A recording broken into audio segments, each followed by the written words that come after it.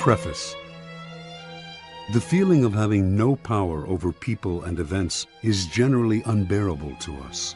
When we feel helpless, we feel miserable. No one wants less power. Everyone wants more. In the world today, however, it is dangerous to seem too power-hungry, to be overt with your power moves. We have to seem fair and decent. So we need to be subtle, congenial yet cunning, democratic yet devious. This game of constant duplicity most resembles the power dynamic that existed in the scheming world of the old aristocratic court. Throughout history, a court has always formed itself around the person in power: king, queen, emperor, leader. The courtiers who filled this court were in an especially delicate position. They had to serve their masters, but if they seemed to fawn, if they curried favor too obviously, the other courtiers around them would notice and would act against them. Attempts to win the master's favor then had to be subtle. And even skilled courtiers capable of such subtlety still had to protect themselves from their fellow courtiers, who at all moments were scheming to push them aside. Meanwhile, the court was supposed to represent the height of civilization and refinement. Violent or overt power moves were frowned upon. Courtiers would work silently and secretly against any among them who used force. This was the courtier's dilemma. While appearing the very paragon of elegance, they had to outwit and thwart their own opponents in the subtlest of ways. The successful courtier learned over time to make all of his moves indirect. If he stabbed an opponent in the back, it was with a velvet glove on his hand and the sweetest of smiles on his face. Instead of using coercion or outright treachery, the perfect courtier got his way through seduction, charm, deception, and subtle strategy, always planning several moves ahead. Life in the court was a never-ending game that required constant vigilance and tactical thinking. It was civilized war. Today, we face a peculiarly similar paradox to that of the courtier. Everything must appear civilized, decent, democratic, and fair. But if we play by those rules too strictly, if we take them too literally, we are crushed by those around us who are not so foolish. As the great Renaissance diplomat and courtier Niccolò Machiavelli wrote, "Any man who tries to be good all the time is bound to come to ruin among the great number who are not good." The court imagined itself the pinnacle of refinement, but underneath its glittering surface a cauldron of dark emotions, greed, envy, lust, hatred, boiled and simmered. Our world today similarly imagines itself the pinnacle of fairness, yet the same ugly emotions still stir within us, as they have forever. The game is the same. Outwardly, you must seem to respect the niceties, but inwardly, unless you are a fool, you learn quickly to be prudent and to do as Napoleon advised: place your iron hand inside a velvet glove. If, like the courtier of times gone by, you can master the arts of indirection, learning to seduce, charm, deceive, and subtly outmaneuver your opponents, you will attain the heights of power. You will be able to make people bend to your will without their realizing what you have done. And if they do not realize what you have done, they will neither resent nor resist you. To some people, the notion of consciously playing power games, no matter how indirect, seems evil, asocial, a relic of the past. They believe they can opt out of the game by behaving in ways that have nothing to do with power. You must beware of such people. They are often among the most adept players at power. They utilize strategies that cleverly disguise the nature of the manipulation involved. These types, for example, will often display their weakness and lack of power as a kind of moral virtue. But true powerlessness, without any motive of self-interest, would not publicize its weakness to gain sympathy or respect. Making a show of one's weakness is actually a very effective strategy, subtle and deceptive, in the game of power. Another strategy of the supposed non-player is to demand equality in every area of life. Everyone must be treated alike, whatever their status and strength. But if, to avoid the taint of power, you attempt to treat everyone equally and fairly, you will confront the problem that some people do certain things better than others. Treating everyone equally means ignoring their differences, elevating the less skillful, and suppressing those who excel. Again, many of those who behave this way are actually deploying another power strategy, redistributing people's rewards in a way that they determine. Yet another way of avoiding the game would be perfect honesty and straightforwardness, since one of the main techniques of those who seek power is deceit and secrecy. But being perfectly honest will inevitably hurt and insult a great many people, some of whom will choose to injure you in return. No one will see your honest statement as completely objective and free of some personal motivation, and they will be right. In truth, the use of honesty is indeed a power strategy intended to convince people of one's noble, good-hearted, selfless character. It is a form of persuasion, even a subtle form of coercion. Finally, those who claim to be non-players may affect an air of naivete to protect them from the accusation that they are after power. Beware again, however, for the appearance of naivete can be an effective means of deceit, and even genuine naivete is not free of the snares of power. Children may be naive in many ways, but they often act from an elemental need to gain control over those around them. Children suffer greatly from feeling powerless in the adult world, and they use any means available to get their way. Genuinely innocent people may still be playing for power, and are often horribly effective at the game, since they are not hindered by reflection.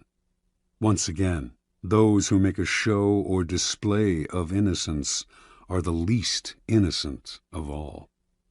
You can recognize these supposed non-players by the way they flaunt their moral qualities, their piety, their exquisite sense of justice. But since all of us hunger for power, and almost all of our actions are aimed at gaining it, the non-players are merely throwing dust in our eyes, distracting us from their power plays with their air of moral superiority. If you observe them closely, you will see, in fact, that they are often the ones most skillful at indirect manipulation, even if some of them practice it unconsciously.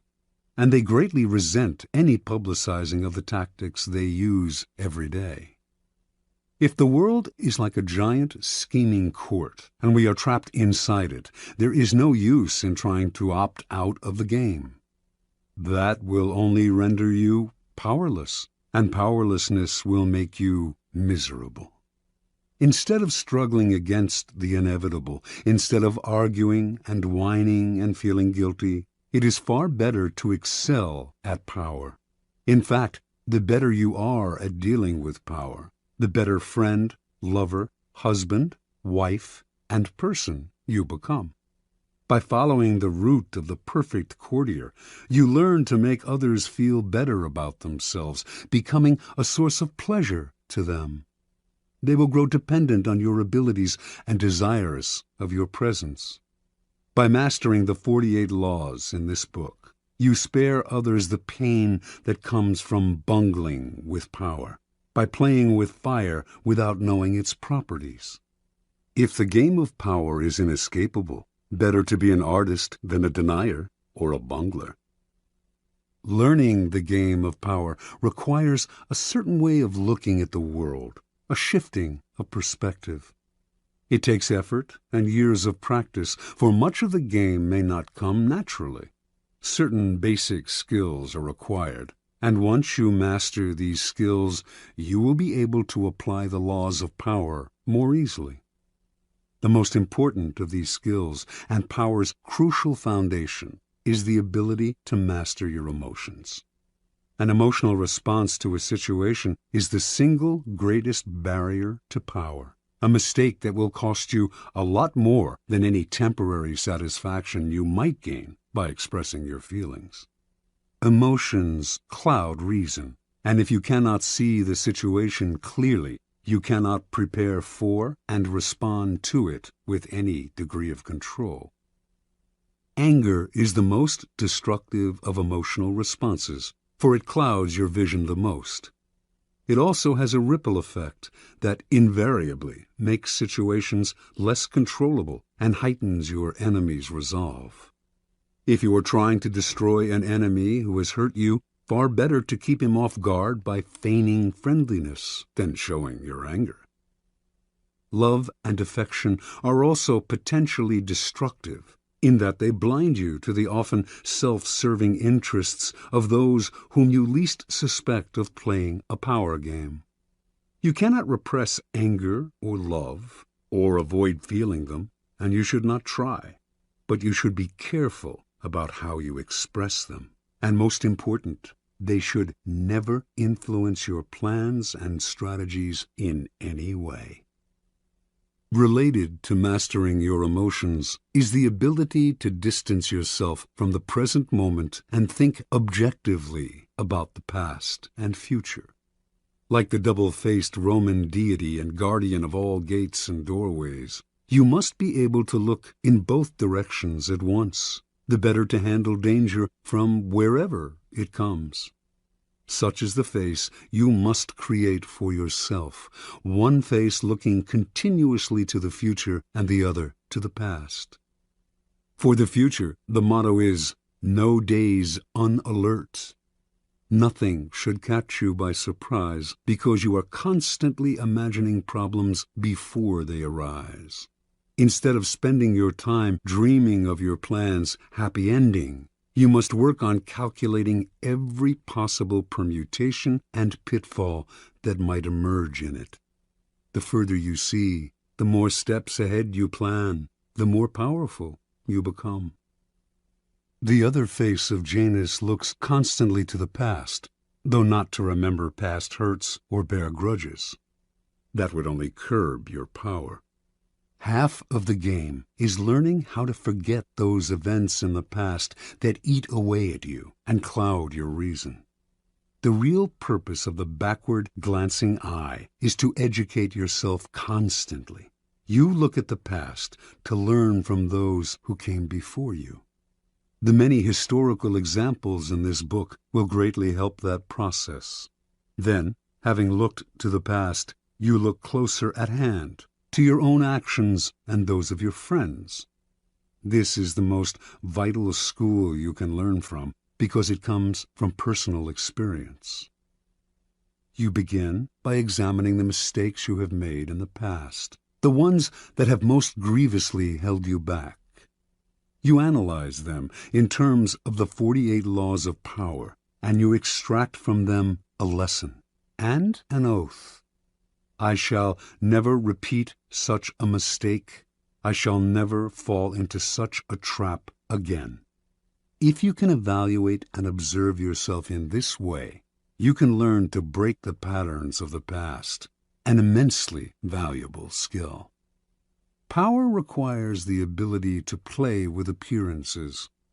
To this end, you must learn to wear many masks and keep a bag full of deceptive tricks. Deception and masquerade should not be seen as ugly or immoral. All human interaction requires deception on many levels, and in some ways, what separates humans from animals is our ability to lie and deceive. In Greek myths, in India's Mahabharata cycle, in the Middle Eastern epic of Gilgamesh, it is the privilege of the gods to use deceptive arts.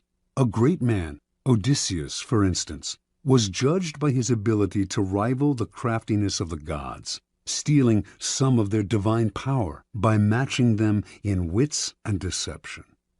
Deception is a developed art of civilization and the most potent weapon in the game of power. You cannot succeed at deception unless you take a somewhat distanced approach to yourself, unless you can be many different people wearing the mask that the day and the moment require. With such a flexible approach to all appearances, including your own, you lose a lot of the inward heaviness that holds people down. Make your face as malleable as the actors. Work to conceal your intentions from the others. Practice luring people into traps. Playing with appearances and mastering arts of deception are among the aesthetic pleasures of life. They are also key components in the acquisition of power. If deception is the most potent weapon in your arsenal, then patience in all things is your crucial shield. Patience will protect you from making moronic blunders. Like mastering your emotions, patience is a skill. It does not come naturally. But nothing about power is natural. Power is more godlike than anything in the natural world. And patience is the supreme virtue of the gods, who have nothing but time. Everything good will happen. The grass will grow again, if you give it time and see several steps into the future. Impatience, on the other hand, only makes you look weak. It is a principal impediment to power. Power is essentially amoral, and one of the most important skills to acquire is the ability to see circumstances rather than good or evil. Power is a game. This cannot be repeated too often. And in games, you do not judge your opponents by their intentions, but by the effect of their actions. You measure their strategy and their power by what you can see and feel. How often are someone's intentions made the issue only to cloud and deceive? What does it matter if another player, your friend or rival, intended good things and had only your interests at heart, if the effects of his action lead to so much ruin and confusion? It is only natural for people to cover up their actions with all kinds of justifications, always assuming that they have acted out of goodness. You must learn to inwardly laugh each time you hear this, and never get caught up in gauging someone's intentions and actions through a set of moral judgments that are really an excuse for the accumulation of power. It is a game. Your opponent sits opposite you. Both of you behave as gentlemen or ladies, observing the rules of the game and taking nothing personally. You play with a strategy, and you observe your opponent's moves with as much calmness as you can muster. In the end, you will appreciate the politeness of those you are playing with more than their good and sweet intentions. Train your eye to follow the results of their moves, the outward circumstances, and do not be distracted by anything else. Half of your mastery of power comes from what you do not do, what you do not allow yourself to get dragged into. For this skill, you must learn to judge all things by what they cost you. As Nietzsche wrote, the value of a thing sometimes lies not in what one attains with it, but in what one pays for it, what it costs us. Perhaps you will attain your goal, and a worthy goal at that, but at what price? Apply this standard to everything, including whether to collaborate with other people to come to their aid. In the end, life is short, opportunities are few, and you have only so much energy to draw on. And in this sense, time is as important a consideration as any other. Never waste valuable time or mental peace of mind on the affairs of others. That is too high a price to pay. Power is a social game.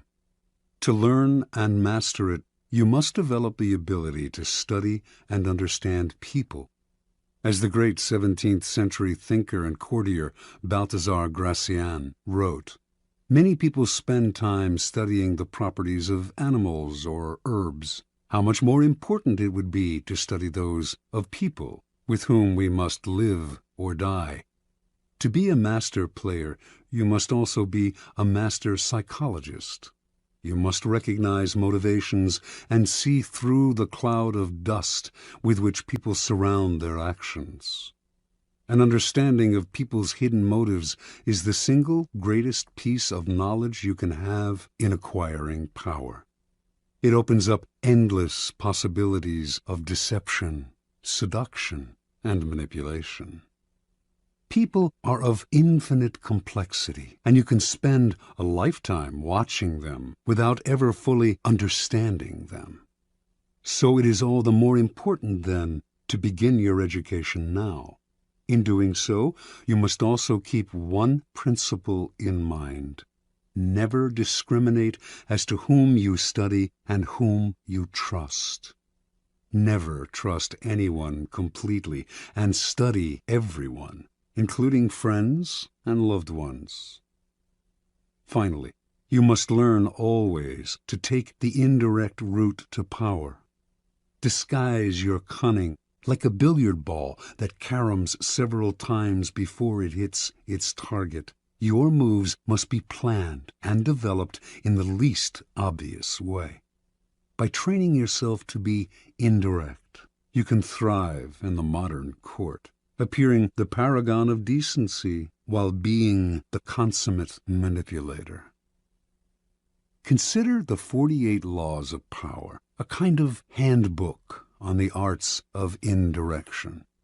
The laws are based on the writings of men and women who have studied and mastered the game of power.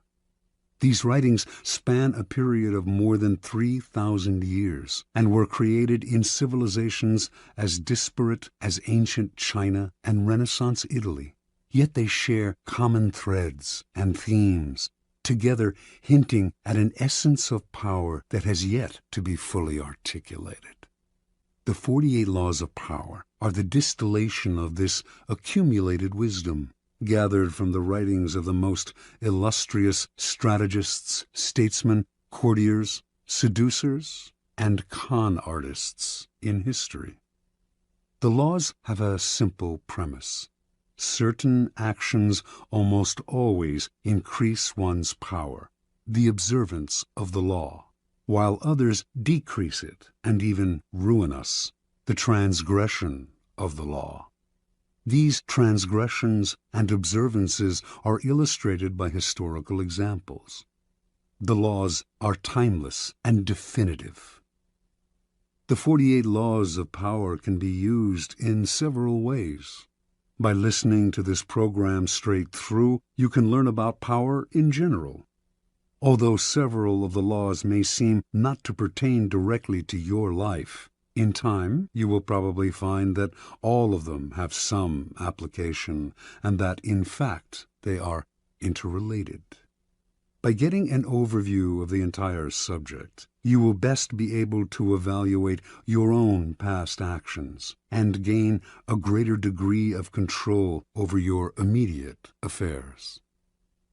The program can also be picked apart for entertainment, for an enjoyable ride through the foibles and great deeds of our predecessors in power. A warning, however, to those who use the program for this purpose: it might be better to turn back. Power is endlessly seductive and deceptive in its own way. It is a labyrinth. Your mind becomes consumed with solving its infinite problems, and you soon realize how pleasantly lost you have become. In other words, it becomes most amusing by taking it seriously. Do not be frivolous with such a critical matter. The gods of power frown on the frivolous. They give ultimate satisfaction only to those who study and reflect, and punish those who skim the surfaces looking for a good time.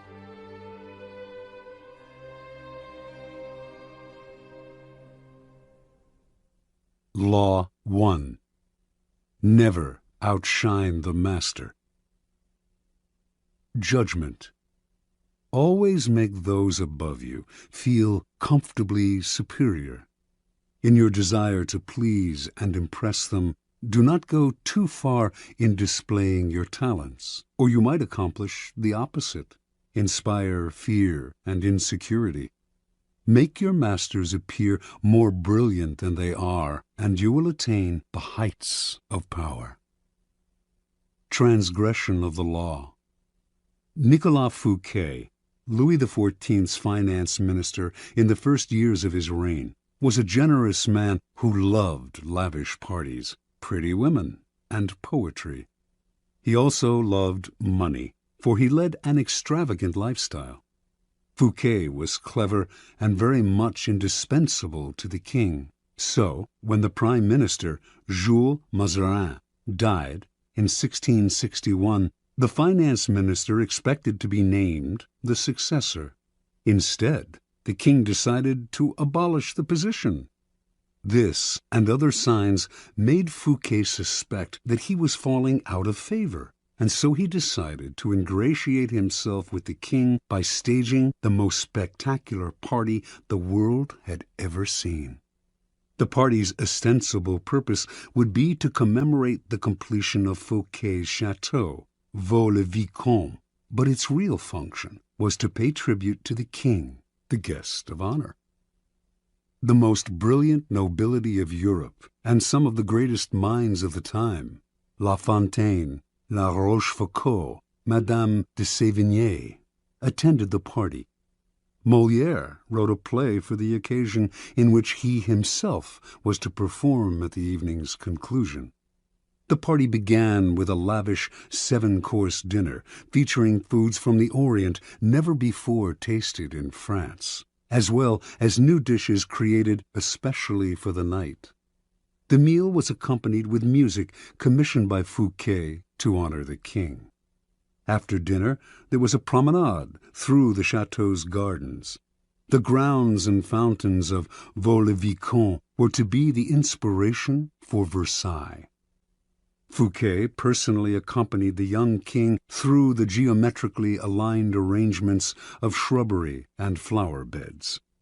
Arriving at the garden's canals, they witnessed a fireworks display which was followed by the performance of Molière's play. The party ran well into the night, and everyone agreed it was the most amazing affair they had ever attended. The next day, Fouquet was arrested by the king's head musketeer, D'Artagnan. 3 months later, he went on trial for stealing from the country's treasury. Actually, most of the stealing he was accused of he had done on the king's behalf and with the king's permission.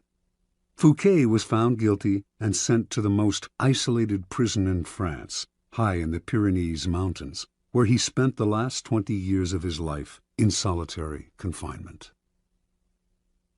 Interpretation. Louis XIV, the Sun King, was a proud and arrogant man who wanted to be the center of attention at all times. He could not countenance being outdone in lavishness by anyone, and certainly not his finance minister.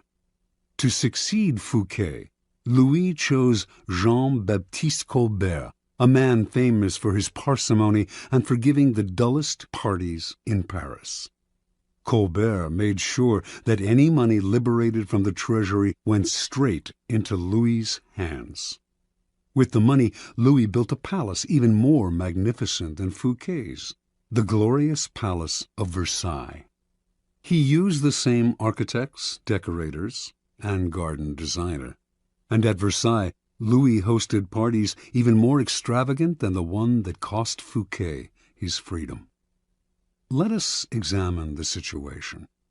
The evening of the party, as Fouquet presented spectacle on spectacle to Louis, each more magnificent than the one before, he imagined the affair as demonstrating his loyalty and devotion to the king. Not only did he think the party would put him back in the king's favor, he thought it would show his good taste, his connections, and his popularity, making him indispensable to the king and demonstrating that he would make an excellent prime minister. Instead, however, each new spectacle, each appreciative smile bestowed by the guests on Fouquet, made it seem to Louis that his own friends and subjects were more charmed by the finance minister than by the king himself, and that Fouquet was actually flaunting his wealth and power. Rather than flattering Louis XIV, Fouquet's elaborate party offended the king's vanity. Louis would not admit this to anyone, of course. Instead, he found a convenient excuse to rid himself of a man who had inadvertently made him feel insecure. Such is the fate, in some form or other, of all those who unbalance the master's sense of self, poke holes in his vanity, or make him doubt his preeminence. Observance of the law. In the early 1600s, the Italian astronomer and mathematician Galileo found himself in a precarious position. He depended on the generosity of great rulers to support his research, and so, like all Renaissance scientists, he would sometimes make gifts of his inventions and discoveries to the leading patrons of the time. Once, for instance, he presented a military compass he had invented to the Duke of Gonzaga. Then he dedicated a book explaining the use of the compass to the Medicis. Both rulers were grateful, and through them Galileo was able to find more students to teach. No matter how great the discovery, however, his patrons usually paid him with gifts, not cash. This made for a life of constant insecurity and dependence. There must be an easier way, he thought. Galileo hit on a new strategy in 1610 when he discovered the moons of Jupiter. Instead of dividing the discovery among his patrons, giving one the telescope he had used, dedicating a book to another, and so on, as he had done in the past, he decided to focus exclusively on the Medicis. He chose the Medicis for one reason. Shortly after Cosimo I had established the Medici dynasty in 1540, he had made Jupiter, the mightiest of the gods, the Medici symbol, a symbol of a power that went beyond politics and banking, one linked to ancient Rome and its divinities. Galileo turned his discovery of Jupiter's moons into a cosmic event honoring the Medici's greatness. Shortly after the discovery, he announced that the bright stars, the moons of Jupiter, offered themselves in the heavens to his telescope at the same time as Cosimo II's enthronement.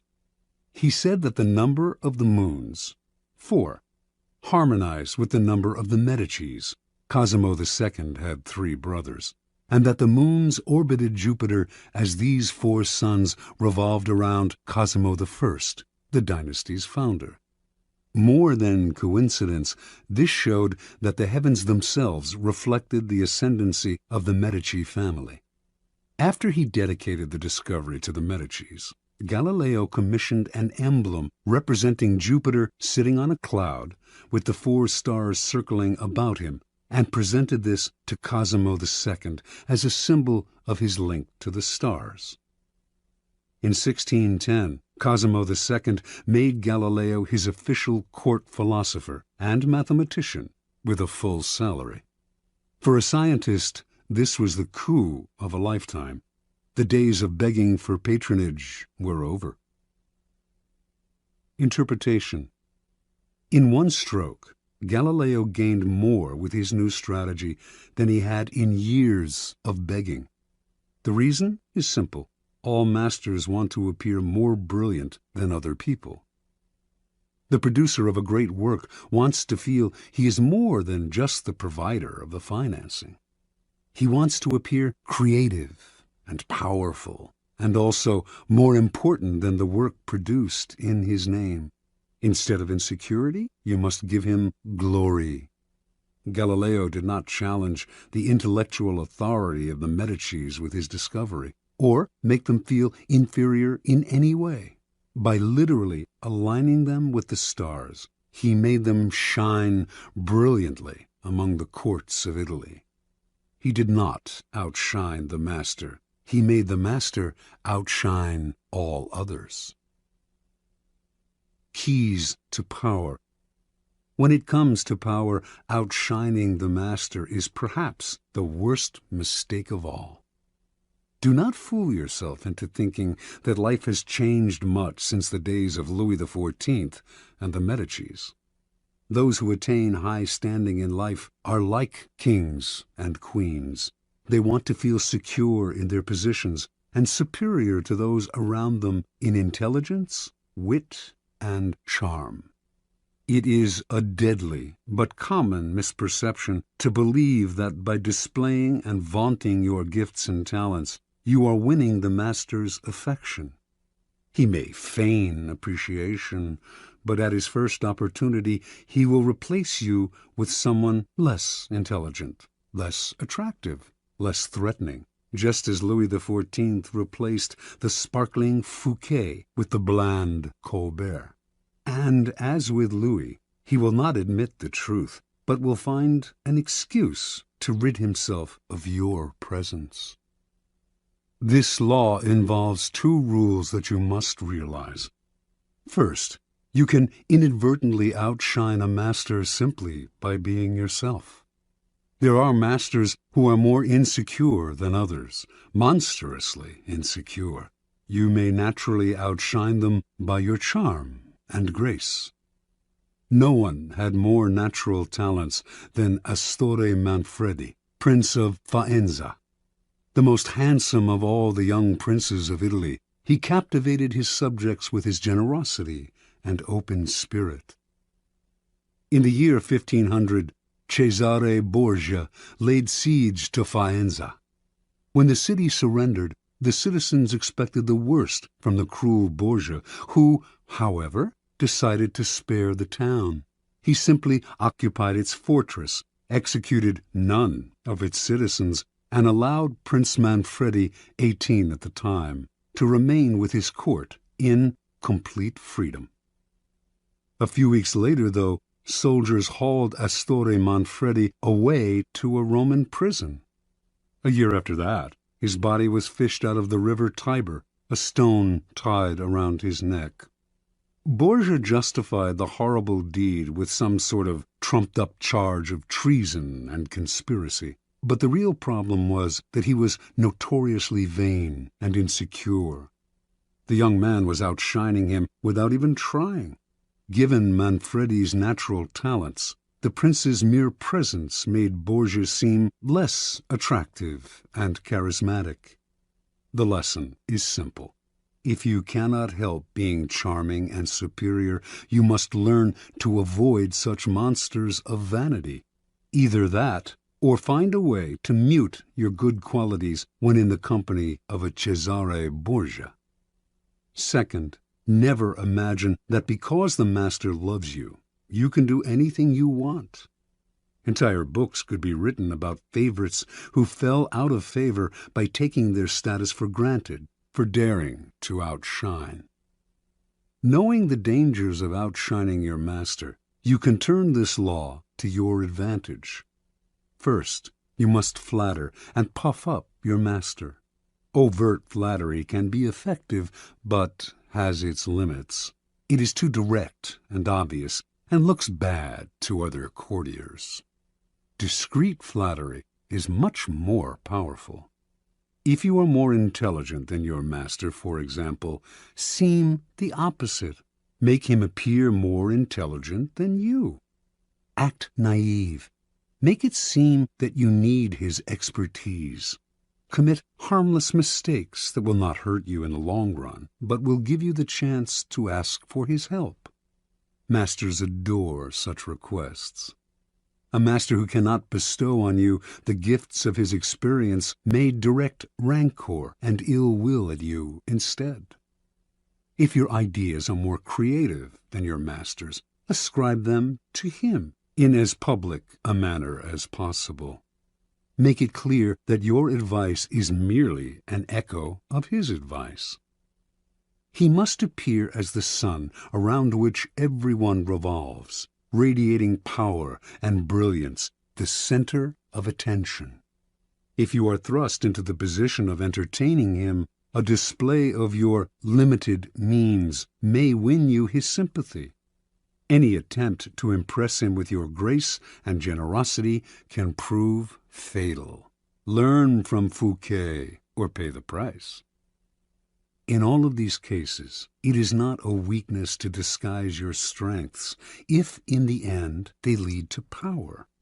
By letting others outshine you, you remain in control instead of being a victim of their insecurity. This will all come in handy the day you decide to rise above your inferior status.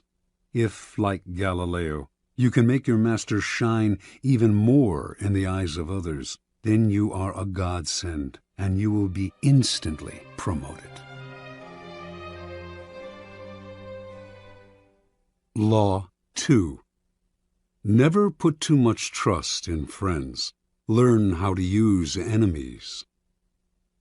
Judgment. Be wary of friends. They will betray you more quickly, for they are easily aroused to envy. They also become spoiled and tyrannical. But hire a former enemy, and he will be more loyal than a friend, because he has more to prove. In fact, you have more to fear from friends than from enemies. If you have no enemies, find a way to make them. Transgression of the law. In the mid-9th century A.D., a young man named Michael III assumed the throne of the Byzantine Empire. His mother, the Empress Theodora, had been banished to a nunnery, and her lover, Theoctistus, had been murdered. At the head of the conspiracy to depose Theodora and enthrone Michael had been Michael's uncle, Boldness, a man of intelligence and ambition.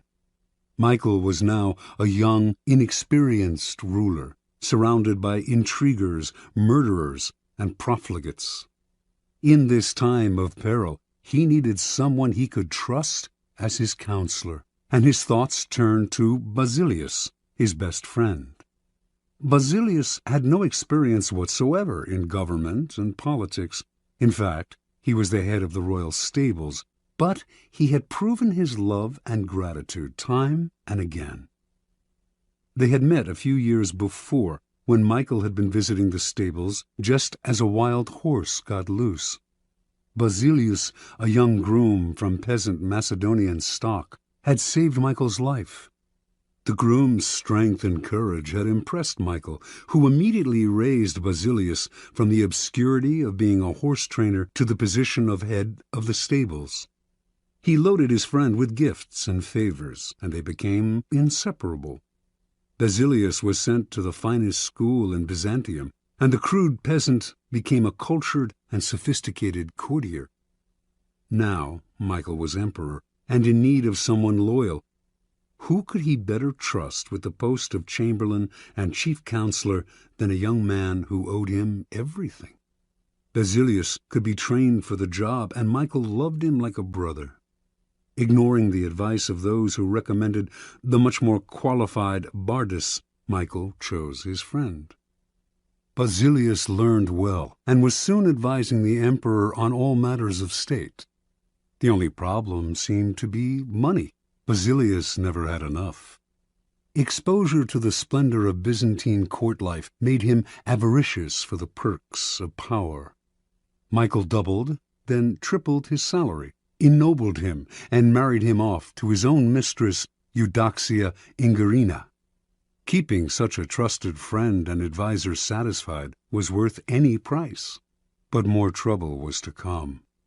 Boldness was now head of the army, and Basilius convinced Michael that the man was hopelessly ambitious. Under the illusion that he could control his nephew, Boldness had conspired to put him on the throne, and he could conspire again, this time to get rid of Michael and assume the crown himself. Basilius poured poison into Michael's ear until the emperor agreed to have his uncle murdered.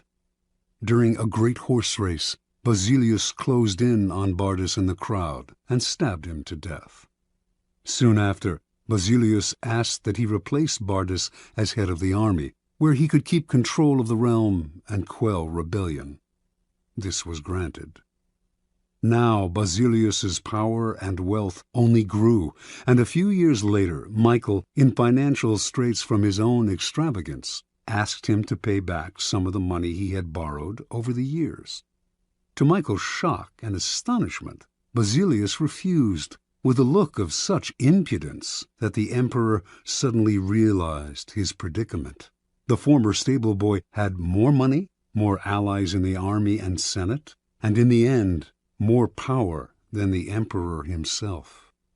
A few weeks later, after a night of heavy drinking, Michael awoke to find himself surrounded by soldiers. Basilius watched as they stabbed the emperor to death. Then, after proclaiming himself emperor, he rode his horse through the streets of Byzantium, brandishing the head of his former benefactor and best friend at the end of a long pike. Interpretation. Michael staked his future on the sense of gratitude he thought Basilius must feel for him. Surely Basilius would serve him best. He owed the emperor his wealth, his education, and his position. It was only on the fateful day when the emperor saw that impudent smile on Basilius's face that he realized his deadly mistake. He had created a monster. He had allowed a man to see power up close, a man who then wanted more, who asked for anything and got it, who felt encumbered by the charity he had received, and simply did what many people do in such a situation. They forget the favors they have received and imagine they have earned their success by their own merits. At Michael's moment of realization, he could still have saved his own life, but friendship and love blind every man to their interests. Nobody believes a friend can betray, and Michael went on disbelieving until the day his head ended up on a pike. Keys to power. It is natural to want to employ your friends when you find yourself in times of need. The world is a harsh place, and your friends soften the harshness. Besides, you know them. Why depend on a stranger when you have a friend at hand? The problem is that you often do not know your friends as well as you imagine. When you decide to hire a friend, you gradually discover the qualities he or she has kept hidden. Strangely enough, it is your act of kindness that unbalances everything. People want to feel they deserve their good fortune. The receipt of a favor can become oppressive. It means you have been chosen because you are a friend, not necessarily because you are deserving. There is almost a touch of condescension in the act of hiring friends that secretly afflicts them. The injury will come out slowly, a little more honesty, flashes of resentment and envy here and there, and before you know it, your friendship fades. The more favors and gifts you supply to revive the friendship, the less gratitude you receive. All working situations require a kind of distance between people. You are trying to work, not make friends. Friendliness, real or false, only obscures that fact. The key to power, then, is the ability to judge who is best able to further your interests in all situations. Keep friends for friendship, but work with the skilled and competent. Whenever you can, bury the hatchet with an enemy and make a point of putting him in your service. Never let the presence of enemies upset or distress you. You are far better off with a declared opponent or two than not knowing where your real enemies lie. The man of power welcomes conflict, using enemies to enhance his reputation as a sure-footed fighter who can be relied upon in times of uncertainty. Law 3. Conceal your intentions. Judgment. Keep people off balance and in the dark by never revealing the purpose behind your actions. If they have no clue what you are up to, they cannot prepare a defense. Guide them far enough down the wrong path, envelop them in enough smoke, and by the time they realize your intentions, it will be too late. Part 1. Use decoyed objects of desire and red herrings to throw people off the scent. If at any point in the deception you practice, people have the slightest suspicion as to your intentions, all is lost. Do not give them the chance to sense what you are up to. Throw them off the scent by dragging red herrings across the path. Use false sincerity, send ambiguous signals, set up misleading objects of desire. Unable to distinguish the genuine from the false, they cannot pick out your real goal. Observance of the law. In 1850, the young Otto von Bismarck, then a 35-year-old deputy in the Prussian parliament, was at a turning point in his career. The issues of the day were the unification of the many states, including Prussia, into which Germany was then divided, and a war against Austria, the powerful neighbor to the south that hoped to keep the Germans weak and at odds, even threatening to intervene if they tried to unite. Prince William, next in line to be Prussia's king, was in favor of going to war, and the Parliament rallied to the cause, prepared to back any mobilization of troops. The only ones to oppose war were the present king, Frederick William IV, and his ministers, who preferred to appease the powerful Austrians. Throughout his career, Bismarck had been a loyal, even passionate supporter of Prussian might and power.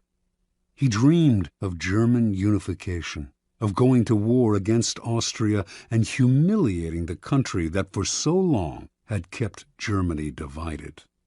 A former soldier, he saw warfare as a glorious business.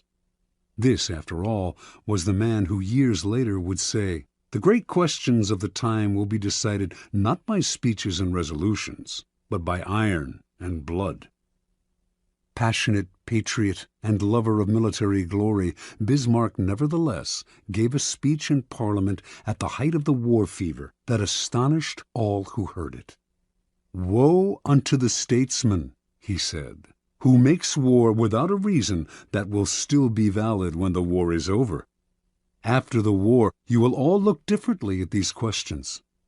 Will you then have the courage to turn to the peasant contemplating the ashes of his farm, to the man who has been crippled, to the father who has lost his children?" Not only did Bismarck go on to talk of the madness of this war, but, strangest of all, he praised Austria and defended her actions. This went against everything he had stood for. The consequences were immediate. Bismarck was against the war. What could this possibly mean? Other deputies were confused, and several of them changed their votes. Eventually, the king and his ministers won out, and war was averted. A few weeks after Bismarck's infamous speech, the king, grateful that he had spoken for peace, made him a cabinet minister. A few years later, he became the Prussian premier. In this role, he eventually led his country and the peace-loving king into a war against Austria, crushing the former empire and establishing a mighty German state, with Prussia at its head. Interpretation. At the time of his speech in 1850, Bismarck made several calculations. First, he sensed that the Prussian military, which had not kept pace with other European armies, was unready for war, that Austria, in fact, might very well win, a disastrous result for the future. Second, if the war were lost and Bismarck had supported it, his career would be gravely jeopardized. The king and his conservative ministers wanted peace. Bismarck wanted power. The answer was to throw people off the scent by supporting a cause he detested, saying things he would laugh at if said by another. A whole country was fooled. It was because of Bismarck's speech that the king made him a minister, a position from which he quickly rose to be prime minister, attaining the power to strengthen the Prussian military and accomplish what he had wanted all along: the humiliation of Austria and the unification of Germany under Prussia's leadership. Through insincerity and misleading signals, he deceived everyone, concealed his purpose, and attained everything he wanted. Such is the power of hiding your intentions. Keys to power. Most people are open books. They say what they feel, blurt out their opinions at every opportunity, and constantly reveal their plans and intentions. They do this for several reasons. First, it is easy and natural to always want to talk about one's feelings and plans for the future. It takes effort to control your tongue and monitor what you reveal. Second, many believe that by being honest and open, they are winning people's hearts and showing their good nature. They are greatly deluded. Honesty is actually a blunt instrument which bloodies more than it cuts. Your honesty is likely to offend people. It is much more prudent to tailor your words, telling people what they want to hear, rather than the coarse and ugly truth of what you feel or think. More important, by being unabashedly open, you make yourself so predictable and familiar that it is almost impossible to respect or fear you, and power will not accrue to a person who cannot inspire such emotions. If you yearn for power, quickly lay honesty aside and train yourself in the art of concealing your intentions. Master the art, and you will always have the upper hand. Basic to an ability to conceal one's intentions is a simple truth about human nature. Our first instinct is to always trust appearances. We cannot go around doubting the reality of what we see and hear. Constantly imagining that appearances concealed something else would exhaust and terrify us.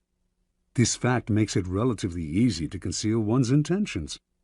Simply dangle an object you seem to desire, a goal you seem to aim for, in front of people's eyes, and they will take the appearance for reality.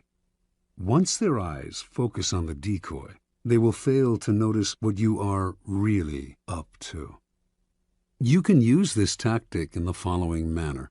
Hide your intentions not by closing up, with the risk of appearing secretive and making people suspicious, but by talking endlessly about your desires and goals, just not your real ones. You will kill 3 birds with 1 stone. You appear friendly, open, and trusting. You conceal your intentions, and you send your rivals on time-consuming goose chases. Another powerful tool in throwing people off the scent is false sincerity. People easily mistake sincerity for honesty. Remember, their first instinct is to trust appearances, and since they value honesty and want to believe in the honesty of those around them, they will rarely doubt you or see through your act. Seeming to believe what you say gives your words great weight. To make your false sincerity an effective weapon in concealing your intentions, espouse a belief in honesty and forthrightness as important social values. Do this as publicly as possible. Emphasize your position on this subject by occasionally divulging some heartfelt thought, though only one that is actually meaningless or irrelevant, of course. Napoleon's minister Talleyrand was a master at taking people into his confidence by revealing some apparent secret. This feigned confidence, a decoy, would then elicit a real confidence on the other person's part. Remember, the best deceivers do everything they can to cloak their roguish qualities. They cultivate an air of honesty in one area to disguise their dishonesty in others. Honesty is merely another decoy in their arsenal of weapons. Part 2. Use smoke screens to disguise your actions. Deception is always the best strategy, but the best deceptions require a screen of smoke to distract people's attention from your real purpose. The bland exterior, like the unreadable poker face, is often the perfect smoke screen, hiding your intentions behind the comfortable and familiar. If you lead the sucker down a familiar path, he won't catch on when you lead him into a trap. Observance of the law. In 1910, a Mr. Sam Giesel of Chicago sold his warehouse business for close to $1 million. He settled down to semi-retirement and the managing of his many properties, but deep inside, he itched for the old days of deal-making. One day, a young man named Joseph Weil visited his office, wanting to buy an apartment he had up for sale. Giesel explained the terms. The price was $8,000, but he only required a down payment of $2,000. Weil said he would sleep on it, but he came back the following day and offered to pay the full $8,000 in cash if Giesel could wait a couple of days until a deal Weil was working on came through. Even in semi-retirement, a clever businessman like Giesel was curious as to how Weil would be able to come up with so much cash, roughly $150,000 today, so quickly. Weil seemed reluctant to say and quickly changed the subject, but Giesel was persistent.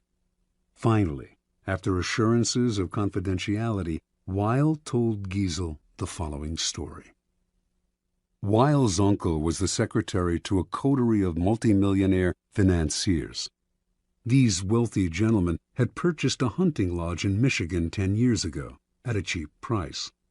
They had not used the lodge for a few years, so they had decided to sell it and had asked Weil's uncle to get whatever he could for it. For reasons, good reasons, of his own, the uncle had been nursing a grudge against the millionaires for years.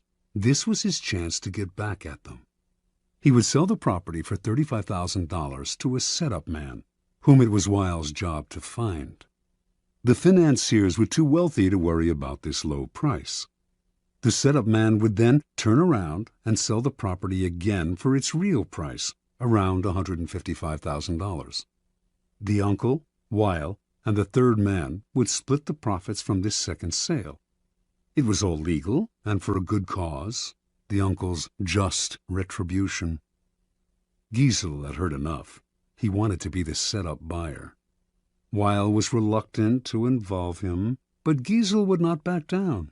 The idea of a large profit plus a little adventure had him champing at the bit. Weil explained that Giesel would have to put up the $35,000 in cash to bring the deal off. Giesel, a millionaire, said he could get the money with a snap of his fingers. Weil finally relented and agreed to arrange a meeting between the uncle, Giesel, and the financiers in the town of Galesburg, Illinois. On the train ride to Galesburg, Giesel met the uncle, an impressive man, with whom he avidly discussed business. Weil also brought along a companion, a somewhat paunchy man named George Gross. Weil explained to Giesel that he himself was a boxing trainer, that Gross was one of the promising prize fighters he trained, and that he had asked Gross to come along to make sure the fighter stayed in shape. For a promising fighter, Gross was unimpressive looking. He had gray hair and a beer belly, but Giesel was so excited about the deal that he didn't really think about the man's flabby appearance. Once in Galesburg, Weil and his uncle went to fetch the financiers, while Giesel waited in a hotel room with Gross, who promptly put on his boxing trunks. As Giesel half-watched, Gross began to shadow box. Distracted as he was, Giesel ignored how badly the boxer wheezed after a few minutes of exercise, although his style seemed real enough. An hour later, Weil and his uncle reappeared with the financiers, an impressive, intimidating group of men, all wearing fancy suits. The meeting went well, and the financiers agreed to sell the lodge to Giesel, who had already had the $35,000 wired to a local bank. This minor business now settled, the financiers sat back in their chairs and began to banter about high finance, throwing out the name J.P. Morgan as if they knew the man. Finally, one of them noticed the boxer in the corner of the room. Weil explained what he was doing there. The financier countered that he too had a boxer in his entourage, whom he named. Weil laughed brazenly and exclaimed that his man could easily knock out their man. Conversation escalated into argument. In the heat of passion, Weil challenged the men to a bet. The The financiers eagerly agreed and left to get their man ready for a fight the next day. As soon as they had left, the uncle yelled at Weil right in front of Giesel. They did not have enough money to bet with, and once the financiers discovered this, the uncle would be fired. Weil apologized for getting him in this mess, but he had a plan. He knew the other boxer well, and with a little bribe they could fix the fight. But where would the money come from for the bet? The uncle replied. Without it, they were as good as dead. Finally, Giesel had heard enough. Unwilling to jeopardize his deal with any ill will, he offered his own $35,000 cash for part of the bet. Even if he lost that, he would wire for more money and still make a profit on the sale of the lodge. The uncle and nephew thanked him. With their own $15,000 and Giesel's $35,000, they would manage to have enough for the bet. That evening, as Giesel watched the two boxers rehearse the fix in the hotel room, his mind reeled at the killing he was going to make from both the boxing match and the sale of the lodge. The fight took place in a gym the next day. Weil handled the cash, which was placed for security in a locked box. Everything was proceeding as planned in the hotel room. The financiers were looking glum at how badly their fighter was doing, and Giesel was dreaming about the easy money he was about to make. Then, suddenly, a wild swing by the financier's fighter hit Gross hard on the face, knocking him down. When he hit the canvas, blood spurted from his mouth. He coughed, then lay still. One of the financiers, a former doctor, checked his pulse. He was dead. The millionaires panicked. Everyone had to get out before the police arrived. They could all be charged with murder. Terrified, Giesel hightailed it out of the gym and back to Chicago, leaving behind his $35,000, which he was only too glad to forget, for it seemed a small price to pay to avoid being implicated in a crime. He never wanted to see Weil or any of the others again. After Giesel scurried out, Gross stood up under his own steam. The blood that had spurted from his mouth came from a ball filled with chicken blood and hot water that he had hidden in his cheek. The whole affair had been masterminded by Weil, better known as the Yellow Kid, one of the most creative con artists in history. Weil split the $35,000 with the financiers and the boxers, all fellow con artists, a nice little profit for a few days' work. Interpretation. The Yellow Kid had staked out Giesel as the perfect sucker long before he set up the con. He knew the boxing match scam would be the perfect ruse to separate Giesel from his money quickly and definitively. But he also knew that if he had begun by trying to interest Giesel in the boxing match, he would have failed miserably. He had to conceal his intentions and switch attention, create a smokescreen, in this case the sale of the lodge. On the train ride and in the hotel room, Giesel's mind had been completely occupied with the pending deal, the easy money, the chance to hobnob with wealthy men. He had failed to notice that Gross was out of shape and middle-aged at best. Such is the distracting power of a smokescreen. Engrossed in the business deal, Giesel's attention was easily diverted to the boxing match, but only at a point when it was already too late for him to notice the details that would have given Gross away. The match, after all, now depended on a bribe rather than on the boxer's physical condition. And Giesel was so distracted at the end by the illusion of the boxer's death that he completely forgot about his money. Learn from the Yellow Kid. The familiar, inconspicuous front is the perfect smokescreen. Approach your mark with an idea that seems ordinary enough, a business deal, financial intrigue. The sucker's mind is distracted, his suspicions allayed. That is when you gently guide him onto the second path, the slippery slope down which he slides helplessly into your trap. Keys to power. If you believe that the deceivers are colorful folk who mislead with elaborate lies and tall tales, you are greatly mistaken. The best deceivers utilize a bland and inconspicuous front that calls no attention to themselves. They know that extravagant words and gestures immediately raise suspicion. Instead, they envelop their mark in the familiar, the banal, the harmless. The simplest form of smokescreen is facial expression. Behind a bland, unreadable exterior, all sorts of mayhem can be planned without detection. This is a weapon that the most powerful men in history have learned to perfect. It was said that no one could read Franklin D. Roosevelt's face. Baron James Rothschild made a lifelong practice of disguising his real thoughts behind bland smiles and nondescript looks. Stendhal wrote of Talleyrand, "Never was a face less of a barometer." As one poker manual explains it, while playing his hand, the good player is seldom an actor. Instead, he practices a bland behavior that minimizes readable patterns, frustrates and confuses opponents, permits greater concentration. An adaptable concept, the smokescreen can be practiced on a number of levels, all playing on the psychological principles of distraction and misdirection. One of the most effective smokescreens is the noble gesture.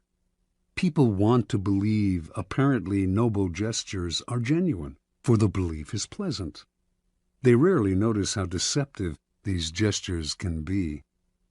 Another effective smokescreen is the pattern, the establishment of a series of actions that seduce the victim into believing you will continue in the same way. The pattern plays on the psychology of anticipation. Our behavior conforms to patterns, or so we like to think. In 1878, the American robber baron Jay Gould created a company that began to threaten the monopoly of the telegraph company Western Union. The directors of Western Union decided to buy Gould's company up. They had to spend a hefty sum, but they figured they had managed to rid themselves of an irritating competitor. A few months later, though, Gould was at it again, complaining he had been treated unfairly. He started up a second company to compete with Western Union and its new acquisition. The same thing happened again. Western Union bought him out to shut him up. Soon the pattern began for the third time. But now Gould went for the jugular. He suddenly staged a bloody takeover struggle and managed to gain complete control of Western Union. He had established a pattern that had tricked the company's directors into thinking his goal was to be bought out at a handsome rate. Once they paid him off, they relaxed and failed to notice that he was actually playing for higher stakes. The pattern is powerful in that it deceives the other person into expecting the opposite of what you are really doing. Remember, it takes patience and humility to dull your brilliant colors, to put on the mask of the inconspicuous. Do not despair at having to wear such a bland mask.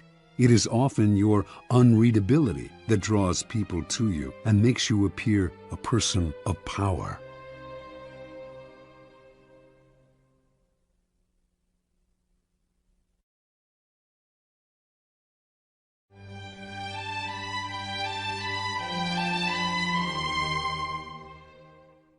Law 4. Always say less than necessary. Judgment. When you are trying to impress people with words, the more you say, the more common you appear, and the less in control. Even if you're saying something banal, it will seem original if you make it vague, open-ended, and sphinx-like. Powerful people impress and intimidate by saying less. The more you say, the more likely you are to say something foolish. Observance of the law. In the court of Louis XIV, nobles and ministers would spend days and nights debating issues of state.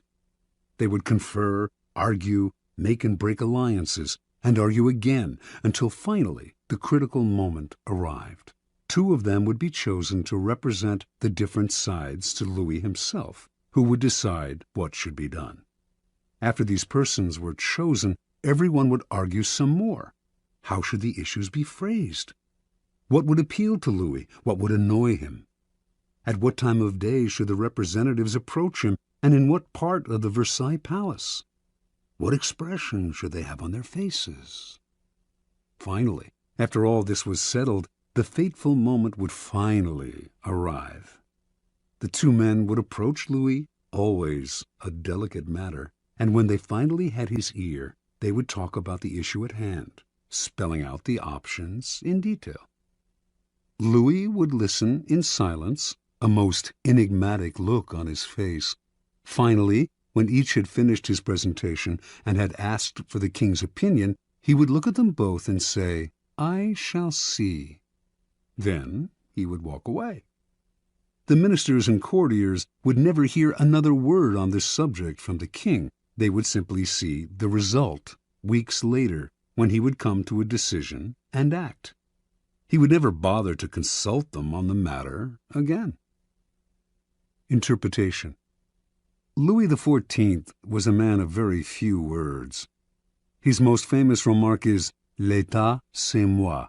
The state is me. Nothing could be more pithy, yet more eloquent. His infamous, "I shall see," was one of several extremely short phrases that he would apply to all manner of requests. Louis was not always this way. As a young man, he was known for talking at length, delighting in his own eloquence. His later taciturnity was self-imposed, an act, a mask he used to keep everybody below him off balance. No one knew exactly where he stood or could predict his reactions. No one could try to deceive him by saying what they thought he wanted to hear, because no one knew what he wanted to hear. As they talked on and on to the silent Louis, they revealed more and more about themselves, information he would later use against them to great effect. In the end, Louis's silence kept those around him terrified and under his thumb. It was one of the foundations of his power. As Saint-Simon wrote, no one knew as well as he how to sell his words, his smile, even his glances. Everything in him was valuable because he created differences, and his majesty was enhanced by the sparseness of his words. Keys to power. Power is, in many ways, a game of appearances, and when you say less than necessary, you inevitably appear greater and more powerful than you are. Your silence will make other people uncomfortable. Humans are machines of interpretation and explanation. They have to know what you are thinking. When you carefully control what you reveal, they cannot pierce your intentions or your meaning. Your short answers and silences will put them on the defensive, and they will jump in, nervously filling the silence with all kinds of comments that will reveal valuable information about them and their weaknesses. They will leave a meeting with you feeling as if they had been robbed, and they will go home and ponder your every word. This extra attention to your brief comments will only add to your power. Law 5. So much depends on reputation. Guard it with your life. Judgment. Reputation is the cornerstone of power. Through reputation alone, you can intimidate and win. Once it slips, however, you are vulnerable and will be attacked on all sides. Make your reputation unassailable. Always be alert to potential attacks and thwart them before they happen. Meanwhile, learn to destroy your enemies by opening holes in their own reputations. Then stand aside and let public opinion hang them. Observance of the law. During China's War of the Three Kingdoms, AD 207 to 65, the great general Zhuge Liang, leading the forces of the Shu kingdom, dispatched his vast army to a distant camp while he rested in a small town with a handful of soldiers. Suddenly, sentinels hurried in with the alarming news that an enemy force of over 150,000 troops under Sima Yi was approaching. With only 100 men to defend him, Zhuge Liang's situation was hopeless. The enemy would finally capture this renowned leader. Without lamenting his fate or wasting time trying to figure out how he had been caught, Liang ordered his troops to take down their flags, throw open the city gates, and hide. He himself then took a seat on the most visible part of the city's wall, wearing a Taoist robe. He lit some incense, strummed his lute, and began to chant. Minutes later, he could see the vast enemy army approaching, an endless phalanx of soldiers. Pretending not to notice them, he continued to sing and play the lute. Soon the army stood at the town gates. At its head was Sima Yi, who instantly recognized the man on the wall. Even so, as his soldiers itched to enter the unguarded town through its open gates, Sima Yi hesitated, held them back, and studied Liang on the wall. Then he ordered an immediate and speedy retreat. Interpretation. Zhuge Liang was commonly known as the Sleeping Dragon. His exploits in the War of the Three Kingdoms were legendary. Once a man claiming to be a disaffected enemy lieutenant came to his camp offering help and information. Liang instantly recognized the situation as a setup. This man was a false deserter and should be beheaded. At the last minute, though, as the axe was about to fall, Liang stopped the execution and offered to spare the man's life if he agreed to become a double agent. Grateful and terrified, the man agreed and began supplying false information to the enemy. Liang won battle after battle. The Sleeping Dragon carefully cultivated his reputation of being the cleverest man in China, one who always had a trick up his sleeve. As powerful as any weapon, this reputation struck fear into his enemy. Sima Yi had fought against Zhuge Liang dozens of times and knew him well. When he came on the empty city, with Liang praying on the wall, he was stunned.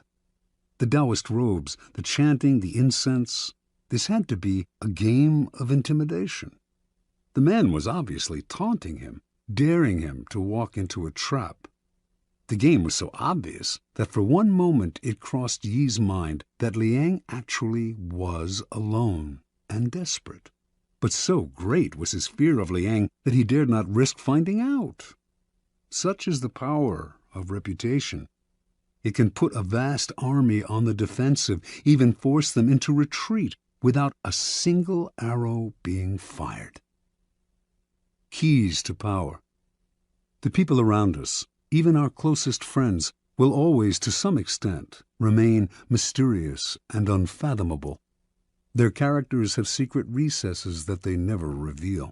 The unknowableness of other people could prove disturbing if we thought about it long enough, since it would make it impossible for us really to judge other people. So, we prefer to ignore this fact and to judge people on their appearances, on what is most visible to our eyes: clothes, gestures, words, actions. In the social realm, appearances are the barometer of almost all of our judgments, and you must never be misled into believing otherwise. One false slip, one awkward or sudden change in your appearance can prove disastrous. This is the reason for the supreme importance of making and maintaining a reputation that is of your own creation. That reputation will protect you in the dangerous game of appearances, distracting the probing eyes of others from knowing what you are really like, and giving you a degree of control over how the world judges you, a powerful position to be in. Reputation has a power like magic. With one stroke of its wand, it can double your strength. It can also send people scurrying away from you. Whether the exact same deeds appear brilliant or dreadful can depend entirely on the reputation of the doer. In the beginning, you must work to establish a reputation for one outstanding quality, whether generosity or honesty or cunning. This quality sets you apart and gets other people to talk about you. You then make your reputation known to as many people as possible. Subtly, though, take care to build slowly and with a firm foundation, and watch as it spreads like wildfire. Reputation is a treasure to be carefully collected and hoarded. Especially when you are first establishing it, you must protect it strictly, anticipating all attacks on it. Once it is solid, do not let yourself get angry or defensive at the slanderous comments of your enemies. That reveals insecurity, not confidence in your reputation.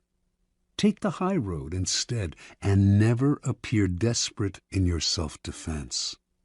On the other hand, an attack on another man's reputation is a potent weapon, particularly when you have less power than he does.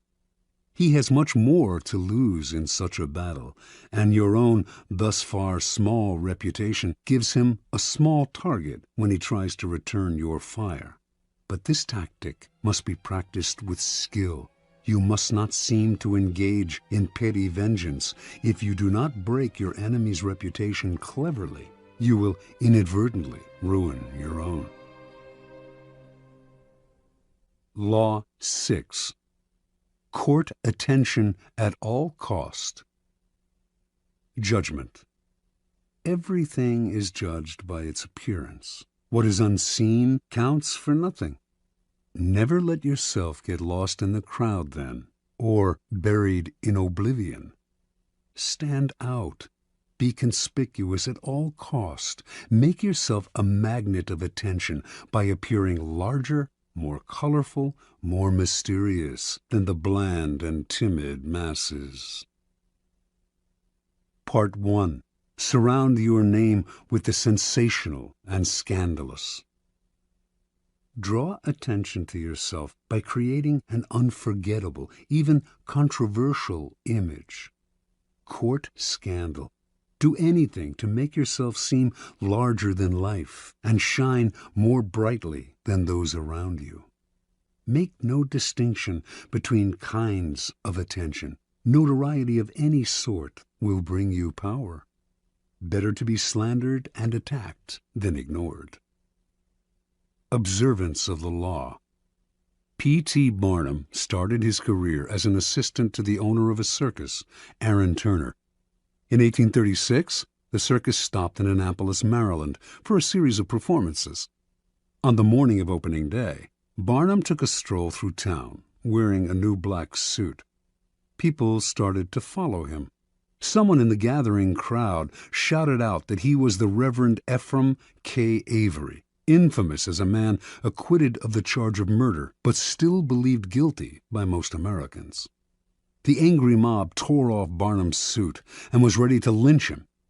After desperate appeals, Barnum finally convinced them to follow him to the circus where he could verify his identity.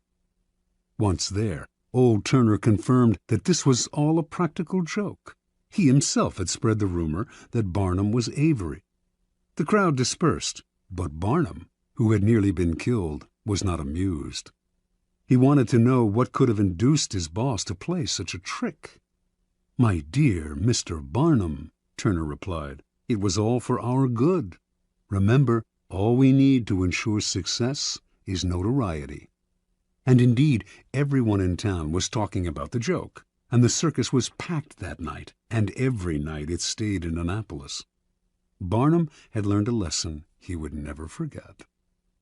Barnum's first big venture of his own was for the American Museum, a collection of curiosities located in New York. One day, a beggar approached Barnum in the street. Instead of giving him money, Barnum decided to employ him.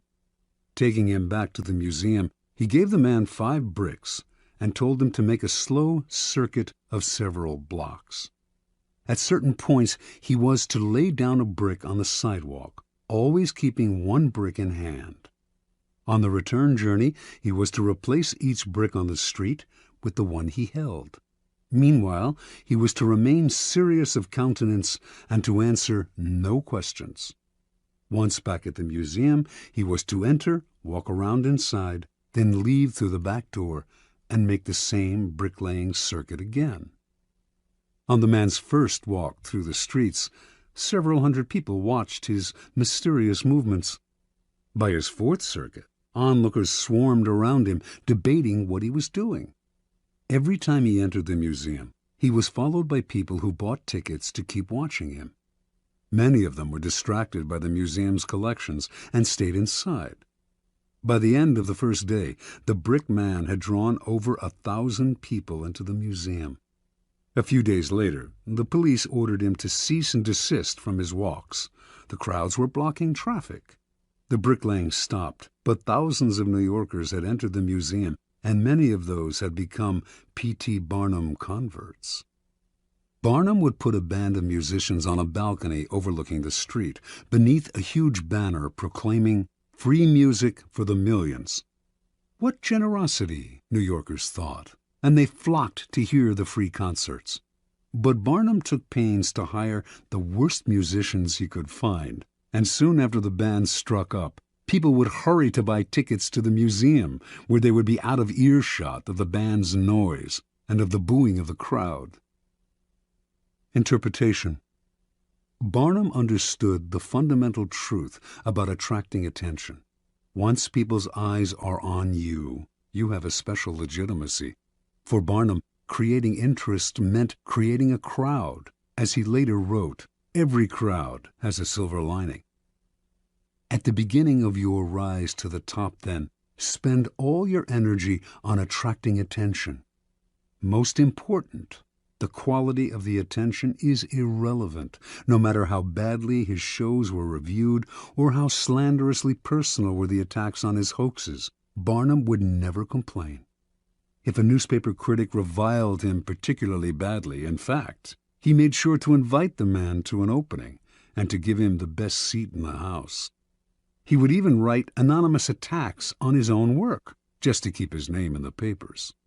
From Barnum's vantage, attention, whether negative or positive, was the main ingredient of his success. The worst fate in the world for a man who yearns fame, glory, and of course power, is to be ignored. Keys to power. Burning more brightly than those around you is a skill that no one is born with.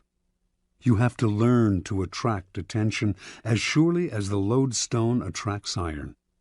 At the start of your career, you must attach your name and reputation to a quality, an image that sets you apart from other people. This image can be something like a characteristic style of dress or a personality quirk that amuses people and gets talked about. Once the image is established, you have an appearance, a place in the sky for your star. It is a common mistake to imagine that this peculiar appearance of yours should not be controversial, that to be attacked is somehow bad. Nothing could be further from the truth. To avoid being a flash in the pan and having your notoriety eclipsed by another, you must not discriminate between different types of attention. In the end, every kind will work in your favor. Once in the limelight, you must constantly renew it by adapting and varying your method of courting attention. If you don't, the public will grow tired, will take you for granted, and will move on to a newer star. The game requires constant vigilance and creativity. Part 2. Create an air of mystery. In a world growing increasingly banal and familiar, what seems enigmatic instantly draws attention. Never make it too clear what you are doing or about to do. Do not show all your cards. An air of mystery heightens your presence. It also creates anticipation. Everyone will be watching you to see what happens next.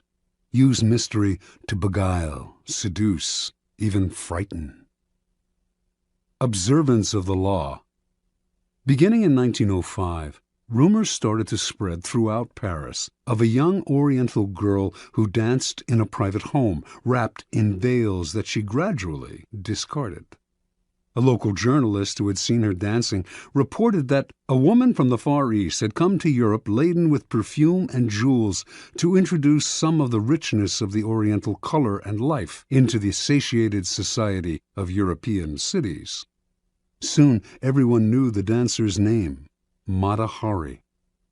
Early that year, in the winter, small and select audiences would gather in a salon filled with Indian statues and other relics, while an orchestra played music inspired by Hindu and Javanese melodies. After keeping the audience waiting and wondering, Mata Hari would suddenly appear in a startling costume, a white cotton brassiere covered with Indian-type jewels, jeweled bands at the waist supporting a sarong that revealed as much as it concealed, bracelets up the arms. Then Mata Hari would dance, in a style no one in France had seen before, her whole body swaying as if she were in a trance. She told her excited and curious audience that her dances told stories from Indian mythology and Javanese folk tales. Soon, the cream of Paris, ambassadors from far-off lands, were competing for invitations to the salon, where it was rumored that Mata Hari was actually performing sacred dances in the nude. The public wanted to know more about her. She told journalists that she was actually Dutch in origin, but had grown up on the island of Java.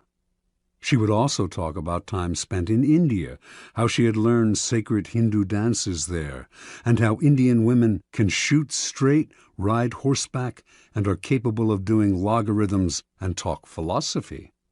By the summer of 1905, although few Parisians had actually seen Mata Hari dance, her name was on everyone's lips. As Mata Hari gave more interviews, the story of her origins kept changing. She had grown up in India. Her grandmother was the daughter of a Javanese princess. She had lived on the island of Sumatra, where she had spent her time horseback riding, gun in hand, and risking her life. No one knew anything certain about her, but journalists did not mind these changes in her biography. They compared her to an Indian goddess, a creature from the pages of Baudelaire. Whatever their imagination wanted to see in this mysterious woman from the East. In August of 1905, Mata Hari performed for the first time in public. Crowds thronging to see her on opening night caused a riot. She had now become a cult figure, spawning many imitations. One reviewer wrote, "Mata Hari personifies all the poetry of India, its mysticism, its voluptuousness, its hypnotizing charm." Another noted, "If India possesses such unexpected treasures, then all Frenchmen will emigrate to the shores of the Ganges." Soon, the fame of Mata Hari and her sacred Indian dances spread beyond Paris. She was invited to Berlin, Vienna, Milan. Over the next few years, she performed throughout Europe, mixed with the highest social circles, and earned an income that gave her an independence rarely enjoyed by a woman of the period. Then, near the end of World War I, she was arrested in France, tried, convicted, and finally executed as a German spy. Only during the trial did the truth come out. Mata Hari was not from Java or India, had not grown up in the Orient, did not have a drop of Eastern blood in her body. Her real name was Margaretha Zell, and she came from the stolid northern province of Friesland, Holland. Interpretation. When Margaretha Zell arrived in Paris in 1904, she had half a franc in her pocket. She was one of the thousands of beautiful young girls who flocked to Paris every year, taking work as artists' models, nightclub dancers, or vaudeville performers at the Folies Bergère. After a few years, they would inevitably be replaced by younger girls, and would often end up on the streets, turning to prostitution, or else returning to the town they came from, older and chastened. Zell had higher ambitions. She had no dance experience and had never performed in the theater, but as a young girl, she had traveled with her family and had witnessed local dances in Java and Sumatra. Zell clearly understood that what was important in her act was not the dance itself, or even her face or figure, but her ability to create an air of mystery about herself. The mystery she created lay not just in her dancing, or her costumes, or the stories she would tell, or her endless lies about her origins. It lay in an atmosphere enveloping everything she did. There was nothing you could say for sure about her. She was always changing, always surprising her audience with new costumes, new dances, new stories. This air of mystery left the public always wanting to know more, always wondering about her next move. Mata Hari was no more beautiful than many of the other young girls who came to Paris, and she was not a particularly good dancer. What separated her from the mass, what attracted and held the public's attention and made her famous and wealthy, was her mystery. People are enthralled by mystery because it invites constant interpretation. They never tire of it. The mysterious cannot be grasped, and what cannot be seized and consumed creates power. Keys to power.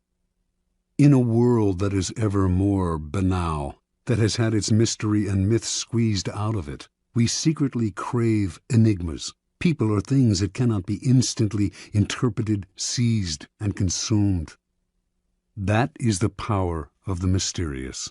It invites layers of interpretation, excites our imagination, seduces us into believing that it conceals something marvelous. The world has become so familiar and its inhabitants so predictable that what wraps itself in mystery will almost always draw the limelight to it and make us watch it. Do not imagine that to create an air of mystery, you have to be grand and awe-inspiring. Mystery that is woven into your day-to-day demeanor and is subtle has that much more power to fascinate and attract attention. Remember, most people are up front, can be read like an open book, take little care to control their words or image, and are hopelessly predictable. By simply holding back, keeping silent, occasionally uttering ambiguous phrases, deliberately appearing inconsistent, and acting odd in the subtlest of ways, you will emanate an aura of mystery. The people around you will then magnify that aura by constantly trying to interpret you. Mysterious people put others in a kind of inferior position, that of trying to figure them out. To degrees that they can control, they also elicit the fear surrounding anything uncertain or unknown. All great leaders know that an aura of mystery draws attention to them and creates an intimidating presence. If your social position prevents you from completely wrapping your actions in mystery, you must at least learn to make yourself less obvious. Every now and then, act in a way that does not mesh with other people's perception of you. This way, you keep those around you on the defensive, eliciting the kind of attention that makes you powerful. Law 7. Get others to do the work for you, but always take the credit. Judgment. Use the wisdom, knowledge, and legwork of other people to further your own cause. Not only will such assistance save you valuable time and energy, it will give you a godlike aura of efficiency and speed. In the end, your helpers will be forgotten, and you will be remembered. Never do yourself what others can do for you. Transgression and observance of the law. In 1883, a young Serbian scientist named Nikola Tesla was working for the European division of the Continental Edison Company. He was a brilliant inventor, and Charles Batchelor, a plant manager and a personal friend of Thomas Edison, persuaded him he should seek his fortune in America, giving him a letter of introduction to Edison himself. So began a life of woe and tribulation that lasted until Tesla's death. When Tesla met Edison in New York, the famous inventor hired him on the spot. Tesla worked 18-hour days, finding ways to improve the primitive Edison dynamos. Finally, he offered to redesign them completely. To Edison, this seemed a monumental task that could last years without paying off. But he told Tesla, "There's $50,000 in it for you, if you can do it."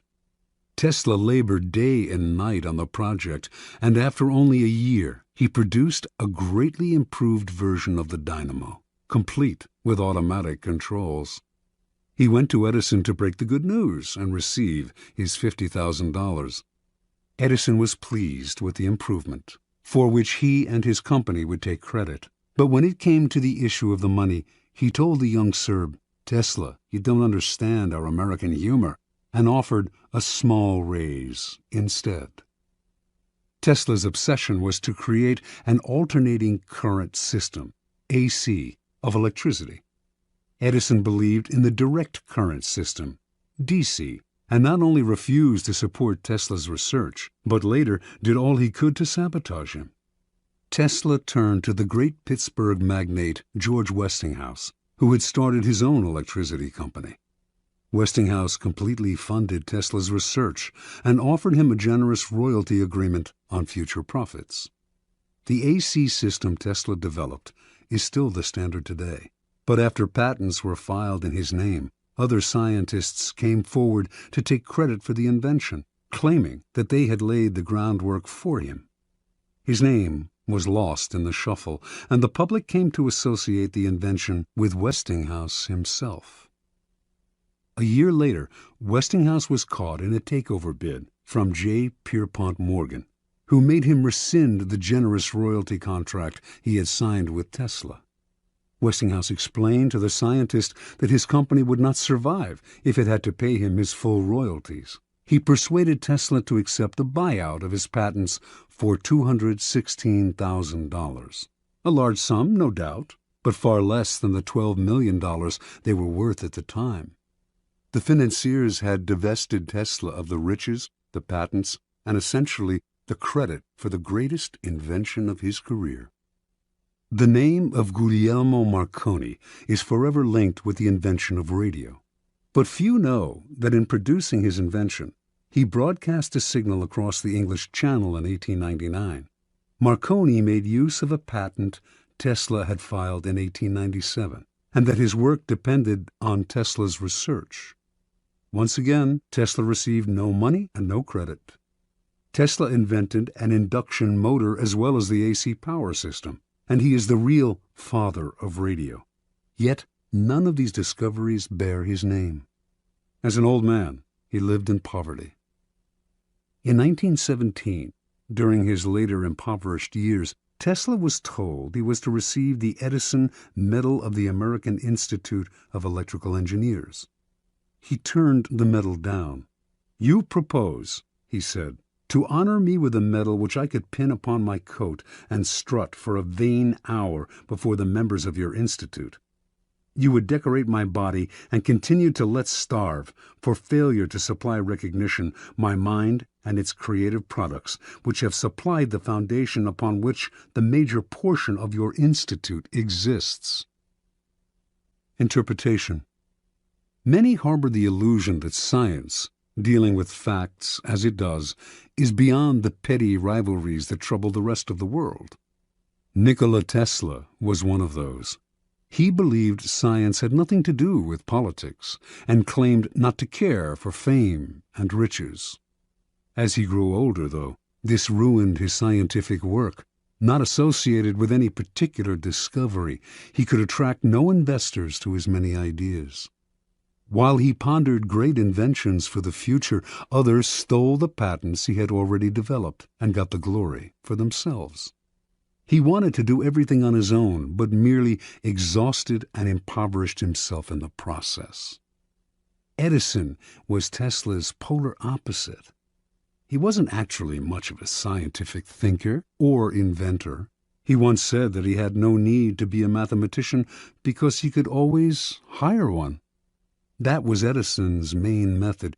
He was really a businessman and publicist, spotting the trends and the opportunities that were out there, then hiring the best in the field to do the work for him. If he had to, he would steal from his competitors. Yet his name is much better known than Tesla's, and is associated with more inventions. The lesson is twofold. First, the credit for an invention or creation is as important, if not more important, than the invention itself. You must secure the credit for yourself and keep others from stealing it away or from piggybacking on your hard work. To accomplish this, you must always be vigilant and ruthless, keeping your creation quiet until you can be sure there are no vultures circling overhead. Second, learn to take advantage of other people's work to further your own cause. Time is precious and life is short. If you try to do it all on your own, you run yourself ragged, waste energy, and burn yourself out. It is far better to conserve your forces, pounce on the work others have done, and find a way to make it your own. Keys to power. This is the essence of the law. Learn to get others to do the work for you, while you take the credit and you appear to be of godlike strength and power. If you think it important to do all the work yourself, you will never get far, and you will suffer the fate of the Teslas of the world. Find people with the skills and creativity you lack. Either hire them while putting your own name on top of theirs, or find a way to take their work and make it your own. Their creativity thus becomes yours, and you seem a genius to the world. Law 8. Make other people come to you. Use bait if necessary. Judgment. When you force the other person to act, you are the one in control. It is always better to make your opponent come to you, abandoning his own plans in the process. Lure him with fabulous gains, then attack. You hold the cards. Observance of the law. At the Congress of Vienna in 1814, the major powers of Europe gathered to carve up the remains of Napoleon's fallen empire. The city was full of gaiety, and the balls were the most splendid in memory. Hovering over the proceedings, however, was the shadow of Napoleon himself. Instead of being executed or exiled far away, he had been sent to the island of Elba, not far from the coast of Italy. Even imprisoned on an island, a man as bold and creative as Napoleon Bonaparte made everyone nervous. The Austrians plotted to kill him on Elba, but decided it was too risky. Alexander I, Russia's temperamental czar, heightened the anxiety by throwing a fit during the Congress when a part of Poland was denied him. "Beware, I shall loose the monster," he threatened. Everyone knew he meant Napoleon. Of all the statesmen gathered in Vienna, only Talleyrand, Napoleon's former foreign minister, seemed calm and unconcerned. It was as if he knew something the others did not. Meanwhile, on the island of Elba, Napoleon's life was a mockery of his previous glory. As Elba's king, he had been allowed to form a court. There was a cook, a wardrobe mistress, an official pianist, and a handful of courtiers. All this was designed to humiliate Napoleon, and it seemed to work. That winter, however, there occurred a series of events so strange and dramatic they might have been scripted in a play. Elba was surrounded by British ships, their cannons covering all possible exit points. Yet somehow, in broad daylight, on 26 February 1815, a ship with 900 men on board picked up Napoleon and put to sea. The English gave chase, but the ship got away. This almost impossible escape astonished the public throughout Europe and terrified the statesmen at the Congress of Vienna. Although it would have been safer to leave Europe, Napoleon not only chose to return to France, he raised the odds by marching on Paris with a tiny army in hopes of recapturing the throne. His strategy worked. People of all classes threw themselves at his feet. An army under Marshal Ney sped from Paris to arrest him, but when the soldiers saw their beloved former leader, they changed sides. Napoleon was declared emperor again. Volunteers swelled the ranks of his new army. Delirium swept the country. In Paris, crowds went wild. The king who had replaced Napoleon fled the country. For the next 100 days, Napoleon ruled France. Soon, however, the giddiness subsided. France was bankrupt, its resources nearly exhausted, and there was little Napoleon could do about this. At the Battle of Waterloo in June of that year, he was finally defeated for good. This time, his enemies had learned their lesson. They exiled him to the barren island of St. Helena off the west coast of Africa. There, he had no more hope of escape. Interpretation. Only years later did the facts of Napoleon's dramatic escape from Elba come to light. Before he decided to attempt this bold move, visitors to his court had told him that he was more popular in France than ever, and that the country would embrace him again. One of these visitors was Austria's General Kohler, who convinced Napoleon that if he escaped, the European powers, England included, would welcome him back into power. Napoleon was tipped off that the English would let him go, and indeed his escape occurred in the middle of the afternoon, in full view of English spyglasses. What Napoleon did not know was that there was a man behind it all, pulling the strings, and that this man was his former minister, Talleyrand. And Talleyrand was doing all this, not to bring back the glory days, but to crush Napoleon once and for all. Considering the emperor's ambition unsettling to Europe's stability, he had turned against him long ago. When Napoleon was exiled to Elba, Talleyrand had protested. Napoleon should be sent farther away, he argued, or Europe would never have peace. But no one listened. Instead of pushing his opinion, Talleyrand bided his time. Working quietly, he eventually won over Castlereagh and Metternich, the foreign ministers of England and Austria. Together, these men baited Napoleon into escaping. Even Kohler's visit, to whisper the promise of glory in the exile's ear, was part of the plan. Like a master card player, Talleyrand figured everything out in advance. He knew Napoleon would fall into the trap he had set. He also foresaw that Napoleon would lead the country into a war which, given France's weakened condition, could only last a few months. One diplomat in Vienna, who understood that Talleyrand was behind it all, said, "He has set the house ablaze in order to save it from the plague." Keys to power. How many times has this scenario played itself out in history? An aggressive leader initiates a series of bold moves that begin by bringing him much power. Slowly, however, his power reaches a peak, and soon everything turns against him. His numerous enemies band together, trying to maintain his power. He exhausts himself going in this direction and that, and inevitably he collapses. The reason for this pattern is that the aggressive person is rarely in full control. He cannot see more than a couple of moves ahead, cannot see the consequences of this bold move or that one, because he is constantly being forced to react to the moves of his ever-growing host of enemies and to the unforeseen consequences of his own rash actions. His aggressive energy is turned against him. In the realm of power, you must ask yourself, what is the point of chasing here and there, trying to solve problems and defeat my enemies if I never feel in control? Why am I always having to react to events instead of directing them?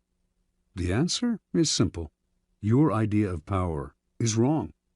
You have mistaken aggressive action for effective action. And most often, the most effective action is to stay back, keep calm, and let others be frustrated by the traps you lay for them, playing for long-term power rather than quick victory.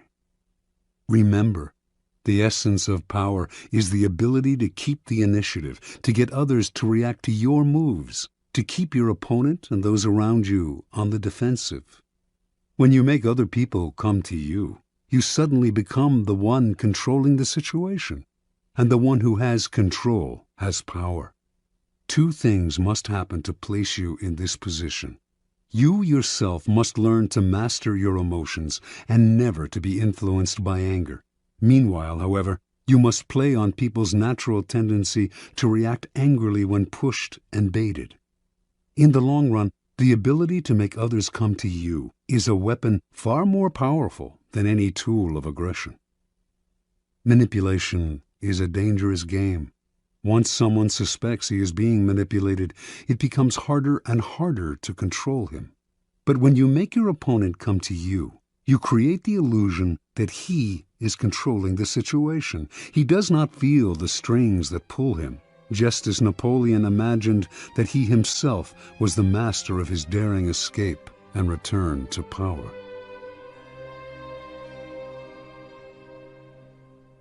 Law 9. Win through your actions, never through argument. Judgment. Any momentary triumph you think you have gained through argument is really a Pyrrhic victory. The resentment and ill will you stir up is stronger and lasts longer than any momentary change of opinion. It is much more powerful to get others to agree with you through your actions without saying a word. Demonstrate, do not explicate. Observance of the law. In 1502, in Florence, Italy, an enormous block of marble stood in the works department of the Church of Santa Maria del Fiore. It had once been a magnificent piece of raw stone, but an unskilled sculptor had mistakenly bored a hole through it where there should have been a figure's legs, generally mutilating it. Piero Soderini, Florence's mayor, had contemplated trying to save the block by commissioning Leonardo da Vinci to work on it, or some other master, but had given up, since everyone agreed that the stone had been ruined.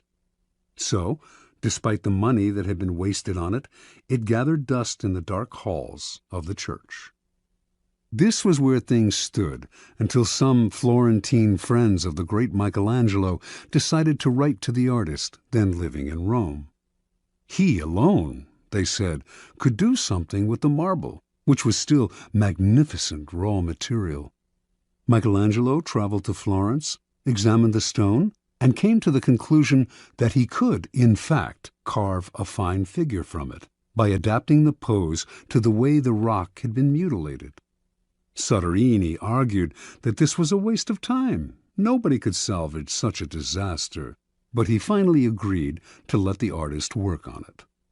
Michelangelo decided he would depict a young David, sling in hand. Weeks later, as Michelangelo was putting the final touches on the statue, Soderini entered the studio. Fancying himself a bit of a connoisseur, he studied the huge work and told Michelangelo that while he thought it was magnificent, the nose, he judged, was too big.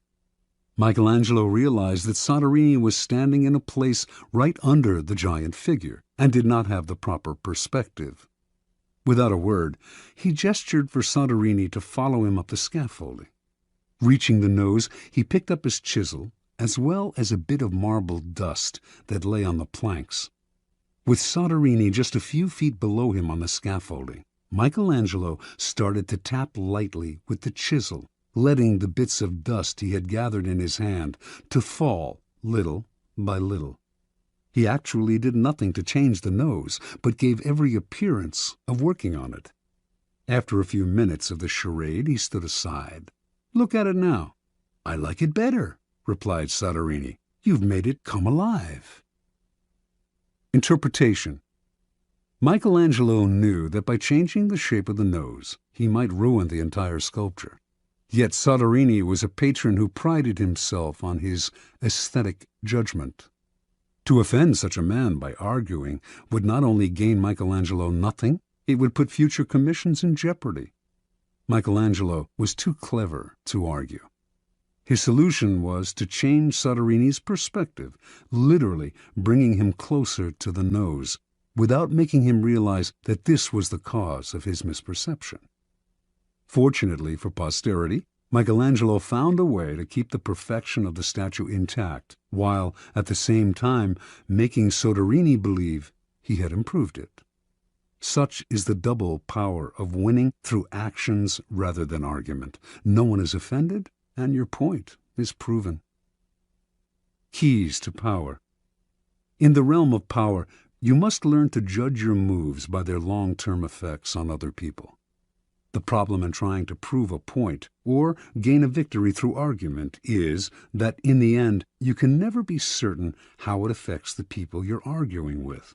They may appear to agree with you politely, but inside they may resent you. Or perhaps something you said inadvertently even offended them. Words have that insidious ability to be interpreted according to the other person's mood and insecurities. Even the best argument has no solid foundation, for we have all come to distrust the slippery nature of words. And days after agreeing with someone, we often revert to our old opinion out of sheer habit. Understand this: words are a dime a dozen. Everyone knows that in the heat of an argument we will all say anything to support our cause. We will quote the Bible, refer to unverifiable statistics. Who can be persuaded by bags of air like that? Action and demonstration are much more powerful and meaningful. They are there before our eyes for us to see. Yes, now the statue's nose does look just right. There are no offensive words, no possibility of misinterpretation. No one can argue with a demonstrated proof. As Balthazar Gracian remarks, the truth is generally seen, rarely heard. Law 10. Infection. Avoid the unhappy and unlucky. Judgment. You can die from someone else's misery. Emotional states are as infectious as diseases. You may feel you are helping the drowning man, but you are only precipitating your own disaster. The unfortunate sometimes draw misfortune on themselves. They will also draw it on you. Associate with the happy and fortunate instead. Transgression of the law. Born in Limerick, Ireland in 1818, Marie Gilbert came to Paris in the 1840s to make her fortune as a dancer and performer. Taking the name Lola Montez, her mother was of distant Spanish descent. She claimed to be a flamenco dancer from Spain. By 1845, her career was languishing, and to survive, she became a courtesan, quickly one of the more successful in Paris. Only one man could salvage Lola's dancing career: Alexandre Dujarier, owner of the newspaper with the largest circulation in France, and also the newspaper's drama critic. She decided to woo and conquer him. Investigating his habits, she discovered that he went riding every morning. An excellent horsewoman herself, she rode out one morning and accidentally ran into him. Soon they were riding together every day. A few weeks later, Lola moved into his apartment. For a while, the two were happy together. With Dujarrier's help, Lola began to revive her dancing career. Despite the risk to his social standing, Dujarrier told friends he would marry her in the spring. Lola had never told him that she had eloped at age 19 with an Englishman and was still legally married. Although Dujarrier was deeply in love, his life started to slide downhill. His fortunes in business changed, and influential friends began to avoid him. One night, Dujarrier was invited to a party, attended by some of the wealthiest young men in Paris. Lola wanted to go too, but he would not allow it. They had their first quarrel, and Dujarrier attended the party by himself. There, hopelessly drunk, he insulted an influential drama critic, Jean-Baptiste Rosemont de Beauvalon, perhaps because of something the critic had said about Lola. The following morning, Beauvalon challenged him to a duel. Beauvalon was one of the best pistol shots in France. Dujarrier tried to apologize, but the duel took place, and he was shot and killed. Thus ended the life of one of the most promising young men of Paris society. Devastated, Lola left Paris. In 1846, Lola Montez found herself in Munich, where she decided to woo and conquer King Ludwig of Bavaria. The best way to Ludwig, she discovered, was through his aide-de-camp, Count Otto von Rechberg, a man with a fondness for pretty girls. One day, when the Count was breakfasting at an outdoor cafe, Lola rode by on her horse, was accidentally thrown from the saddle, and landed at Rechberg's feet. The Count rushed to help her and was enchanted. He promised to introduce her to Ludwig. Rechberg arranged an audience with the king for Lola, but when she arrived in the anteroom, she could hear the king saying he was too busy to meet a favor-seeking stranger. Lola pushed aside the sentries and entered his room anyway. In the process, the front of her dress somehow got torn, perhaps by her, perhaps by one of the sentries, and to the astonishment of all, most especially the king, her bare breasts were brazenly exposed. Lola was granted her audience with Ludwig. 55 hours later, she made her debut on the Bavarian stage. The reviews were terrible, but that did not stop Ludwig from arranging more performances. Ludwig was, in his own words, bewitched by Lola. He started to appear in public with her on his arm, and then he bought and furnished an apartment for her on one of Munich's most fashionable boulevards. Although he had been known as a miser and was not given to flights of fancy, he started to shower Lola with gifts and to write poetry for her. Now his favored mistress, she catapulted to fame and fortune overnight. Lola began to lose her sense of proportion. One day, when she was out riding, an elderly man rode ahead of her, a bit too slowly for her liking. Unable to pass him, she began to slash him with her riding crop. On another occasion, she took her dog, unleashed, out for a stroll. The dog attacked a passer-by, but instead of helping the man get the dog away, she whipped him with the leash. Incidents like this infuriated the stolid citizens of Bavaria, but Ludwig stood by Lola and even had her naturalized as a Bavarian citizen. The king's entourage tried to wake him to the dangers of the affair, but those who criticized Lola were summarily fired. While Bavarians who had loved their king now outwardly disrespected him, Lola was made a countess, had a new palace built for herself, and began to dabble in politics, advising Ludwig on policy. She was the most powerful force in the kingdom. Her influence in the king's cabinet continued to grow, and she treated the other ministers with disdain. As a result, riots broke out throughout the realm. A once peaceful land was virtually in the grip of civil war, and students everywhere were chanting, "Raus mit Lola!" By February of 1848, Ludwig was finally unable to withstand the pressure. With great sadness, he ordered Lola to leave Bavaria immediately. She left, but not until she was paid off. For the next 5 weeks, the Bavarians' wrath was turned against their formerly beloved king. In March of that year, he was forced to abdicate. Lola Montez moved to England. More than anything, she needed respectability, and despite being married, she still had not arranged a divorce from the Englishman she had wed years before. She set her sights on George Trafford Heald, a promising young army officer who was the son of an influential barrister. Although he was 10 years younger than Lola and could have chosen a wife among the prettiest and wealthiest young girls of English society, Heald fell under her spell. They were married in 1849. Soon, arrested on the charge of bigamy, she skipped bail, and she and Heald made their way to Spain. They quarreled horribly, and on one occasion Lola slashed him with a knife. Finally, she drove him away. Returning to England, he found he had lost his position in the army. Ostracized from English society, he moved to Portugal, where he lived in poverty.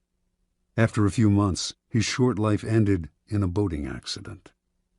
A few years later, the man who published Lola Montez's autobiography went bankrupt. In 1853, Lola moved to California, where she met and married a man named Pat Hull.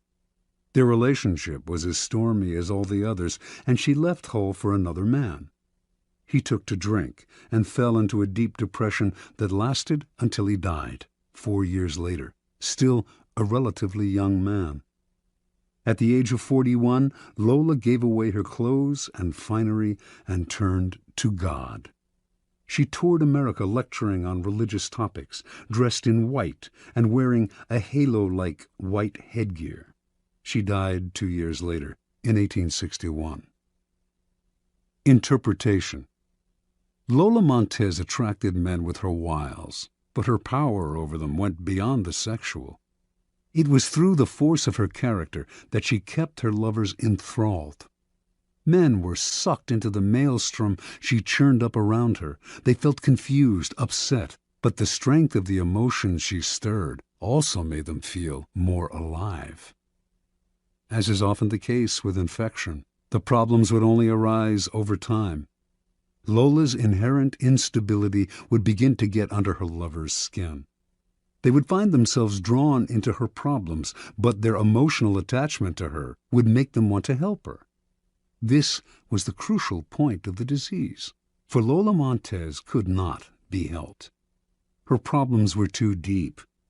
Once the lover identified with them, he was lost. He would find himself embroiled in quarrels. The infection would spread to his family and friends, or, in the case of Ludwig, to an entire nation. You could spend a lifetime studying the pathology of infecting characters, but don't waste your time. Just learn the lesson. When you suspect you are in the presence of an infector, don't argue, don't try to help, don't pass the person on to your friends, or you will become enmeshed. Flee the infector's presence or suffer the consequences. Keys to power. Those misfortunates among us who have been brought down by circumstances beyond their control deserve all the help and sympathy we can give them. But there are others who are not born to misfortune or unhappiness, but who draw it upon themselves by their destructive actions and unsettling effect on others. It would be a great thing if we could raise them up, change their patterns, but more often than not, it is their patterns that end up getting inside and changing us. The incurably unhappy and unstable have a particularly strong infecting power because their characters and emotions are so intense. They often present themselves as victims, making it difficult, at first, to see their miseries as self-inflicted. Before you realize the real nature of their problems, you have been infected by them. Understand this. In the game of power, the people you associate with are critical. The risk of associating with infectors is that you will waste valuable time and energy trying to free yourself. Through a kind of guilt by association, you will also suffer in the eyes of others. Never underestimate the dangers of infection. Law 11. Learn to keep people dependent on you. Judgment. To maintain your independence, you must always be needed and wanted. The more you are relied on, the more freedom you have. Make people depend on you for their happiness and prosperity, and you have nothing to fear. Never teach them enough so that they can do without you. Observance of the law. When Otto von Bismarck became a deputy in the Prussian Parliament in 1847, he was 32 years old and without an ally or friend. Looking around him, he decided that the side to ally himself with was not the Parliament's liberals or conservatives, not any particular minister, and certainly not the people. It was with the king, Frederick William IV. This was an odd choice, to say the least, for Frederick was at a low point of his power. A weak, indecisive man, he consistently gave in to the liberals in Parliament. In fact, he was spineless and stood for much that Bismarck disliked personally and politically. Yet Bismarck courted Frederick night and day. When other deputies attacked the king for his many inept moves, only Bismarck stood by him. Finally, It all paid off. In 1851, Bismarck was made a minister in the king's cabinet. Now he went to work. Time and again, he forced the king's hand, getting him to build up the military, to stand up to the liberals, to do exactly as Bismarck wished. He worked on Frederick's insecurity about his manliness, challenging him to be firm and to rule with pride. And he slowly restored the king's powers until the monarchy was once again the most powerful force in Prussia. When Frederick died in 1861, his brother William assumed the throne. William disliked Bismarck intensely and had no intention of keeping him around. But he also inherited the same situation his brother had: enemies galore who wanted to nibble his power away. He actually considered abdicating, feeling he lacked the strength to deal with this dangerous and precarious position. But Bismarck insinuated himself once again. He stood by the new king, gave him strength, and urged him into firm and decisive action. The king grew dependent on Bismarck's strong-arm tactics to keep his enemies at bay, and despite his antipathy toward the man, he soon made him his prime minister. The two quarreled often over policy. Bismarck was much more conservative, but the king understood his own dependency. Whenever the prime minister threatened to resign, the king gave in to him, time after time. It was, in fact, Bismarck who set state policy. Years later, Bismarck's actions as Prussia's prime minister led the various German states to be united into one country. Now, Bismarck finagled the king into letting himself be crowned Emperor of Germany. Yet it was really Bismarck who had reached the heights of power. As right-hand man to the emperor and as imperial chancellor and knighted prince, he pulled all the levers. Iron and blood, in Bismarck's phrase. Then you will survive your masters as Bismarck did. You will have all the benefits of power without the thorns that come from being a master. Keys to power. The ultimate power is the power to get people to do as you wish. When you can do this without having to force people or hurt them, when they willingly grant you what you desire, then your power is untouchable. The best way to achieve this position is to create a relationship of dependence. The master requires your services. He is weak or unable to function without you. You have enmeshed yourself in his work so deeply that doing away with you would bring him great difficulty, or at least would mean valuable time lost in training another to replace you. Once such a relationship is established, you have the upper hand, the leverage to make the master do as you wish. It is the classic case of the man behind the throne, the servant of the king who actually controls the king. Do not be one of the many who mistakenly believe that the ultimate form of power is independence.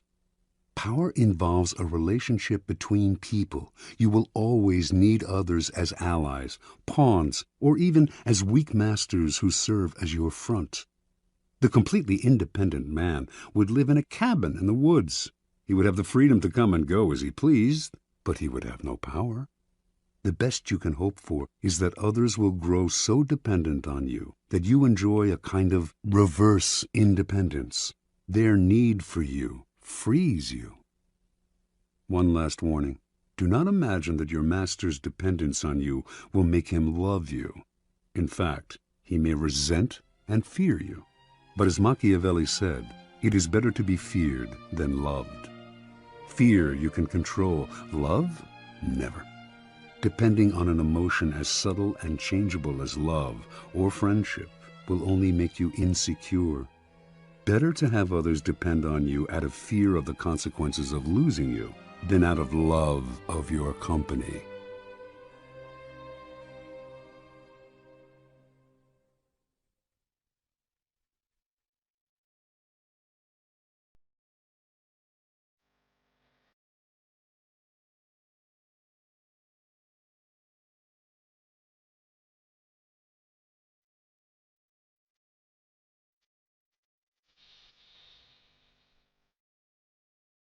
Law 12.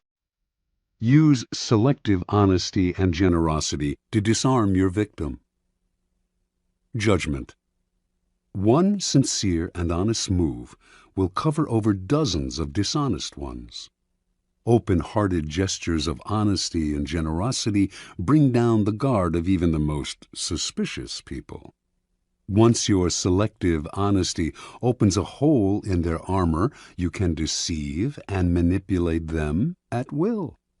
A timely gift, a Trojan horse, will serve the same purpose. Observance of the law.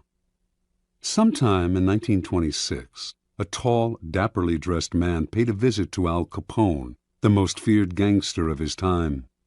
Speaking with an elegant continental accent, the man introduced himself as Count Victor Lustig. He promised that if Capone gave him $50,000, he could double it. Capone had more than enough funds to cover the investment, but he wasn't in the habit of entrusting large sums to total strangers. He looked the Count over. Something about the man was different, his classy style, his manner, and so Capone decided to play along. He counted out the bills personally and handed them to Lustig. "Okay, Count," said Capone. "Double it in 60 days like you said." Lustig left with the money, put it in a safe deposit box in Chicago, then headed to New York, where he had several other money-making schemes in progress. The $50,000 remained in the bank box untouched. Lustig made no effort to double it. 2 months later, he returned to Chicago, took the money from the box, and paid Capone another visit. He looked at the gangster's stony-faced bodyguards, smiled apologetically, and said, "Please accept my profound regrets, Mr. Capone. I'm sorry to report that the plan failed. I failed." Capone slowly stood up. He glowered at Lustig, debating which part of the river to throw him in, but the Count reached into his coat pocket, withdrew the $50,000, and placed it on the desk. "Here, sir, is your money, to the penny. Again, my sincere apologies. This is most embarrassing. Things didn't work out the way I thought they would. I would have loved to have doubled your money for you, and for myself. Lord knows I need it, but the plan just didn't materialize." Capone sagged back into his chair, confused. "I know you're a con man, Count," said Capone. "I knew it the moment you walked in here. I expected either $100,000 or nothing. But this, getting my money back, well—" "Again, my apologies, Mr. Capone," said Lustig, as he picked up his hat and began to leave. "My God, you're honest!" yelled Capone. "If you're on the spot, here's $5 to help you along." He counted out 5 $1,000 bills out of the $50,000. The Count seemed stunned, bowed deeply, mumbled his thanks, and left, taking the money. The $5,000 was what Lustig had been after all along. Interpretation. Count Victor Lustig, a man who spoke several languages and prided himself on his refinement and culture, was one of the great con artists of modern times. He was known for his audacity, his fearlessness, and, most important, his knowledge of human psychology. He could size up a man in minutes, discovering his weaknesses, and he had radar for suckers. Lustig knew that most men build up defenses against crooks and other troublemakers. The con artist's job is to bring those defenses down. One sure way to do this is through an act of apparent sincerity and honesty. Who will distrust a person literally caught in the act of being honest? Lustig used selective honesty many times, but with Capone he went a step further. No normal con man would have dared such a con. He would have chosen his suckers for their meekness, for that look about them that says they will take their medicine without complaint. Con Capone, and you would spend the rest of your life, whatever remained of it, afraid. But Lustig understood that a man like Capone spends his life mistrusting others. No one around him is honest or generous, and being so much in the company of wolves is exhausting, even depressing. A man like Capone yearns to be the recipient of an honest or generous gesture, to feel that not everyone has an angle or is out to rob him. Lustig's act of selective honesty disarmed Capone because it was so unexpected. A con artist loves conflicting emotions like these, since the person caught up in them is so easily distracted and deceived. Do not shy away from practicing this law on the Capones of the world. With a well-timed gesture of honesty or generosity, you will have the most brutal and cynical beast in the kingdom eating out of your hand. Keys to power. The essence of deception is distraction. Distracting the people you want to deceive gives you the time and space to do something they won't notice. An act of kindness, generosity, or honesty is the most powerful form of distraction because it disarms other people's suspicions. It turns them into children, eagerly lapping up any kind of affectionate gesture. In ancient China, this was called giving before you take. The giving makes it hard for the other person to notice the taking. It is a device with infinite practical uses. Brazenly taking something from someone is dangerous, even for the powerful. The victim will plot revenge. It is also dangerous simply to ask for what you need, no matter how politely. Unless the other person sees some gain for themselves, they may come to resent your neediness. Learn to give before you take. It softens the ground, takes the bite out of a future request, or simply creates a distraction. And the giving can take many forms: an actual gift, a generous act, a kind favor, an honest admission, whatever it takes. Selective honesty is best employed on your first encounter with someone. We are all creatures of habit, and our first impressions last a long time. If someone believes you are honest at the start of your relationship, it takes a lot to convince them otherwise. This gives you room to maneuver. A single act of honesty is often not enough. What is required is a reputation for honesty built on a series of acts. But these can be quite inconsequential. Once this reputation is established, as with first impression, it is hard to shake. Selective kindness should also be part of your arsenal of deception. Selective kindness will often break down even the most stubborn foe, aiming right for the heart. It corrodes the will to fight back. Remember, by playing on people's emotions, calculated acts of kindness can turn a Capone into a gullible child. As with any emotional approach, the tactic must be practiced with caution. If people see through it, their disappointed feelings of gratitude and warmth will become the most violent hatred and distrust. Unless you can make the gesture seem sincere and heartfelt, do not play with fire. Law 13. When asking for help, appeal to people's self-interest, never to their mercy or gratitude. Judgment.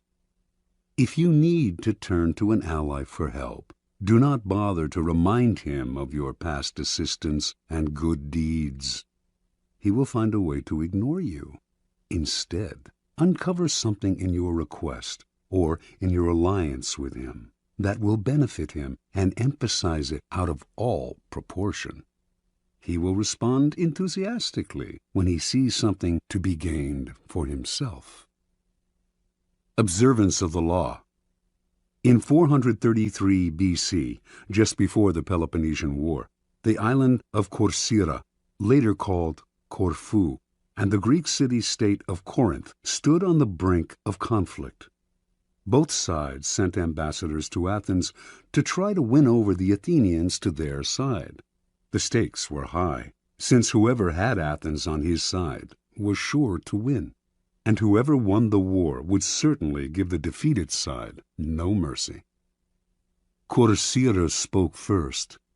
Its ambassador began by admitting that the island had never helped Athens before, and in fact had allied itself with Athens' enemies.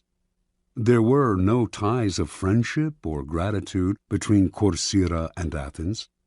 Yes, the ambassador admitted. He had come to Athens now out of fear and concern for Courtier's safety. The only thing he could offer was an alliance of mutual interests. Courtier had a navy only surpassed in size and strength by Athens' own. An alliance between the two states would create a formidable force, one that could intimidate the rival state of Sparta. That, unfortunately, was all Courtier had to offer.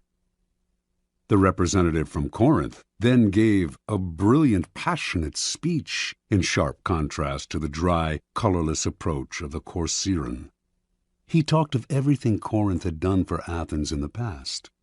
He asked how it would look to Athens' other allies if the city put an agreement with a former enemy over one with a present friend, one that had served Athens' interest loyally.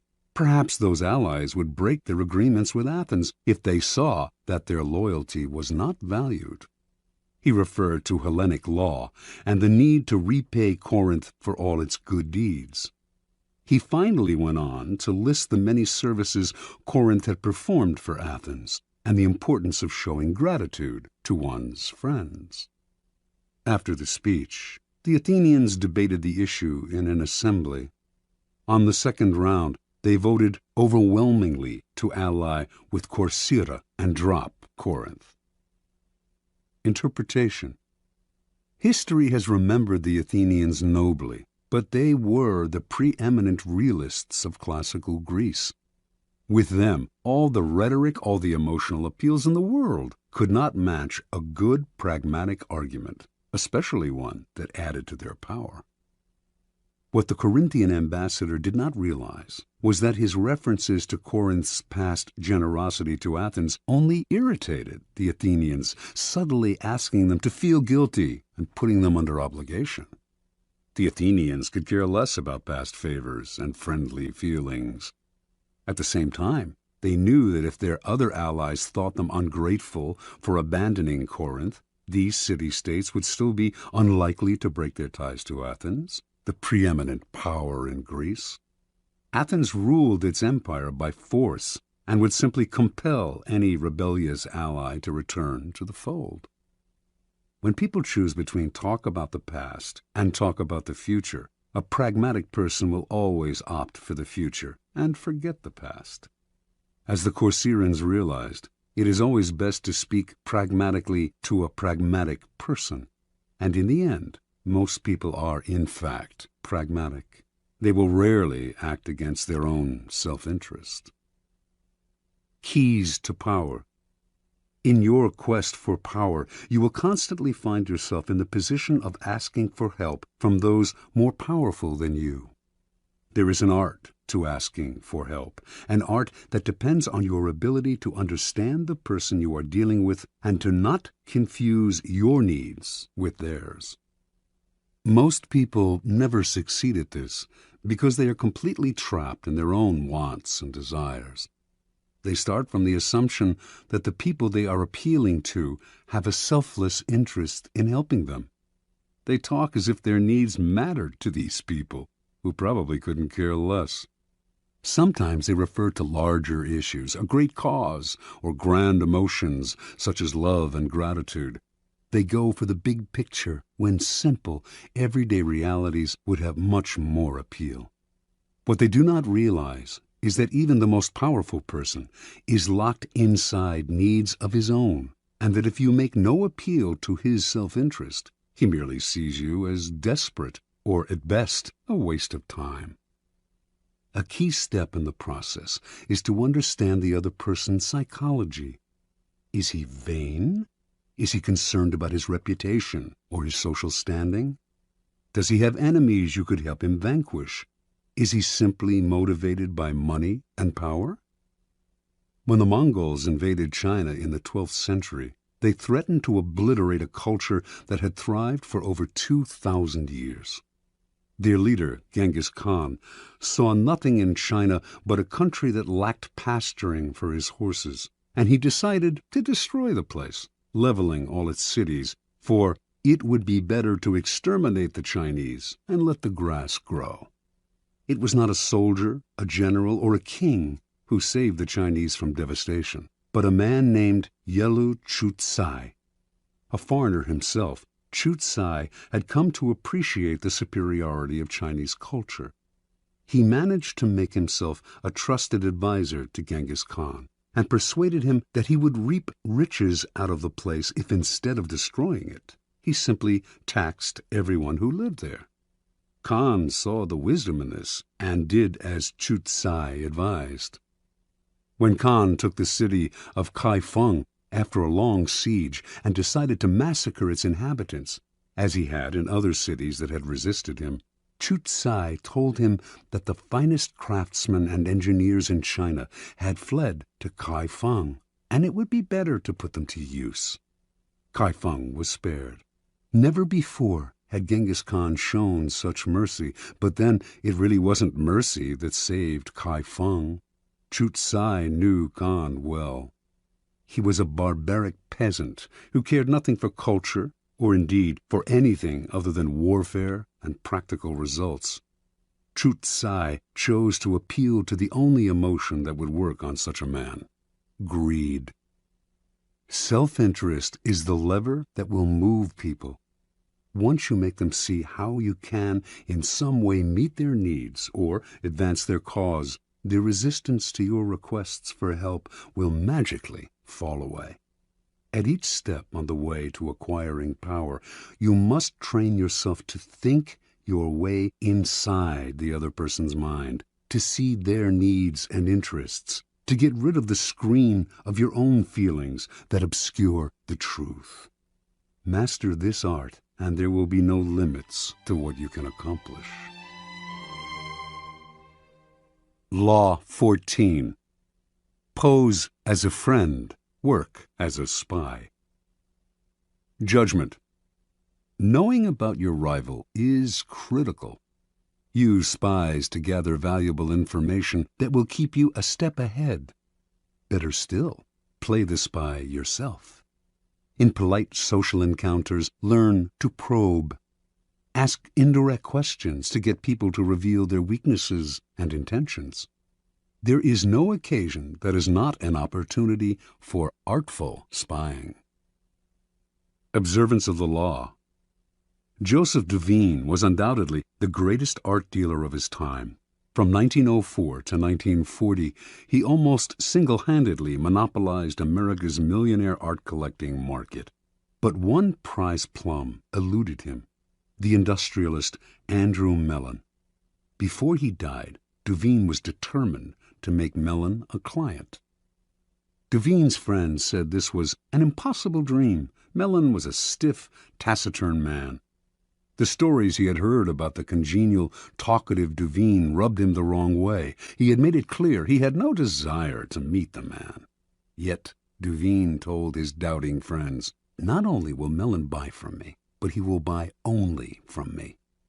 For several years he tracked his prey, learning the man's habits, tastes, phobias. To do this, he secretly put several of Mellon's staff on his own payroll, worming valuable information out of them. By the time he moved into action, he knew Mellon about as well as Mellon's wife did.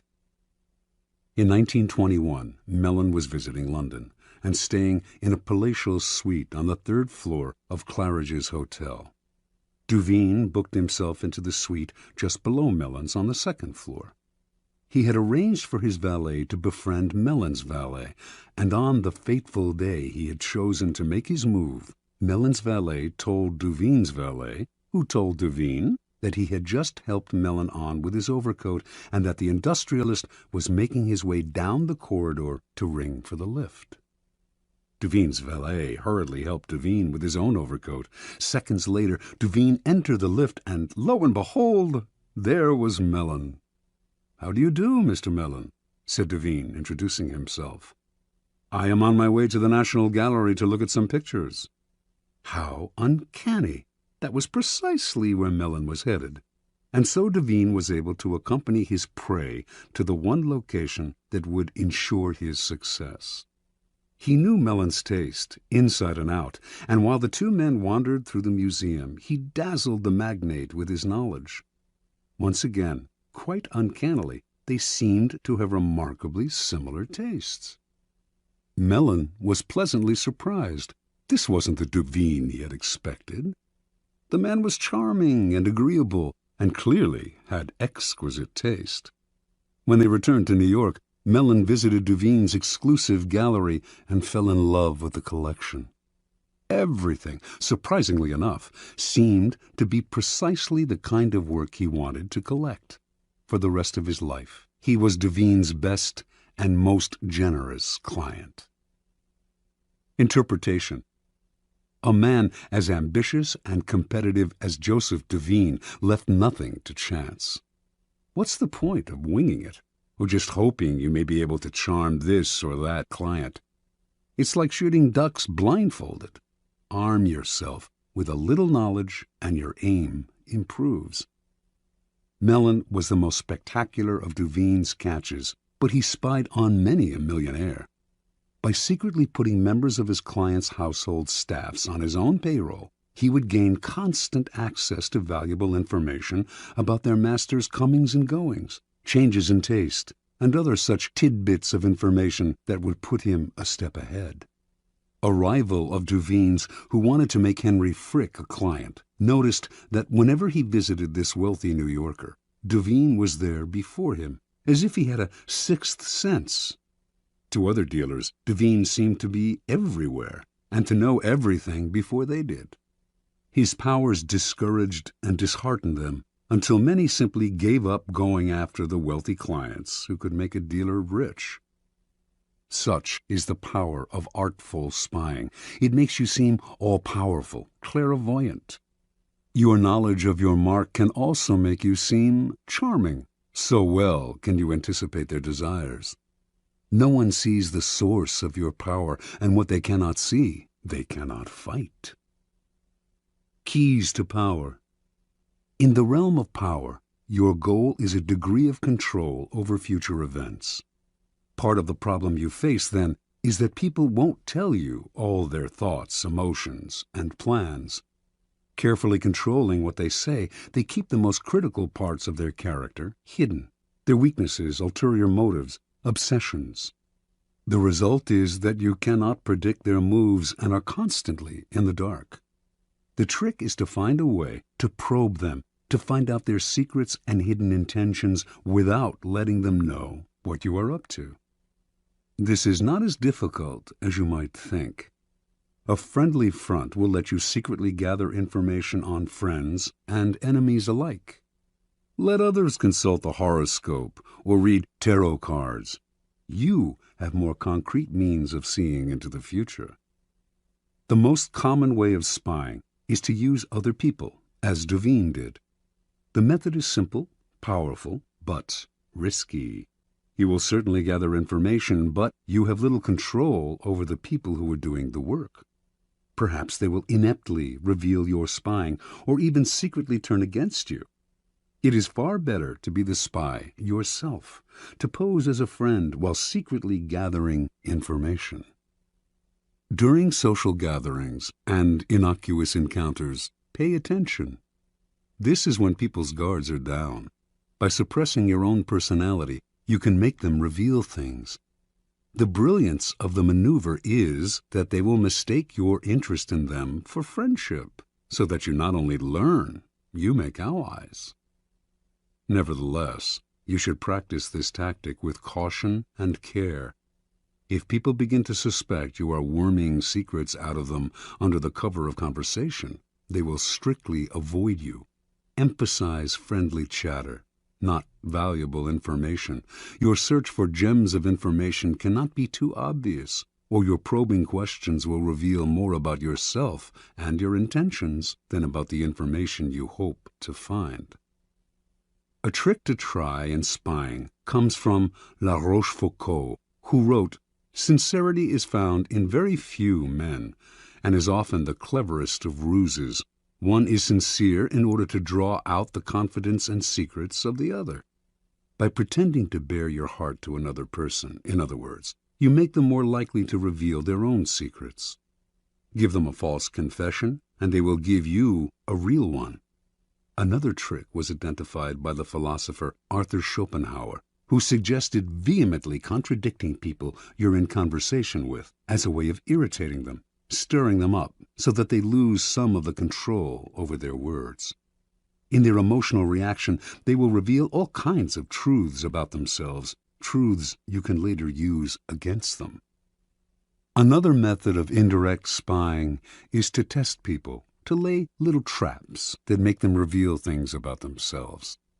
Khosroes II, a notoriously clever 7th century king of the Persians, had many ways of seeing through his subjects without raising suspicion. If he noticed, for instance, that 2 of his courtiers had become particularly friendly, he would call one of them aside and say he had information that the other was a traitor and would soon be killed. The king would tell the courtier he trusted him more than anyone and that he must keep this information secret. Then he would watch the 2 men carefully. If he saw that the second courtier had not changed in his behavior toward the king, he would conclude that the first courtier had kept the secret, and he would quickly promote the man, later taking him aside to confess, "I meant to kill your friend because of certain information that had reached me, but when I investigated the matter, I found it was untrue." If, on the other hand, the second courtier started to avoid the king, acting aloof and tense, Khosroes would know that the secret had been revealed. He would ban the second courtier from his court, letting him know that the whole business had only been a test, but that even though the man had done nothing wrong, he could no longer trust him. The first courtier, however, had revealed the secret, and him Khosroes would ban from his entire kingdom. It may seem an odd form of spying that reveals not empirical information, but a person's character. Often, however, it is the best way of solving problems before they arise. By tempting people into certain acts, you learn about their loyalty, their honesty, and so on. And this kind of knowledge is often the most valuable of all. Armed with it, you can predict their actions in the future.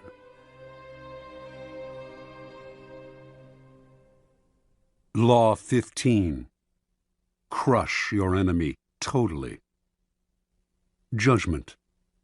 All great leaders since Moses have known that a feared enemy must be crushed completely. Sometimes they have learned this the hard way. If one ember is left alight, no matter how dimly it smolders, a fire will eventually break out. More is lost through stopping halfway than through total annihilation. The enemy will recover and will seek revenge. Crush him, not only in body, but in spirit. Transgression of the law. No rivalry between leaders is more celebrated in Chinese history than the struggle between Xiang Yu and Liu Bang.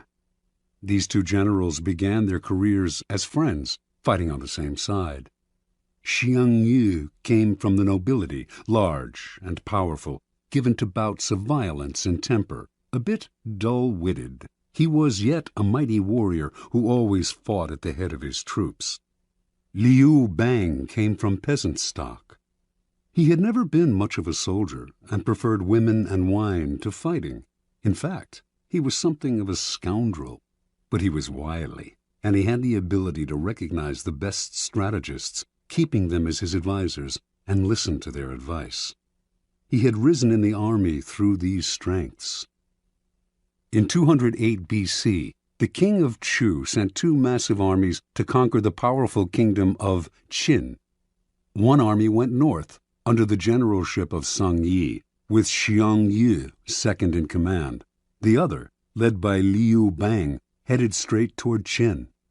The target was the kingdom's splendid capital, Xianyang, and Xiang Yu, ever violent and impatient, could not stand the idea that Liu Bang would get to Xianyang first and perhaps would assume command of the entire army. At one point on the northern front, Xiang's commander, Sung Yi, hesitated in sending his troops into battle. Furious, Xiang entered Sung Yi's tent, proclaimed him a traitor, cut off his head, and assumed sole command of the army. Without waiting for orders, he left the northern front and marched directly on Xianyang. He felt certain he was the better soldier and general than Liu, But, to his utter astonishment, his rival, leading a smaller, swifter army, managed to reach Xianyang first.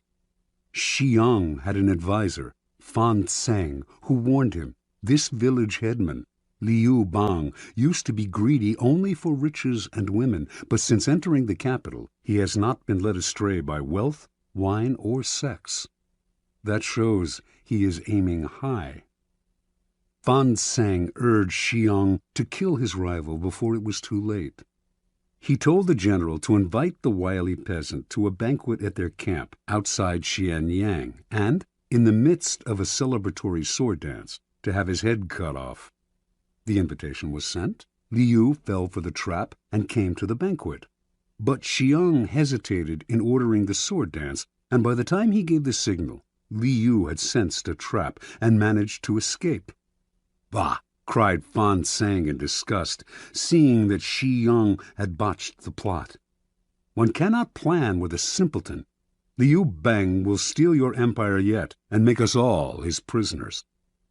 Realizing his mistake, Xiang hurriedly marched on Xianyang, this time determined to hack off his rival's head.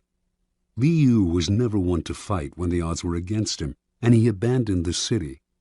Xiang captured Xianyang, murdered the young prince of Qin, and burned the city to the ground. Liu was now Xiang's bitter enemy, and he pursued him for many months, finally cornering him in a walled city. Lacking food, his army in disarray, Liu sued for peace. Again, Fan Tseng warned Xiang, "Crush him now. If you let him go again, you will be sorry later." But Xiang decided to be merciful. He wanted to bring Liu back to Chu alive, and to force his former friend to acknowledge him as master.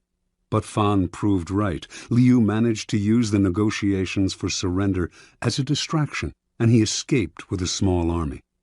Xiang, amazed that he had yet again let his rival slip away, once more set out after Liu, this time with such ferocity that he seemed to have lost his mind. A few weeks later, in the thick of the hunt, Xiang scattered his forces unwisely, and in a surprise attack, Liu was able to surround his main garrison. For the first time, the tables were turned. Now it was Xiang who sued for peace. Liu's top advisor urged him to destroy Xiang, crush his army, show no mercy. Making a false treaty, he lured Xiang into relaxing his defense, then slaughtered almost all of his army. Xiang managed to escape. Alone and on foot, knowing that Liu had put a bounty on his head, he came upon a small group of his own retreating soldiers and cried out, "I hear Liu Bang has offered 1,000 pieces of gold and a fief of 10,000 families for my head. Let me do you a favor." Then he slit his own throat and died. Interpretation. This is the fate that faces all of us when we sympathize with our enemies, when pity or the hope of reconciliation makes us pull back from doing away with them. We only strengthen their fear and hatred of us. We have beaten them and they are humiliated, yet we nurture these resentful vipers who will one day kill us. Power cannot be dealt with this way. It must be exterminated, crushed, and denied the chance to return to haunt us. This is all the truer with a former friend who has become an enemy. The law governing fatal antagonisms reads, "Reconciliation is out of the question. Only one side can win, and it must win totally." Liu Bang learned this lesson well. After defeating Xiang Yu, this son of a farmer went on to become supreme commander of the armies of Chu. Crushing his next rival, the king of Chu, his own former leader, he crowned himself emperor, defeated everyone in his path, and went down in history as one of the greatest rulers of China, the immortal Han Gao-tzu, founder of the Han Dynasty. Keys to Power. It is no accident that the story illustrating this law comes from China. Chinese history abounds with examples of enemies who were left alive and returned to haunt the lenient. Crush the enemy. is a key strategic tenet of Sun Tzu, the 4th century BC author of The Art of War. The idea is simple. Your enemies wish you ill. There is nothing they want more than to eliminate you. If, in your struggles with them, you stop halfway or even 3/4 of the way, out of mercy or hope of reconciliation, you only make them more determined, more embittered, and they will someday take revenge. They may act friendly for the time being, but this is only because you have defeated them. They have no choice but to bide their time. The solution? Have no mercy. Crush your enemies as totally as they would crush you. Ultimately, the only peace and security you can hope for from your enemies is their disappearance. Law 16. Use absence to increase respect and honor. Judgment. Too much circulation makes the price go down. The more you are seen and heard from, the more common you appear. If you are already established in a group, temporary withdrawal from it will make you more talked about, even more admired. You must learn when to leave, create value through scarcity. Observance of the law. For many centuries, the Assyrians ruled Upper Asia with an iron fist. In the 8th century BC, however, the people of Media, now northwestern Iran, revolted against them and finally broke free. Now the Medes had to establish a new government.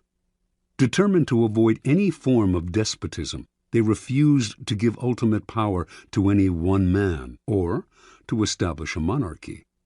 Without a leader, however, the country soon fell into chaos and fractured into small kingdoms with village fighting against village. In one such village lived a man named Despise, who began to make a name for himself for fair dealing and the ability to settle disputes. He did this so successfully, in fact, that soon any legal conflict in the area was brought to him, and his power increased. Throughout the land, the law had fallen into disrepute. The judges were corrupt, and no one entrusted their cases to the courts anymore, resorting to violence instead. When news spread of Despise' wisdom, incorruptibility, and unshakable impartiality, Median villages far and wide turned to him to settle all manner of cases. Soon he became the sole arbiter of justice in the land. At the height of his power, Despise suddenly decided he had had enough.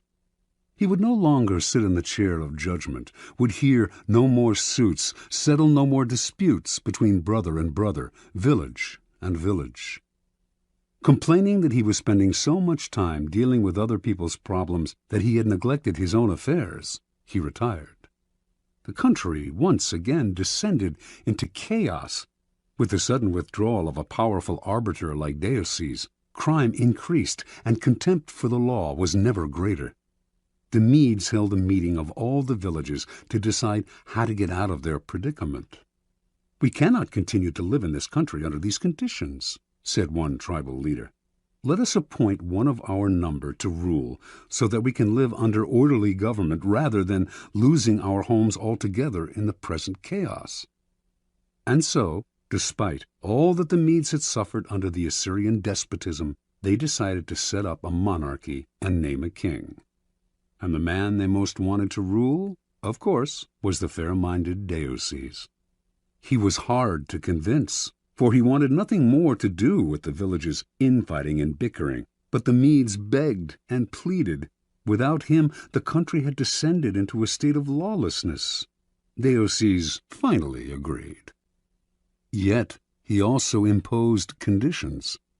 An enormous palace was to be constructed for him. He was to be provided with bodyguards, and a capital city was to be built from which he could rule. All of this was done, and Despise settled into his palace. In the center of the capital, the palace was surrounded by walls and completely inaccessible to ordinary people. Despise then established the terms of his rule. Admission to his presence was forbidden. Communication with the king was only possible through messengers. No one in the royal court could see him more than once a week, and then only by permission. Deioces ruled for 53 years, extended the Median Empire, and established the foundation for what would later be the Persian Empire, under his great-great-grandson Cyrus. During Deioces' reign, the people's respect for him gradually turned into a form of worship. He was not a mere mortal, they believed, but the son of a god. Interpretation. Deioces was a man of great ambition. He determined early on that the country needed a strong ruler and that he was the man for the job. In a land plagued with anarchy, the most powerful man is the judge and arbiter, so Deioces began his career by making his reputation as a man of impeccable fairness. At the height of his power as a judge, however, Deioces realized the truth of the law of absence and presence. By serving so many clients, he had become too noticeable, too available, and had lost the respect he had earlier enjoyed. People were taking his services for granted. The only way to regain the veneration and power he wanted was to withdraw completely and let the Medes taste what life was like without him. As he expected, they came begging for him to rule. Once Deioces had discovered the truth of this law, he carried it to its ultimate realization. In the palace his people had built for him, none could see him, except a few courtiers, and those only rarely. As Herodotus wrote, there was a risk that if they saw him habitually, it might lead to jealousy and resentment, and plots would follow. But if nobody saw him, the legend would grow that he was a being of a different order from mere men. Keys to power. Everything in the world depends on absence and presence. A strong presence will draw power and attention to you. You shine more brightly than those around you. But a point is inevitably reached where too much presence creates the opposite effect. The more you are seen and heard from, the more your value degrades. You become a habit. No matter how hard you try to be different, subtly, without your knowing why, people respect you less and less. At the right moment, you must learn to withdraw yourself before they unconsciously push you away. It is a game of hide and seek. Another, more everyday side of this law, but one that demonstrates its truth even further, is the law of scarcity in the science of economics. By withdrawing something from the market, you create instant value.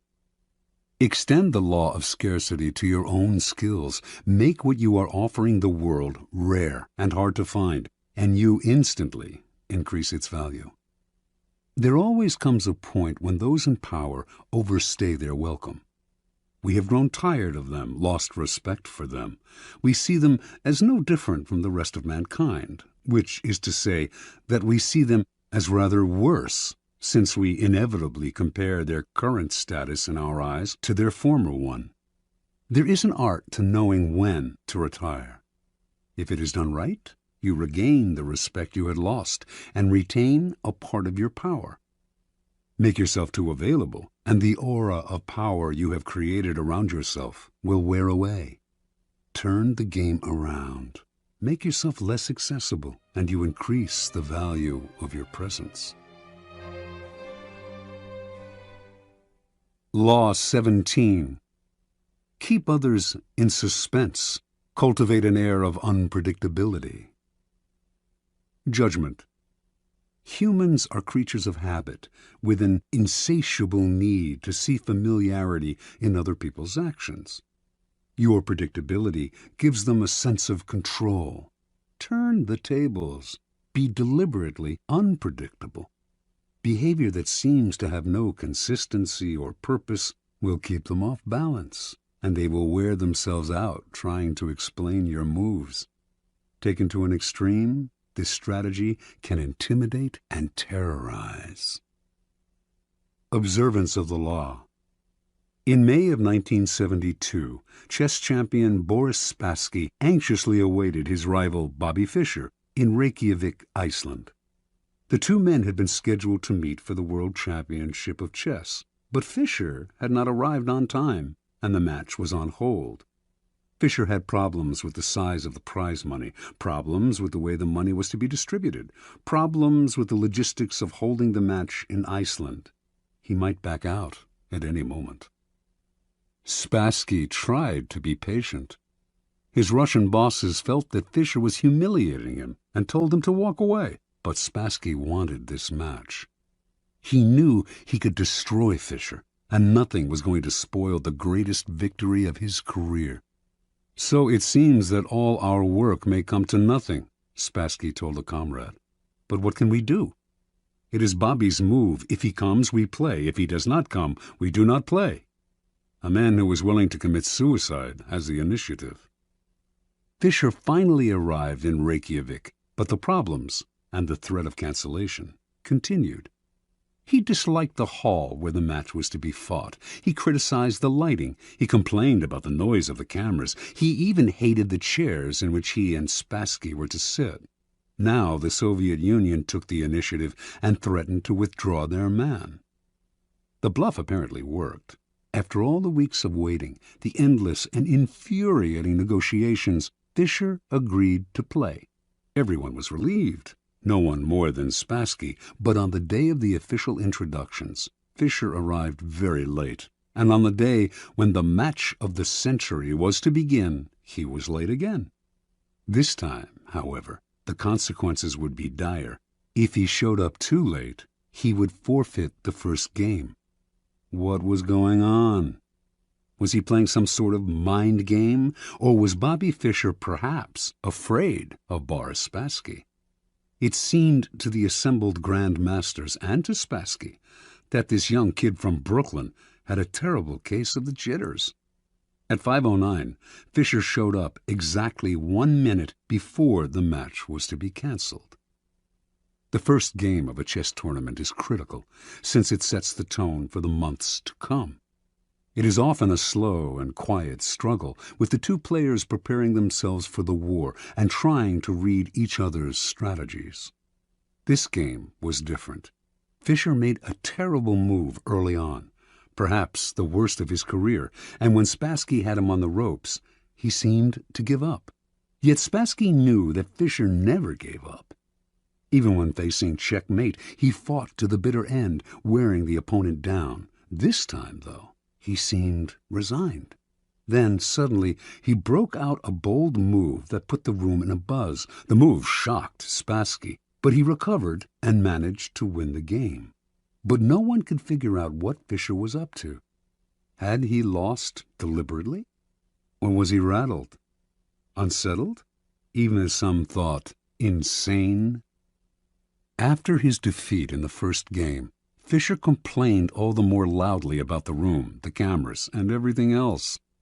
He also failed to show up on time for the second game. This time, the organizers had had enough. He was given a forfeit.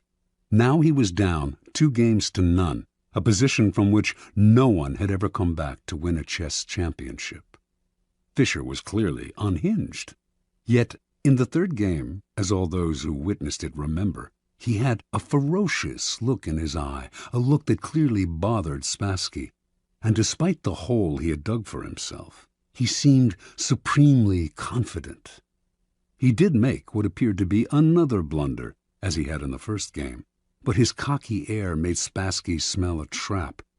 Yet, despite the Russian's suspicions, he could not figure out the trap, and before he knew it, Fischer had checkmated him. In fact, Fischer's unorthodox tactics had completely unnerved his opponent. At the end of the game, Fischer leaped up and rushed out, yelling to his confederates as he smashed a fist into his palm, "I'm crushing him with brute force." In the next games, Fischer pulled moves that no one had seen from him before, moves that were not his style. Now Spassky started to make blunders. After losing the sixth game, he started to cry. One grandmaster said, "After this, Spassky's got to ask himself if it's safe to go back to Russia." After the eighth game, Spassky decided he knew what was happening. Bobby Fischer was hypnotizing him. He decided not to look Fischer in the eye. He lost anyway. After the 14th game, he called a staff conference and announced, "An attempt is being made to control my mind." He wondered whether the orange juice they drank at the chess table could have been drugged. Maybe chemicals were being blown into the air. Finally, Spassky went public, accusing the Fischer team of putting something in the chairs that was altering Spassky's mind. The KGB went on alert. Boris Spassky was embarrassing the Soviet Union. The chairs were taken apart and x-rayed. A chemist found nothing unusual in them.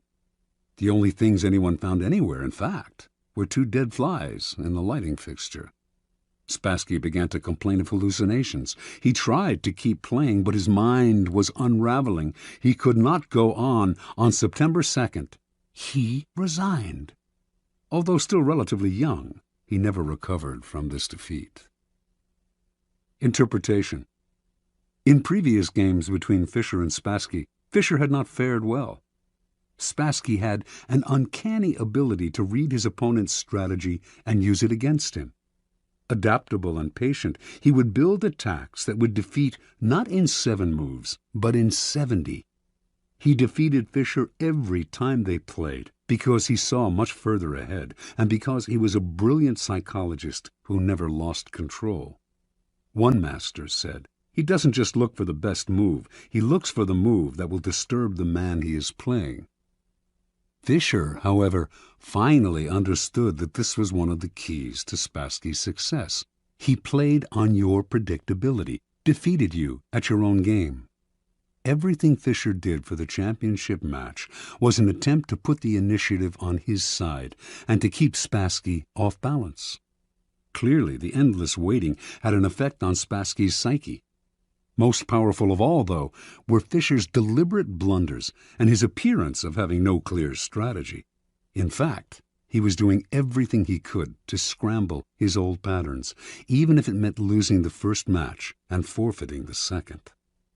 Spassky was known for his sang-froid and level-headedness, but for the first time in his life he could not figure out his opponent.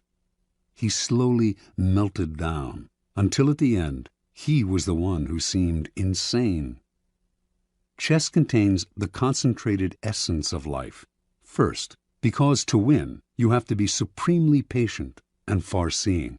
And second, because the game is built on patterns, whole sequences of moves that have been played before and will be played again with slight alterations in any one match. Your opponent analyzes the patterns you are playing and uses them to try to foresee your moves. Allowing him nothing predictable to base his strategy on gives you a big advantage. In chess, as in life, when people cannot figure out what you are doing, they are kept in a state of terror, waiting, uncertain, confused. Keys to power. Nothing is more terrifying than the sudden and unpredictable. That is why we are so frightened by earthquakes and tornadoes. We do not know when they will strike. After one has occurred, we wait in terror for the next one. To a lesser degree, this is the effect that unpredictable human behavior has on us. Animals behave in set patterns, which is why we are able to hunt and kill them. Only man has the capacity consciously to alter his behavior, to improvise and overcome the weight of routine and habit. Yet most men do not realize this power. They prefer the comforts of routine, of giving in to the animal nature that has them repeating the same compulsive actions time and time again. They do this because it requires no effort, and because they mistakenly believe that if they do not unsettle others, they will be left alone. Understand, a person of power instills a kind of fear by deliberately unsettling those around him to keep the initiative on his side. You sometimes need to strike without warning to make others tremble when they least expect it. It is a device that the powerful have used for centuries. Unpredictability is most often the tactic of the master, but the underdog, too, can use it to great effect. If you find yourself outnumbered or cornered, throw in a series of unpredictable moves. Your enemies will be so confused that they will pull back or make a tactical blunder. People are always trying to read the motives behind your actions and to use your predictability against you. Throw in a completely inexplicable move, and you put them on the defensive. Because they do not understand you, they are unnerved, and in such a state you can easily intimidate them. Unpredictability is not only a weapon of terror. Scrambling your patterns on a day-to-day basis will cause a stir around you and stimulate interest. People will talk about you, ascribe motives and explanations that have nothing to do with the truth, but that keep you constantly in their minds. In the end, the more capricious you appear, the more respect you will garner. Only the terminally subordinate act in a predictable manner. Law 18. Do not build fortresses to protect yourself. Isolation is dangerous. Judgment. The world is dangerous and enemies are everywhere. Everyone has to protect themselves. A fortress seems the safest, but isolation exposes you to more dangers than it protects you from. It cuts you off from valuable information. It makes you conspicuous and an easy target. Better to circulate among people, find allies, mingle. You are shielded from your enemies by the crowd. Transgression of the law. Qin Shi Huangdi, the first emperor of China in 221 to 210 BC, was the mightiest man of his day. His empire was vaster and more powerful than that of Alexander the Great. He had conquered all of the kingdoms surrounding his own kingdom of Qin and unified them into one massive realm called China. But in the last years of his life, few, if anyone, saw him. The emperor lived in the most magnificent palace built to that date, in the capital of Xianyang. The palace had 270 pavilions. All of these were connected by secret underground passageways, allowing the emperor to move through the palace without anyone seeing him. He slept in a different room every night, and anyone who inadvertently laid eyes on him was instantly beheaded. Only a handful of men knew his whereabouts, and if they revealed it to anyone, they too were put to death. The first emperor had grown so terrified of human contact that when he had to leave the palace, he traveled incognito, disguising himself carefully. On one such trip through the provinces, he suddenly died. His body was borne back to the capital in the emperor's carriage, with a cart packed with salted fish trailing behind it to cover up the smell of the rotting corpse. No one was to know of his death. He died alone, far from his wives, his family, his friends, and his courtiers, accompanied only by a minister and a handful of eunuchs. Interpretation. Shi Huangdi started off as the king of Qin, a fearless warrior of unbridled ambition. Writers of the time described him as a man with a waspish nose, eyes like slits, the voice of a jackal, and the heart of a tiger or wolf. He could be merciful sometimes, but more often he swallowed men up without a scruple. It was through trickery and violence that he conquered the provinces surrounding his own and created China, forging a single nation and culture out of many. As part of this process of unification, however, the first emperor outlawed the writings and teachings of Confucius, the philosopher whose ideas on the moral life had already become virtually a religion in Chinese culture. On Shi Huangdi's order, thousands of books relating to Confucius were burned, and anyone who quoted Confucius was to be beheaded. This made many enemies for the emperor, and he grew constantly afraid, even paranoid. The executions mounted. A contemporary, the writer Han Fei Tzu, noted that Qin has been victorious for 4 generations, yet has lived in constant terror and apprehension of destruction. As the emperor withdrew deeper and deeper into the palace to protect himself, he slowly lost control of the realm. Eunuchs and ministers enacted political policies without his approval or even his knowledge. They also plotted against him. By the end, he was emperor in name only, and was so isolated that barely anyone knew he had died. He had probably been poisoned by the same scheming ministers who encouraged his isolation. That is what isolation brings. Retreat into a fortress, and you lose contact with the sources of your power. You lose your ear for what is happening around you, as well as a sense of proportion. Instead of being safer, you cut yourself off from the kind of knowledge on which your life depends. Never enclose yourself so far from the streets that you cannot hear what is happening around you, including the plots against you. Keys to power. Machiavelli makes the argument that in a strictly military sense, a fortress is invariably a mistake. It becomes a symbol of power's isolation and is an easy target for its builder's enemies. Designed to defend you, fortresses actually cut you off from help and cut into your flexibility.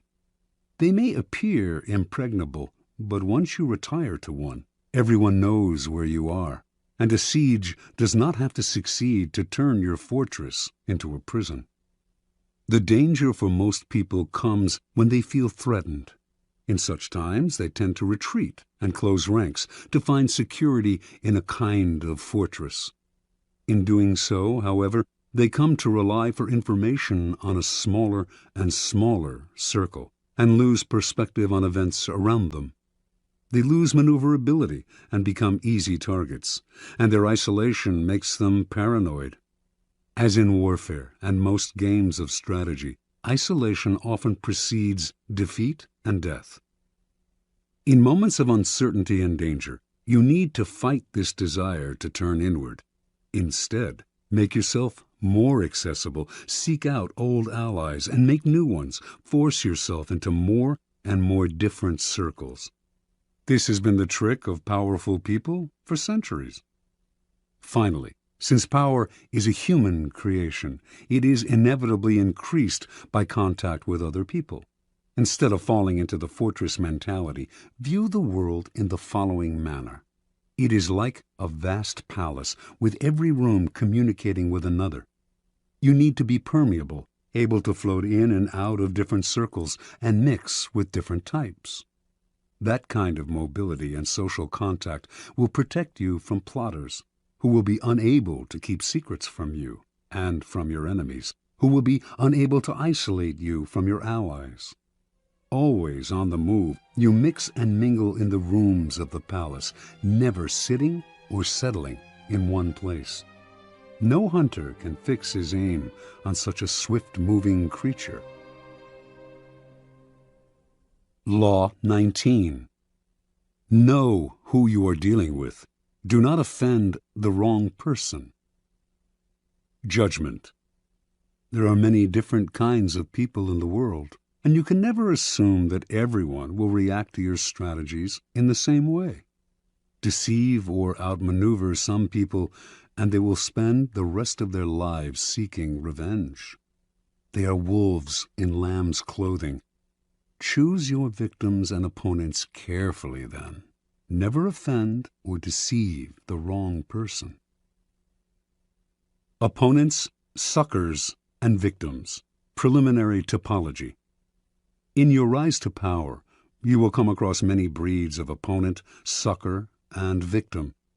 The highest form of the art of power is the ability to distinguish the wolves from the lambs, the foxes from the hares, the hawks from the vultures. If you make this distinction well, you will succeed without needing to coerce anyone too much. But if you deal blindly with whomever crosses your path, you will have a life of constant sorrow, if you even live that long. Being able to recognize types of people and to act accordingly is critical.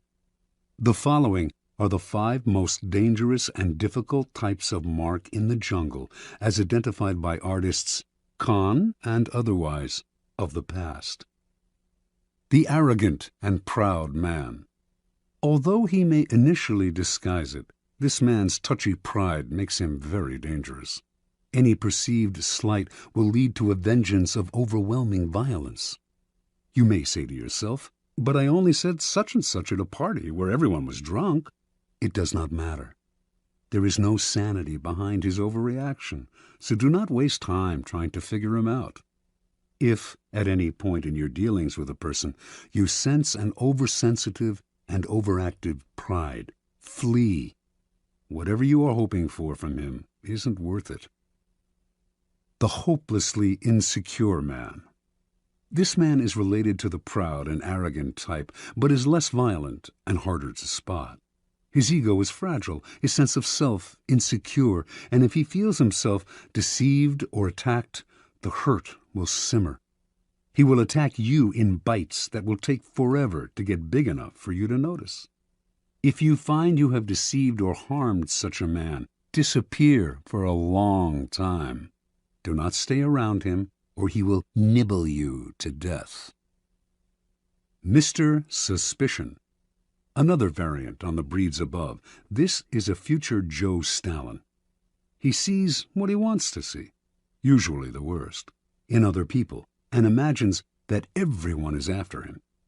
Mr. Suspicion is, in fact, the least dangerous of the three.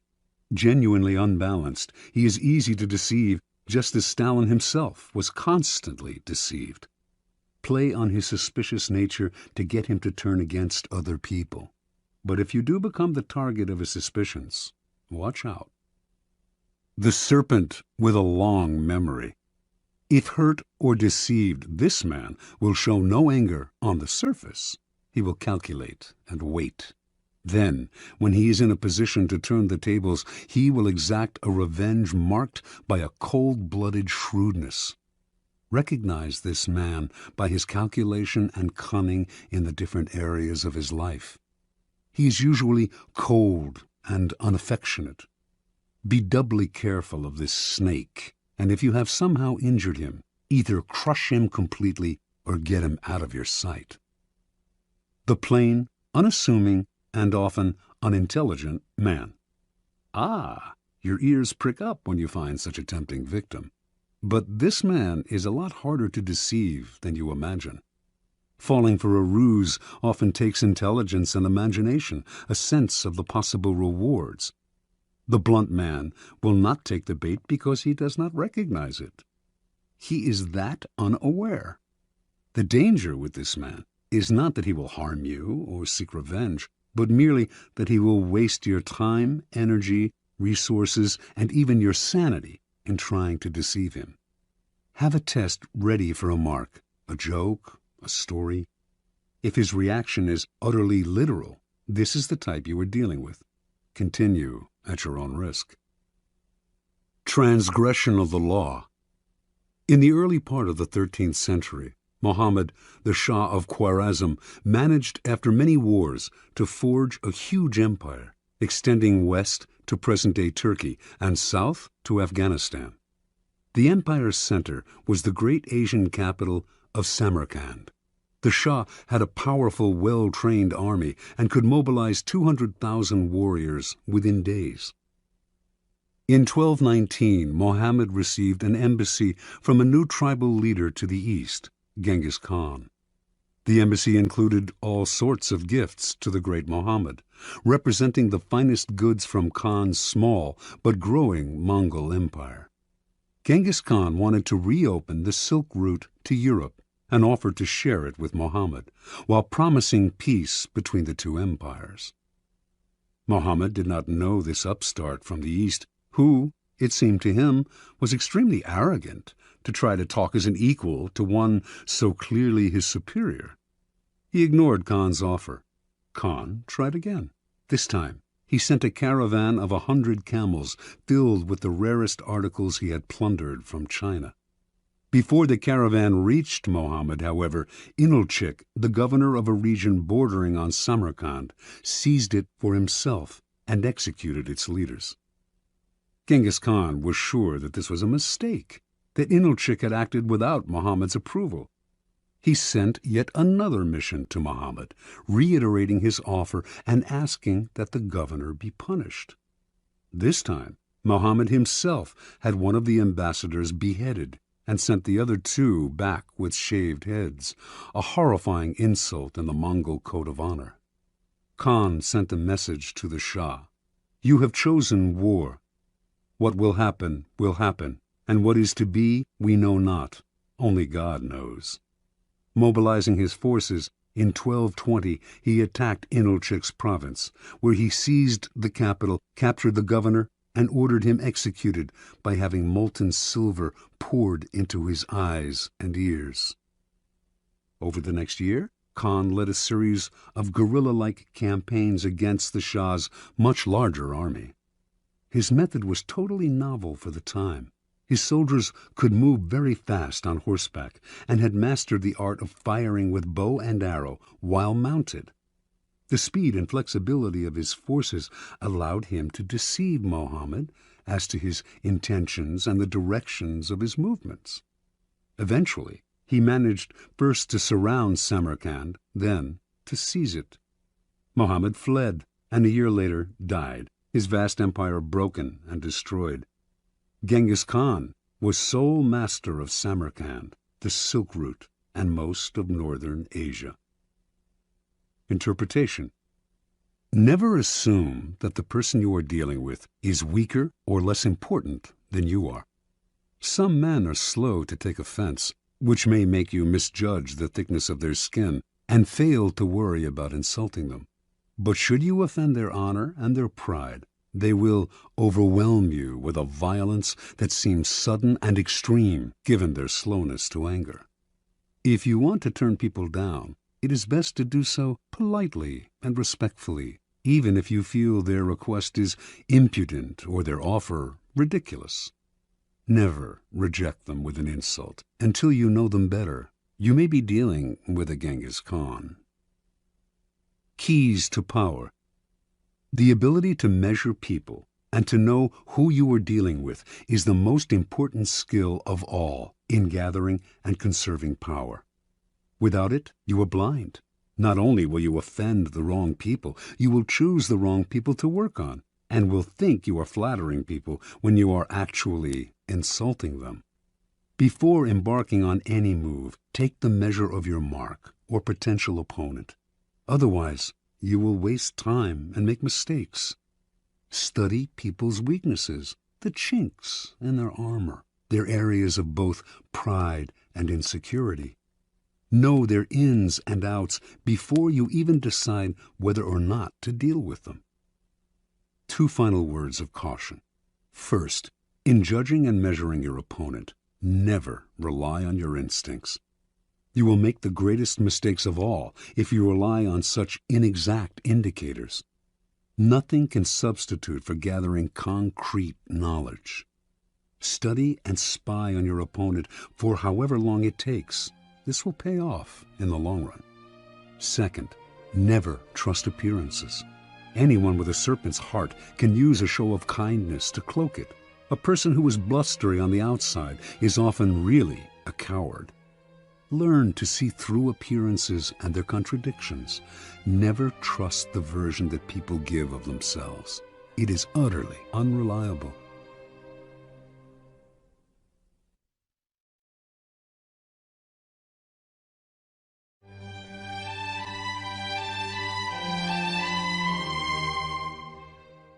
Law 20. Do not commit to anyone. Judgment. It is the fool who always rushes to take sides. Do not commit to any side or cause but yourself. By maintaining your independence, you become the master of others, playing people against one another, making them pursue you. Part 1. Do not commit to anyone, but be courted by all. If you allow people to feel they possess you to any degree, you lose all power over them. By not committing your affections, they will only try harder to win you over. Stay aloof, and you gain the power that comes from their attention and frustrated desire. Play the virgin queen. Give them hope, but never satisfaction. Observance of the law. When Queen Elizabeth I ascended the throne of England in 1558, there was much to do about her finding a husband. The issue was debated in Parliament and was a main topic of conversation among Englishmen of all classes. They often disagreed as to whom she should marry, but everyone thought she should marry as soon as possible, for a queen must have a king and must bear heirs for the kingdom. The debates raged on for years. Meanwhile, the most handsome and eligible bachelors in the realm, Sir Robert Dudley, the Earl of Essex, Sir Walter Raleigh, vied for Elizabeth's hand. She did not discourage them, but she seemed to be in no hurry, and her hints as to which man might be her favorite often contradicted each other. In 1566, Parliament sent a delegation to Elizabeth urging her to marry before she was too old to bear children. She did not argue, nor did she discourage the delegation, but she remained a virgin nonetheless. The delicate game that Elizabeth played with her suitors slowly made her the subject of innumerable sexual fantasies and the object of cultish worship. The court physician, Simon Forman, used his diary to describe his dreams of deflowering her. Painters represented her as Diana and other goddesses. The poet Edmund Spenser and others wrote eulogies to the Virgin Queen. She was referred to as the world's empress, that virtuous Virgo who rules the world and sets the stars in motion.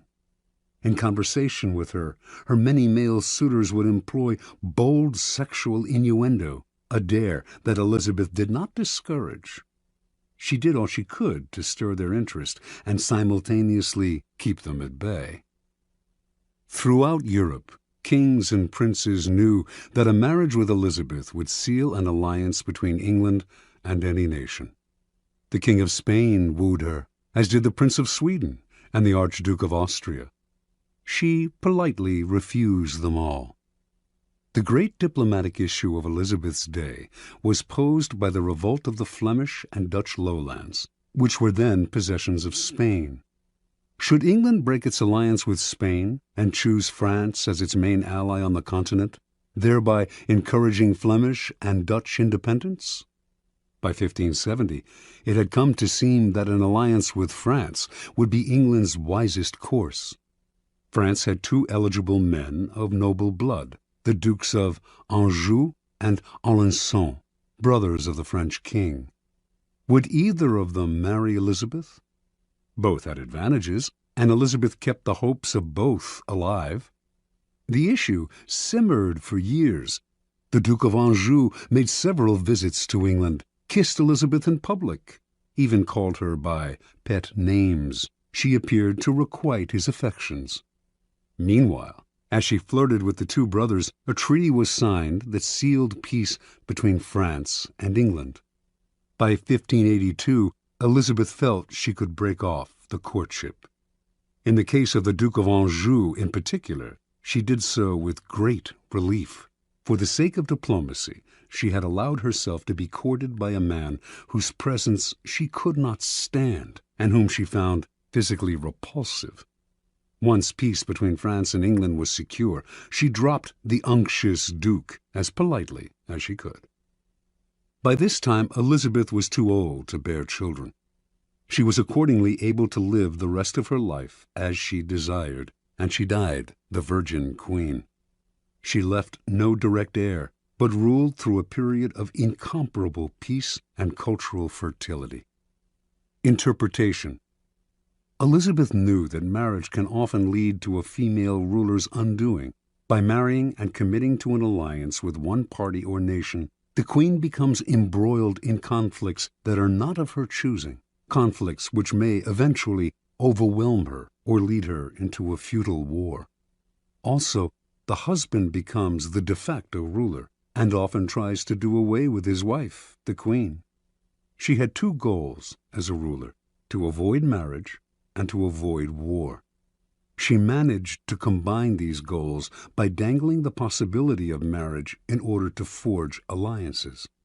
The moment she committed to any single suitor would have been the moment she lost her power. She had to emanate mystery and desirability, never discouraging anyone's hopes, but never yielding.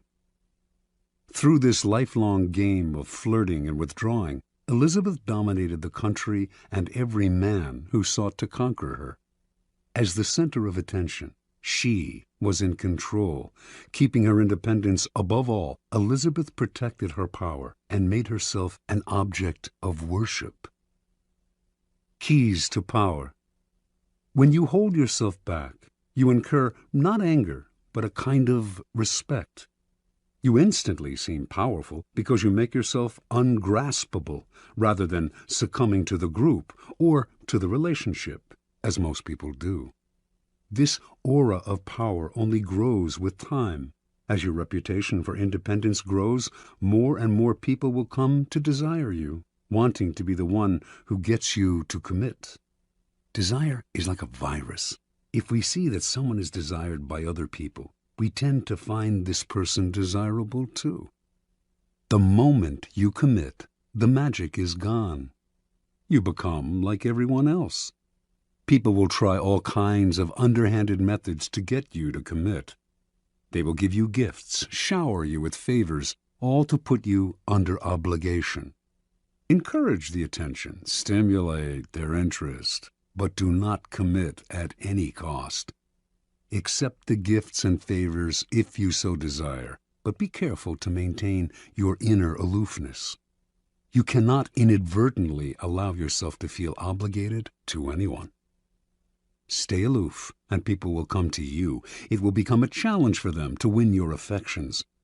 As long as you imitate the wise virgin queen and stimulate their hopes, you will remain a magnet of attention and desire.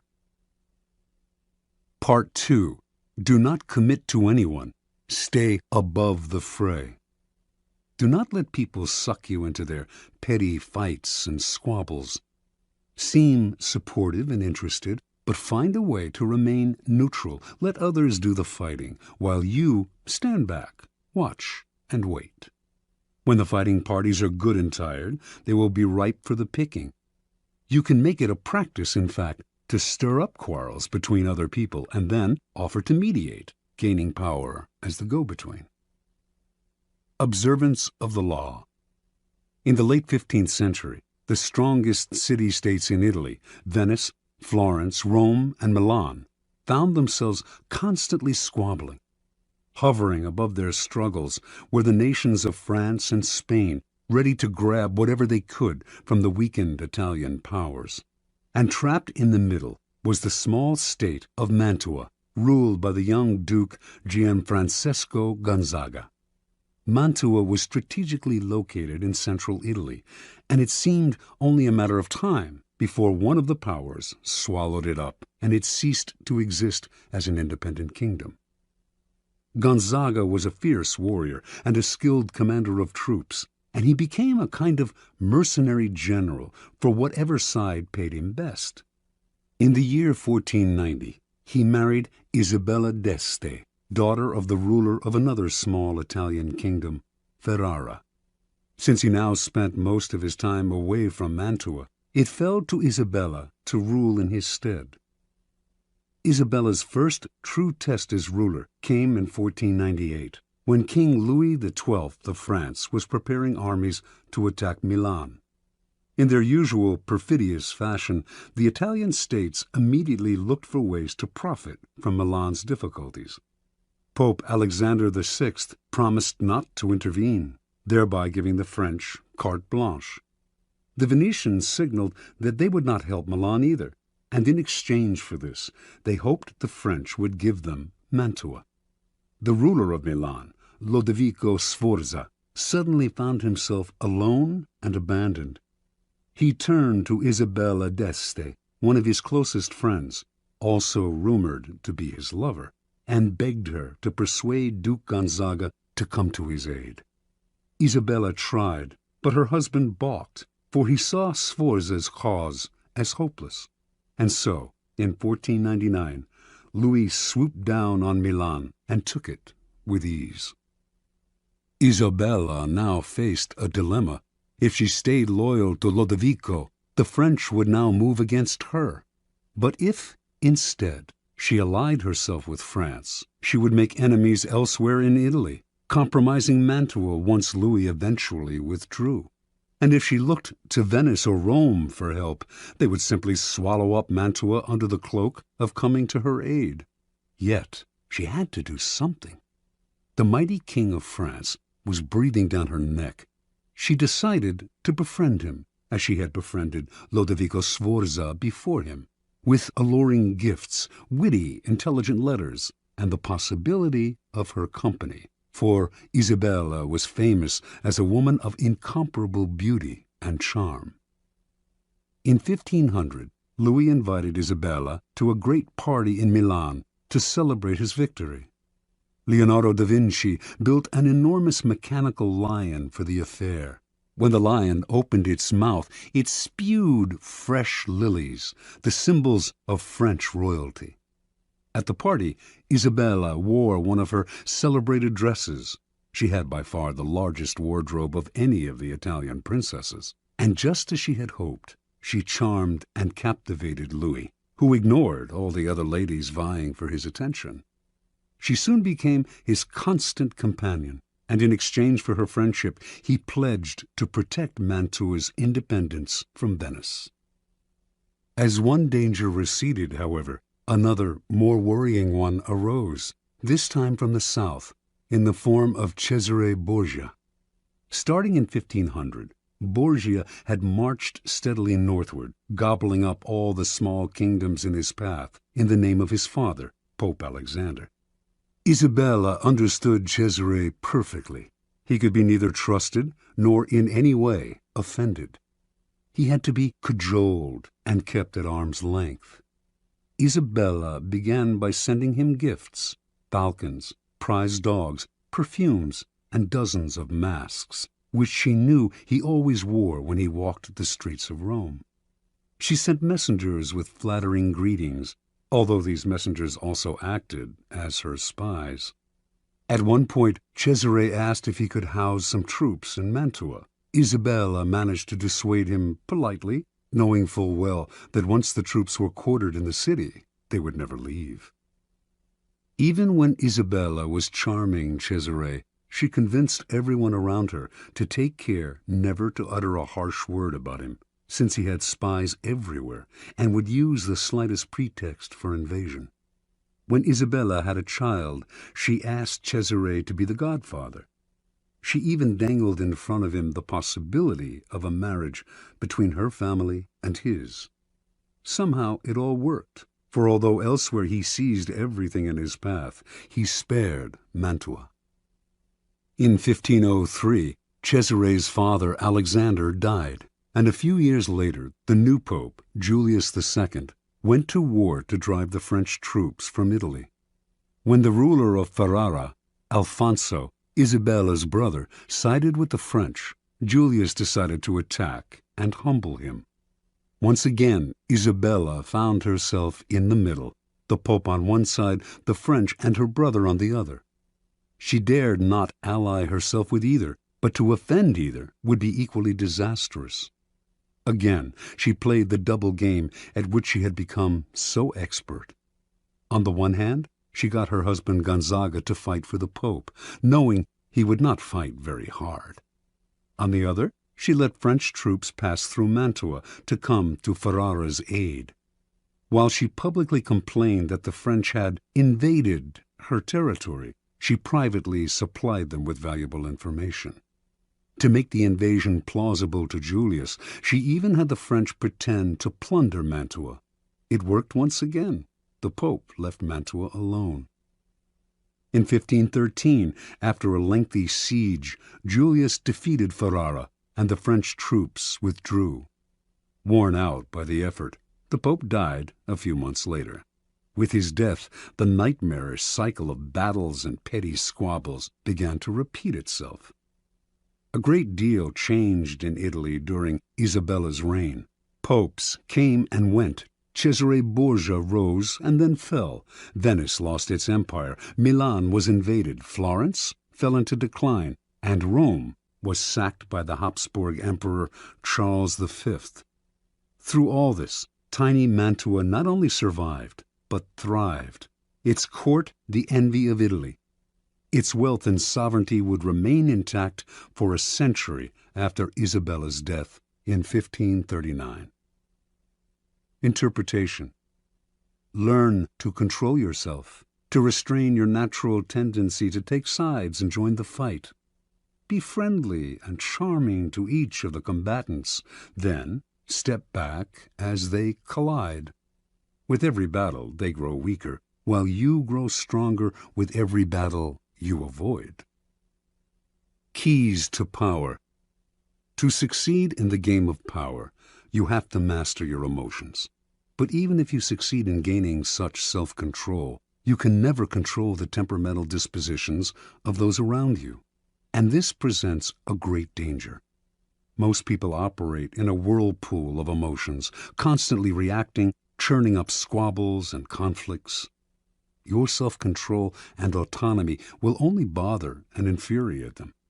They will try to draw you into the whirlpool, begging you to take sides in their endless battles or to make peace for them.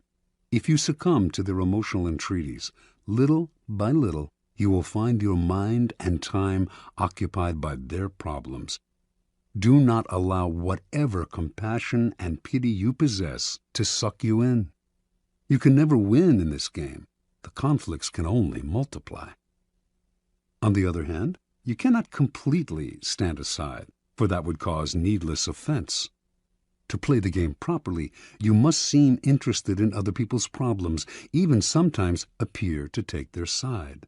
But while you make outward gestures of support, you must maintain your inner energy and sanity by keeping your emotions disengaged. No matter how hard people try to pull you in, never let your interest in their affairs and petty squabbles go beyond the surface. Give them gifts. Listen with a sympathetic look. Even occasionally play the charmer. But inwardly keep both the friendly kings and the perfidious Borgias at arm's length. By refusing to commit and thus maintaining your autonomy, you retain the initiative. Your moves stay matters of your own choosing, not defensive reactions to the push and pull of those around you. Play a waiting game, and you cannot lose. Law 21. Play a sucker to catch a sucker. Seem dumber than your mark. Judgment. No one likes feeling stupider than the next person. The trick, then, is to make your victims feel smart, and not just smart, but smarter than you are. Once convinced of this, they will never suspect that you may have ulterior motives. Observance of the law. In the winter of 1872, the U.S. financier Asbury Harpending was visiting London when he received a cable. A diamond mine had been discovered in the American West. The cable came from a reliable source, William Ralston, owner of the Bank of California, but Harpending nevertheless took it as a practical joke, probably inspired by the recent discovery of huge diamond mines in South Africa. True, when reports had first come in of gold being discovered in the western United States, everyone had been skeptical, and those had turned out to be true. But a diamond mine in the West? Harpending showed the cable to his fellow financier, Baron Rothschild, one of the richest men in the world, saying it must be a joke. The Baron, however, replied, "Don't be too sure about that.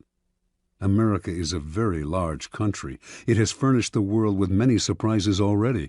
Perhaps it has others in store." Harpending promptly took the first ship back to the States.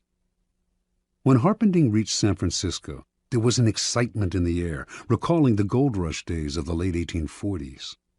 Two crusty prospectors named Philip Arnold and John Slack had been the ones to find the diamond mine. They had not divulged its location in Wyoming, but had led a highly respected mining expert to it several weeks back, taking a circular route so he could not guess his whereabouts. Once there, the expert had watched as the miners dug up diamonds.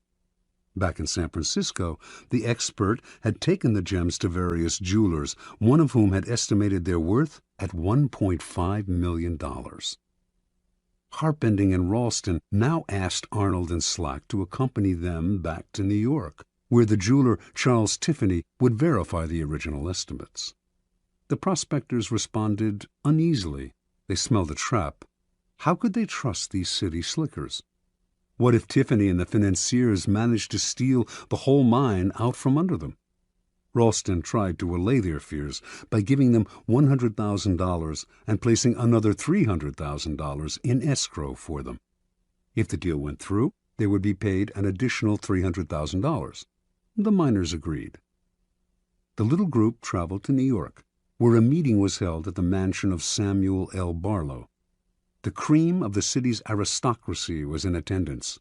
General George Brenton McClellan, commander of the Union forces in the Civil War, General Benjamin Butler, Horace Greeley, editor of the newspaper The New York Tribune, Harpending, Ralston, and Tiffany. Only Slack and Arnold were missing. As tourists in the city, they had decided to go sightseeing. When Tiffany announced that the gems were real and worth a fortune, the financiers could barely control their excitement. They wired Rothschild and other tycoons to tell them about the diamond mine and inviting them to share in the investment. At the same time, they also told the prospectors that they wanted one more test. They insisted that a mining expert of their choosing accompany Slack and Arnold to the site to verify its wealth. The prospectors reluctantly agreed. In the meantime, they said, they had to return to San Francisco. The jewels that Tiffany had examined they left with Harpending for safekeeping. Several weeks later, a man named Louis Janin, the best mining expert in the country, met the prospectors in San Francisco. Janin was a born skeptic who was determined to make sure that the mine was not a fraud. Accompanying Janin were Harpending and several other interested financiers. As with the previous expert, the prospectors led the team through a complex series of canyons, completely confusing them as to their whereabouts. Arriving at the site, the financiers watched in amazement as Janin dug the area up, leveling anthills, turning over boulders, and finding emeralds, rubies, sapphires, and most of all, diamonds. The dig lasted 8 days, and by the end, Janin was convinced. He told the investors that they now possessed the richest field in mining history. With 100 men and proper machinery, he told them, I would guarantee to send out $1 million in diamonds every 30 days. Returning to San Francisco a few days later, Ralston, Harpending, and Company acted fast to form a $10 million corporation of private investors. First, however, they had to get rid of Arnold and Slack. That meant hiding their excitement. They certainly did not want to reveal the field's real value. So they played possum. Who knows if Janin is right, they told the prospectors. The mine may not be as rich as we think. This just made the prospectors angry. Trying a different tactic, the financiers told the two men that if they insisted on having shares in the mine, they would end up being fleeced by the unscrupulous tycoons and investors who would run the corporation. Better, they said, to take the $700,000 already offered, an enormous sum at the time, and put their greed aside. This the prospectors seemed to understand, and they finally agreed to take the money, in return signing the rights to the site over to the financiers and leaving maps to it. News of the mine spread like wildfire. Prospectors fanned out across Wyoming. Meanwhile, Harpending and Group began spending the millions they had collected from their investors, buying equipment, hiring the best men in the business, and furnishing luxurious offices in New York and San Francisco. A few weeks later, on their first trip back to the site, they learned the hard truth. Not a single diamond or ruby was to be found. It was all a fake. They were ruined. Harpending had unwittingly lured the richest men in the world into the biggest scam of the century. Interpretation. Arnold and Slack pulled off their stupendous con, not by using a fake engineer or bribing Tiffany. All of the experts had been real. All of them honestly believed in the existence of the mine and in the value of the gems. What had fooled them all was nothing else than Arnold and Slack themselves. The two men seemed to be such rubes, such hayseeds, so naive, that no one for an instant had believed them capable of an audacious scam. The prospectors had simply observed the law of appearing more stupid than the mark, the deceiver's first commandment. The logistics of the con were quite simple. Months before Arnold and Slack announced the discovery of the diamond mine, they traveled to Europe, where they purchased some real gems for around $12,000, part of the money they had saved from their days as gold miners. They then salted the mine with these gems, which the first expert dug up and brought to San Francisco. The jewelers who had appraised these stones, including Tiffany himself, had gotten caught up in the fever and had grossly overestimated their value. Then Ralston gave the prospectors $100,000 as security, and immediately after their trip to New York, they simply went to Amsterdam, where they bought sacks of uncut gems before returning to San Francisco. The second time they salted the mine, there were many more jewels to be found. The effectiveness of the scheme, however, rested not on tricks like these, but on the fact that Arnold and Slack played their parts to perfection. On their trip to New York, where they mingled with millionaires and tycoons, they played up their clodhopper image, wearing pants and coats a size or two too small and acting incredulous at everything they saw in the big city. No one believed that these country simpletons could possibly be conning the most devious, unscrupulous financiers of the time. Keys to power. Given how important the idea of intelligence is to most people's vanity, it is critical never inadvertently to insult or impugn a person's brain power. That is an unforgivable sin, but if you can make this iron rule work for you, it opens up all sorts of avenues of deception. Subliminally reassure people that they are more intelligent than you are, or even that you are a bit of a moron, and you can run rings around them. The feeling of intellectual superiority you give them will disarm their suspicion muscles.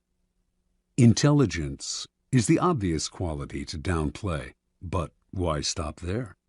Taste and sophistication rank close to intelligence on the vanity scale, make people feel they are more sophisticated than you are, and their guard will come down. As Arnold and Slack knew, an air of complete naivete can work wonders. Those fancy financiers were laughing at them behind their backs. But who laughed loudest in the end? In general, then, always make people believe they are smarter and more sophisticated than you are. They will keep you around because you make them feel better about themselves, and the longer you are around, the more opportunities you will have to deceive them. Law 22. Use the surrender tactic. Transform weakness into power. Judgment. When you are weaker, never fight for honor's sake.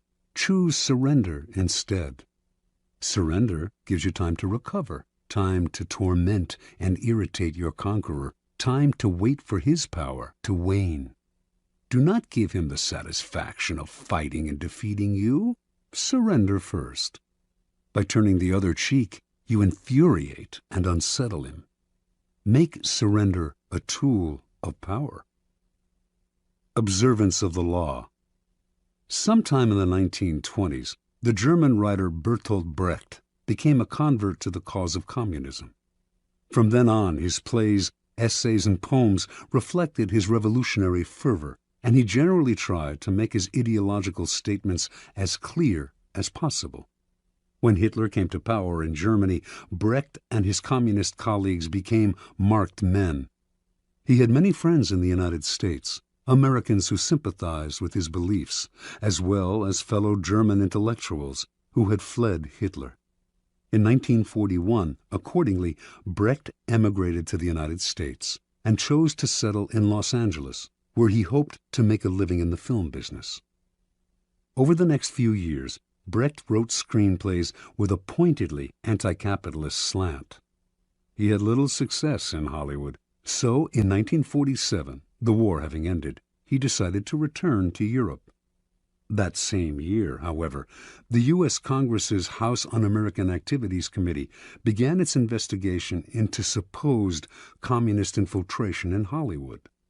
It began to gather information on Brecht, who had so openly espoused Marxism, and on September 19, 1947, only a month before he had planned to leave the United States, he received a subpoena to appear before the committee.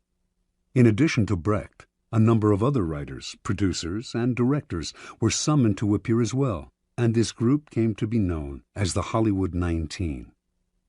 Before going to Washington, the Hollywood 19 met to decide on a plan of action. Their approach would be confrontational. Instead of answering questions about their membership, or lack of it, in the Communist Party, they would read prepared statements that would challenge the authority of the committee and argue that its activities were unconstitutional. Even if this strategy meant imprisonment, it would gain publicity for their cause. Brecht disagreed.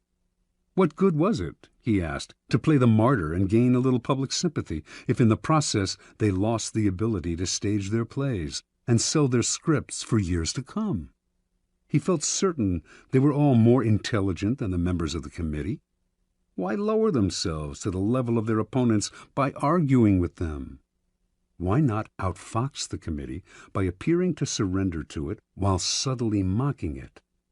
The Hollywood 19 listened to Brecht politely, but decided to stick to their plan, leaving Brecht to go his own way. The committee finally summoned Brecht on October 30th. They expected him to do what others among the Hollywood 19 who had testified before him had done: argue, refuse to answer questions, challenge the committee's right to hold its hearing, even yell and hurl insults. Much to their surprise, however, Brecht was the very picture of congeniality. He wore a suit, something he rarely did, smoked a cigar. He had heard that the committee chairman was a passionate cigar smoker, answered their questions politely, and generally deferred to their authority. Unlike the other witnesses, Brecht answered the question of whether he belonged to the Communist Party. He was not a member, he said, which happened to be the truth. One committee member asked him, "Is it true you have written a number of revolutionary plays?" Brecht had written many plays with overt communist messages, but he responded, "I have written a number of poems and songs and plays in the fight against Hitler, and, of course, they can be considered, therefore, as revolutionary because I, of course, was for the overthrow of that government." This statement went unchallenged. Brecht's English was more than adequate, but he used an interpreter throughout his testimony, a tactic that allowed him to play subtle games with language. When committee members found communist leanings in lines from English editions of his poems, he would repeat the lines in German for the interpreter, who would then retranslate them, and somehow they would come out innocuous. At one point, a committee member read one of Brecht's revolutionary poems out loud in English and asked him if he had written it. "No," he responded, "I wrote a German poem, which is very different from this." The author's elusive answers baffled the committee members, but his politeness and the way he yielded to their authority made it impossible for them to get angry with him. After only an hour of questioning, the committee members had had enough. "Thank you very much," said the chairman. "You are a good example to the other witnesses." Not only did they free him, they offered to help him if he had any trouble with immigration officials who might detain him for their own reasons. The following day, Brecht left the U.S., never to return. Interpretation. The Hollywood 19's confrontational approach won them a lot of sympathy, and years later they gained a kind of vindication in public opinion. But they were also blacklisted and lost valuable years of profitable working time. Brecht, on the other hand, expressed his disgust at the committee more indirectly. It was not that he changed his beliefs or compromised his values. Instead, during his short testimony, he kept the upper hand by appearing to yield, while all the time running circles around the committee with vague responses, outright lies that went unchallenged because they were wrapped in enigmas and word games. In the end, he kept the freedom to continue his revolutionary writing, as opposed to suffering imprisonment or detainment in the United States, even while subtly mocking the committee and its authority with his pseudo-obedience. Keep in mind the following. People trying to make a show of their authority are easily deceived by the surrender tactic. Your outward sign of submission makes them feel important, satisfied that you respect them. They become easier targets for a later counterattack or for the kind of indirect ridicule used by Brecht. Measuring your power over time, never sacrifice long-term maneuverability for the short-lived glories of martyrdom.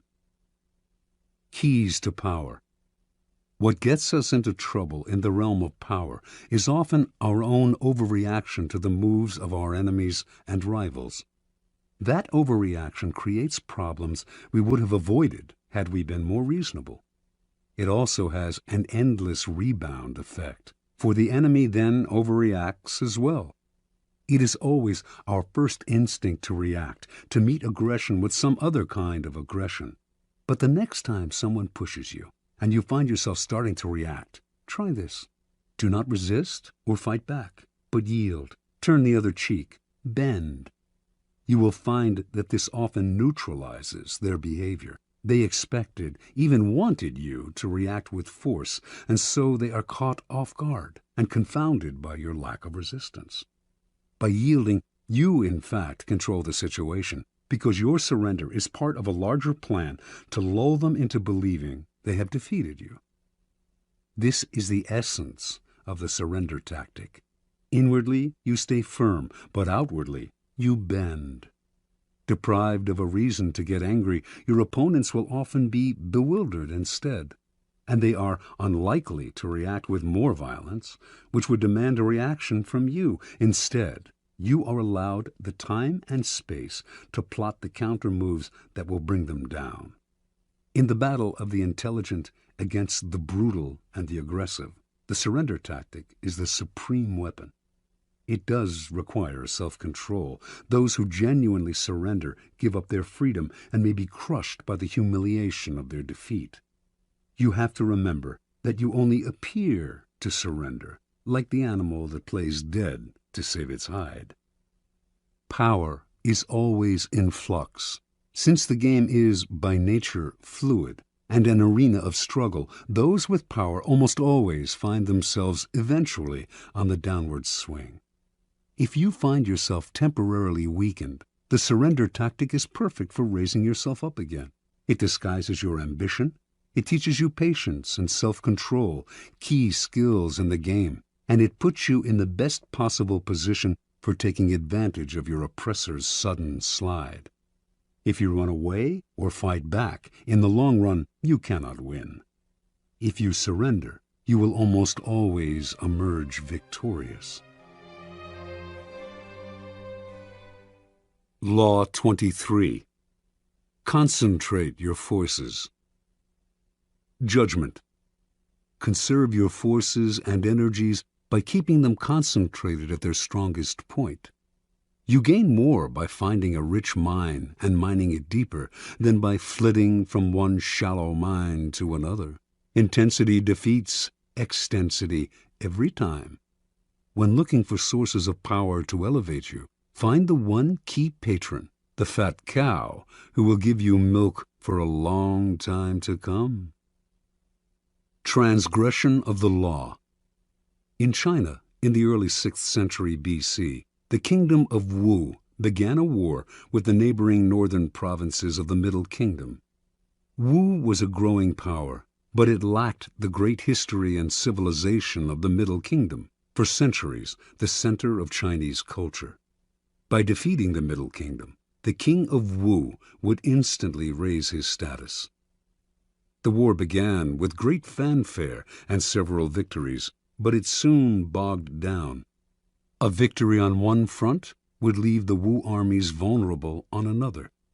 The king's chief minister and advisor, Wu Zishu, warned him that the barbarous state of Yue to the south was beginning to notice the kingdom of Wu's problems and had designs to invade.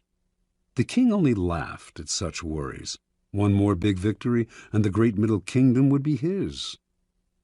In the year 490, Wu Zishu sent his son away to safety in the kingdom of Qi. In doing so, He sent the king a signal that he disapproved of the war and that he believed the king's selfish ambition was leading Wu to ruin. The king, sensing betrayal, lashed out at his minister, accusing him of a lack of loyalty, and, in a fit of anger, ordered him to kill himself. Wu Zixu obeyed his king, but before he plunged the knife into his chest, he cried, "Tear out my eyes, O king, and fix them on the gate of Wu, so that I may see the triumphant entry of Yue."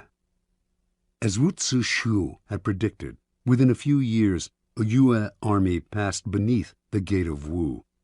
As the barbarians surrounded the palace, the king remembered his minister's last words and felt the dead man's disembodied eyes watching his disgrace. Unable to bear his shame, the king killed himself, covering his face so that he would not have to meet the reproachful gaze of his minister in the next world. Interpretation.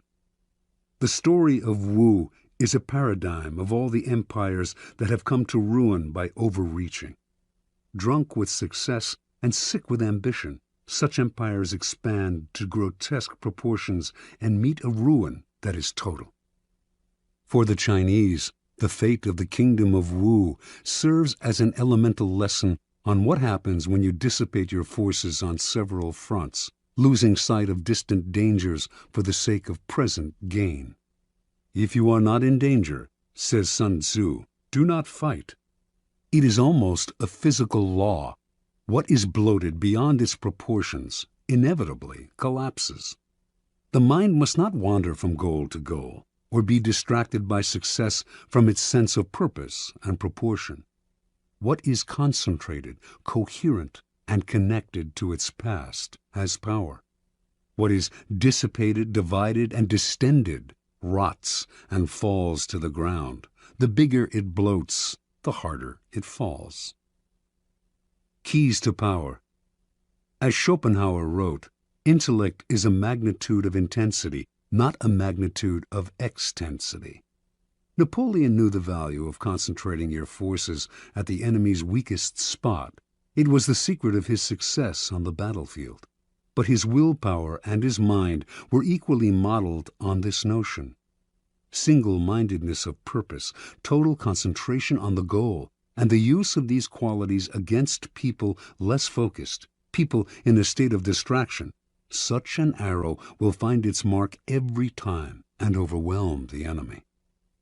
Concentrate on a single goal, a single task, and beat it into submission. In the world of power, you will constantly need help from other people, usually those more powerful than you.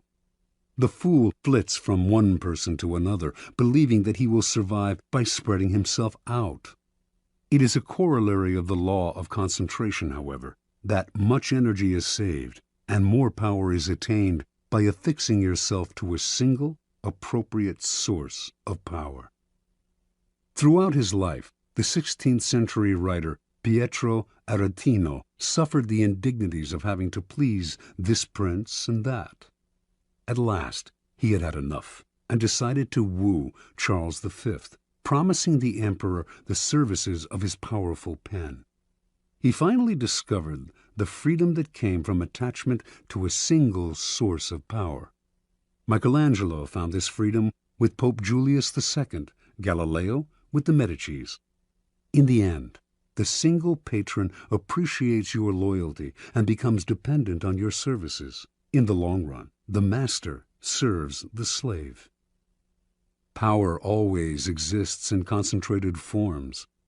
In any organization, it is inevitable for a small group to hold the strings, and often it is not those with the titles. In the game of power, only the fool flails about without fixing his target. You must find out who controls the operations, who is the real director behind the scenes. As Richelieu discovered at the beginning of his rise to the top of the French political scene during the early 17th century, it was not King Louis XIII who decided things. It was the king's mother, and so he attached himself to her and catapulted through the ranks of the courtiers all the way to the top.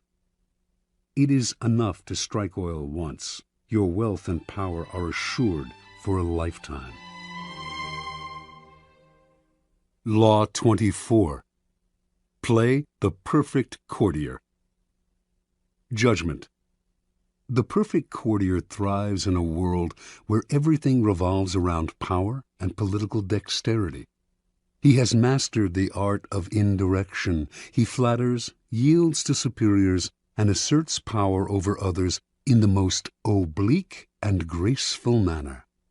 Learn and apply the laws of courtiership, and there will be no limit to how far you can rise in the court. Court society. It is a fact of human nature that the structure of a court society forms itself around power. In the past, the court gathered around the ruler and had many functions. Besides keeping the ruler amused, it was a way to solidify the hierarchy of royalty, nobility, and the upper classes, and to keep the nobility both subordinate and close to the ruler, so that he could keep an eye on them. The court serves power in many ways, but most of all, it glorifies the ruler, providing him with a microcosmic world that must struggle to please him. To be a courtier was a dangerous game. A 19th century Arab traveler to the court of Darfur, in what is now Sudan, reported that courtiers there had to do whatever the Sultan did. If he were injured, they had to suffer the same injury. If he fell off his horse during a hunt, they fell too. Mimicry like this appeared in courts all over the world. More troublesome was the danger of displeasing the ruler. One wrong move spelled death or exile. The successful courtier had to walk a tightrope, pleasing but not pleasing too much, obeying but somehow distinguishing himself from the other courtiers, while also never distinguishing himself so far as to make the ruler insecure. Great courtiers throughout history have mastered the science of manipulating people. They make the king feel more kingly. They make everyone else fear their power. They are magicians of appearance, knowing that most things at court are judged by how they seem. Great courtiers are gracious and polite. Their aggression is veiled and indirect. Masters of the word, they never say more than necessary, getting the most out of a compliment or hidden insult. They are magnets of pleasure. People want to be around them because they know how to please. Yet they neither fawn nor humiliate themselves. Great courtiers become the king's favorites, enjoying the benefits of that position. They often end up more powerful than the ruler, for they are wizards in the accumulation of influence. Many today dismiss court life as a relic of the past, a historical curiosity. They reason, according to Machiavelli, as though heaven, the sun, the elements, and men had changed the order of their motions and power, and were different from what they were in ancient times. There may be no more sun kings, but there are still plenty of people who believe the sun revolves around them. The royal court may have more or less disappeared, or at least lost its power, but courts and courtiers still exist because power still exists. A courtier is rarely asked to fall off a horse anymore, but the laws that govern court politics are as timeless as the laws of power. There is much to be learned, then, from great courtiers past and present. The laws of court politics.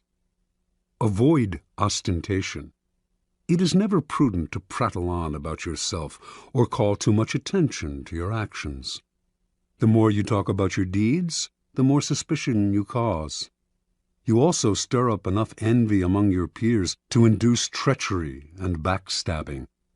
Be careful, ever so careful, in trumpeting your own achievements, and always talk less about yourself than about other people. Modesty is generally preferable. Practice nonchalance.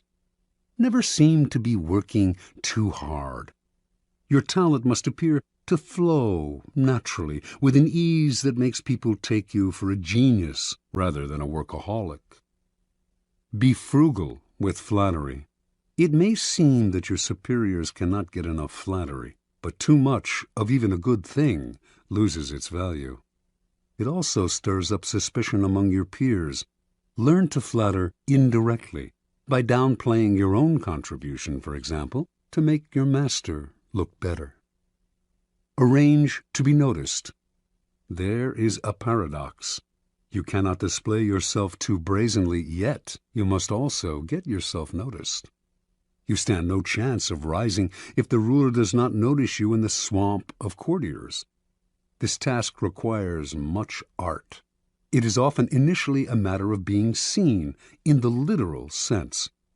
Pay attention to your physical appearance then, and find a way to create a subtly distinctive style and image. Alter your style and language according to the person you are dealing with. The pseudo-belief in equality, the idea that talking and acting the same way with everyone, no matter what their rank, makes you somehow a paragon of civilization, is a terrible mistake. Those below you will take it as a form of condescension, which it is, and those above you will be offended, although they may not admit it. You must change your style and your way of speaking to suit each person. This is not lying, it is acting, and acting is an art, not a gift from God. Learn the art. Never be the bearer of bad news. The king kills the messenger who brings bad news. This is a cliché, but there is truth to it. You must struggle and, if necessary, lie and cheat to be sure that the lot of the bearer of bad news falls on a colleague, never on you. Bring only good news, and your approach will gladden your master. Never affect friendliness and intimacy with your master. He does not want a friend for a subordinate. He wants a subordinate.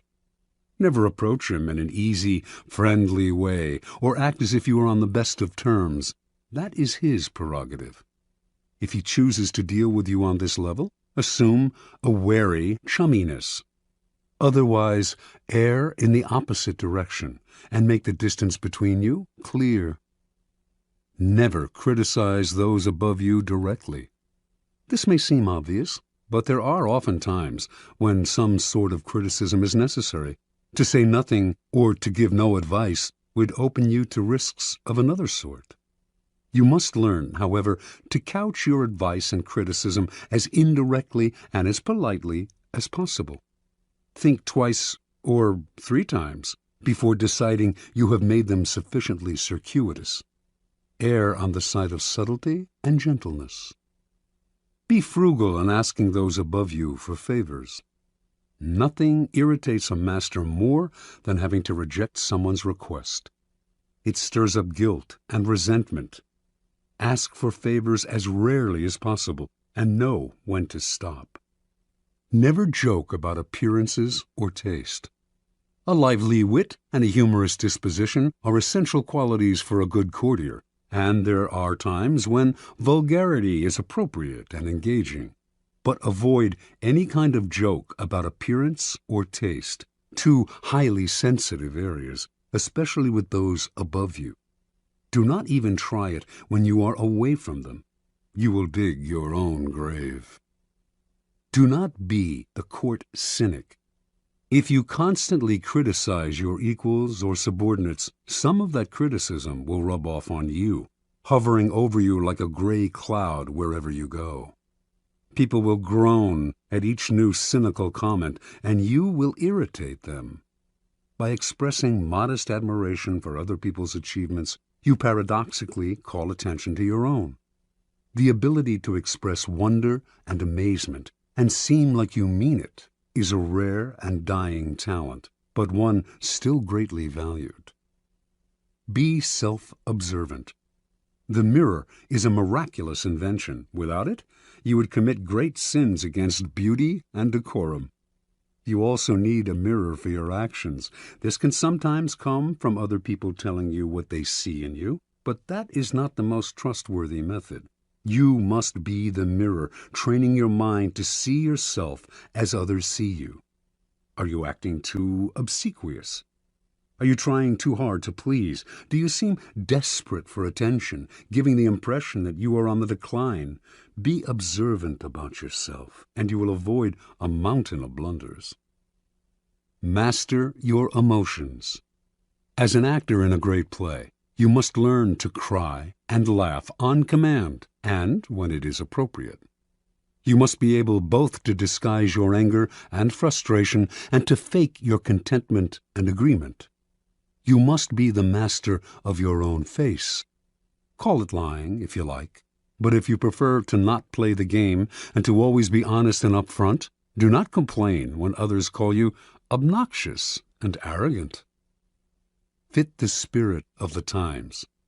A slight affectation of a past era can be charming as long as you choose a period at least 20 years back. Wearing the fashions of 10 years ago is ludicrous unless you enjoy the role of court jester. Your spirit and way of thinking must keep up with the times, even if the times offend your sensibilities. Be too forward-thinking, however, and no one will understand you. It is never a good idea to stand out too much in this area. You are best off at least being able to mimic the spirit of the times. Be a source of pleasure. This is critical.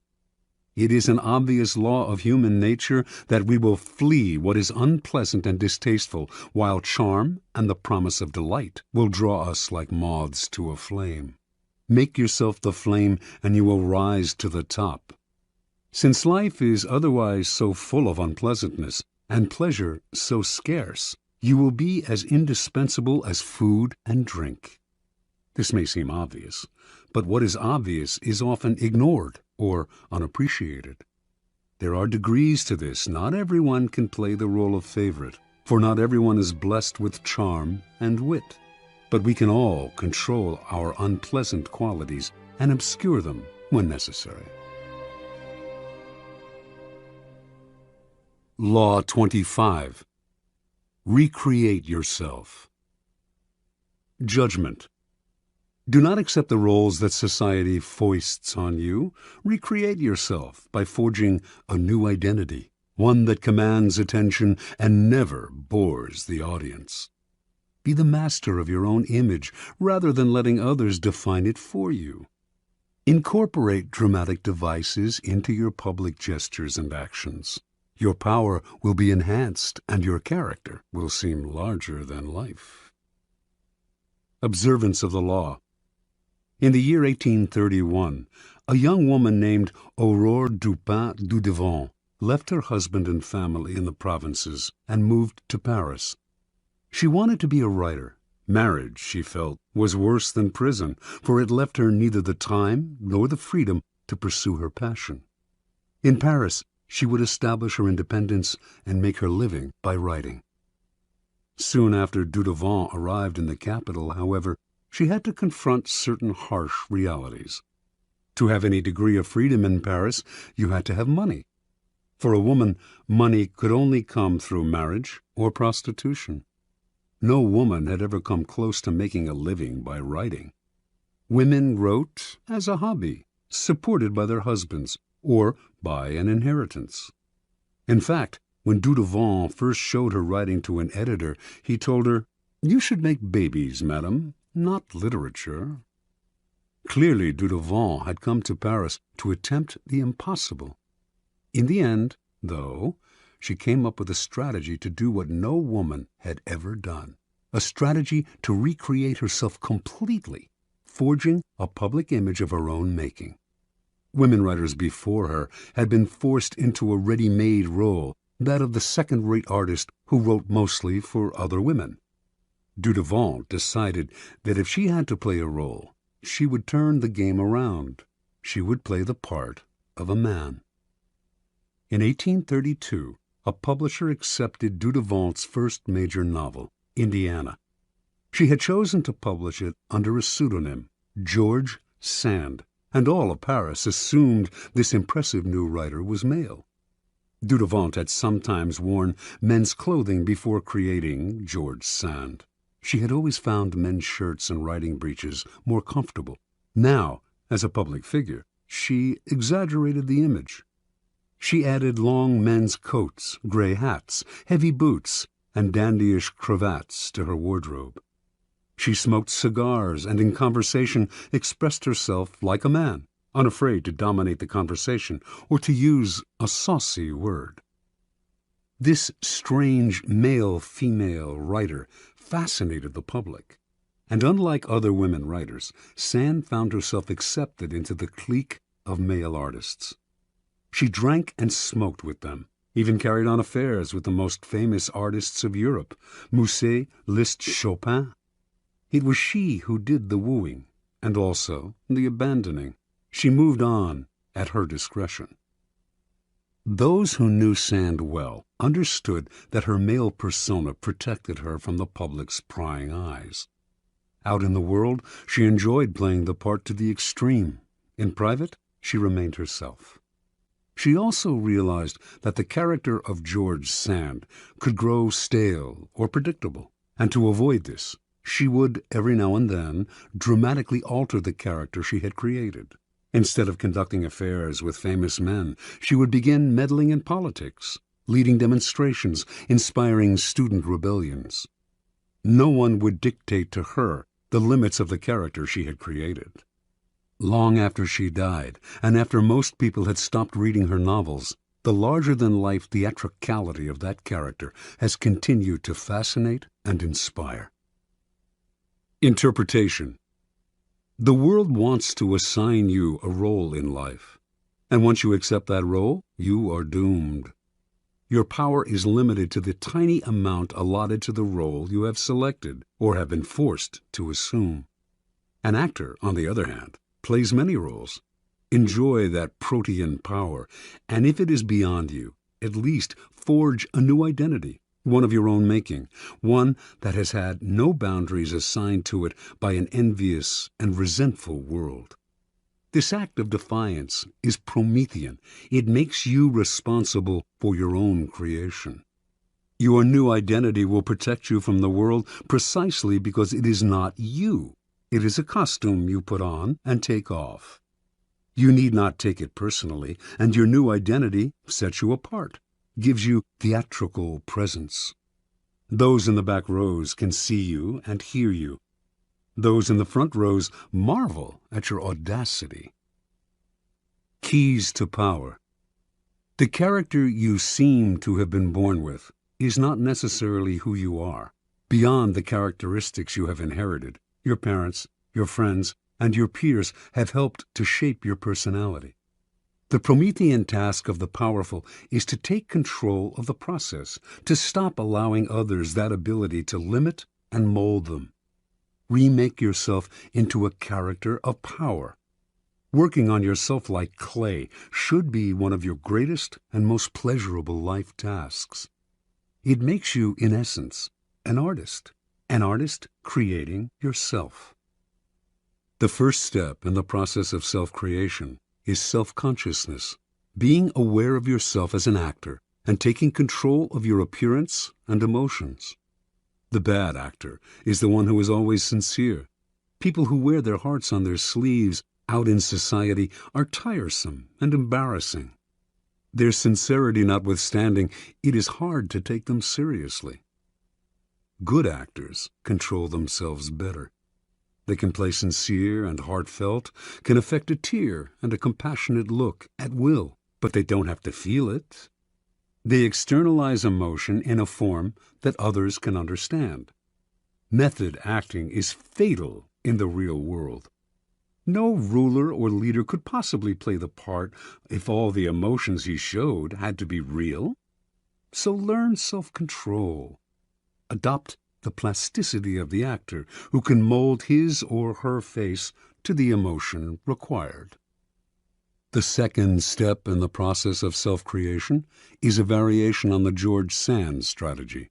The creation of a memorable character, one that compels attention, that stands out above the other players on the stage. This was the game Abraham Lincoln played.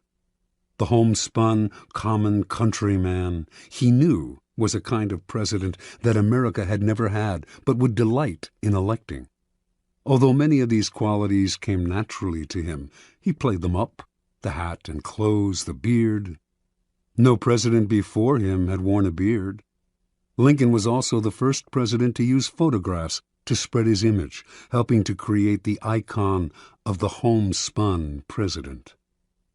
You must appreciate the importance of stage entrances and exits. When Cleopatra first met Caesar in Egypt, she arrived rolled up in a carpet, which she arranged to have unfurled at his feet. Your own entrances and exits should be crafted and planned as carefully. Remember that overacting can be counterproductive. It is another way of spending too much effort trying to attract attention. The actor Richard Burton discovered early in his career that by standing totally still on stage, he drew attention to himself and away from the other actors. It is less what you do that matters clearly than how you do it. Your gracefulness and imposing stillness on the social stage count for more than overdoing your part and moving around too much. Finally, learn to play many roles, to be whatever the moment requires. Adapt your mask to the situation. Be protean in the faces you wear. Bismarck played this game to perfection. To a liberal, he was a liberal. To a hawk, he was a hawk. He could not be grasped, and what cannot be grasped cannot be consumed. Law 26. Keep your hands clean. Judgment. You must seem a paragon of civility and efficiency. Your hands are never soiled by mistakes and nasty deeds. Maintain such a spotless appearance by using others as unwitting pawns and screens to disguise your involvement. Part 1. Conceal your mistakes. Have a scapegoat around to take the blame. Our good name and reputation depend more on what we conceal than on what we reveal. Everyone makes mistakes, but those who are truly clever manage to hide them and to make sure someone else is blamed. A convenient scapegoat should always be kept around for such moments. Observance of the law. Near the end of the 2nd century A.D., as China's mighty Han Empire slowly collapsed, the great general and imperial minister Cao Cao emerged as the most powerful man in the country. Seeking to extend his power base and to rid himself of the last of his rivals, Cao Cao began a campaign to take control of the strategically vital Central Plain. During the siege of a key city, he slightly miscalculated the timing for supplies of grain to arrive from the capital. As he waited for the shipment to come in, the army ran low on food, and Cao Cao was forced to order the chief of commissariat to reduce its rations. Cao Cao kept a tight rein on the army and ran a network of informers. His spies soon reported that the men were complaining, grumbling that he was living well while they themselves had barely enough to eat. Perhaps Cao Cao was keeping the food for himself, they murmured. If the grumbling spread, Cao Cao could have a mutiny on his hands. He summoned the chief of commissariat to his tent. "I want to ask you to lend me something, and you must not refuse," Cao Cao told the chief. "What is it?" the chief replied. "I want the loan of your head to show to the troops," said Cao Cao. "But I've done nothing wrong," cried the chief. "I know," said Cao Cao with a sigh, "but if I do not put you to death, there will be a mutiny. Do not grieve. After you're gone, I'll look after your family." Put this way, the request left the chief no choice. So he resigned himself to his fate and was beheaded that very day. Seeing his head on public display, the soldiers stopped grumbling. Some saw through Cao Cao's gesture, but kept quiet, stunned and intimidated by his violence. And most accepted his version of who was to blame, preferring to believe in his wisdom and fairness than in his incompetence and cruelty. Interpretation. Occasional mistakes are inevitable. The world is just too unpredictable. People of power, however, are undone not by the mistakes they make, but by the way they deal with them. Like surgeons, they must cut away the tumor with speed and finality. Excuses satisfy no one, and apologies make everyone uncomfortable. The mistake does not vanish with an apology. It deepens and festers.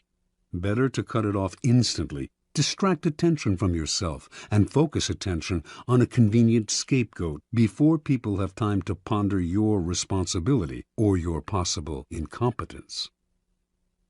Keys to power.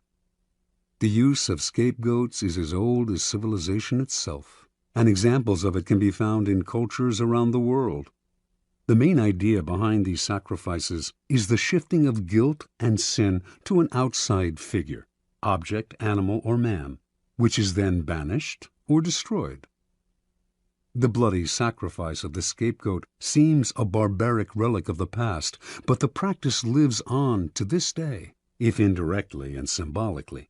Since power depends on appearances, and those in power must seem never to make mistakes, the use of scapegoats is as popular as ever. What modern leader will take responsibility for his blunders? He searches out others to blame, a scapegoat to sacrifice. When Mao Zedong's Cultural Revolution failed miserably, he made no apologies or excuses to the Chinese people. Instead, like Cao Cao before him, he offered up scapegoats, including his own personal secretary and high-ranking member of the party, Chen Boda. Franklin D. Roosevelt had a reputation for honesty and fairness. Throughout his career, however, he faced many situations in which being the nice guy would have spelled political disaster, yet he could not be seen as the agent of any foul play. For 20 years, then, his secretary, Lewis Howe, handled the backroom deals, the manipulation of the press, the underhanded campaign maneuvers. And whenever a mistake was committed, or a dirty trick contradicting Roosevelt's carefully crafted image became public, Howe served as a scapegoat and never complained. Finally, history has time and again shown the value of using a close associate as a scapegoat. This is known as the fall of the favorite. Most kings had a personal favorite at court, a man whom they singled out, sometimes for no apparent reason, and lavished with favors and attention. But this court favorite could serve as a convenient scapegoat in case of a threat to the king's reputation. The public would readily believe in the scapegoat's guilt. Why would the king sacrifice his favorite unless he were guilty? And the other courtiers, resentful of the favorite anyway, would rejoice at his downfall. The king, meanwhile, would rid himself of a man who by that time had probably learned too much about him, perhaps becoming arrogant and even disdainful of him. Choosing a close associate as a scapegoat has the same value as the fall of the favorite. You may lose a friend or aide, but in the long-term scheme of things, it is more important to hide your mistakes than to hold on to someone who one day will probably turn against you. Besides, you can always find a new favorite to take his place. Part 2. Make use of the cat's paw.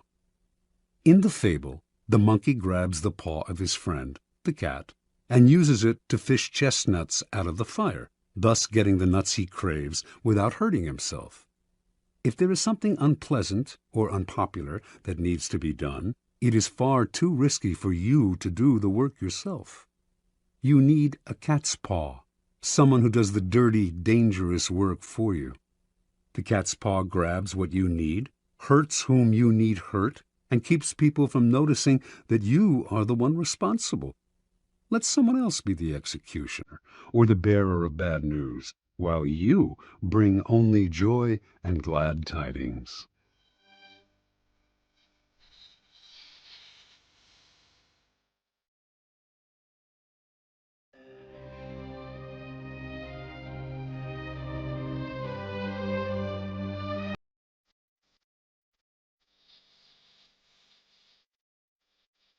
Observance of the law.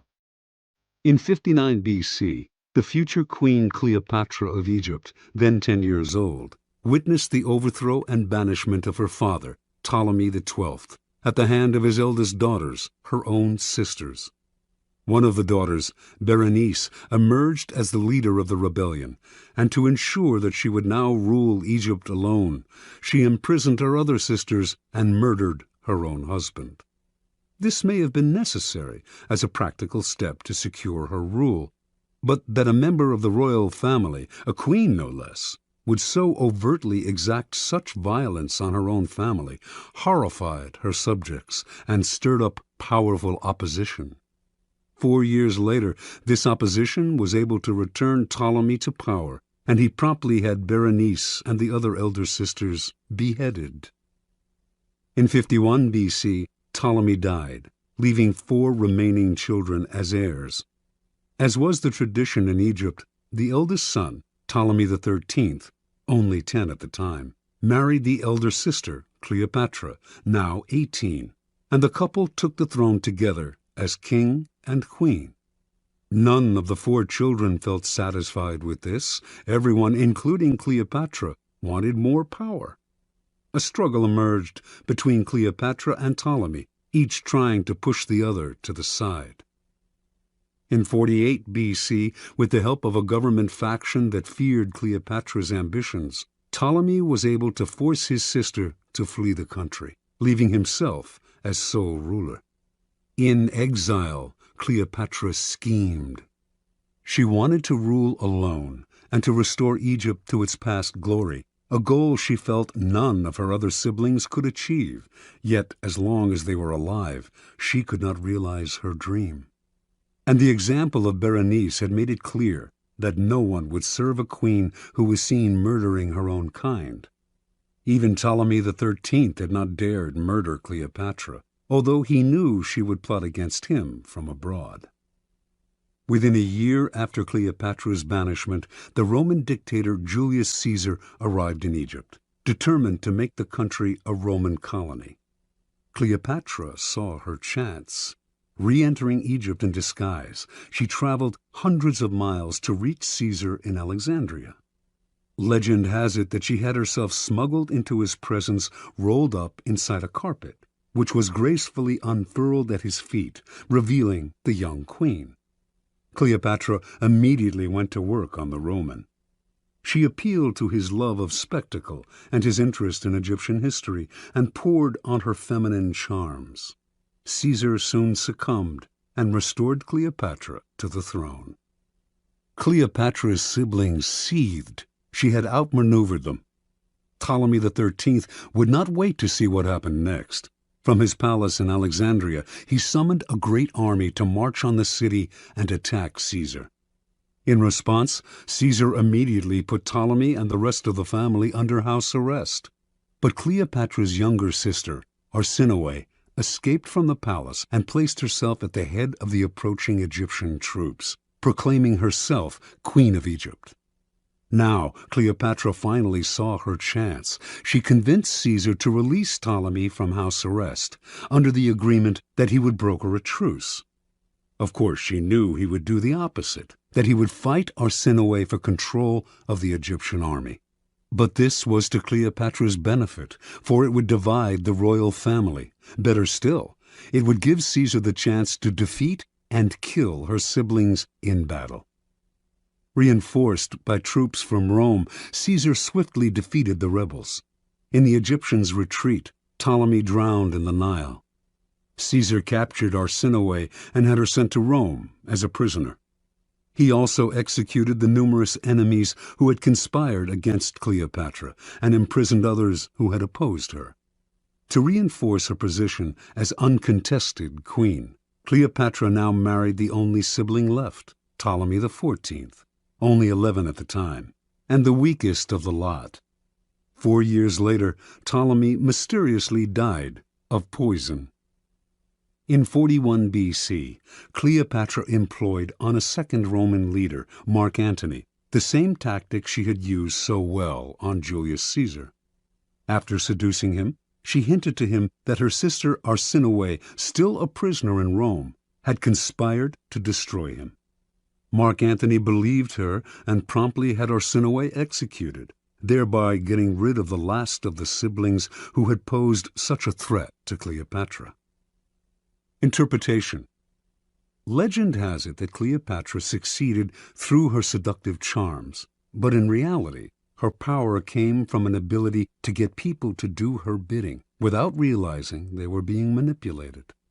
Caesar and Antony not only rid her of her most dangerous siblings, Ptolemy XIII and Arsinoe, they decimated all of her enemies in both the government and the military.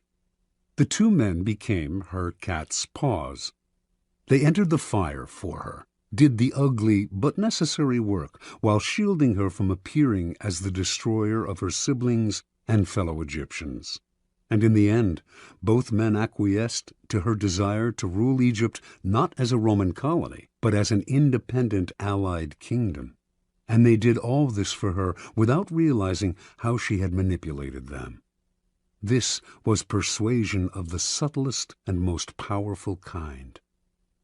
A queen must never dirty her hands with ugly tasks, nor can a king appear in public with blood on his face. Yet power cannot survive without the constant squashing of enemies. There will always be dirty little tasks that have to be done to keep you on the throne. Like Cleopatra, you need a cat's paw. This will usually be a person from outside your immediate circle, who will therefore be unlikely to realize how he or she is being used. You will find these dupes everywhere, people who enjoy doing you favors, especially if you throw them a minimal bone or two in exchange. But as they accomplish tasks that may seem to them innocent enough, or at least completely justified, they are actually clearing the field for you, spreading the information you feed them, undermining people they do not realize are your rivals, inadvertently furthering your cause, dirtying their hands while yours remain spotless. Keys to power. As a leader, you may imagine that constant diligence and the appearance of working harder than anyone else signify power. Actually, though, they have the opposite effect. They imply weakness. Why are you working so hard? Perhaps you are incompetent and have to put in extra effort just to keep up. Perhaps you are one of those people who does not know how to delegate and has to meddle in everything. The truly powerful, on the other hand, seem never to be in a hurry or overburdened. While others work their fingers to the bone, they take their leisure. They know how to find the right people to put in the effort while they save their energy and keep their hands out of the fire. Similarly, you may believe that by taking on the dirty work yourself, involving yourself directly in unpleasant actions, you impose your power and instill fear. In fact, you make yourself look ugly and abusive of your high position. Truly powerful people keep their hands clean. Only good things surround them, and the only announcements they make are of glorious achievements. You will often find it necessary, of course, to expend energy or to effect an evil but necessary action. But you must never appear to be this action's agent. Find a cat's paw.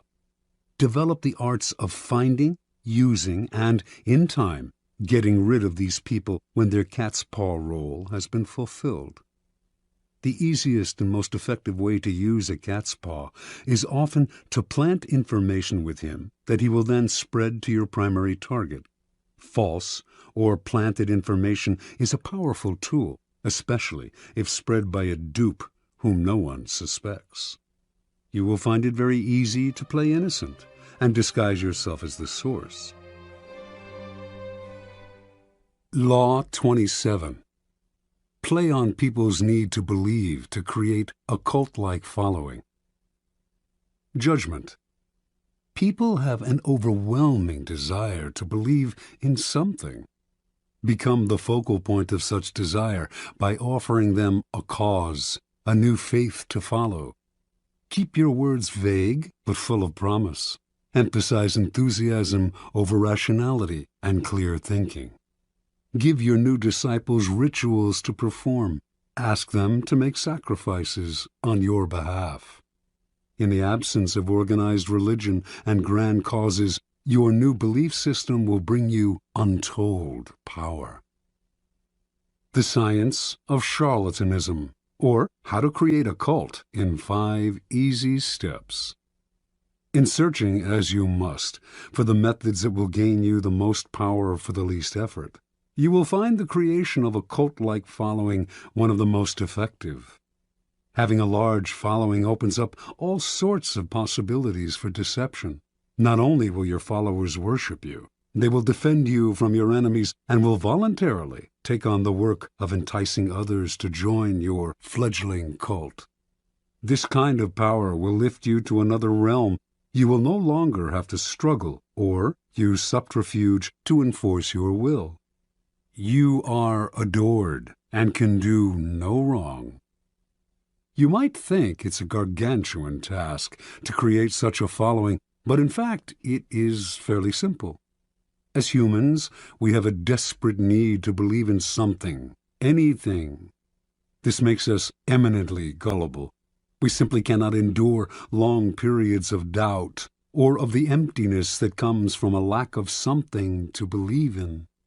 Dangle in front of us some new cause, elixir, get-rich-quick scheme, or the latest technological trend or art movement, and we leap from the water as one to take the bait. Look at history, the chronicles of the new trends in cults that have made a mass following for themselves could fill a library. After a few centuries, a few decades, a few years, a few months, they generally look ridiculous, but at the time they seemed so attractive, so transcendental, so divine. Always in a rush to believe in something, we will manufacture saints and faiths out of nothing. Do not let this gullibility go to waste. Make yourself the object of worship. Make people form a cult around you. The great European charlatans of the 16th and 17th centuries mastered the art of cult making. They lived, as we do now, in a time of transformation. Organized religion was on the wane, science on the rise. People were desperate to rally around a new cause or faith. The charlatans had begun by peddling health elixirs and alchemic shortcuts to wealth. Moving quickly from town to town, they originally focused on small groups until, by accident, they stumbled on a truth of human nature. The larger the group they gathered around themselves, the easier it was to deceive. The charlatan would station himself on a high wooden platform, hence the term mountebank, and crowds would swarm around him. In a group setting, people were more emotional, less able to reason. Had the charlatan spoken to them individually, they might have found him ridiculous. But lost in a crowd, they got caught up in a communal mood of rapt attention. It became impossible for them to find the distance, to be skeptical. Any deficiencies in the charlatan's ideas were hidden by the zeal of the mass. Passion and enthusiasm swept through the crowd like a contagion, and they reacted violently to anyone who dared to spread a seed of doubt. Both consciously studying this dynamic over decades of experiment and spontaneously adapting to these situations as they happened, the charlatans perfected the science of attracting and holding a crowd, molding the crowd into followers and the followers into a cult. The gimmicks of the charlatans may seem quaint today, but there are thousands of charlatans among us still, using the same tried and true methods their predecessors refined centuries ago, only changing the names of their elixirs and modernizing the look of their cults. We find these latter-day charlatans in all arenas of life: business, fashion, politics, art. Many of them, perhaps, are following in the charlatan tradition without having any knowledge of its history. But you can be more systematic and deliberate. Simply follow the 5 steps of cult making that our charlatan ancestors perfected over the years. Step 1. Keep it vague. Keep it simple. To create a cult, you must first attract attention. This you should do not through actions, which are too clear and readable, but through words, which are hazy and deceptive. Your initial speeches, conversations, and interviews must include two elements. On the one hand, the promise of something great and transformative, and on the other, a total vagueness. This combination will stimulate all kinds of hazy dreams in your listeners, who will make their own connections and see what they want to see. As a corollary to its vagueness, your appeal should also be simple. Most people's problems have complex causes, deep-rooted neurosis, interconnected social factors, roots that go way back in time, and are exceedingly hard to unravel. Few, however, have the patience to deal with this. Most people want to hear that a simple solution will cure their problems. The ability to offer this kind of solution will give you great power and build you a following. Step 2. Emphasize the visual and the sensual over the intellectual. Once people have begun to gather around you, two dangers will present themselves: boredom and skepticism. Boredom will make people go elsewhere. Skepticism will allow them the distance to think rationally about whatever it is you are offering, blowing away the mist you have artfully created and revealing your ideas for what they are. You need to amuse the bored, then ward off the cynics. The best way to do this is through theater or other devices of its kind. Surround yourself with luxury, dazzle your followers with visual splendor, fill their eyes with spectacle. Not only will this keep them from seeing the ridiculousness of your ideas, the holes in your belief system, it will also attract more attention, more followers. Appeal to all the senses. Use incense for scent, soothing music for hearing, colorful charts and graphs for the eye. You might even tickle the mind, perhaps by using new technological gadgets to give your cult a pseudo-scientific veneer, as long as you do not make anyone really think. Use the exotic, distant cultures' strange customs to create theatrical effects, and to make the most banal and ordinary affairs seem signs of something extraordinary. Step 3. Borrow the forms of organized religion to structure the group. Your cult-like following is growing. It is time to organize it. Find a way, both elevating and comforting. Organized religions have long held unquestioned authority for large numbers of people, and continue to do so in our supposedly secular age. And even if the religion itself has faded some, its forms will resonate with power. The lofty and holy associations of organized religion can be endlessly exploited. Create rituals for your followers. Organize them into a hierarchy, ranking them in grades of sanctity, and giving them names and titles that resound with religious overtones. Ask them for sacrifices that will fill your coffers and increase your power. To emphasize your gathering's quasi-religious nature, talk and act like a prophet. You are not a dictator. After all, you are a priest, a guru, a sage, a shaman, or any other word that hides your real power in the mist of religion. Step 4. Disguise your source of income. Your group has grown, and you have structured it in a church-like form. Your coffers are beginning to fill with your followers' money. You must never be seen as hungry for money and the power it brings. It is at this moment that you must disguise the source of your income. Your followers want to believe that if they follow you, all sorts of good things will fall into their lap. By surrounding yourself with luxury, you become living proof of the soundness of your belief system. Never reveal that your wealth actually comes from your followers' pockets. Instead, make it seem to come from the truth of your methods.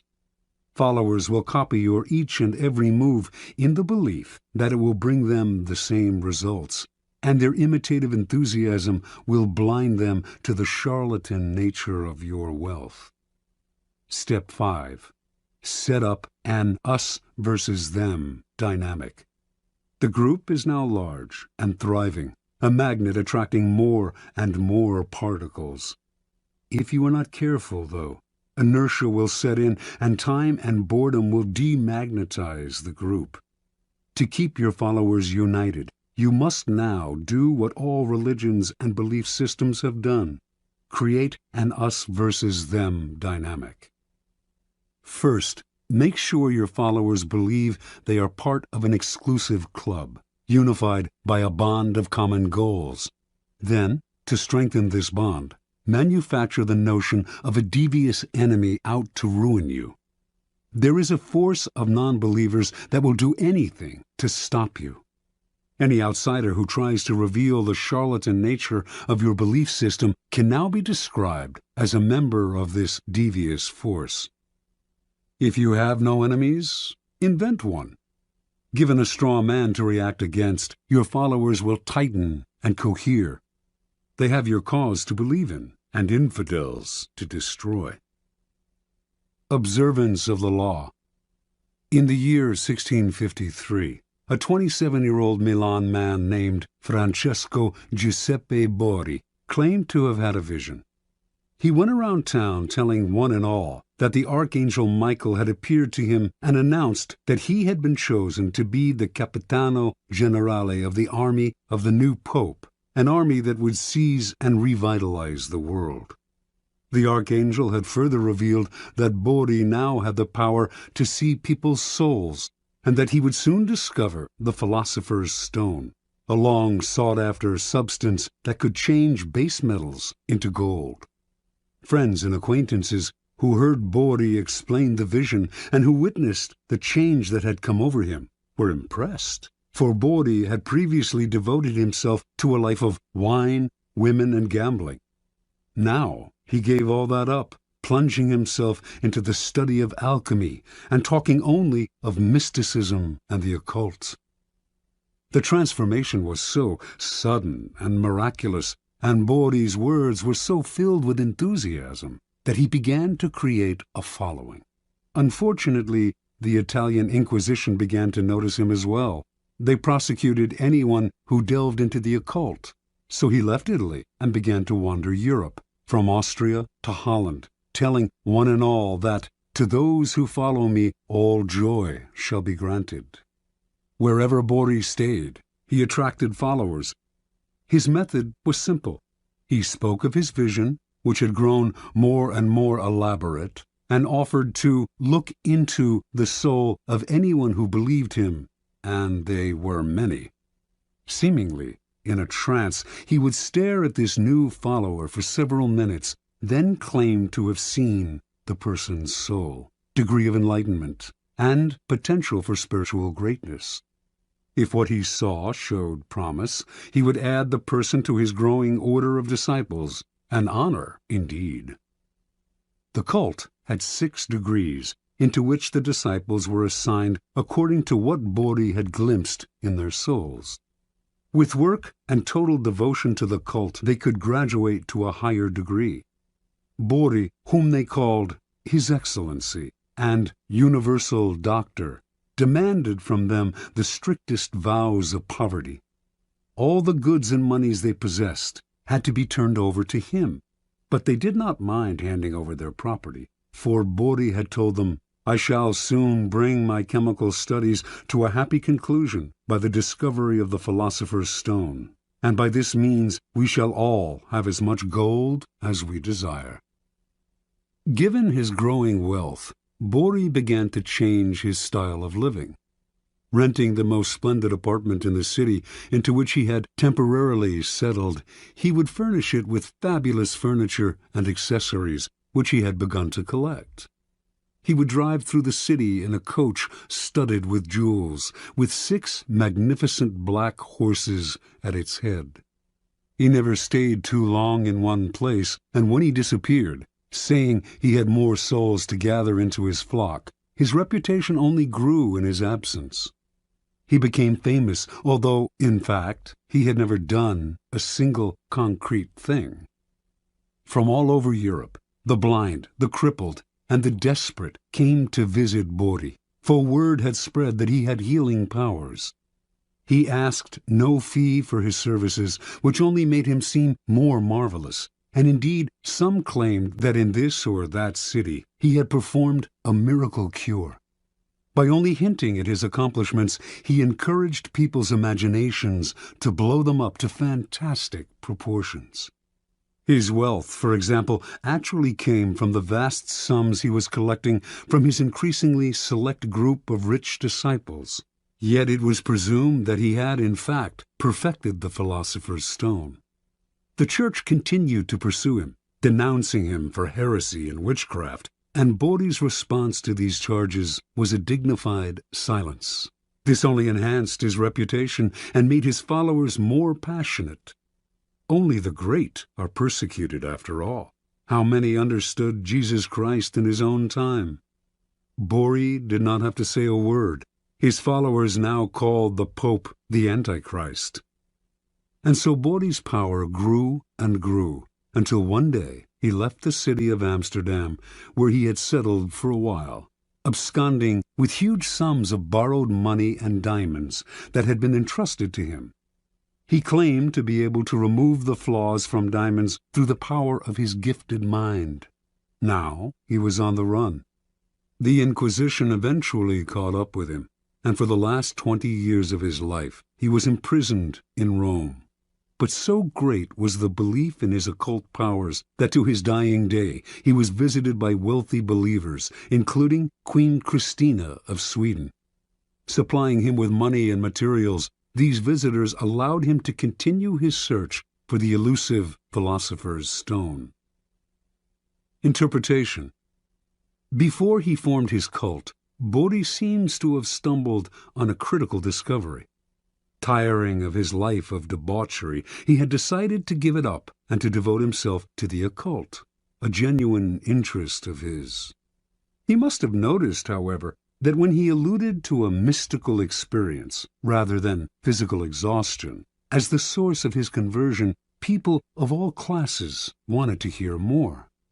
Realizing the power he could gain by ascribing the change to something external and mysterious, he went further with his manufactured visions.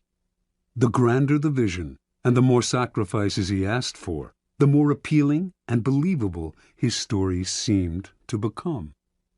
Remember, people are not interested in the truth about change. They do not want to hear that it has come from hard work or from anything as banal as exhaustion, boredom, or depression. They are dying to believe in something romantic, otherworldly. They want to hear of angels and out-of-body experiences. Indulge them. Hint at the mystical source of some personal change. Wrap it in ethereal colors. An occult-like following will form around you. Adapt to people's needs. The Messiah must mirror the desires of his followers. And always aim high. The bigger and bolder your illusion, the better. Law 28. Enter action with boldness. Judgment. If you are unsure of a course of action, do not attempt it. Your doubts and hesitations will infect your execution. Timidity is dangerous. Better to enter with boldness. Any mistakes you commit through audacity are easily corrected with more audacity. Everyone admires the bold. No one honors the timid. Boldness and hesitation. A brief psychological comparison. Boldness and hesitation elicit very different psychological responses in their targets. Hesitation puts obstacles in your path. Boldness eliminates them. Once you understand this, you will find it essential to overcome your natural timidity and practice the art of audacity. The following are among the most pronounced psychological effects of boldness and timidity. The bolder the lie, the better. We all have weaknesses, and our efforts are never perfect. But entering action with boldness has the magical effect of hiding our deficiencies. Con artists know that the bolder the lie, the more convincing it becomes. The sheer audacity of the story makes it more credible, distracting attention from its inconsistencies. When putting together a con, or entering any kind of negotiation, go further than you planned. Ask for the moon, and you will be surprised how often you get it. Lions circle the hesitant prey. People have a sixth sense for the weaknesses of others. If, in a first encounter, you demonstrate your willingness to compromise, back down, and retreat, you bring out the lion even in people who are not necessarily bloodthirsty. Everything depends on perception, and once you are seen as the kind of person who quickly goes on the defensive, who is willing to negotiate and be amenable, you will be pushed around without mercy. Boldness strikes fear. Fear creates authority. The bold move makes you seem larger and more powerful than you are. If it comes suddenly, with the stealth and swiftness of a snake, it inspires that much more fear. By intimidating with a bold move, you establish a precedent. In every subsequent encounter, people will be on the defensive, in terror of your next strike. Going halfway with a half a heart digs the deeper grave. If you enter an action with less than total confidence, you set up obstacles in your own path. When a problem arises, you will grow confused, seeing options where there are none, and inadvertently creating more problems still. Retreating from the hunter, the timid hare scurries more easily into his snares. Hesitation creates gaps, boldness obliterates them. When you take time to think, to hem and haw, you create a gap that allows others time to think as well. Your timidity infects people with awkward energy, elicits embarrassment. Doubt springs up on all sides. Boldness destroys such gaps. The swiftness of the move and the energy of the action leave others no space to doubt and worry. In seduction, hesitation is fatal. It makes your victim conscious of your intentions. The bold move crowns seduction with triumph. It leaves no time for reflection. Audacity separates you from the herd. Boldness gives you presence and makes you seem larger than life. The timid fade into the wallpaper. The bold draw attention, and what draws attention draws power.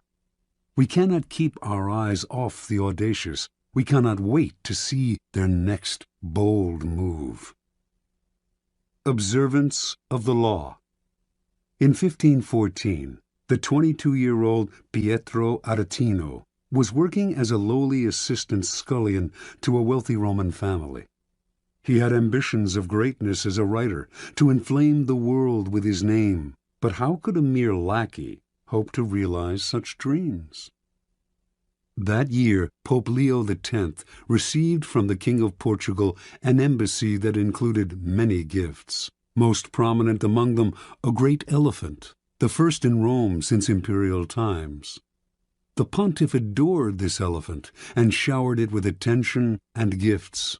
But despite his love and care, the elephant, which was called Anno, became deathly ill. The Pope summoned doctors who administered a 500-pound purgative to the elephant, but all to no avail. The animal died, and the Pope went into mourning. To console himself, he summoned the great painter Raphael and ordered him to create a life-sized painting of Anno above the animal's tomb, bearing the inscription, "What nature took away, Raphael has with his art restored." Over the next few days, a pamphlet circulated throughout Rome that caused great merriment and laughter. Entitled, "The Last Will and Testament of the Elephant Anno," it read in part, "To my heir, the Cardinal Santa Croce, I give my knees, so that he can imitate my genuflections. To my heir, Cardinal Santi Quattro, I give my jaws, so that he can more readily devour all of Christ's revenues. To my heir, Cardinal Medici, I give my ears, so that he can hear everyone's doings. To Cardinal Grassi, who had a reputation for lechery, the elephant bequeathed the appropriate, oversized part of his own anatomy. On and on the anonymous pamphlet went, sparing none of the great in Rome, not even the Pope. With each one it took aim at their best-known weakness. The pamphlet ended with verse, "See to it that Aretino is your friend, for he is a bad enemy to have. His words alone could ruin the High Pope, so God guard everyone from his tongue." Interpretation. With one short pamphlet, Aretino, son of a poor shoemaker and a servant himself, hurled himself to fame. Everyone in Rome rushed to find out who this daring young man was. Even the Pope, amused by his audacity, sought him out and ended up giving him a job in the papal service.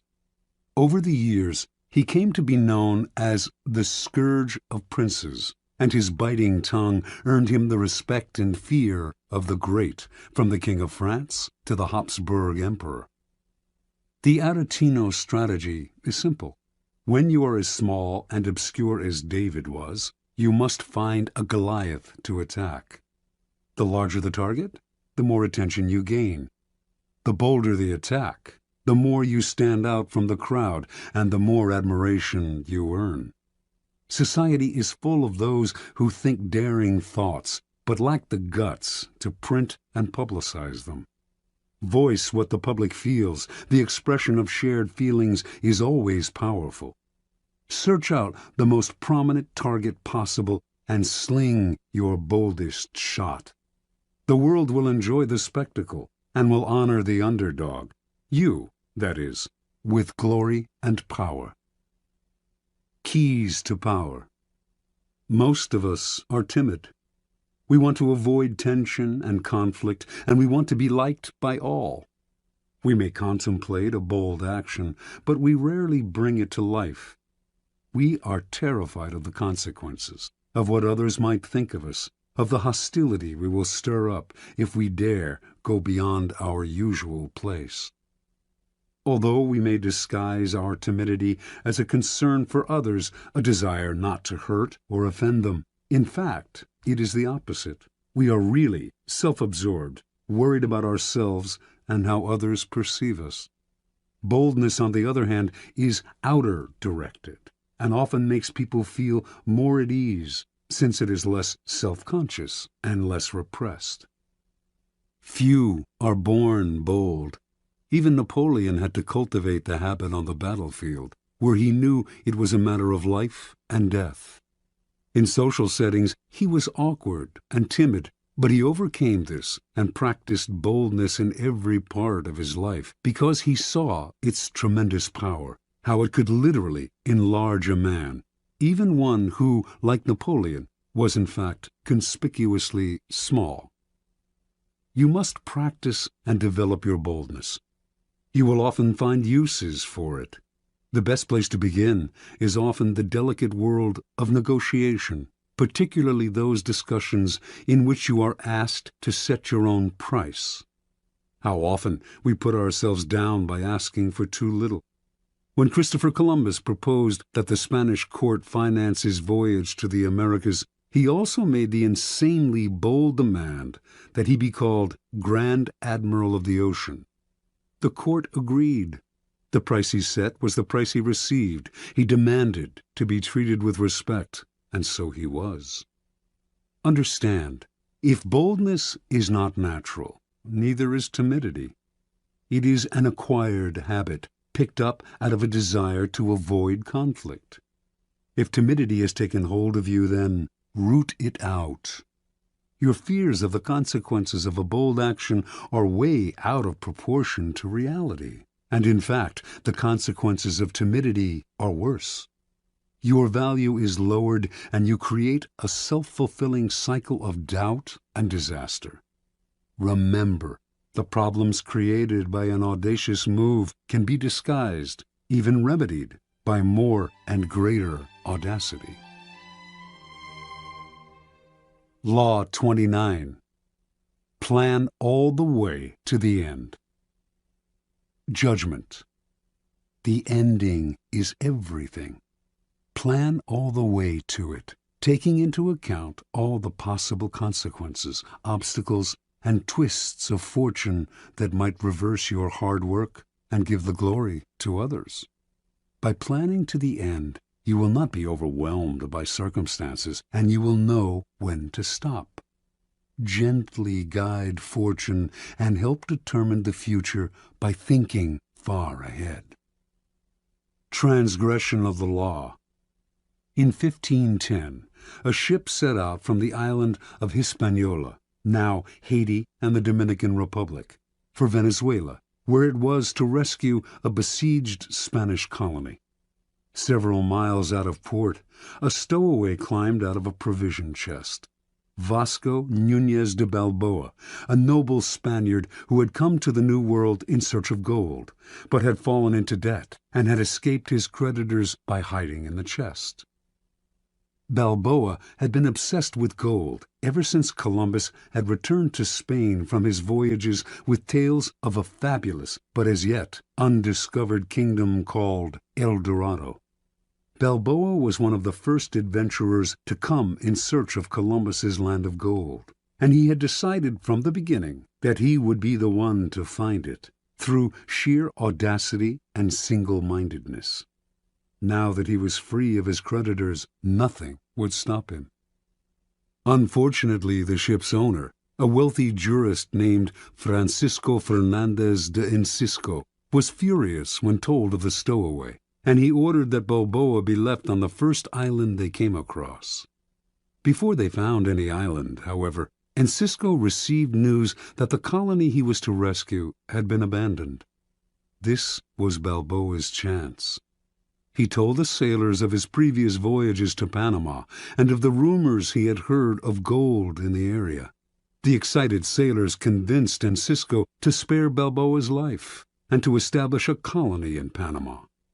Weeks later, they named their new settlement Darien. Darien's first governor was Encisco, but Balboa was not a man to let others steal the initiative.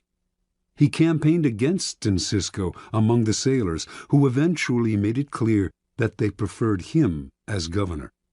Encisco fled to Spain, fearing for his life. Months later, when a representative of the Spanish crown arrived to establish himself as the new official governor of Darien, he was turned away. On his return voyage to Spain, this man drowned. The drowning was accidental, but under Spanish law, Balboa had murdered the governor and usurped his position.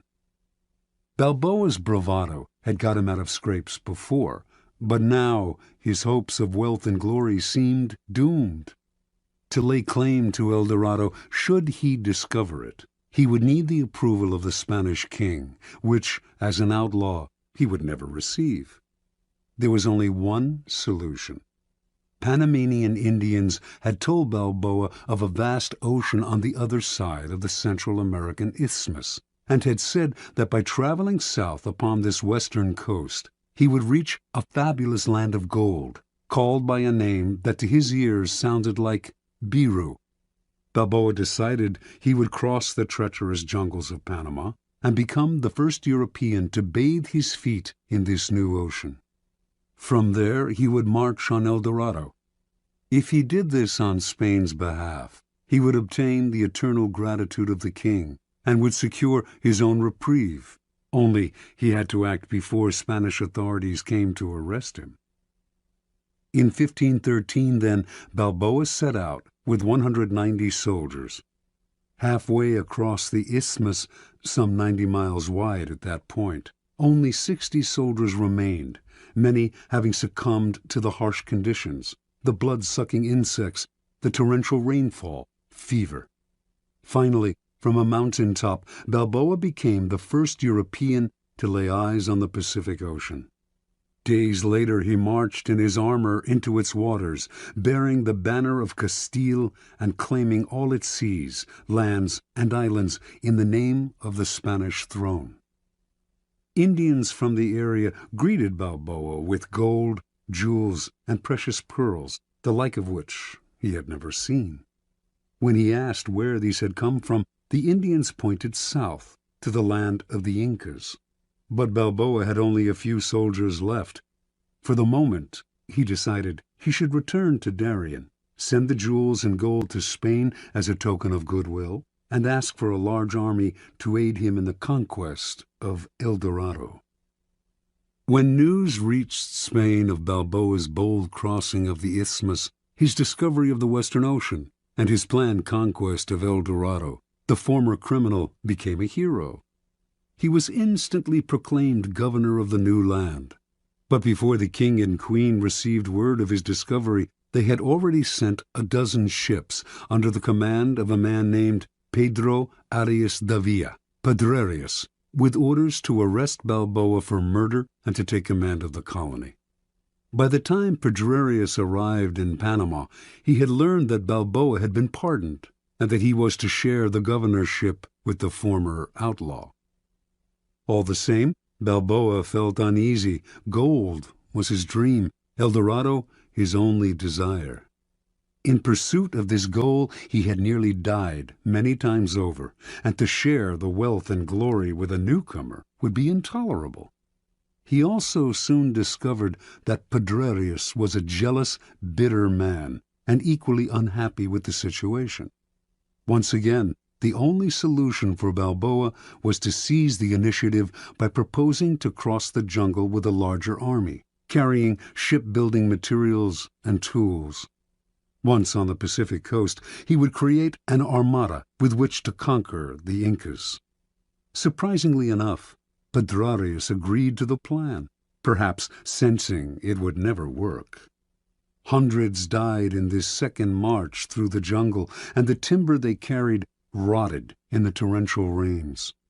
Balboa, as usual, was undaunted. No power in the world could thwart his plan, and on arriving at the Pacific, he began to cut down trees for new lumber. But the men remaining to him were too few and too weak to mount an invasion, and once again Balboa had to return to Darien.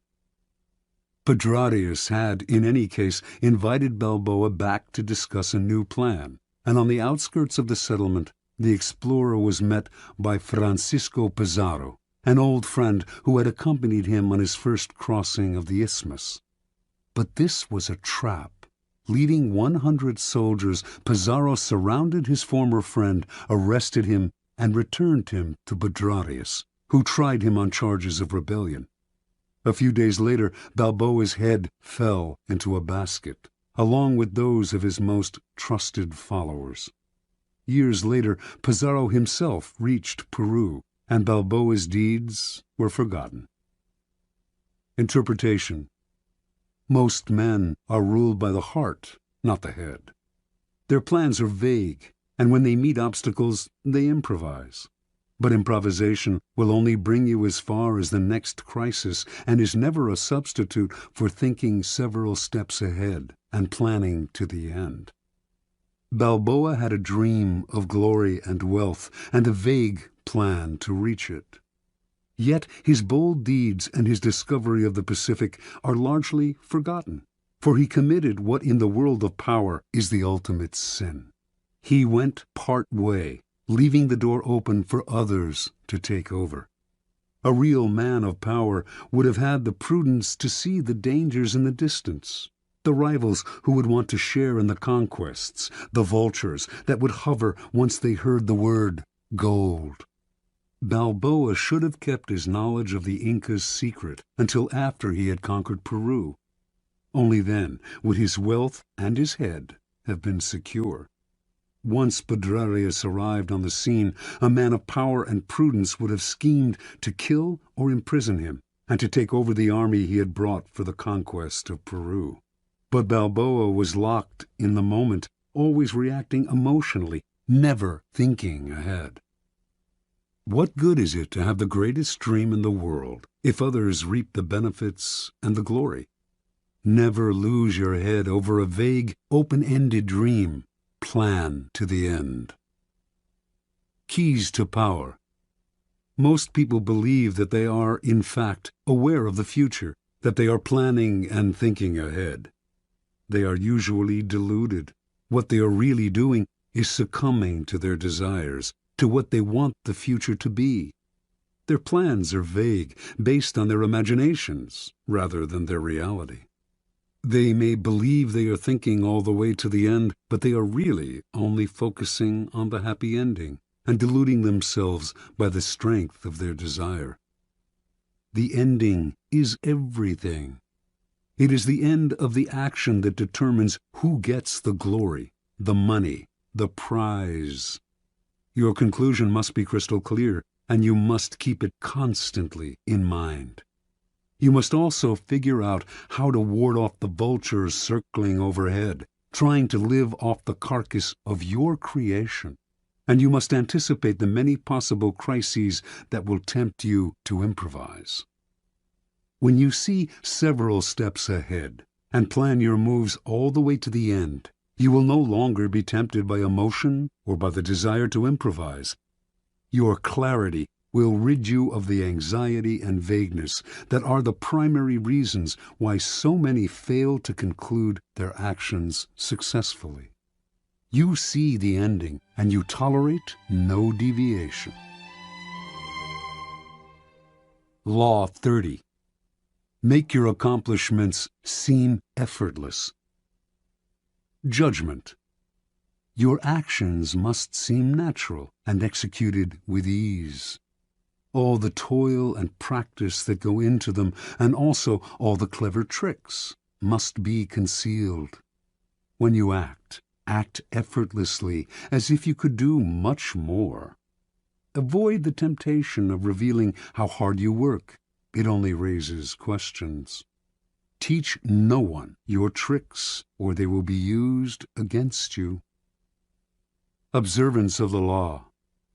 The great escape artist Harry Houdini once advertised his act as the impossible possible, and indeed those who witnessed his dramatic escapes felt that what he did on stage contradicted common sense ideas of human capacity. Over the years, Houdini escaped from the chained carcass of an embalmed sea monster, a half-octopus, half-whale-like beast that had beached near Boston.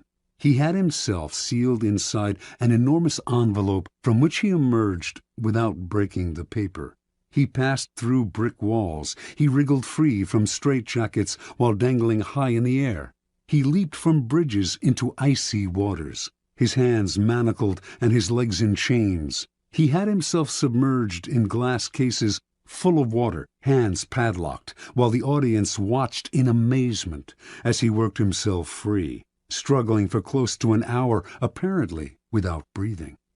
Each time he seemed to court certain death, yet survived with superhuman aplomb. Meanwhile, he said nothing about his methods, gave no clues as to how he accomplished any of his tricks. He left his audiences and critics speculating, his power and reputation enhanced by their struggles with the inexplicable. Perhaps the most baffling trick of all was making a 10,000-pound elephant disappear before an audience's eyes, a feat he repeated on stage for over 19 weeks. No one has ever really explained how he did this, for in the auditorium where he performed the trick, there was simply nowhere for an elephant to hide. The effortlessness of Houdini's escapes led some to think he used occult forces, his superior psychic abilities giving him special control over his body. But a German escape artist named Clapini claimed to know Houdini's secret. He simply used elaborate gadgets. Clapini also claimed to have defeated Houdini in a handcuff challenge in Holland. Houdini did not mind all kinds of speculation floating around about his methods, but he would not tolerate an outright lie, and in 1902 he challenged Clapini to a handcuff duel. Clapini accepted. Through a spy, he found out the secret word to unlock a pair of French combination lock cuffs that Houdini liked to use. His plan was to choose these cuffs to escape from on stage. This would definitely debunk Houdini. His genius simply lay in his use of mechanical gadgets. On the night of the challenge, Just as Clopini had planned, Houdini offered him a choice of cuffs, and he selected the ones with the combination lock. He was even able to disappear with them behind a screen to make a quick test, and re-emerged seconds later, confident of victory. Acting as if he had sensed fraud, Houdini refused to lock Clopini in the cuffs.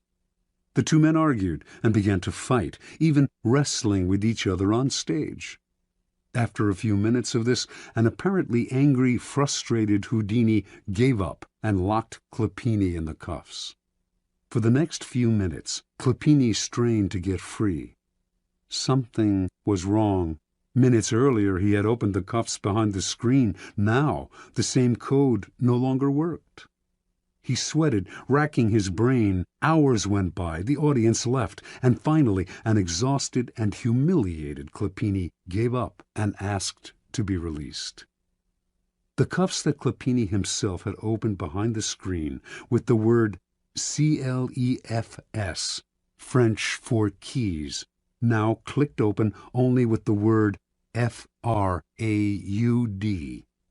Clopini never figured out how Houdini had accomplished this uncanny feat. Interpretation. Although we do not know for certain how Houdini accomplished many of his most ingenious escapes, one thing is clear. It was not the occult or any kind of magic that gave him his powers, but hard work and endless practice, all of which he carefully concealed from the world. Houdini never left anything to chance. Day and night he studied the workings of locks, researched centuries-old sleight-of-hand tricks, pored over books on mechanics, whatever he could use. Every moment not spent researching, he spent working his body, keeping himself exceptionally limber, and learning how to control his muscles and his breathing. Early on in Houdini's career, an old Japanese performer whom he toured with taught him an ancient trick: how to swallow an ivory ball, then bring it back up. He practiced this endlessly with a small peeled potato tied to a string. Up and down he would manipulate the potato with his throat muscles until they were strong enough to move it without the string. No one could check the inside of his throat, where he could conceal small tools to help him escape. Even so, Clopini was fundamentally wrong. It was not Houdini's tools, but his practice, work, and research that made his escapes possible. Clopini, in fact, was completely outwitted by Houdini, who set the whole thing up. He let his opponent learn the code to the French cuffs, then baited him into choosing those cuffs on stage.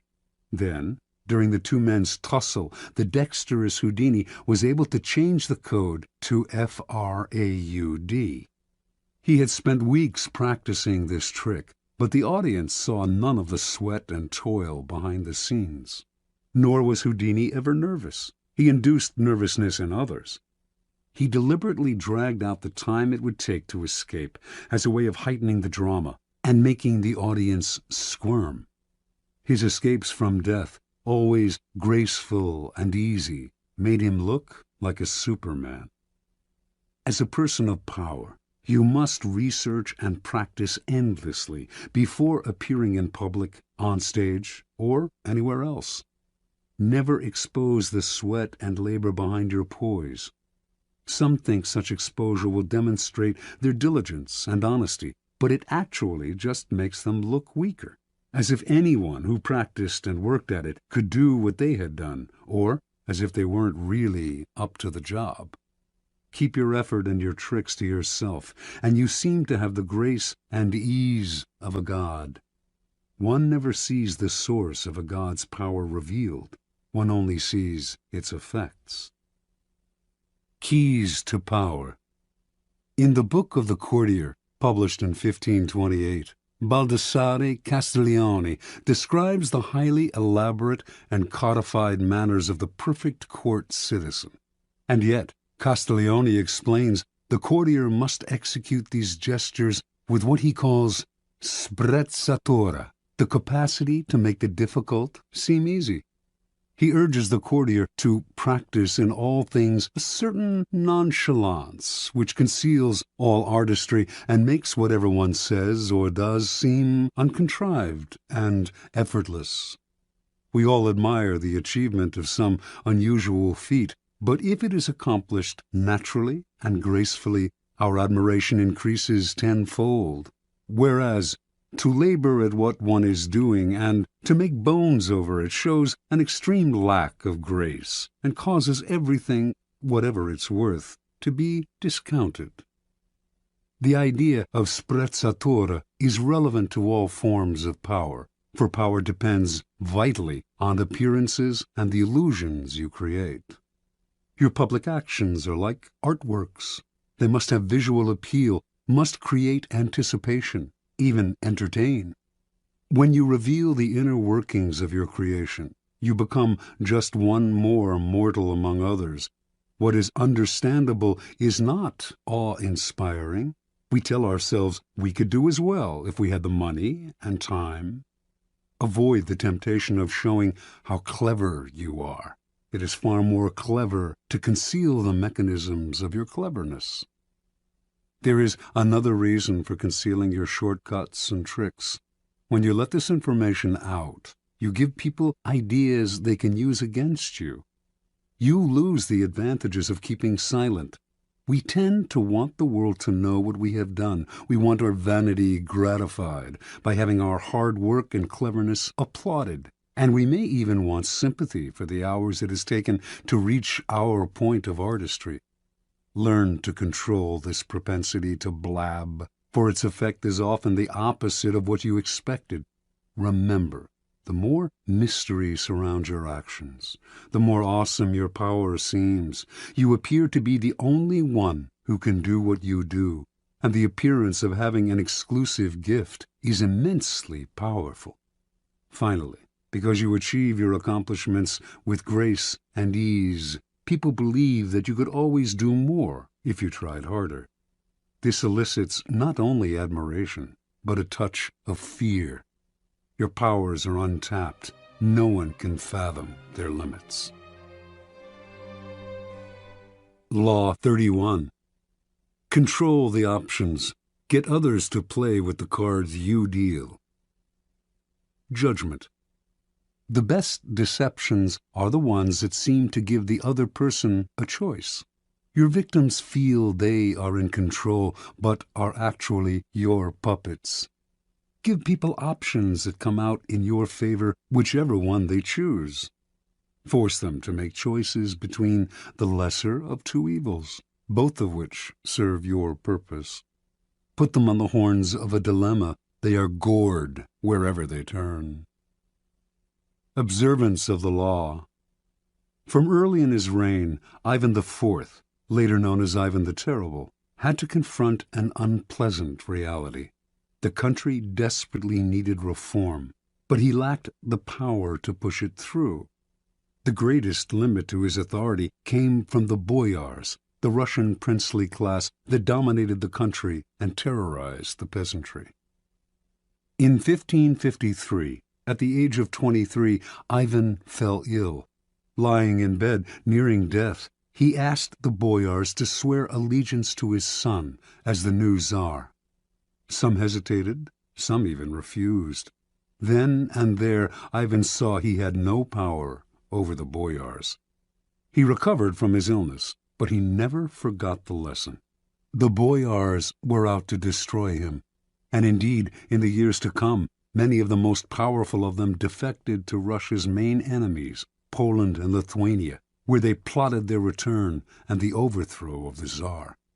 Even one of Ivan's closest friends, Prince Andrei Kurbsky, suddenly turned against him, defecting to Lithuania in 1564 and becoming the strongest of Ivan's enemies. When Kurbsky began raising troops for an invasion, the royal dynasty seemed suddenly more precarious than ever. With émigré nobles fomenting invasion from the west, Tartars bearing down from the east, and the boyars stirring up trouble within the country, Russia's vast size made it a nightmare to defend. In whatever direction Ivan struck, he would leave himself vulnerable on the other side. Only if he had absolute power could he deal with this many-headed hydra, and he had no such power. Ivan brooded until the morning of December 3rd, 1564, when the citizens of Moscow awoke to a strange sight. Hundreds of sleds filled the square before the Kremlin, loaded with the Tsar's treasures and with provisions for the entire court. They watched in disbelief as the Tsar and his court boarded the sleds and left town. Without explaining why, he established himself in a village south of Moscow. For an entire month, a kind of terror gripped the capital, for the Muscovites feared that Ivan had abandoned them to the bloodthirsty boyars. Shops closed up, and riotous mobs gathered daily. Finally, on January 3rd of 1565, a letter arrived from the Tsar explaining that he could no longer bear the boyars' betrayals and had decided to abdicate once and for all. Read aloud in public, the letter had a startling effect. Merchants and commoners blamed the boyars for Ivan's decision and took to the streets, terrifying the nobility with their fury. Soon a group of delegates representing the church, the princes, and the people made the journey to Ivan's village and begged the Tsar, in the name of the Holy Land of Russia, to return to the throne. Ivan listened, but would not change his mind.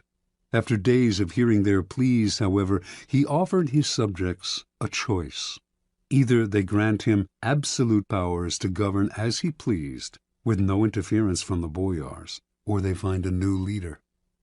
Faced with a choice between civil war and the acceptance of despotic power, almost every sector of Russian society opted for a strong Tsar, calling for Ivan's return to Moscow and the restoration of law and order. In February, with much celebration, Ivan returned to Moscow. The Russians could no longer complain if he behaved dictatorially. They had given him this power themselves. Interpretation. Withdrawal and disappearance are classic ways of controlling the options. You give people a sense of how things will fall apart without you, and you offer them a choice.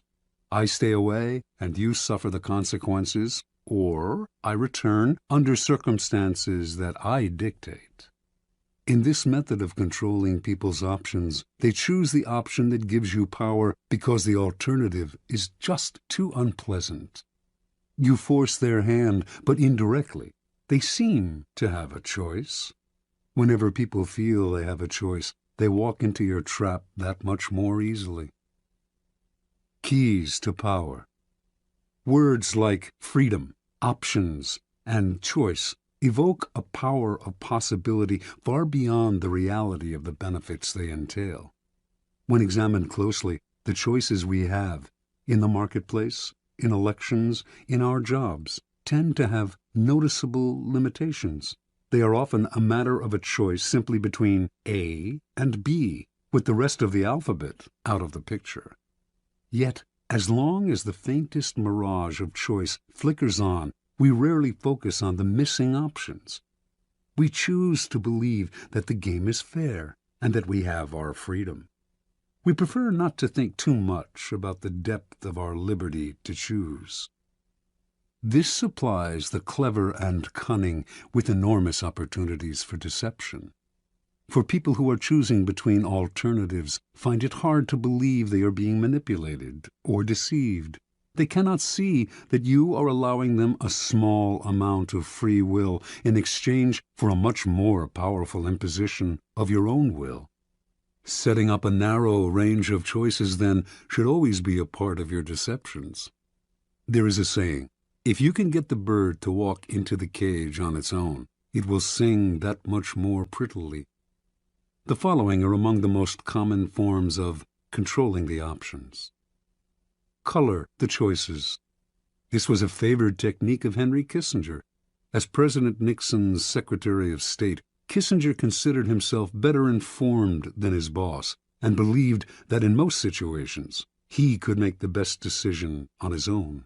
But if he tried to determine policy, he would offend, or perhaps enrage, a notoriously insecure man.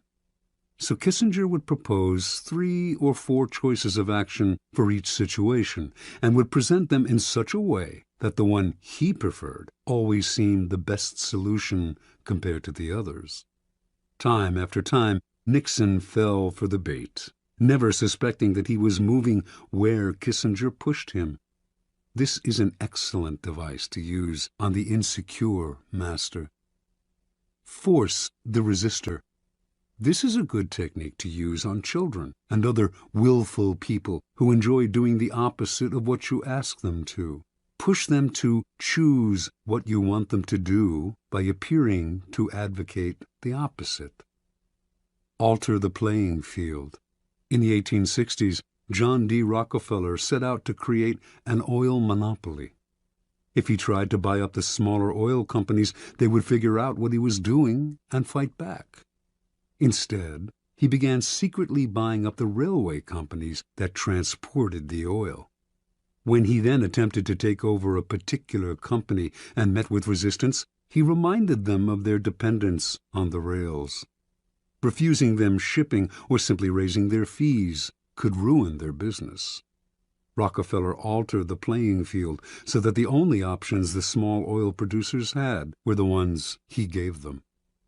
In this tactic, your opponents know their hand is being forced, but it doesn't matter. The technique is effective against those who resist at all costs. The shrinking options. The late 19th century art dealer Ambrose Vollard perfected this technique. Customers would come to Vollard's shop to see some Cézannes. He would show 3 paintings, neglect to mention a price, and pretend to doze off. The visitors would have to leave without deciding.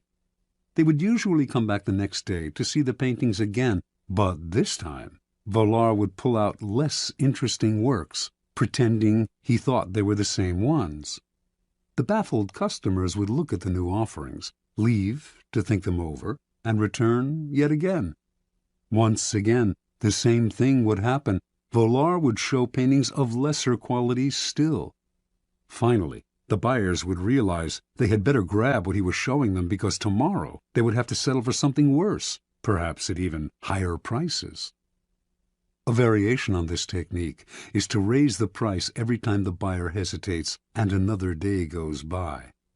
This is an excellent negotiating ploy to use on the chronically indecisive, who will fall for the idea that they are getting a better deal today than if they wait till tomorrow. The weak man on the precipice. The weak are the easiest to maneuver by controlling their options. Cardinal de Retz, the great 17th century provocateur, served as an unofficial assistant to the Duke of Orleans, who was notoriously indecisive. It was a constant struggle to convince the Duke to take action. He would hem and haw, weigh the options, and wait until the last moment, giving everyone around him an ulcer. But Retz discovered a way to handle them. He would describe all sorts of dangers, exaggerating them as much as possible, until the Duke saw a yawning abyss in every direction except one, the one Retz was pushing him to take. This tactic is similar to color the choices, but with the weak, you have to be more aggressive. Work on their emotions, use fear and terror to propel them into action. Try reason, and they will always find a way to procrastinate. The horns of a dilemma. This idea was demonstrated by General William Sherman's infamous march through Georgia during the American Civil War.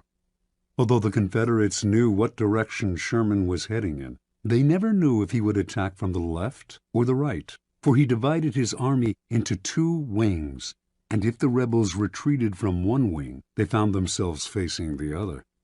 This is a classic trial lawyer's technique. The lawyer leads the witness to decide between 2 possible explanations of an event, both of which poke a hole in their story. They have to answer the lawyer's questions, but whatever they say, they hurt themselves. The key to this move is to strike quickly, deny the victim the time to think of an escape. As they wriggle between the horns of the dilemma, they dig their own grave. Understand, in your struggles with your rivals, it will often be necessary for you to hurt them. And if you are clearly the agent of their punishment, expect a counterattack, expect revenge. If, however, they seem to themselves to be the agents of their own misfortune, they will submit quietly. When Ivan left Moscow for his rural village, the citizens asking him to return agreed to his demand for absolute power. Over the years to come, they resented him less for the terror he unleashed on the country, because, after all, they had granted him his power themselves. This is why it is always good to allow your victims their choice of poison and to cloak your involvement in providing it to them as far as possible.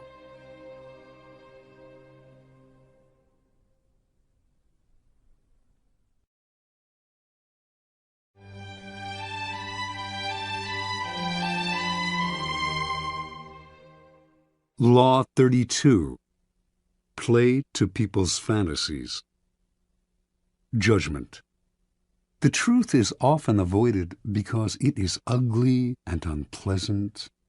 Never appeal to truth and reality unless you are prepared for the anger that comes from disenchantment. Life is so harsh and distressing that people who can manufacture romance or conjure up fantasy are like oases in the desert. Everyone flocks to them. There is great power in tapping into the fantasies of the masses. Observance of the law. The city-state of Venice was prosperous for so long that its citizens felt their small republic had destiny on its side. In the Middle Ages and High Renaissance, its virtual monopoly on trade to the East made it the wealthiest city in Europe. Under a beneficent republican government, Venetians enjoyed liberties that few other Italians had ever known. Yet, in the 16th century, their fortunes suddenly changed. The opening of the New World transferred power to the Atlantic side of Europe, to the Spanish and Portuguese, and later the Dutch and English. Venice could not compete economically, and its empire gradually dwindled. The final blow was the devastating loss of a prized Mediterranean possession, the island of Cyprus, captured from Venice by the Turks in 1570. Now, noble families went broke in Venice, and banks began to fold. A kind of gloom and desperation settled over the citizens. They had known a glittering past, had either lived through it or heard stories about it from their elders. The closeness of the glory years was humiliating. The Venetians half believed that the goddess Fortune was only playing a joke on them, and that the old days would soon return. For the time being, though, what could they do? In 1589, rumors began to swirl around Venice of the arrival not far away of a mysterious man called Il Bragadino, a master of alchemy, a man who had won incredible wealth through his ability, it was said, to multiply gold through the use of a secret substance. The rumors spread quickly because a few years earlier, a Venetian nobleman passing through Poland had heard a learned man prophesy that Venice would recover her past glory and power if she could find a man who understood the alchemic art of manufacturing gold. And so, as word reached Venice of the gold this Bragadino possessed, he clinked gold coins continuously in his hands, and golden objects filled his palace. Some began to dream. Through him, their city would prosper again. Members of Venice's most important noble families accordingly went together to Brescia, where Bragadino lived. They toured his palace and watched in awe as he demonstrated his gold-making abilities, taking a pinch of seemingly worthless minerals and transforming it into several ounces of gold dust. The Venetian Senate prepared to debate the idea of extending an official invitation to Bragadino to stay in Venice at the city's expense, when word suddenly reached them that they were competing with the Duke of Mantua for his services. They heard of a magnificent party in Bragadino's palace for the Duke, featuring garments with golden buttons, gold watches, gold plates, and on and on. Worried they might lose Bragadino to Mantua, the Senate voted almost unanimously to invite him to Venice. promising him the mountain of money he would need to continue living in his luxurious style, but only if he came right away. Late that year, the mysterious Bragadino arrived in Venice. With his piercing dark eyes under thick brows, and the two enormous black mastiffs that accompanied him everywhere, he was forbidding and impressive. He took up residence in a sumptuous palace on the island of Giudecca, with the Republic funding his banquets, his expensive clothes, and all his other whims.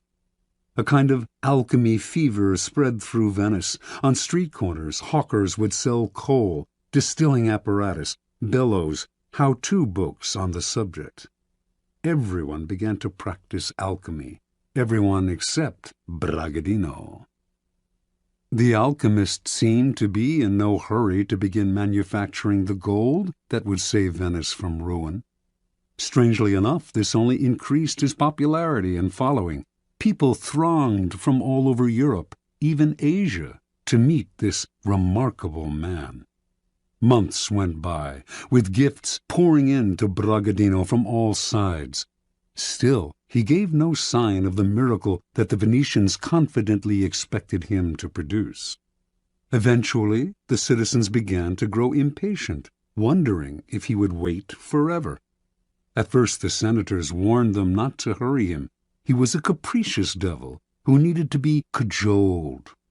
Finally, though, the nobility began to wonder too, and the Senate came under pressure to show a return on the city's ballooning investment. Bragadino had only scorn for the doubters, but he responded to them. He had, he said, already deposited in the city's mint the mysterious substance with which he multiplied gold. He could use this substance up all at once and produce double the gold, but the more slowly the process took place, the more it would yield. If left alone for 7 years, sealed in a casket, the substance would multiply the gold in the mint 30 times over. Most of the senators agreed to wait to reap the gold mine Bragadino promised. Others, however, were angry. 7 more years of this man living royally at the public trough? And many of the common citizens of Venice echoed these sentiments. Finally, the alchemist's enemies demanded he produce a proof of his skills, a substantial amount of gold, and soon. Lofty, apparently devoted to his art, Bragadino responded that Venice, in its impatience, had betrayed him, and would therefore lose his services. He left town, going first to nearby Padua, then, in 1590, to Munich, at the invitation of the Duke of Bavaria, who, like the entire city of Venice, had known great wealth but had fallen into bankruptcy through his own profligacy, and hoped to regain his fortune through the famous alchemist's services.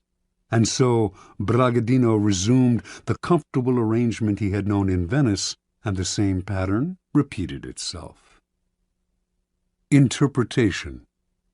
The young Cypriot Mammunia had lived in Venice for several years before reincarnating himself as the alchemist Bragadino. He saw how gloom had settled on the city, how everyone was hoping for a redemption from some indefinite source. At first, Mammunia did not use vulgar demonstrations to convince people of his alchemic skill. His sumptuous palace, his opulent garments, the clink of gold in his hands, all these provided a superior argument to anything rational, and these established the cycle that kept him going. His obvious wealth confirmed his reputation as an alchemist, so that patrons like the Duke of Mantua gave him money, which allowed him to live in wealth, which reinforced his reputation as an alchemist, and so on.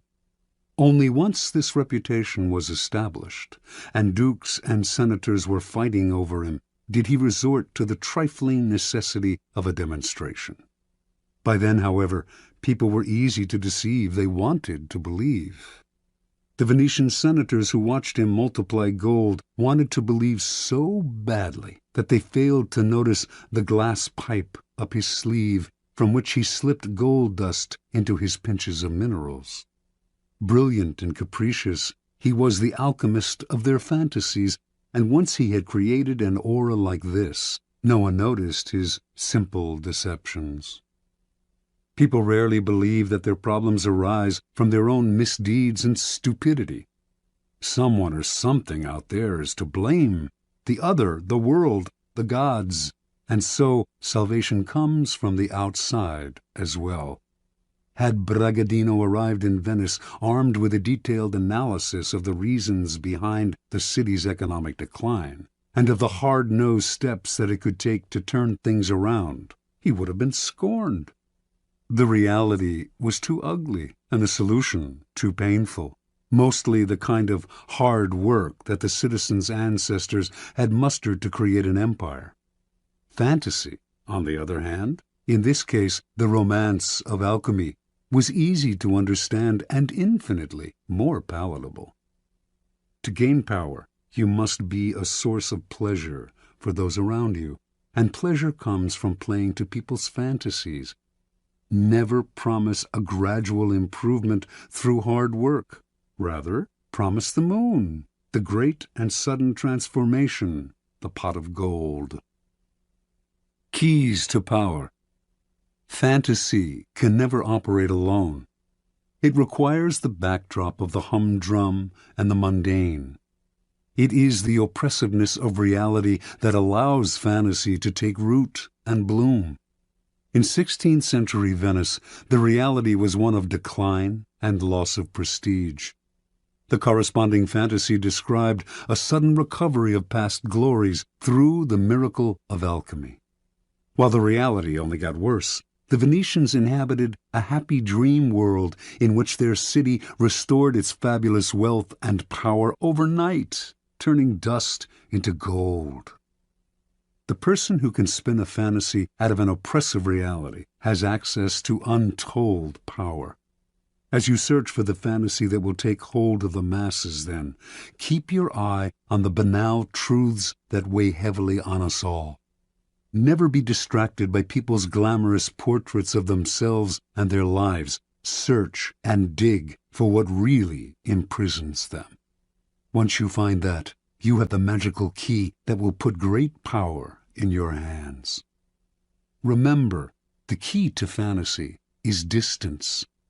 The distant has allure and promise, seems simple and problem-free. What are you offering, then, should be ungraspable. Never let it become oppressively familiar. It is the mirage in the distance, withdrawing as the sucker approaches. Never be too direct in describing the fantasy. Keep it vague. As a forger of fantasies, let your victim come close enough to see and be tempted, but keep him far away enough that he stays dreaming and desiring. Law 33. Discover each man's thumbscrew. Judgment. Everyone has a weakness, a gap in the castle wall. That weakness is usually an insecurity, an uncontrollable emotion or need. It can also be a small, secret pleasure.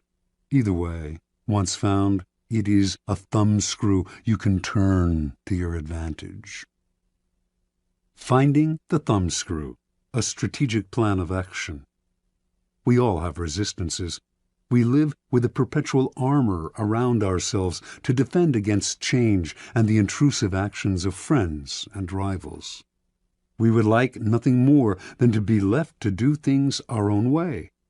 Constantly butting up against these resistances will cost you a lot of energy. One of the most important things to realize about people, though, is that they all have a weakness, some part of their psychological armor that will not resist, that will bend to your will if you find it and push on it. Some people wear their weaknesses openly, others disguise them. Those who disguise them are often the ones most effectively undone through that one chink in their armor. In planning your assault, keep these principles in mind. Pay attention to gestures and unconscious signals.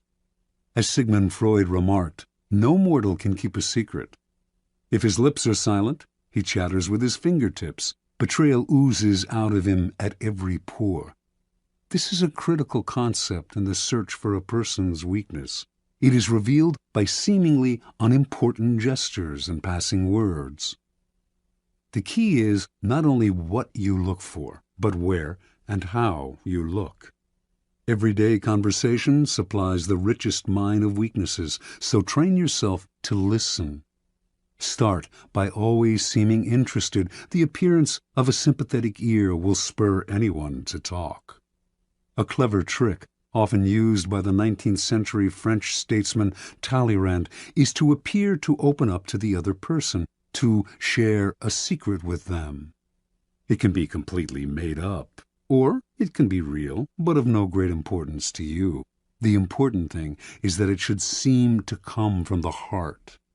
This will usually elicit a response that is not only as frank as yours, but more genuine, a response that reveals a weakness.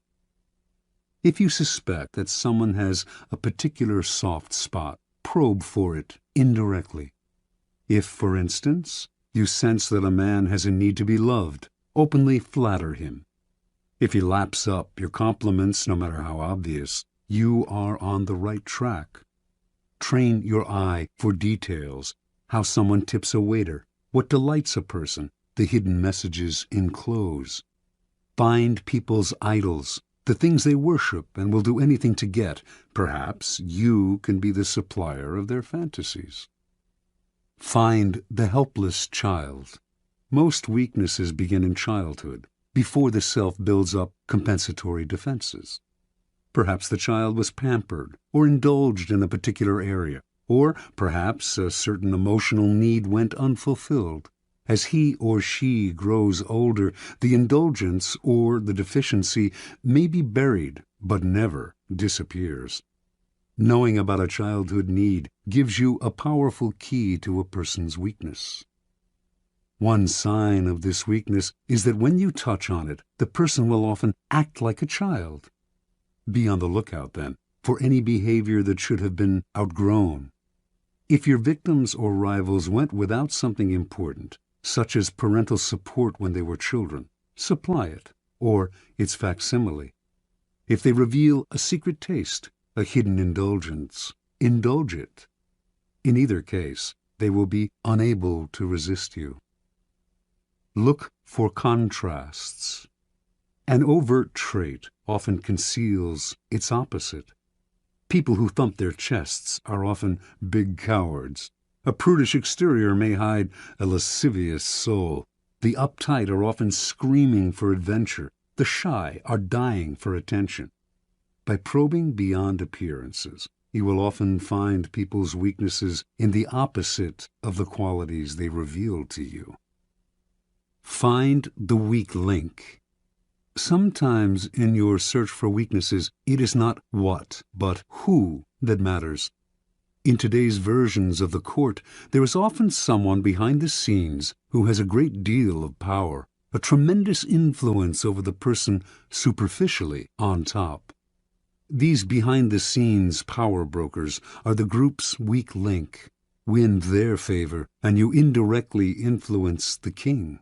Alternatively, even in a group of people acting with the appearance of one will, as when a group under attack closes ranks to resist an outsider, there is always a weak link in the chain.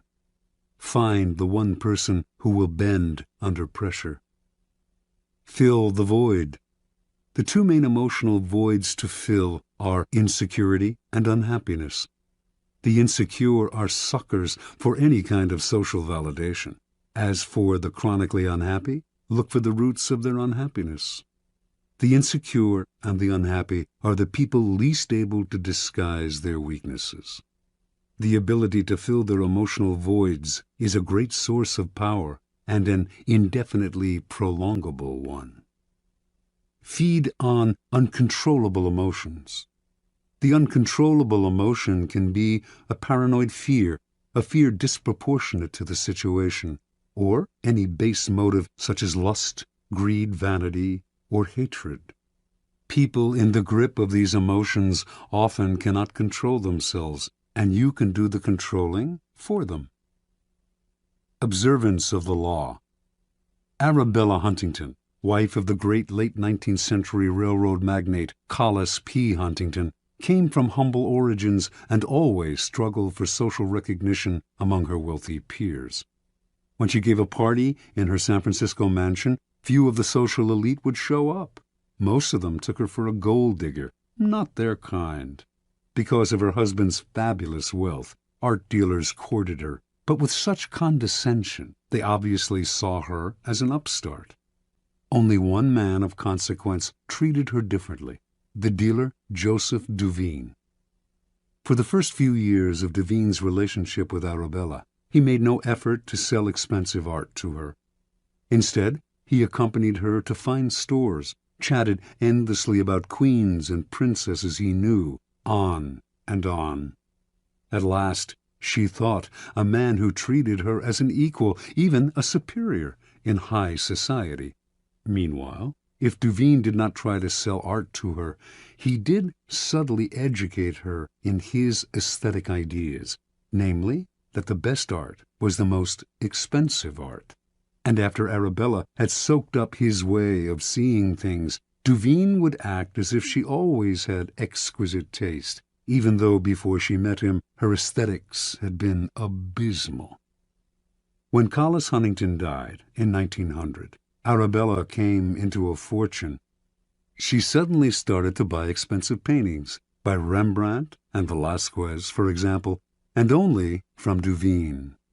Years later, Duveen sold her Gainsborough's Blue Boy for the highest price ever paid for a work of art at the time, an astounding purchase for a family that previously had shown little interest in collecting. Interpretation. Joseph Duveen instantly understood Arabella Huntington and what made her tick. She wanted to feel important, at home in society. Intensely insecure about her lower-class background, she needed confirmation of her new social status. Duveen waited. Instead of rushing into trying to persuade her to collect art, he subtly went to work on her weaknesses. He made her feel that she deserved his attention not because she was the wife of one of the wealthiest men in the world, but because of her own special character, and this completely melted her. Duveen never condescended to Arabella. Rather than lecturing to her, he instilled his ideas in her indirectly. The result was one of his best and most devoted clients, and also the sale of the Blue Boy. People's need for validation and recognition, their need to feel important, is the best kind of weakness to exploit. First, it is almost universal. Second, exploiting it is so very easy. All you have to do is find ways to make people feel better about their taste, their social standing, their intelligence. Once the fish are hooked, you can reel them in again and again for years. You are filling a positive role, giving them what they cannot get on their own. They may never suspect that you are turning them like a thumbscrew, and if they do, they may not care, because you are making them feel better about themselves, and that is worth any price. Law 34. Be royal in your own fashion. Act like a king to be treated like one. Judgment. The way you carry yourself will often determine how you are treated. In the long run, appearing vulgar or common will make people disrespect you. For a king respects himself and inspires the same sentiment in others. By acting regally and confident of your powers, you make yourself seem destined to wear a crown. Observance of the law. When Christopher Columbus was trying to find funding for his legendary voyages, many around him believed he came from the Italian aristocracy. This view was passed into history through a biography written after the explorer's death by his son, which describes him as a descendant of a Count Colombo of the castle of Cuccaro in Montferrat. Colombo, in turn, was said to be descended from the legendary Roman general Colonius, and two of his first cousins were supposedly direct descendants of an emperor of Constantinople. An illustrious background indeed. But it was nothing more than illustrious fantasy, for Columbus was actually the son of Domenico Colombo, a humble weaver who had opened a wine shop when Christopher was a young man, and who then made his living by selling cheese. Columbus himself had created the myth of his noble background, because from early on he felt that destiny had singled him out for great things, and that he had a kind of royalty in his blood. Accordingly, he acted as if he were indeed descended from noble stock. After an uneventful career as a merchant on a commercial vessel, Columbus, originally from Genoa, settled in Lisbon.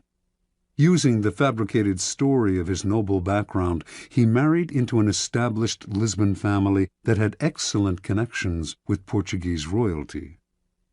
Through his in-laws, Columbus finagled a meeting with the King of Portugal, João II, whom he petitioned to finance a westward voyage aimed at discovering a shorter route to Asia. In return for announcing that any discoveries he achieved would be made in the king's name, Columbus wanted a series of rights: the title Grand Admiral of the Ocean Sea, the office of Viceroy over any lands he found, and 10% of the future commerce with such lands. All of these were to be hereditary and for all time. Columbus made these demands even though he had previously been a mere merchant. He knew almost nothing about navigation. He could not work a quadrant, and he had never led a group of men. In short, he had absolutely no qualifications for the journey he proposed. Furthermore, his petition included no details as to how he would accomplish his plans, just vague promises. When Columbus finished his pitch, João II smiled. He politely declined the offer, but left the door open for the future. Here Columbus must have noticed something he would never forget. Even as the king turned down the sailors' demands, he treated them as legitimate. He neither laughed at Columbus nor questioned his background and credentials. In fact, the king was impressed by the boldness of Columbus's requests, and clearly felt comfortable in the company of a man who acted so confidently. The meeting must have convinced Columbus that his instincts were correct. By asking for the moon, he had instantly raised his own status, for the king assumed that unless a man who set such a high price on himself were mad, which Columbus did not appear to be, he must somehow be worth it. A few years later, Columbus moved to Spain. Using his Portuguese connections, he moved in elevated circles at the Spanish court, receiving subsidies from illustrious financiers and sharing tables with dukes and princes. To all these men, he repeated his request for financing for a voyage to the West, and also for the rights he had demanded from João II. Some, such as the powerful Duke of Medina, wanted to help, but could not, since they lacked the power to grant him the titles and rights he wanted. But Columbus would not back down.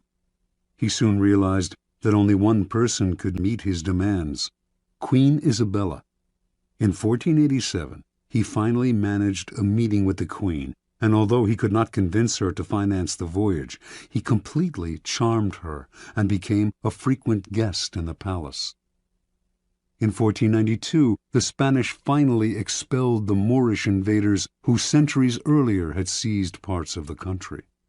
With the wartime burden on her treasury lifted, Isabella felt she could finally respond to the demands of her explorer friend, and she decided to pay for 3 ships, equipment, the salaries of the crews, and a modest stipend for Columbus. More important, she had a contract drawn up that granted Columbus the titles and rights on which he had insisted. The only one she denied, and only in the contract's fine print, was the 10% of all revenues from any lands discovered, an absurd demand, since he wanted no time limit on it. Had the clause been left in, it would eventually have made Columbus and his heirs the wealthiest family on the planet. Columbus never read the fine print. Satisfied that his demands had been met, Columbus set sail that same year in search of the passage to Asia. Before he left, he was careful to hire the best navigator he could find to help get him there. The mission failed to find such a passage, yet when Columbus petitioned the Queen to finance an even more ambitious voyage the following year, she agreed. By then, she had come to see Columbus as destined for great things. Interpretation. Columbus had an amazing power to charm the nobility, and it all came from the way he carried himself. He projected a sense of confidence that was completely out of proportion to his means. Nor was his confidence the aggressive, ugly self-promotion of an upstart. It was a quiet and calm self-assurance. In fact, it was the same confidence usually shown by the nobility themselves. The powerful in the old-style aristocracies felt no need to prove or assert themselves. Being noble, they knew they always deserved more and asked for it. With Columbus, then, they felt an instant affinity, for he carried himself just the way they did, elevated above the crowd, destined for greatness. Understand, it is within your power to set your own price. How you carry yourself reflects what you think of yourself. If you ask for little, shuffle your feet, and lower your head, people will assume this reflects your character. But this behavior is not you. It is only how you have chosen to present yourself to other people.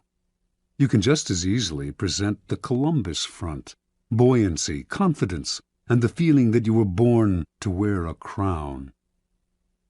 Keys to power. As children, we start our lives with great exuberance, expecting and demanding everything from the world. This generally carries over into our first forays into society, as we begin our careers. But as we grow older, the rebuffs and failures we experience set up boundaries that only get firmer with time. Coming to expect less from the world, we accept limitations that are really self-imposed. We start to bow and scrape and apologize for even the simplest of requests. The solution to such a shrinking of horizons is to deliberately force ourselves in the opposite direction, to downplay the failures and ignore the limitations, to make ourselves demand and expect as much as the child. To accomplish this, we must use a particular strategy upon ourselves. Call it the strategy of the crown. The strategy of the crown is based on a simple chain of cause and effect. If we believe we are destined for great things, our belief will radiate outward just as a crown creates an aura around a king. This outward radiance will infect the people around us, who will think we must have reasons to feel so confident. People who wear crowns seem to feel no inner sense of the limits to what they can ask for or what they can accomplish. This, too, radiates outward. Limits and boundaries disappear. Use the strategy of the crown, and you will be surprised how often it bears fruit. Take as an example those happy children who ask for whatever they want and get it. Their high expectations are their charm. Adults enjoy granting their wishes, just as Isabella enjoyed granting the wishes of Columbus. Law 35. Master the art of timing. Judgment. Never seem to be in a hurry. Hurrying betrays a lack of control over yourself and over time. Always seem patient, as if you know that everything will come to you eventually. Become a detective of the right moment. Sniff out the spirit of the times, the trends that will carry you to power. Learn to stand back when the time is not yet ripe, and to strike fiercely when it has reached fruition. Observance of the law. Starting out in life as a nondescript French seminary school teacher, Joseph Fouché wandered from town to town for most of the decade of the 1780s, teaching mathematics to young boys. Yet he never completely committed himself to the church, never took his vows as a priest. He had bigger plans. Patiently waiting for his chance, he kept his options open. And when the French Revolution broke out in 1789, Fouché waited no longer. He got rid of his cassock, grew his hair long, and became a revolutionary. For this was the spirit of the times. To miss the boat at this critical moment could have spelt disaster. Fouché did not miss the boat. Befriending the revolutionary leader Robespierre, he quickly rose in the rebel ranks. In 1792, the town of Nantes elected Fouché to be its representative to the National Convention, created that year to frame a new constitution for a French republic. When Fouché arrived in Paris to take his seat at the convention, a violent rift had broken out between the moderates and the radical Jacobins. Fouché sensed that in the long run, neither side would emerge victorious. Power rarely ends up in the hands of those who start a revolution or even of those who further it. Power sticks to those who bring it to a conclusion. That was the side Fouché wanted to be on. His sense of timing was uncanny. He started as a moderate, for moderates were in the majority. When the time came to decide on whether or not to execute Louis XVI, however, he saw that the people were clamoring for the king's head, so he cast the deciding vote for the guillotine. Now he had become a radical. Yet, as tensions came to the boil in Paris, he foresaw the danger of being too closely associated with any one faction, so he accepted a position in the provinces where he could lay low for a while. A few months later, he was assigned to the post of proconsul in Lyon, where he oversaw the execution of dozens of aristocrats. At a certain moment, however, he called a halt to the killings, sensing that the mood of the country was turning, and despite the blood already on his hands, the citizens of Lyon hailed him as a savior from what had become known as the Terror. So far, Fouché had played his cards brilliantly, but in 1794, his old friend Robespierre recalled him to Paris to account for his actions in Lyon. Robespierre had been the driving force behind the Terror. He had sent heads on both the right and the left rolling, and Fouché, whom he no longer trusted, seemed destined to provide the next head. Over the next few weeks, a tense struggle ensued, while Robespierre railed openly against Fouché, accusing him of dangerous ambitions and calling for his arrest. The crafty Fouché worked more indirectly, quietly gaining support among those who were beginning to tire of Robespierre's dictatorial control. Fouché was playing for time. He knew that the longer he survived, the more disaffected citizens he could rally against Robespierre. He had to have broad support before he moved against the powerful leader. He rallied support among both the moderates and the Jacobins, playing on the widespread fear of Robespierre. Everyone was afraid of being the next to go to the guillotine. It all came to fruition on July 27th. The convention turned against Robespierre, shouting down his usual lengthy speech. He was quickly arrested, and a few days later it was Robespierre's head, not Fouché's, that fell into the basket. When Fouché returned to the convention after Robespierre's death, he played his most unexpected move. Having led the conspiracy against Robespierre, he was expected to sit with the moderates, but, lo and behold, he once again changed sides, joining the radical Jacobins. For perhaps the first time in his life, he aligned himself with the minority. Clearly, he sensed a reaction stirring. He knew that the moderate faction that had executed Robespierre and was now about to take power would initiate a new round of the Terror, this time against the radicals. In siding with the Jacobins, then, Fouché was sitting with the martyrs of the days to come, the people who would be considered blameless in the troubles that were on their way. Taking sides with what was about to become the losing team was a risky gambit, of course, but Fouché must have calculated he could keep his head long enough to quietly stir up the populace against the moderates and watch them fall from power. And indeed, although the moderates did call for his arrest in December of 1795 and would have sent him to the guillotine, too much time had passed. The executions had become unpopular with the people, and Fouché survived the swing of the pendulum one more time. A new government took over, the Directoire.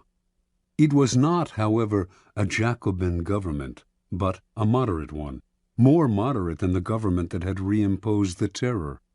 Fouché, the radical, had kept his head, but now he had to keep a low profile. He waited patiently on the sidelines for several years, allowing time to soften any bitter feelings against him. Then he approached the Directoire and convinced them he had a new passion, intelligence gathering. He became a paid spy for the government, excelled at the job, and in 1799 was rewarded by being made Minister of Police. Now he was not just empowered, but required to extend his spying to every corner of France, a responsibility that would greatly reinforce his natural ability to sniff out where the wind was blowing. One of the first social trends he detected, in fact, came in the person of Napoleon, a brash young general whose destiny he right away saw was entwined with the future of France. When Napoleon unleashed a coup d'etat on November 9, 1799, Fouché pretended to be asleep. Indeed, he slept the whole day. For this indirect assistance, it might have been thought his job, after all, to prevent a military coup. Napoleon kept him on as Minister of Police in the new regime. Over the next few years, Napoleon came to rely on Fouché more and more. He even gave this former revolutionary a title, Duke of Otranto, and rewarded him with great wealth. By 1808, however, Fouché, always attuned to the times, sensed that Napoleon was on the downswing. His feudal war with Spain, a country that posed no threat to France, was a sign that he was losing a sense of proportion. Never one to be caught on a sinking ship, Fouché conspired with Talleyrand to bring about Napoleon's downfall. Although the conspiracy failed, Talleyrand was fired. Fouché stayed, but was kept on a tight leash. It publicized a growing discontent with the emperor, who seemed to be losing control. By 1814, Napoleon's power had crumbled, and Allied forces finally conquered him. The next government was a restoration of the monarchy in the form of King Louis XVIII, brother of Louis XVI. Fouché, his nose always sniffing the air for the next social shift, knew Louis would not last long. He had none of Napoleon's flair. Fouché once again played his waiting game, laying low, staying away from the spotlight. Sure enough, in February of 1815, Napoleon escaped from the island of Elba, where he had been imprisoned. Louis XVIII panicked. His policies had alienated the citizenry, who were clamoring for Napoleon's return. So Louis turned to the one man who could maybe have saved his hide, Fouché, the former radical who had sent his brother Louis XVI to the guillotine, but was now one of the most popular and widely admired politicians in France. Fouché, however, would not side with a loser. He refused Louis's request for help by pretending that his help was unnecessary, by swearing that Napoleon would never return to power, although he knew otherwise. A short time later, of course, Napoleon and his new citizen army were closing in on Paris. Seeing his reign about to collapse, feeling that Fouché had betrayed him, and certain that he did not want this powerful and able man on Napoleon's team, King Louis ordered the minister's arrest and execution. On March 16, 1815, policemen surrounded Fouché's coach on a Paris boulevard. Was this finally his end? Perhaps, but not immediately.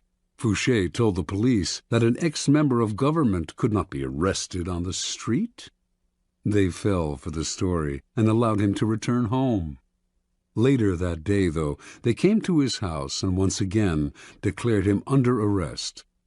Fouché nodded, but would the officers be so kind as allow a gentleman to wash and to change his clothes before leaving his house for the last time? They gave their permission. Fouché left the room, and the minutes went by. Fouché did not return. Finally, the policemen went into the next room, where they saw a ladder against an open window leading down to the garden below. That day and the next the police combed Paris for Fouché, but by then Napoleon's cannons were audible in the distance, and the king and all the king's men had to flee the city. As soon as Napoleon entered Paris, Fouché came out of hiding. He had cheated the executioner once again. Napoleon greeted his former minister of police and gladly restored him to his old post. During the 100 days that Napoleon remained in power, until Waterloo, it was essentially Fouché who governed France. After Napoleon fell, Louis XVIII returned to the throne, and like a cat with 9 lives, Fouché stayed on to serve in yet another government. By then, his power and influence had grown so great that not even the king dared challenge him. Interpretation. In a period of unprecedented turmoil, Joseph Fouché thrived through his mastery of the art of timing. He teaches us a number of key lessons. First, it is critical to recognize the spirit of the times.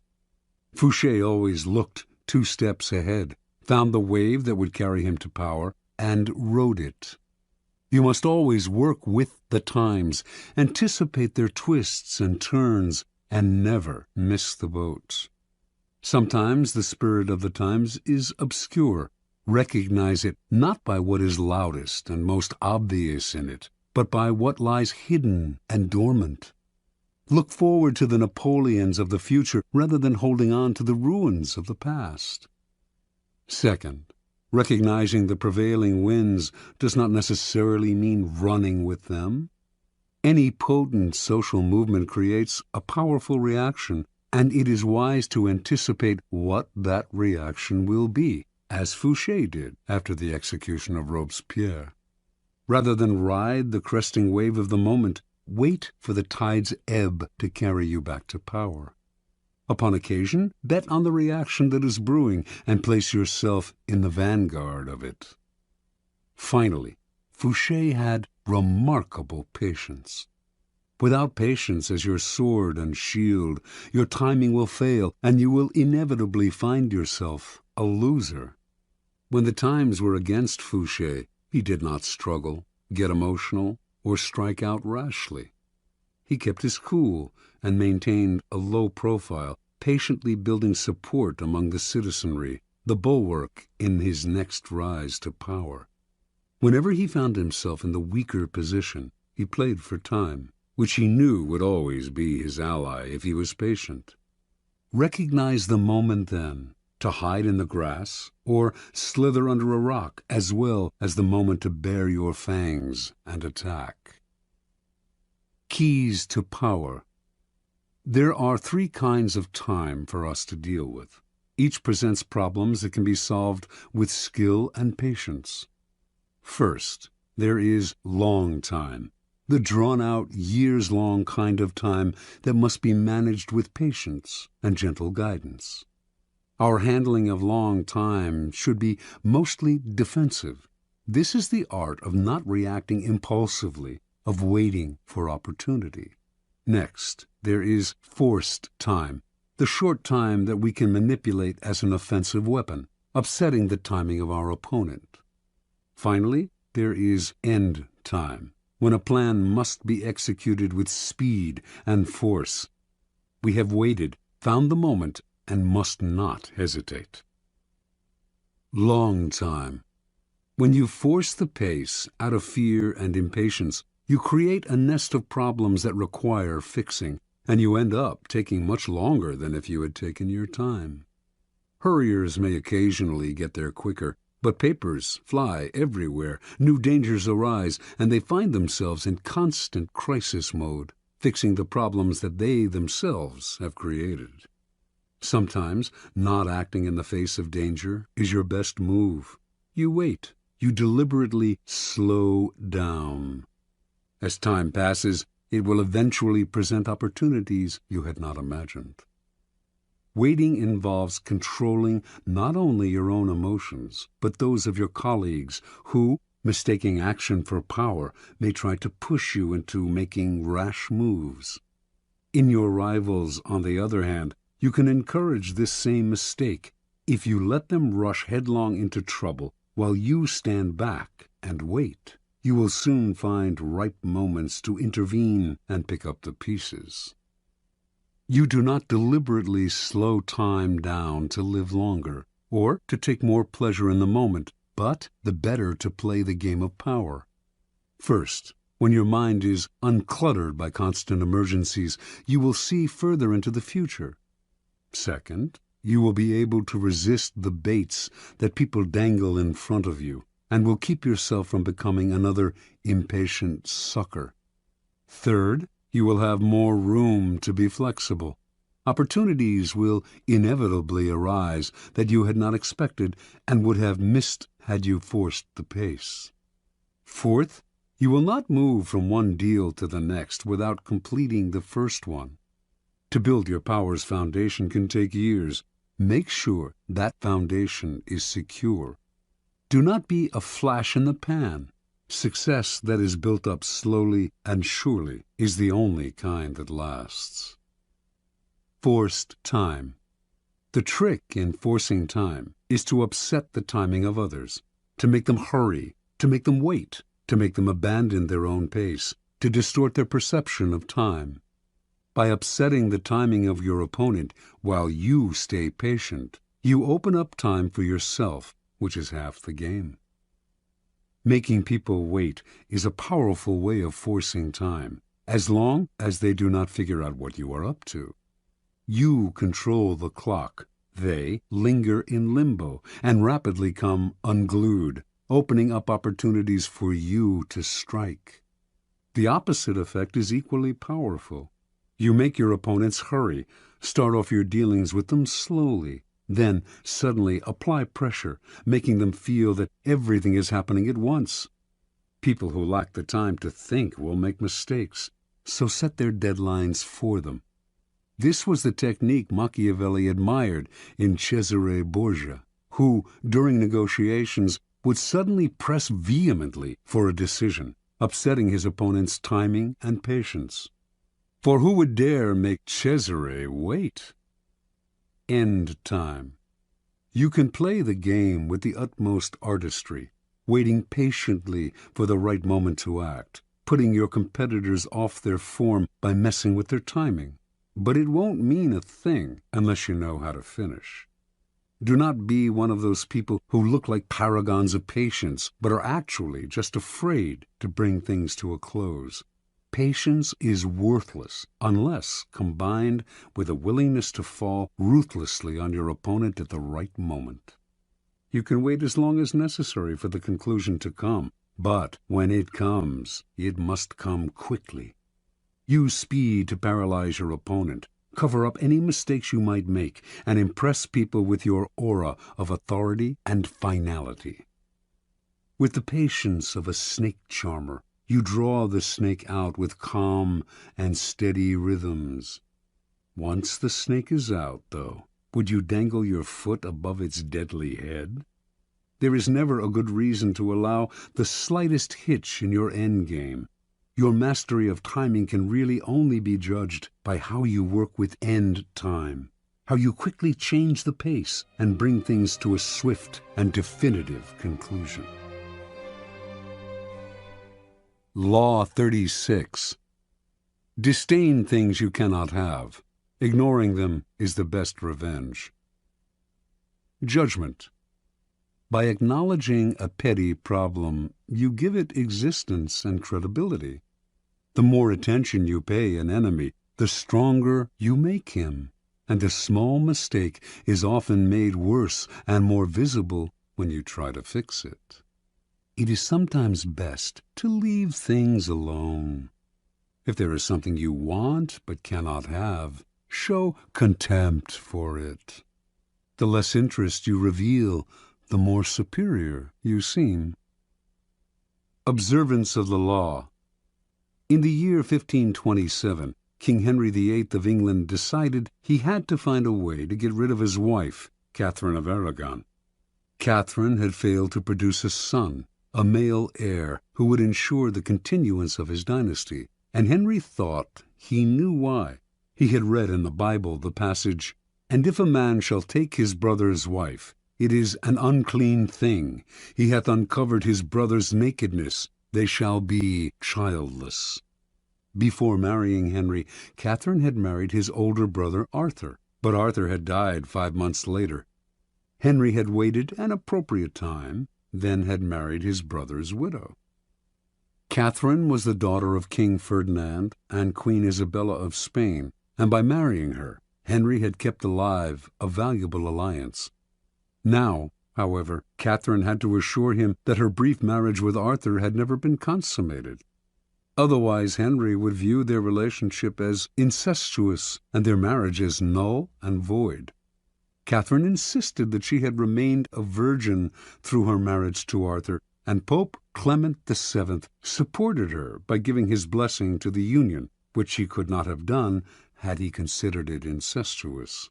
Yet, after years of marriage to Henry, Catherine had failed to produce a son, and in the early 1520s she had entered menopause. To the king, this could only mean one thing. She had lied about her virginity. Their union was incestuous, and God had punished them. There was another reason why Henry wanted to get rid of Catherine. He had fallen in love with a younger woman, Anne Boleyn. Not only was he in love with her, but if he married her, he could still hope to sire a legitimate son. The marriage to Catherine had to be annulled. For this, however, Henry had to apply to the Vatican, but Pope Clement would never annul their marriage. By the summer of 1527, rumors spread throughout Europe that Henry was about to attempt the impossible, to annul his marriage against Clement's wishes. Catherine would never abdicate, let alone voluntarily enter a nunnery, as Henry had urged her. But Henry had his own strategy. He stopped sleeping in the same bed with Catherine, since he considered her his sister-in-law, not his lawful wife. He insisted on calling her Princess Dowager of Wales, her title as Arthur's widow. Finally, in 1531, he banished her from court and shipped her off to a distant castle. The Pope ordered him to return her to court on pain of excommunication, the most severe penalty a Catholic could suffer. Henry not only ignored this threat, he insisted that his marriage to Catherine had been dissolved, and in 1533 he married Anne Boleyn. Clement refused to recognize the marriage, but Henry did not care. He no longer recognized the Pope's authority and proceeded to break with the Roman Catholic Church, establishing the Church of England in its stead, with the king as the head of the new church. And so, not surprisingly, the newly formed Church of England proclaimed Anne Boleyn England's rightful queen. The Pope tried every threat in the book, but nothing worked. Henry simply ignored him. Clement fumed. No one had ever treated him so contemptuously. Henry had humiliated him, and he had no power of recourse. Even excommunication, which he constantly threatened but never carried out, would no longer matter. Catherine, too, felt the devastating sting of Henry's disdain. She tried to fight back, but in appealing to Henry, her words fell on deaf ears, and soon they fell on no one's. Isolated from the court, ignored by the king, mad with anger and frustration, Catherine slowly deteriorated and finally died in January of 1536 from a cancerous tumor of the heart. Interpretation. When you pay attention to a person, the two of you become partners of sorts, each moving in step to the actions and reactions of the other. In the process, you lose your initiative. It is a dynamic of all interactions. By acknowledging other people, even if only to fight with them. You open yourself to their influence.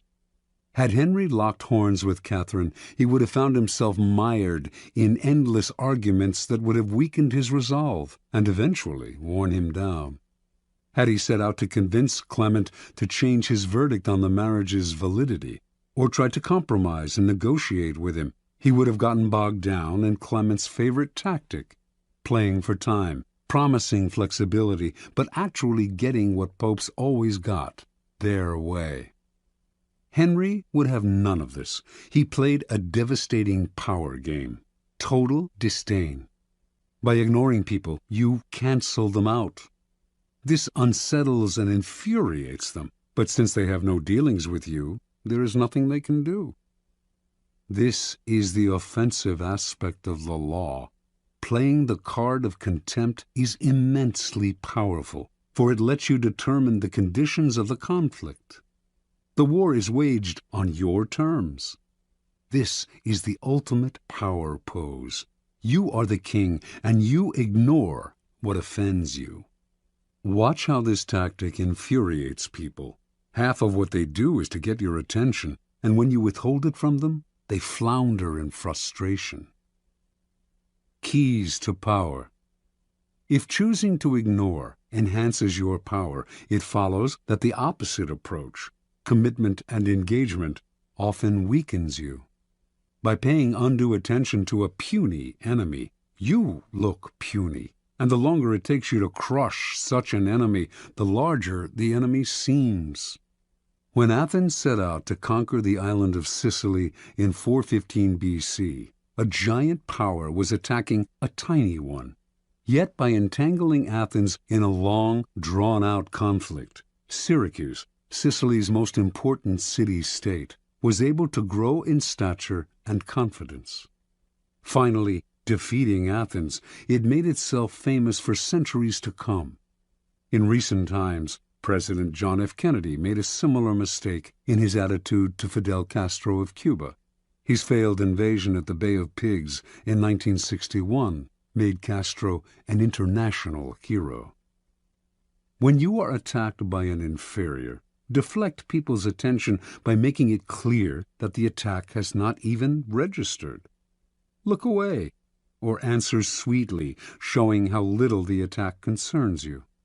Similarly, when you yourself have committed a blunder, the best response is often to make less of your mistake by treating it lightly. Remember, the powerful responses to niggling, petty annoyances, and irritations are contempt and disdain. Never show that something has affected you or that you are offended. That only shows you have acknowledged a problem. Contempt is a dish that is best served cold and without affection. Law 37. Create compelling spectacles. Judgment. Striking imagery and grand symbolic gestures create the aura of power. Everyone responds to them. Stage spectacles for those around you. Then, full of arresting visuals and radiant symbols that heighten your presence. Dazzled by appearances, no one will notice what you are really doing. Observance of the law. In 1536, the future king, Henry II of France, took his first mistress, Diane de Poitiers. Diane was 37 at the time, and was the widow of the Grand Seneschal of Normandy. Henry, meanwhile, was a sprightly lad of 17, who was just beginning to sow his wild oats. At first, their union seemed merely platonic, with Henry showing an intensely spiritual devotion to Diane. But it soon became clear that he loved her in every way, preferring her bed to that of his young wife, Catherine de' Medici. In 1547, King Francis died, and Henry ascended to the throne. This new situation posed perils for Diane de Poitiers. She had just turned 48, and despite her notorious cold baths and rumored youth potions, she was beginning to show her age. Now that Henry was king, perhaps he would return to the Queen's bed, and do as other kings had done, choose mistresses from the bevy of beauties who made the French court the envy of Europe. He was, after all, only 28, and cut a dashing figure. But Diane did not give up so easily. She would continue to enthrall her lover, as she had enthralled him for the past 11 years. Diane's secret weapons were symbols and images to which she had always paid great attention. Early on in her relationship with Henry, she had created a motif by intertwining her initials with his to symbolize their union. The idea worked like a charm. Henry put this insignia everywhere, on his royal robes, on monuments, on churches, on the façade of the Louvre, then the royal palace in Paris. Diane's favorite colors were black and white, which she wore exclusively, and wherever it was possible, the insignia appeared in these colors. Everyone recognized the symbol and its meaning. Soon after Henry took the throne, however, Diane went still further. She decided to identify herself with the Roman goddess Diana, her namesake. Diana was the goddess of the hunt, the traditional royal pastime, and the particular passion of Henry. Equally important, in Renaissance art, she symbolized chastity and purity. For a woman like Diane to identify herself with this goddess would instantly call up those images in the court, giving her an air of respectability. Symbolizing her chaste relationship with Henry, it would also set her apart from the adulterous liaisons of royal mistresses past. To effect this association, Diane began by completely transforming her castle at Aunay. She razed the building's structure and in its place erected a magnificent Doric columned edifice modeled after a Roman temple. It was made in white Normandy stone, flecked with black silex, reproducing Diane's trademark colors of black and white. The insignia of her and Henry's initials appeared on the columns, the doors, the windows, the carpet. Meanwhile, symbols of Diana, crescent moons, stags, and hounds, adorned the gates and façade. Inside, enormous tapestries depicting episodes in the life of the goddess lay on the floors and hung on the walls. In the garden stood the famous Goujon sculpture Diane Chasseresse, which is now in the Louvre, and which had an uncanny resemblance to Diane de Poitiers. Paintings and other depictions of Diana appeared in every corner of the castle. Aunay overwhelmed Henry, who soon was trumpeting the image of Diane de Poitiers as a Roman goddess. In 1548, when the couple appeared together in Lyon for a royal celebration, the townspeople welcomed them with a tableau vivant depicting a scene with Diana the huntress. France's greatest poet of the period, Pierre de Ronsard, began to write verses in honor of Diana. Indeed, a kind of cult of Diana sprang up, all inspired by the king's mistress. It seemed to Henry that Diane had given herself a kind of divine aura, and as if he were destined to worship her for the rest of his life.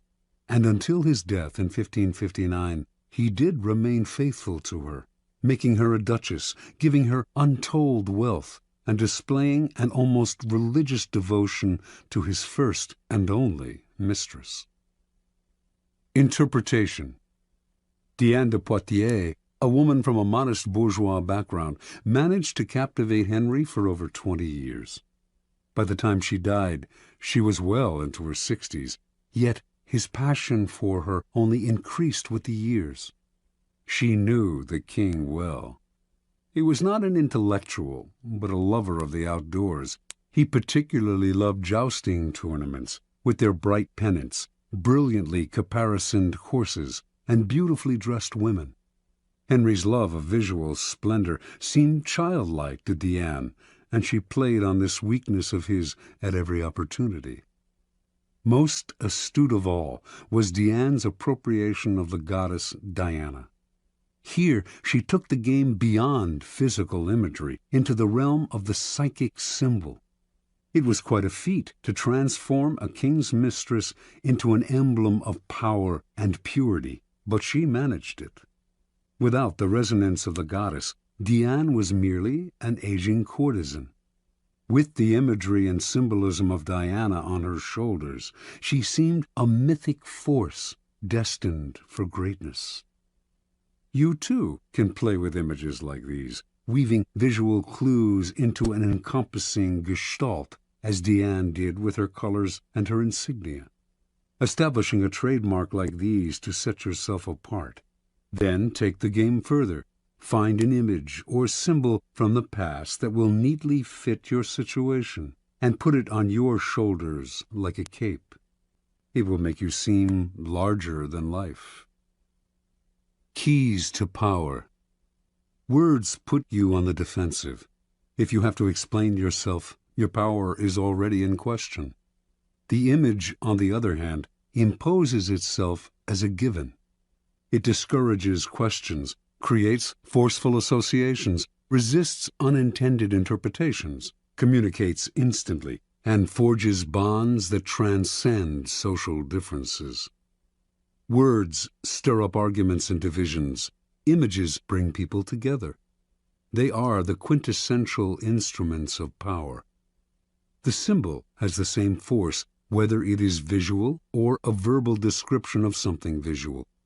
The symbol of the Sun King, as explained by Louis XIV, who is known by that epithet, can be read on many layers, but the beauty of it is that its associations required no explanation, spoke immediately to his subjects, distinguished him from all other kings, and conjured up a kind of majesty that went far beyond the words themselves. The symbol contains untold power. Things change in the game of symbols. It is probably no longer possible to pose as a Sun King or to wrap the mantle of Diana around you.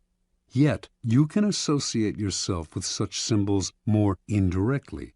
And, of course, you can make your own mythology out of figures from more recent history, people who are comfortably dead but still powerfully associative in the public eye. The idea is to give yourself an aura, a stature that your normal banal appearance simply will not create. By herself, Diane de Poitiers had no such radiant powers. She was as human and ordinary as most of us, but the symbol elevated her above the human lot and made her seem divine. Use the power of symbols as a way to rally, animate, and unite your troops or team. Always find a symbol to represent your cause. The more emotional associations, the better. The best way to use images and symbols is to organize them into a grand spectacle that awes people and distracts them from unpleasant realities. This is easy to do. People love what is grand, spectacular, and larger than life. Appeal to their emotions, and they will flock to your spectacle in hordes. The visual is the easiest route to their hearts.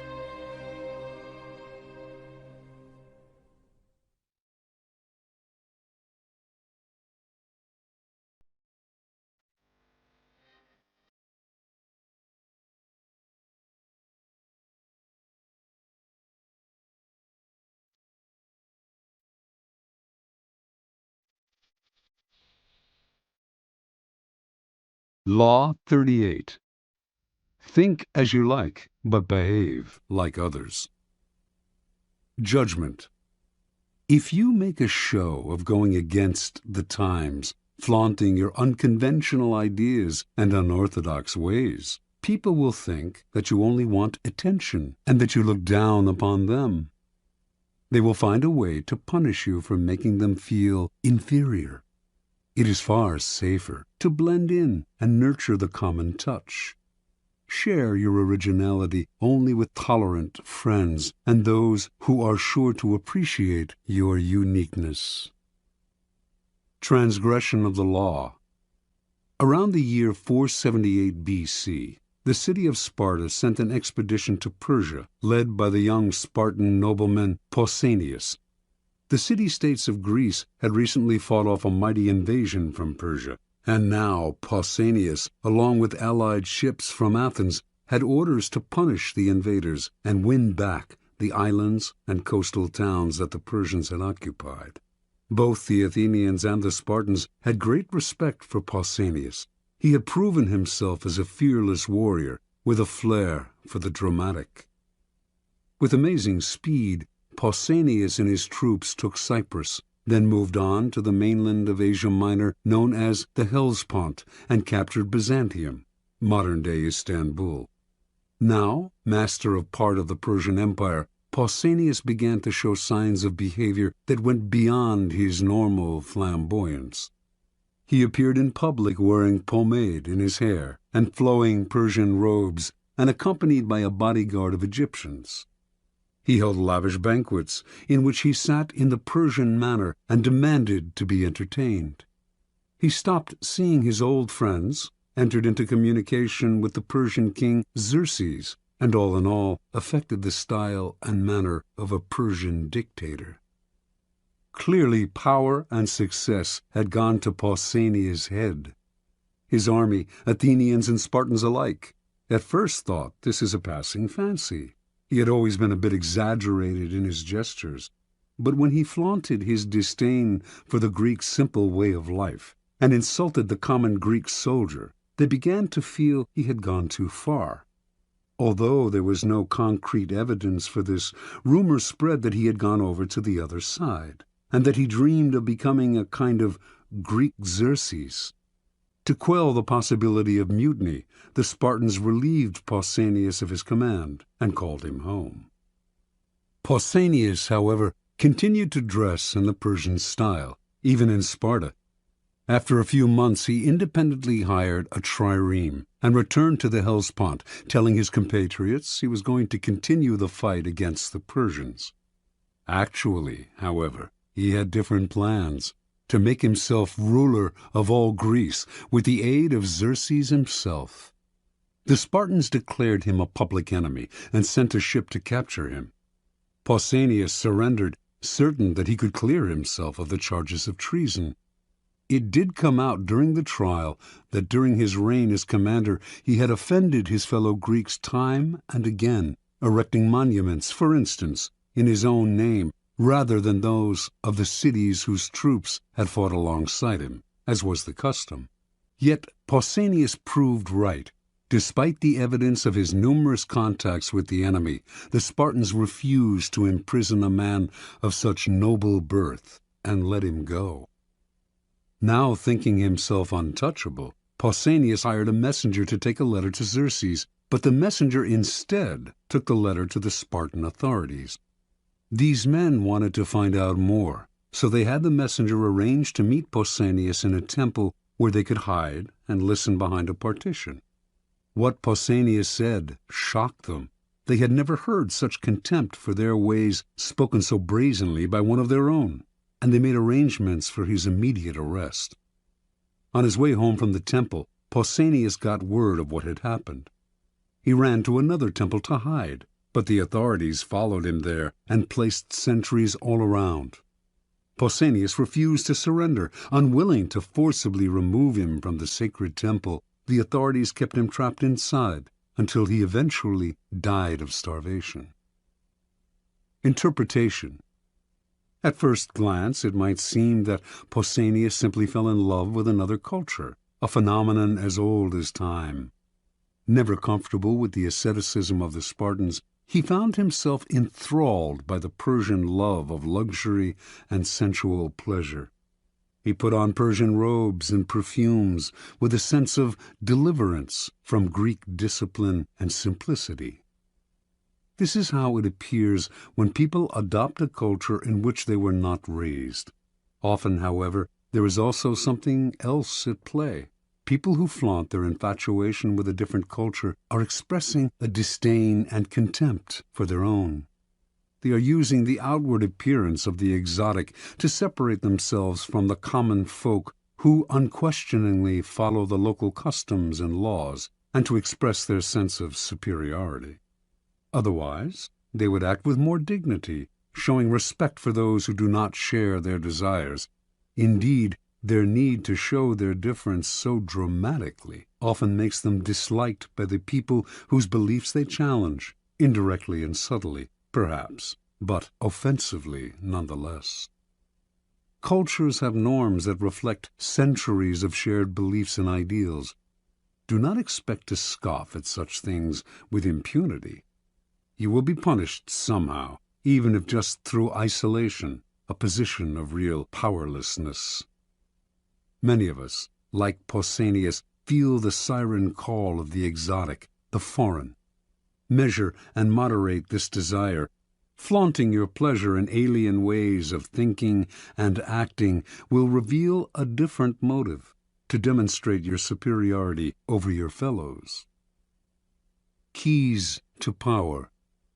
Wise and clever people learn early on that they can display conventional behavior and mouth conventional ideas without having to believe in them. The power these people gain from blending in is that of being left alone to have the thoughts they want to have, and to express them to the people they want to express them to, without suffering isolation or ostracism. Once they have established themselves in a position of power, they can try to convince a wider circle of the correctness of their ideas, perhaps working indirectly. Make a show of blending in, even going so far as to be the most zealous advocate of the prevailing orthodoxy. If you stick to conventional appearances in public, few will believe you think differently in private. Do not be so foolish as to imagine that in our own time the old orthodoxies are gone. Jonas Salk, for instance, thought science had gotten past politics and protocol, and so, in his search for a polio vaccine, he broke all the rules, going public with the discovery before showing it to the scientific community, taking credit for the vaccine without acknowledging the scientists who had paved the way, making himself a star. The public may have loved him, but scientists shunned him. His disrespect for his community's orthodoxies left him isolated, and he wasted years trying to heal the breach and struggling for funding and cooperation. The logical extension of this law is the invaluable ability to be all things to all people. When you go into society, leave behind your own ideas and values, and put on the mask that is most appropriate for the group in which you find yourself. People will swallow the bait because it flatters them to believe that you share their ideas. They will not take you as a hypocrite if you are careful, for how can they accuse you of hypocrisy if you do not let them know exactly what you stand for? Nor will they see you as lacking in values. Of course you have values, the values you share with them while in their company. Law 39. Stir up waters to catch fish. Judgment. Anger and emotion are strategically counterproductive. You must always stay calm and objective, but if you can make your enemies angry while staying calm yourself, you gain a decided advantage. Put your enemies off balance. Find the chink in their vanity through which you can rattle them and you hold the strings. Observance of the law.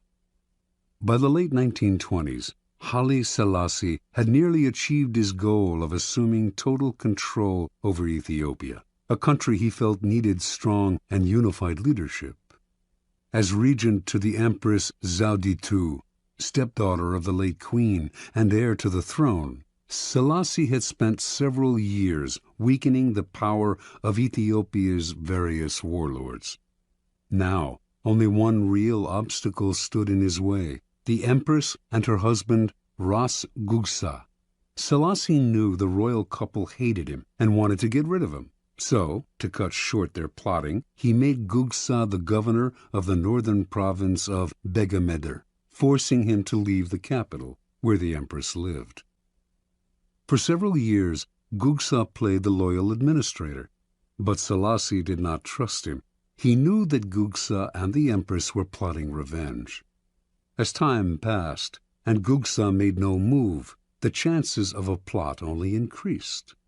Selassie knew what he had to do: draw Gugsa out, get under his skin, and push him into action before he was ready. For several years, a northern tribe, the Azibu Galas, had been in virtual rebellion against the throne, robbing and pillaging local villages and refusing to pay taxes. Selassie had done nothing to stop them, letting them grow stronger. Finally, in 1929, he ordered Ras Gugsa to lead an army against these disobedient tribesmen. Gugsa agreed, but inwardly he seethed. He had no grudge against the Azibu Galas, and the demand that he fight them hurt his pride. He could not disobey the order, but as he worked to put together an army, he began to spread an ugly rumor that Selassie was in cahoots with the Pope and planned to convert the country to Roman Catholicism and make it a colony of Italy. Gugsa's armies swelled, and some of the tribes from which his soldiers came secretly agreed to fight Selassie. In March of 1930, an enormous force of 35,000 men began to march, not on the Azibu Galas, but south, toward the capital of Addis Ababa. Made confident by his growing strength, Gugsa now openly led a holy war to depose Selassie and put the country back in the hands of true Christians. He did not see the trap that had been laid for him. Before Selassie had ordered Gugsa to fight the Azibu Galas, he had secured the support of the Ethiopian Church. And before the revolt got underway, he had bribed several of Gugsa's key allies not to show up for the battle. As the rebel army marched south, airplanes flew overhead, dropping leaflets announcing that the highest church officials had recognized Selassie as the true Christian leader of Ethiopia, and that they had excommunicated Gugsa for fomenting a civil war. These leaflets severely blunted the emotions behind the Holy Crusade. And as battle loomed and the support that Gugsa's allies had promised him failed to show up, soldiers began to flee or defect. When the battle came, the rebel army quickly collapsed. Refusing to surrender, Ras Gugsa was killed in the fighting. The Empress, distraught over her husband's death, died a few days later. On April 30th, Selassie issued a formal proclamation announcing his new title, Emperor of Ethiopia. Interpretation. Haile Selassie always saw several moves ahead. He knew that if he let Ras Gugsa decide the time and place of the revolt, the danger would be much greater than if he forced Gugsa to act on Selassie's terms. So he goaded him into rebellion by offending his manly pride, asking him to fight people he had no quarrel with on behalf of a man he hated. Thinking everything out ahead, Selassie made sure that Gugsa's rebellion would come to nothing, and that he could use it to do away with his last two enemies. This is the essence of the law. When the waters are still, your opponents have the time and space to plot actions that they will initiate and control. So stir the waters, force the fish to the surface, get them to act before they are ready. Steal the initiative. The best way to do this is to play on uncontrollable emotions: pride, vanity, love, hate. Once the water is stirred up, the little fish cannot help but rise to the bait. The angrier they become, the less control they have, and finally they are caught in the whirlpool you have made, and they drown. Keys to power. Angry people usually end up looking ridiculous, for their response seems out of proportion to what occasioned it. They have taken things too seriously, exaggerating the hurt or insult that has been done to them. They are so sensitive to slight that it becomes comical how much they take personally. More comical still is their belief that their outbursts signify power. The truth is the opposite. Petulance is not power. It is a sign of helplessness. People may temporarily be cowed by your tantrums, But in the end, they lose respect for you. They also realize they can easily undermine a person with so little self-control. If a person explodes with anger at you, and it seems out of proportion to what you did to them, you must remind yourself that it is not exclusively directed at you. Do not be so vain. The cause is much larger, goes way back in time, involves dozens of prior hurts, and is actually not worth the bother to understand. Instead of seeing it as a personal grudge, look at the emotional outburst as a disguised power move, an attempt to control or punish you, cloaked in the form of hurt feelings and anger.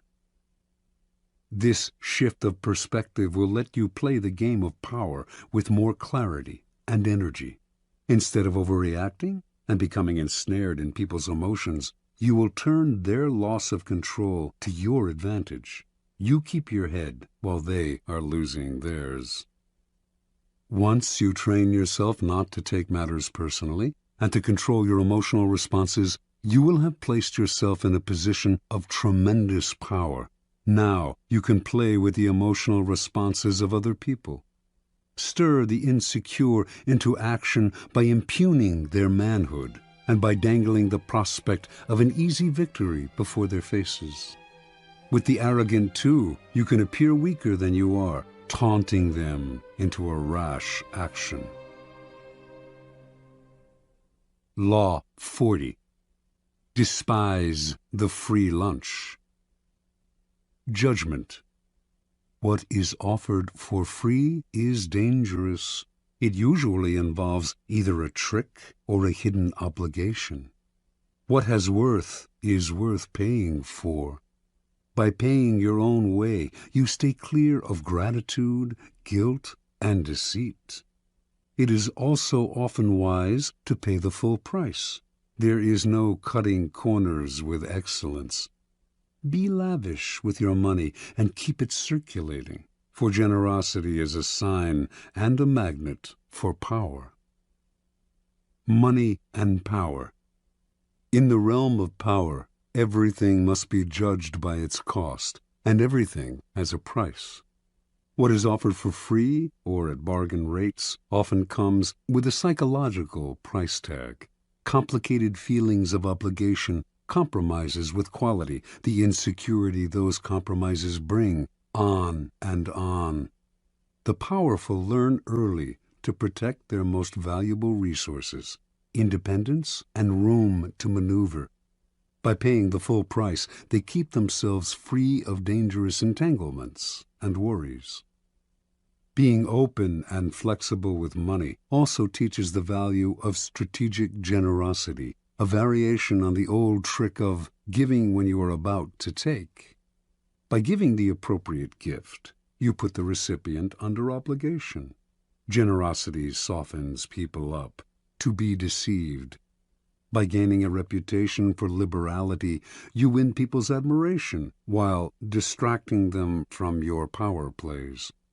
By strategically spreading your wealth, you charm the other courtiers, creating pleasure and making valuable allies. Look at the masters of power, the Caesars, the Queen Elizabeths, the Michelangelos, the Medicis. Not a miser among them. Even the great con artists spend freely to swindle. Tight purse strings are unattractive. When engaged in seduction, Casanova would give completely, not only of himself, but of his wallet. The powerful understand that money is psychologically charged, and that it is also a vessel of politeness and sociability. They make the human side of money a weapon in their armory. For everyone able to play with money, thousands more are locked in a self-destructive refusal to use money creatively and strategically. These types represent the opposite pole to the powerful, and you must learn to recognize them, either to avoid their poisonous natures or to turn their inflexibility to your advantage. The greedy fish. The greedy fish take the human side out of money. Cold and ruthless, They see only the lifeless balance sheet, viewing others solely as either pawns or obstructions in their pursuit of wealth. They trample on people's sentiments and alienate valuable allies. No one wants to work with the greedy fish, and over the years they end up isolated, which often proves their undoing. The bargain demon. Powerful people judge everything by what it costs, not just in money, but in time, dignity, and peace of mind. And this is exactly what bargain demons cannot do. Wasting valuable time digging for bargains, they worry endlessly about what they could have gotten elsewhere for a little less.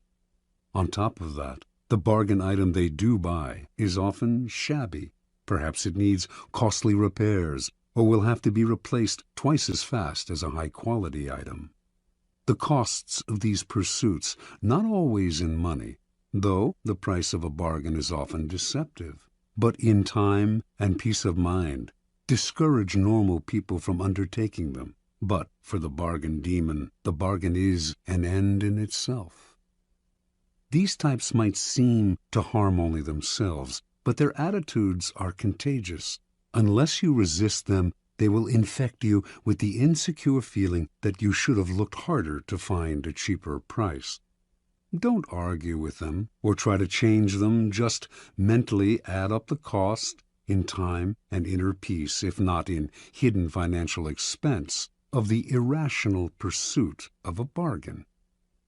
The sadist. Financial sadists play vicious power games with money as a way of asserting their power. They might, for example, make you wait for money that is owed you, promising that the check is in the mail. Or, if they hire you to work for them, they meddle in every aspect of the job, haggling and giving you ulcers. Sadists seem to think that paying for something gives them the right to torture and abuse the seller. They have no sense of the courtier element in money. If you are unlucky enough to get involved with this type, accepting a financial loss may be better in the long run than getting entangled in their destructive power games. The indiscriminate giver. Generosity has a definite function in power. It attracts people, softens them up, makes allies out of them. But it has to be used strategically with a definite end in mind. Indiscriminate givers, on the other hand, are generous because they want to be loved and admired by all, and their generosity is so indiscriminate and needy that it may not have the desired effect. If they give to one and all, why should the recipient feel special? Attractive as it may seem to make an indiscriminate giver your mark, in any involvement with this type, you will often feel burdened by their insatiable emotional needs. Transgression of the law. In the early 18th century, no one stood higher in English society than the Duke and Duchess of Marlborough. The Duke, having led successful campaigns against the French, was considered Europe's premier general and strategist, and his wife, the Duchess, after much maneuvering, had established herself as the favorite of Queen Anne, who became ruler of England in 1702. In 1704, the Duke's triumph at the Battle of Blenheim made him the toast of England, and to honor him, the Queen awarded him a large plot of land in the town of Woodstock, and the funds to create a great palace there. Calling his planned home the Palace of Blenheim, the Duke chose as his architect the young John Vanbrugh, a kind of Renaissance man who wrote plays as well as designed buildings. And so construction began in the summer of 1705, with much fanfare and great hopes. Vanbrugh had a dramatist's sense of architecture. His palace was to be a monument to Marlborough's brilliance and power, and was to include artificial lakes, enormous bridges, elaborate gardens, and other fantastical touches. From day one, however, the Duchess could not be pleased. She thought Vanbrugh was wasting money on yet another stands of trees. She wanted the palace finished as soon as possible. The Duchess tortured Van Brugh and his workmen on every detail. She was consumed with petty matters. Although the government was paying for Blenheim, she counted every penny. Eventually, her grumbling about Blenheim and other things too created an irreparable rift between her and Queen Anne, who, in 1711, dismissed her from the court, ordering her to vacate her apartments at the royal palace.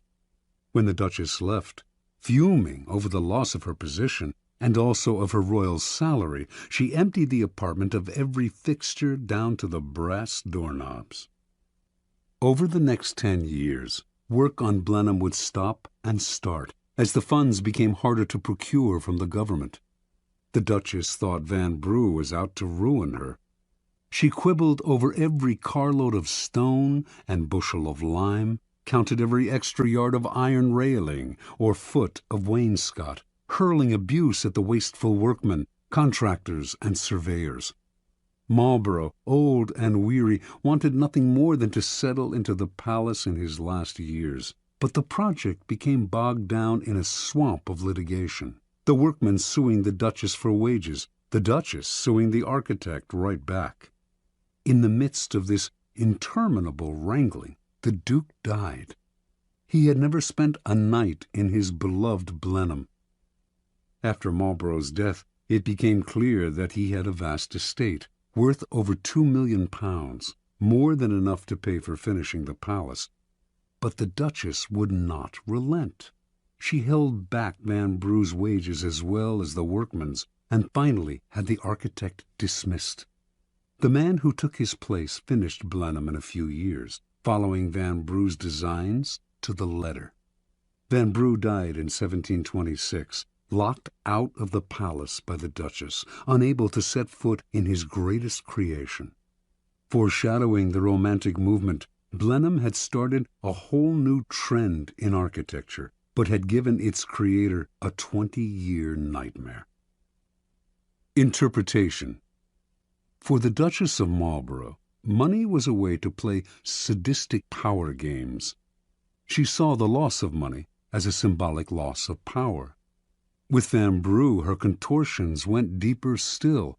He was a great artist, and she envied his power to create, to attain a fame outside her reach. She may not have had his gifts, but she did have the money to torture and abuse him over the pettiest details, to ruin his life. This kind of sadism, however, bears an awful price. It made construction that should have lasted 10 years take 20.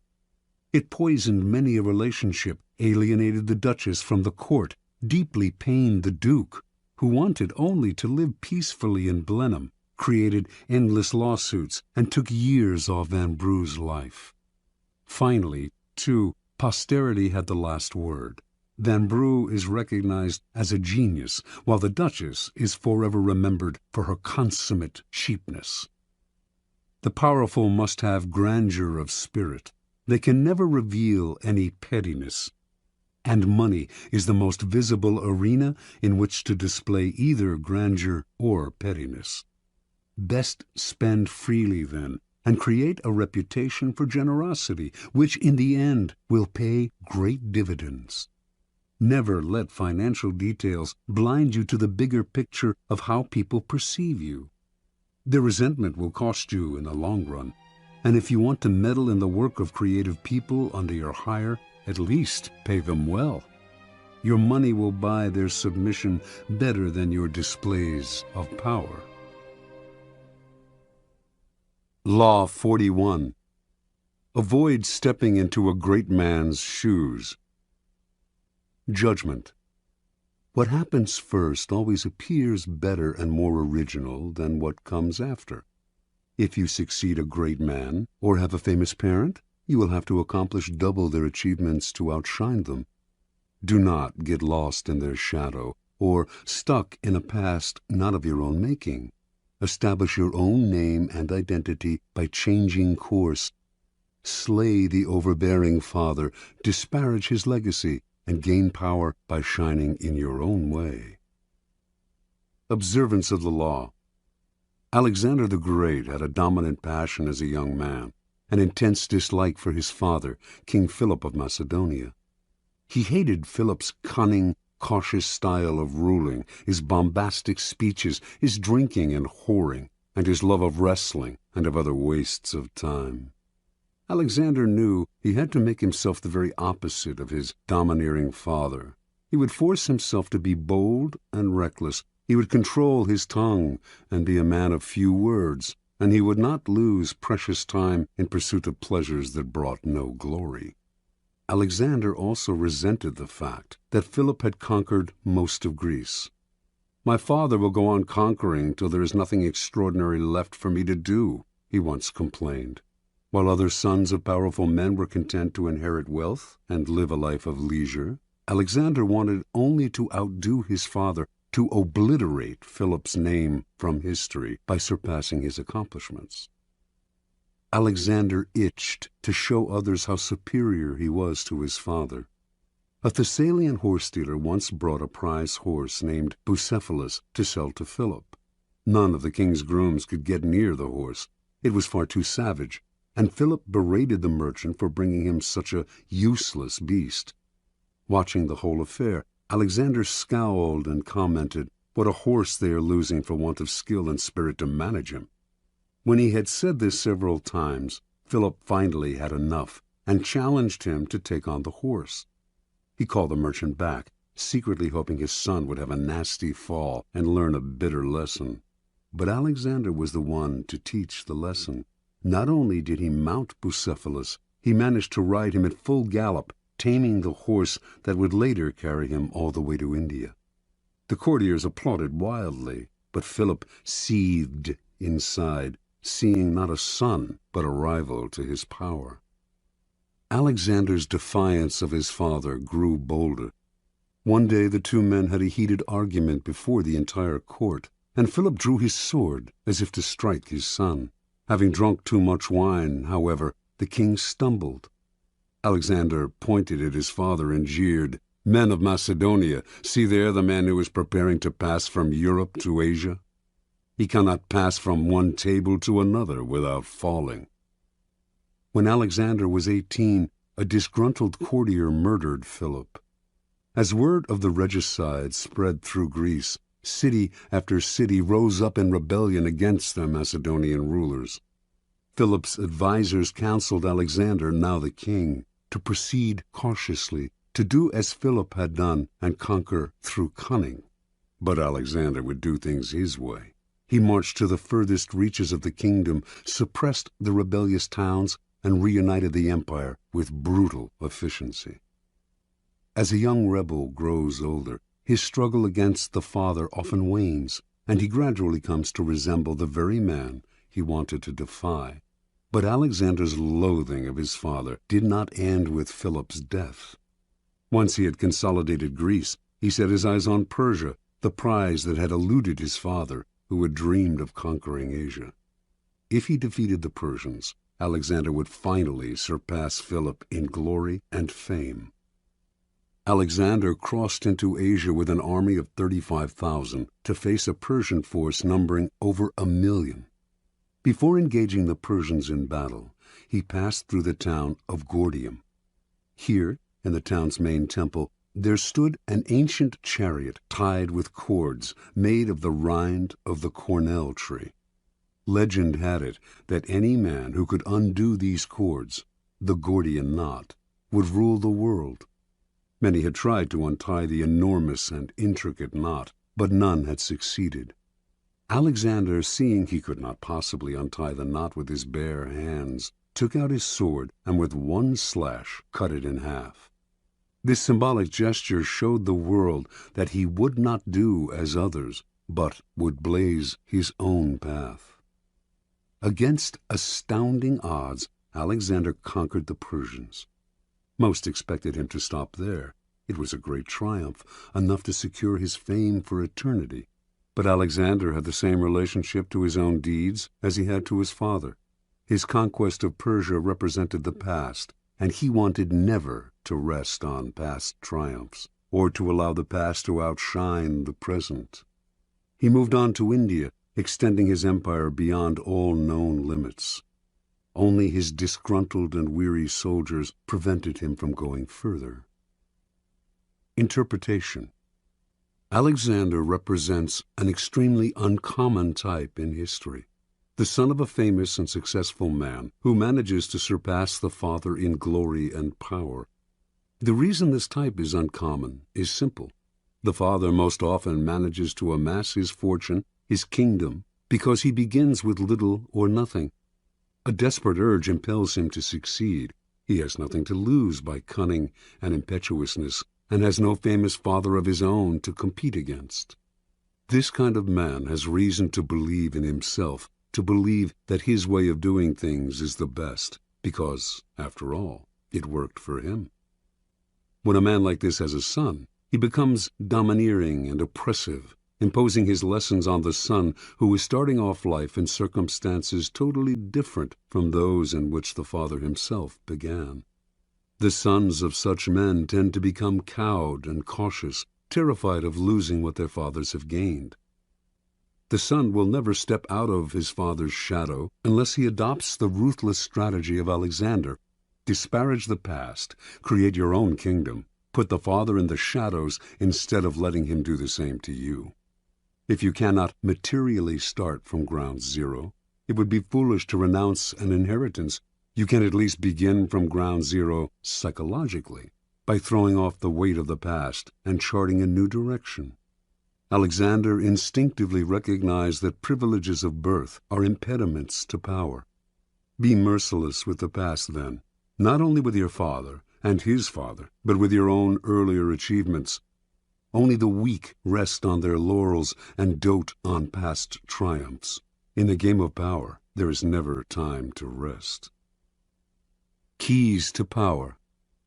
Power depends on the ability to fill a void, to occupy a field that has been cleared of the dead weight of the past. Only after the father figure has been properly done away with will you have the necessary space to create and establish a new order. There are several strategies you can adopt to accomplish this.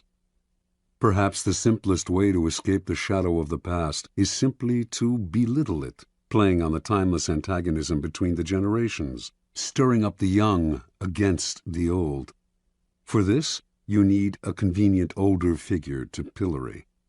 John F. Kennedy knew the dangers of getting lost in the past. He radically distinguished his presidency from that of his predecessor, Dwight D. Eisenhower, and also from the preceding decade, the 1950s, which Eisenhower personified. Kennedy, for instance, would not play the dull and fatherly game of golf, a symbol of retirement and privilege, and Eisenhower's passion. Instead, he played football on the White House lawn. In every aspect, his administration represented vigor and youth, as opposed to the stodgy Eisenhower. Kennedy had discovered an old truth. The young are easily set against the old, since they yearn to make their own place in the world and resent the shadow of their fathers. Never let yourself be seen as following your predecessor's path. If you do, you will never surpass him. You must physically demonstrate your difference by establishing a style and symbolism that sets you apart. When General Douglas MacArthur assumed command of American forces in the Philippines during World War II, an assistant handed him a book containing the various precedents established by the commanders before him, the methods that had been successful for them. MacArthur asked the assistant how many copies there were of this book. 6, the assistant answered. Well, the general replied, you get all those 6 copies together and burn them, every one of them. I'll not be bound by precedents. Any time a problem comes up, I'll make the decision at once, immediately. Adopt this ruthless strategy toward the past, burn all the books, and train yourself to react to circumstances as they happen. You may believe that you have separated yourself from the predecessor or father figure, but as you grow older, you must be eternally vigilant, lest you become the father you had rebelled against. Finally, plenitude and prosperity tend to make us lazy and inactive. When our power is secure, we have no need to act. This is a serious danger. especially for those who achieve success and power at an early age. You must be prepared to return to square one psychologically, rather than growing fat and lazy with prosperity. Pablo Picasso could deal with success, but only by constantly changing the style of his painting, often breaking completely with what had made him successful before. How often our early triumphs turn us into a kind of caricature of ourselves. Powerful people recognize these traps. Like Alexander the Great, they struggle constantly to recreate themselves. The father must not be allowed to return. He must be slain at every step of the way. Law 42. Strike the shepherd and the sheep will scatter. Judgment. Trouble can often be traced to a single strong individual, the stirrer, the arrogant underling, the poisoner of goodwill. If you allow such people room to operate, others will succumb to their influence. Do not wait for the troubles they cause to multiply. Do not try to negotiate with them. They are irredeemable. Neutralize their influence by isolating or banishing them. Strike at the source of the trouble, and the sheep will scatter. Observance of the law. Near the end of the 6th century BC, the city-state of Athens overthrew the series of petty tyrants who had dominated its politics for decades. It established instead a democracy that was to last over a century, a democracy that became the source of its power and its proudest achievement. But as the democracy evolved, so did a problem the Athenians had never faced: how to deal with those who did not concern themselves with the cohesion of a small city surrounded by enemies, who did not work for its greater glory, but thought of only themselves and their own ambitions and petty intrigues. The Athenians understood that these people, if left alone, would sow dissension, divide the city into factions, and stir up anxieties, all of which could lead to the ruin of their democracy. Violent punishment no longer suited the new, civilized order that Athens had created. Instead, the citizens found another, more satisfying and less brutal way to deal with the chronically selfish. Every year, they would gather in the marketplace and write on a piece of earthenware, an ostrakon, the name of an individual they wanted to see banished from the city for 10 years. If a particular name appeared on 6,000 ballots, that person would instantly be exiled. If no one received 6,000 votes, the person with the most ostraka recording his name would suffer the 10-year ostracism. This ritual expulsion became a kind of festival. What a joy to be able to banish those irritating, anxiety-inducing individuals who wanted to rise above the group they should have served. In 490 BC, Aristides, one of the great generals of Athenian history, helped defeat the Persians at the Battle of Marathon. Meanwhile, off the battlefield, his fairness as a judge had earned him the nickname the Just. But as the years went by, the Athenians came to dislike him. He made such a show of his righteousness, and this, they believed, disguised his feelings of superiority and scorn for the common folk. His omnipresence in Athenian politics became obnoxious. The citizens grew tired of hearing him called the Just. They feared that this was just the type of man, judgmental, haughty, who would eventually stir up fierce divisions among them. In 482 BC, despite Aristides' invaluable expertise in the continuing war with the Persians, they collected the ostraka and had him banished. After Aristides' ostracism, the great general Themistocles emerged as the city's premier leader. But his many honors and victories went to his head, and he too became arrogant and overbearing, constantly reminding the Athenians of his triumphs in battle, the temples he had built, the dangers he had fended off. He seemed to be saying that without him the city would come to ruin. And so, in 472 BC, Themistocles' name was filled in on the ostraka, and the city was rid of his poisonous presence. The greatest political figure in 5th century Athens was undoubtedly Pericles. Although several times threatened with ostracism, he avoided that fate by maintaining close ties with the people.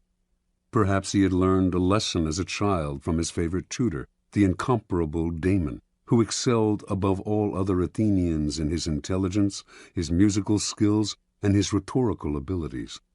It was Damon who had trained Pericles in the arts of ruling. But he, too, suffered ostracism, for his superior airs and his insulting manner toward the commoners stirred up too much resentment. Toward the end of the century, there lived a man named Hyperbolus. Most writers of the time describe him as the city's most worthless citizen. He did not care what anyone thought of him, and slandered whomever he disliked. He amused some, but irritated more.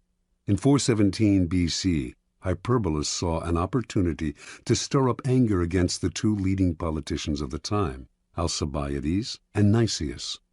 He hoped that one of the two would be ostracized and that he would rise in that man's place.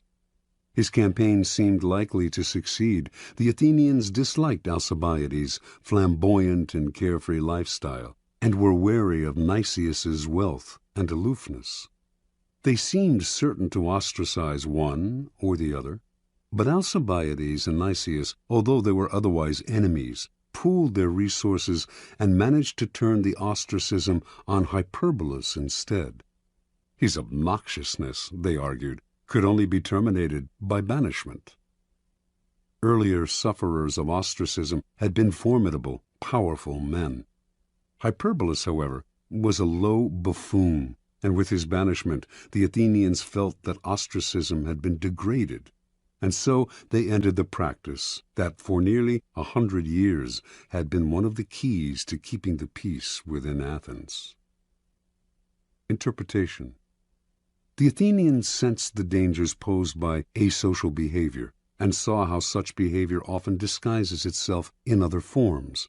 The holier-than-thou attitude that silently seeks to impose its standards on others, overweening ambition at the expense of the common good, the flaunting of superiority, quiet scheming, terminal obnoxiousness. Some of these behaviors would eat away at the city's cohesion by creating factions and sowing dissension. Others would ruin the democratic spirit by making the common citizen feel inferior and envious. The Athenians did not try to re-educate people who acted in these ways, or to absorb them somehow into the group, or to impose a violent punishment that would only create other problems. The solution was quick and effective. Get rid of them. Within any group, trouble can most often be traced to a single source, the unhappy, chronically dissatisfied one who will always stir up dissension and infect the group with his or her ill ease. Before you know what hit you, the dissatisfaction spreads. Act before it becomes impossible to disentangle one strand of misery from another, or to see how the whole thing started. First, recognize troublemakers by their overbearing presence or by their complaining nature. Once you spot them, do not try to reform them or appease them. That will only make things worse. Do not attack them, whether directly or indirectly, for they are poisonous in nature and will work underground to destroy you. Do as the Athenians did. Banish them before it is too late. Separate them from the group before they become the eye of a whirlpool. Do not give them time to stir up anxieties and sow discontent. Do not give them room to move. Let one person suffer so that the rest can live in peace. Keys to power. In the past, an entire nation would be ruled by a king and his handful of ministers. Only the elite had any power to play with. Over the centuries, power has gradually become more and more diffused and democratized. This has created, however, a common misperception that groups no longer have centers of power, that power is spread out and scattered among many people. Actually, however, power has changed in its numbers, but not in its essence. There may be fewer mighty tyrants commanding the power of life and death over millions, but there remain thousands of petty tyrants ruling smaller realms, and enforcing their will through indirect power games, charisma, and so on. In every group, power is concentrated in the hands of one or two people, for this is one area in which human nature will never change. People will congregate around a single, strong personality like stars orbiting a sun. To labor under the illusion that this kind of power center no longer exists is to make endless mistakes, waste energy and time, and never hit the target. Powerful people never waste time. Outwardly, they may play along with the game, pretending that power is shared among many, but inwardly, they keep their eyes on the inevitable few in the group who hold the cards. These are the ones they work on. When troubles arise, they look for the underlying cause, the single, strong character who started the stirring, and whose isolation or banishment will settle the waters again. In his family therapy practice, Dr. Milton H. Erickson found that if the family dynamic was unsettled and dysfunctional, there was inevitably one person who was the stirrer, the troublemaker. In his sessions, he would symbolically isolate this rotten apple by seating him or her apart from the others, if only by a few feet. Slowly, the other family members would see the physically separate person as the source of their difficulty. Once you recognize who the stirrer is, pointing it out to other people will accomplish a great deal. Understanding who controls the group dynamic is a critical realization. Remember, stirrers thrive by hiding in the group, disguising their actions among the reactions of others. Render their actions visible, and they lose their power to upset. Finally, the reason you strike at the shepherd is because such an action will dishearten the sheep beyond any rational measure. When Hernando Cortez and Francisco Pizarro led their tiny forces against the Aztec and Incan empires, they did not make the mistake of fighting on several fronts, nor were they intimidated by the numbers arrayed against them. They captured the kings, Moctezuma and Atahualpa. Vast empires fell into their hands. With the leader gone, the center of gravity is gone. There is nothing to revolve around, and everything falls apart. Aim at the leaders, bring them down, and look for the endless opportunities in the confusion that will ensue. Law 43. Work on the hearts and minds of others. Judgment. Coercion creates a reaction that will eventually work against you. You must seduce others into wanting to move in your direction. A person you have seduced becomes your loyal pawn, and the way to seduce others is to operate on their individual psychologies and weaknesses. Soften up the resistant by working on their emotions, playing on what they hold dear and what they fear. Ignore the hearts and minds of others, and they will grow to hate you. Transgression of the law. Near the end of the reign of Louis XV, all of France seemed desperate for change. When the king's grandson and chosen successor, the future Louis XVI, married the 15-year-old daughter of the Empress of Austria, the French caught a glimpse of the future that seemed hopeful. The young bride, Marie Antoinette, was beautiful and full of life. She instantly changed the mood of the court, which was rank with Louis XV's debaucheries. Even the common people who had yet to see her talked excitedly of Marie Antoinette. The French had grown disgusted with the series of mistresses who had dominated Louis XV, and they looked forward to serving their new queen. In 1773, when Marie Antoinette publicly rode through the streets of Paris for the first time, applauding crowds swarmed around her carriage. "How fortunate," she wrote her mother, "to be in a position in which one can gain widespread affection at so little cost." In 1774, Louis XV died, and Louis XVI took the throne. As soon as Marie became queen, she abandoned herself to the pleasures she loved the most, ordering and wearing the most expensive gowns and jewelry in the realm, sporting the most elaborate hair in history, her sculpted coiffures rising as much as 3 feet above her head, and throwing a constant succession of masked balls and fêtes.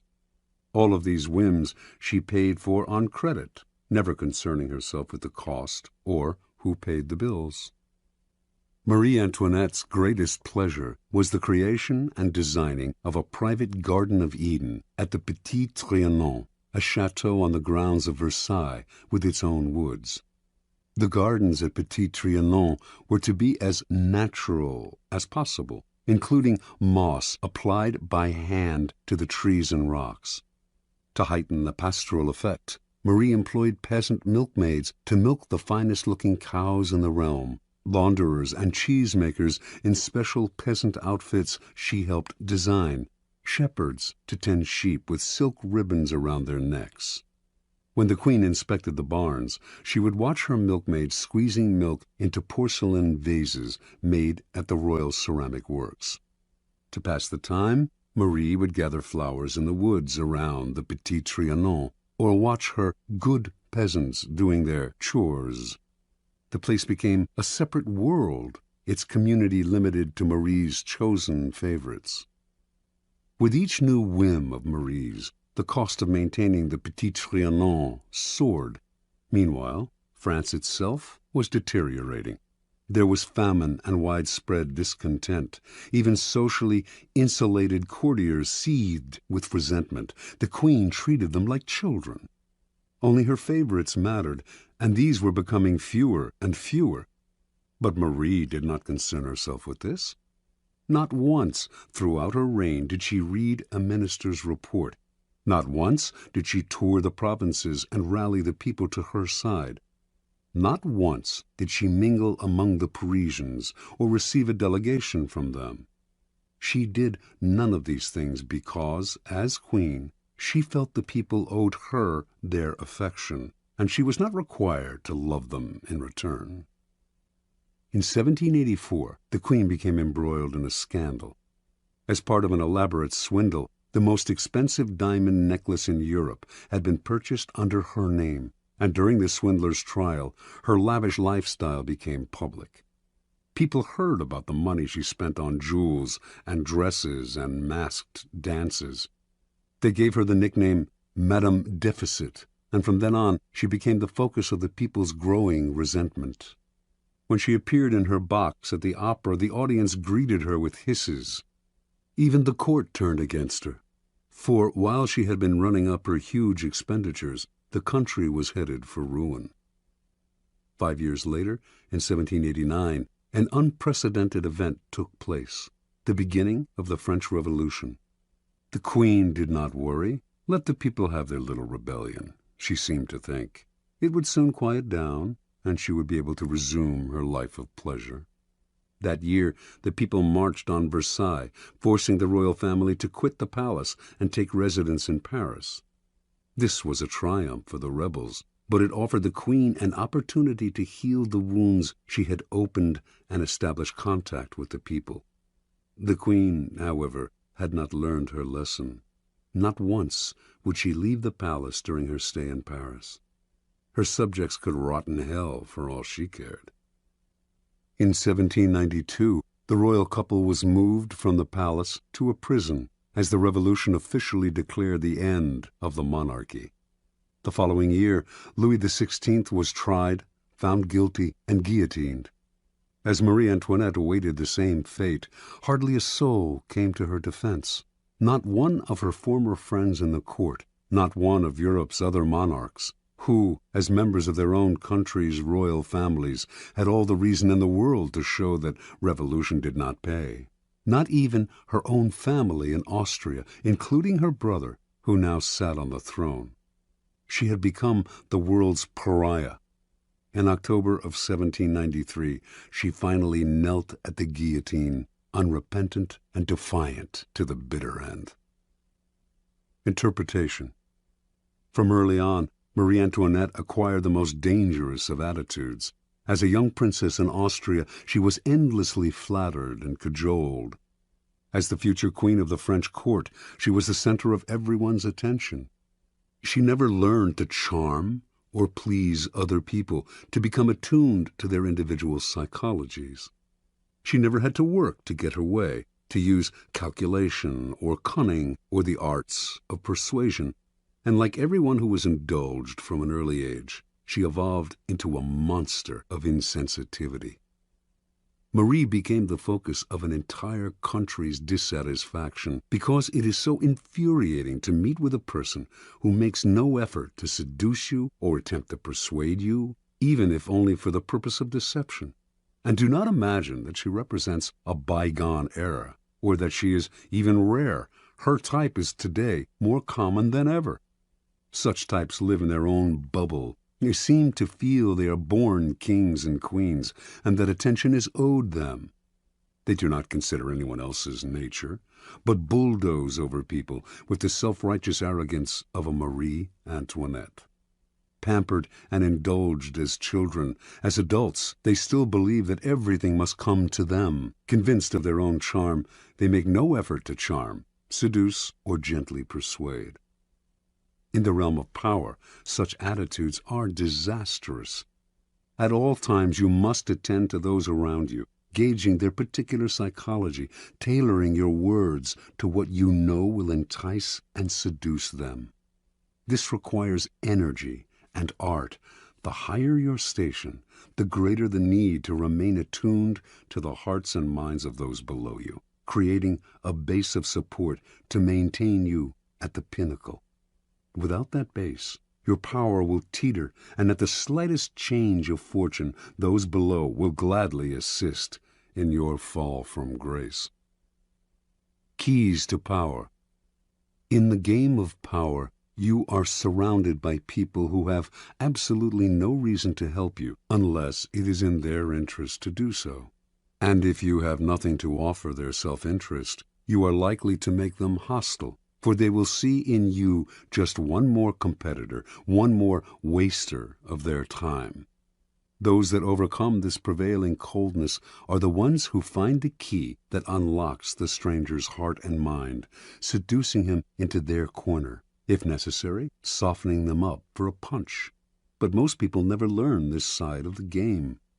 When they meet someone new, rather than stepping back and probing to see what makes this person unique, they talk about themselves, eager to impose their own willpower and prejudices. They argue, boast, and make a show of their power. They may not know it, but they are secretly creating an enemy, a resistor, because there is no more infuriating feeling than having your individuality ignored, your own psychology unacknowledged. It makes you feel lifeless and resentful. Remember, the key to persuasion is softening people up and breaking them down, gently. Seduce them with a two-pronged approach. Work on their emotions and play on their intellectual weaknesses. Be alert to both what separates them from everyone else, their individual psychology, and what they share with everyone else, their basic emotional responses. Aim at the primary emotions: love, hate, jealousy. Once you move their emotions, you have reduced their control, making them more vulnerable to persuasion. Mao Zedong always appealed to popular emotions and spoke in the simplest terms. Educated and well-read himself, in his speeches he used visceral metaphors, voicing the public's deepest anxieties and encouraging them to vent their frustrations in public meetings. Rather than arguing the practical aspects of a particular program, he would describe how it would affect them on the most primitive, down-to-earth level. Do not believe that this approach works only with the illiterate and unschooled. It works on one and all. All of us are mortal and face the same dreadful fate, and all of us share the desire for attachment and belonging. Stir up these emotions, and you captivate our hearts. Finally, learn to play the numbers game. The wider your support base, the stronger your power. Understanding that one alienated, disaffected soul can spark a blaze of discontent, Louis XIV made sure to endear himself to the lowest members of his staff. You, too, must constantly win over more allies on all levels. A time will inevitably come when you will need them. Law 44. Disarm and infuriate with the mirror effect. Judgment. The mirror reflects reality, but it is also the perfect tool for deception. When you mirror your enemies, doing exactly as they do, they cannot figure out your strategy. The mirror effect mocks and humiliates them, making them overreact. By holding up a mirror to their psyches, you seduce them with the illusion that you share their values. By holding up a mirror to their actions, you teach them a lesson. Few can resist the power of the mirror effect. Mirror effects. Preliminary topology. Mirrors have the power to disturb us. Gazing at our own reflection in the mirror, we most often see what we want to see, the image of ourselves with which we are most comfortable. We tend not to look too closely, ignoring the wrinkles and blemishes. But if we do look hard at the reflected image, we sometimes feel that we are seeing ourselves as others see us, as a person among other people, an object rather than a subject. That feeling makes us shudder. We see ourselves, but from the outside, minus the thoughts, spirit, and soul that fill our consciousness. We are a thing. In using mirror effects, we symbolically recreate this disturbing power by mirroring the actions of other people, mimicking their movements to unsettle and infuriate them. Made to feel mocked, cloned, object-like, an image without a soul, they get angry. Or do the same thing slightly differently, and they might feel disarmed. You have perfectly reflected their wishes and desires. This is the narcissistic power of mirrors. In either case, the mirror effect unsettles your targets, whether angering or entrancing them, and in that instant, you have the power to manipulate or seduce them. The effect contains great power because it operates on the most primitive emotions. There are 4 main mirror effects in the realm of power. The neutralizing effect. This is the essence of the neutralizing effect. Do what your enemies do, following their actions as best you can, and they cannot see what you are up to. They are blinded by your mirror. Their strategy for dealing with you depends on your reacting to them in a way characteristic of you. Neutralize it by playing a game of mimicry with them. The tactic has a mocking, even infuriating effect. Most of us remember the childhood experience of someone teasing us by repeating our words exactly. After a while, usually not long, we wanted to punch them in the face. Working more subtly as an adult, you can still unsettle your opponents this way. Shielding your own strategy with the mirror, you lay invisible traps or push your opponents into the trap they planned for you. The narcissus effect. Gazing at an image in the waters of a pond, the Greek youth Narcissus fell in love with it. And when he found out that the image was his own reflection, and that he therefore could not consummate his love, he despaired and drowned himself. All of us have a similar problem. We are profoundly in love with ourselves, but since this love excludes a love object outside ourselves, it remains continuously unsatisfied and unfulfilled. The narcissus effect plays on this universal narcissism. You look deep into the souls of other people, fathom their inmost desires, their values, their tastes, their spirit, and you reflect it back to them, making yourself into a kind of mirror image. Your ability to reflect their psyche gives you great power over them. They may even feel a tinge of love. This is simply the ability to mimic another person, not physically, but psychologically, and it is immensely powerful because it plays upon the unsatisfied self-love of a child. Normally, people bombard us with their experiences, their tastes. They hardly ever make the effort to see things through our eyes. This is annoying, but it also creates great opportunity. If you can show you understand another person by reflecting their inmost feelings, they will be entranced and disarmed, all the more so because it happens so rarely. No one can resist this feeling of being harmoniously reflected in the outside world, even though you might well be manufacturing it for their benefit and for deceptive purposes of your own. The moral effect. The power of verbal argument is extremely limited and often accomplishes the opposite of what is intended.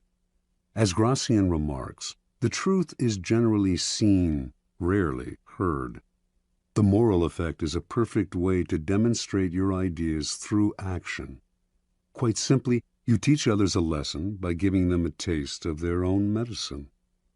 In the moral effect, you mirror what other people have done to you and do so in a way that makes them realize you are doing to them exactly what they did to you. You make them feel that their behavior has been unpleasant, as opposed to hearing you complain and whine about it, which only gets their defenses up. And as they feel the result of their actions mirrored back at them, they realize in the profoundest sense how they hurt or punish others with their unsocial behavior.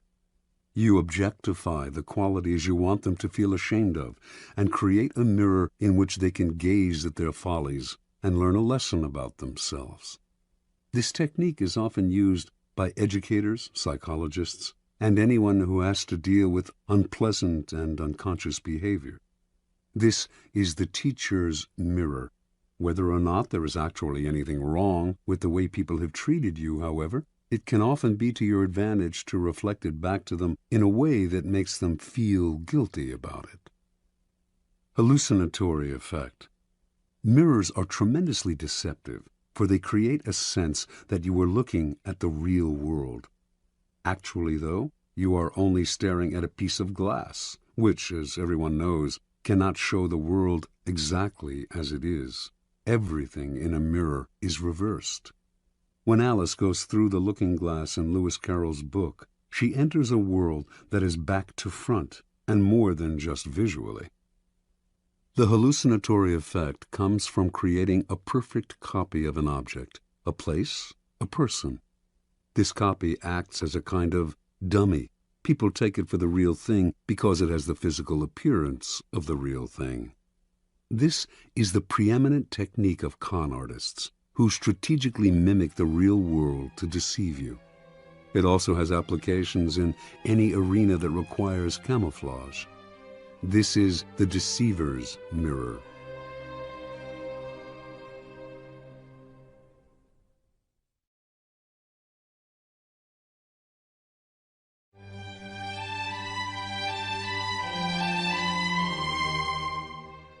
Observance of the mirror effect. Early on in his career, the ambitious statesman and general Alcibiades of Athens, 450 to 404 BC, fashioned a formidable weapon that became the source of his power. In every encounter with others, he would sense their moods and tastes, then carefully tailor his words and actions to mirror their inmost desires. He would seduce them with the idea that their values were superior to everyone else's, and that his goal was to model himself on them or help them realize their dreams. Few could resist his charms. The first man to fall under his spell was the philosopher Socrates. Alcibiades represented the opposite of the Socratic ideal of simplicity and uprightness. He lived lavishly and was completely unprincipled. Whenever he met Socrates, however, he mirrored the older man's sobriety, eating simply, accompanying Socrates on long walks, and talking only of philosophy and virtue. Socrates was not completely fooled. He was not unaware of Alcibiades' other life. But that only made him vulnerable to a logic that flattered him. Only in my presence, he felt, does this man submit to a virtuous influence. Only I have such power over him. This feeling intoxicated Socrates, who became Alcibiades' fervent admirer and supporter, one day even risking his own life to rescue the young man in battle. The Athenians considered Alcibiades their greatest orator, for he had an uncanny ability to tune into his audience's aspirations and mirror their desires. He made his greatest speeches in support of the invasion of Sicily, which he thought would bring great wealth to Athens and limitless glory to himself. The speeches gave expression to young Athenians' thirst to conquer lands for themselves, rather than living off the victories of their ancestors. But he also tailored his words to reflect older men's nostalgia for the glory years, when Athens led the Greeks against Persia, and then went on to create an empire. All Athens now dreamed of conquering Sicily. Alcibiades' plan was approved, and he was made the expedition's commander. While Alcibiades was leading the invasion of Sicily, however, certain Athenians fabricated charges against him of profaning sacred statues. He knew his enemies would have him executed if he returned home, so at the last minute he deserted the Athenian fleet and defected to Athens' bitter enemy, Sparta. The Spartans welcomed this great man to their side, but they knew his reputation and were wary of him. Alcibiades loved luxury. The Spartans were a warrior people who worshipped austerity, and they were afraid he would corrupt their youth. But much to their relief, the Alcibiades who arrived in Sparta was not at all what they expected. He wore his hair untrimmed, as they did, took cold baths, ate coarse bread and black broth, and wore simple clothes. To the Spartans this signified that he had come to see their way of life as superior to the Athenian. He had chosen to be a Spartan rather than being born one, and should thus be honored above all others. They fell under his spell and gave him great powers. Unfortunately, Alcibiades rarely knew how to rein in his charm. He managed to seduce the king of Sparta's wife and make her pregnant. When this became public, he once more had to flee for his life. This time Alcibiades defected to Persia, where he suddenly went from Spartan simplicity to embracing the lavish Persian lifestyle down to the last detail. It was, of course, immensely flattering to the Persians to see a Greek of Alcibiades' stature prefer their culture over his own, and they showered him with honors, land, and power. Once seduced by the mirror, they failed to notice that behind this shield, Alcibiades was playing a double game, secretly helping the Athenians in their war with Sparta, and thus re-ingratiating himself with the city to which he desperately wanted to return, and which welcomed him back with open arms in 408 B.C. Interpretation. Early in his political career, Alcibiades made a discovery that changed his whole approach to power. He had a colorful and forceful personality, but when he argued his ideas strongly with other people, he would win over a few, while at the same time alienating many more. The secret to gaining ascendancy over large numbers, he came to believe, was not to impose his colors, but to absorb the colors of those around him, like a chameleon. Once people fell for the trick, the deceptions he went on to practice would be invisible to them. Understand, everyone is wrapped up in their own narcissistic shell. When you try to impose your own ego on them, a wall goes up, resistance is increased. By mirroring them, however, you seduce them into a kind of narcissistic rapture. They are gazing at a double of their own soul. This double is actually manufactured in its entirety by you. Once you have used the mirror to seduce them, you have great power over them.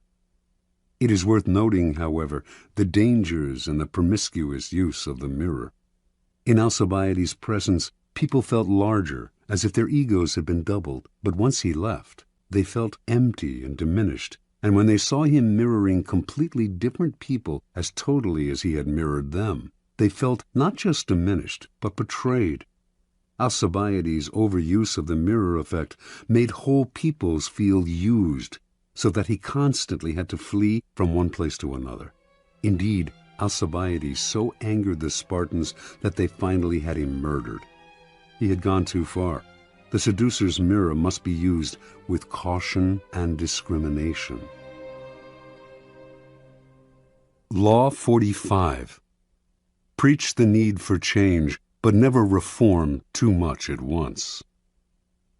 Judgment.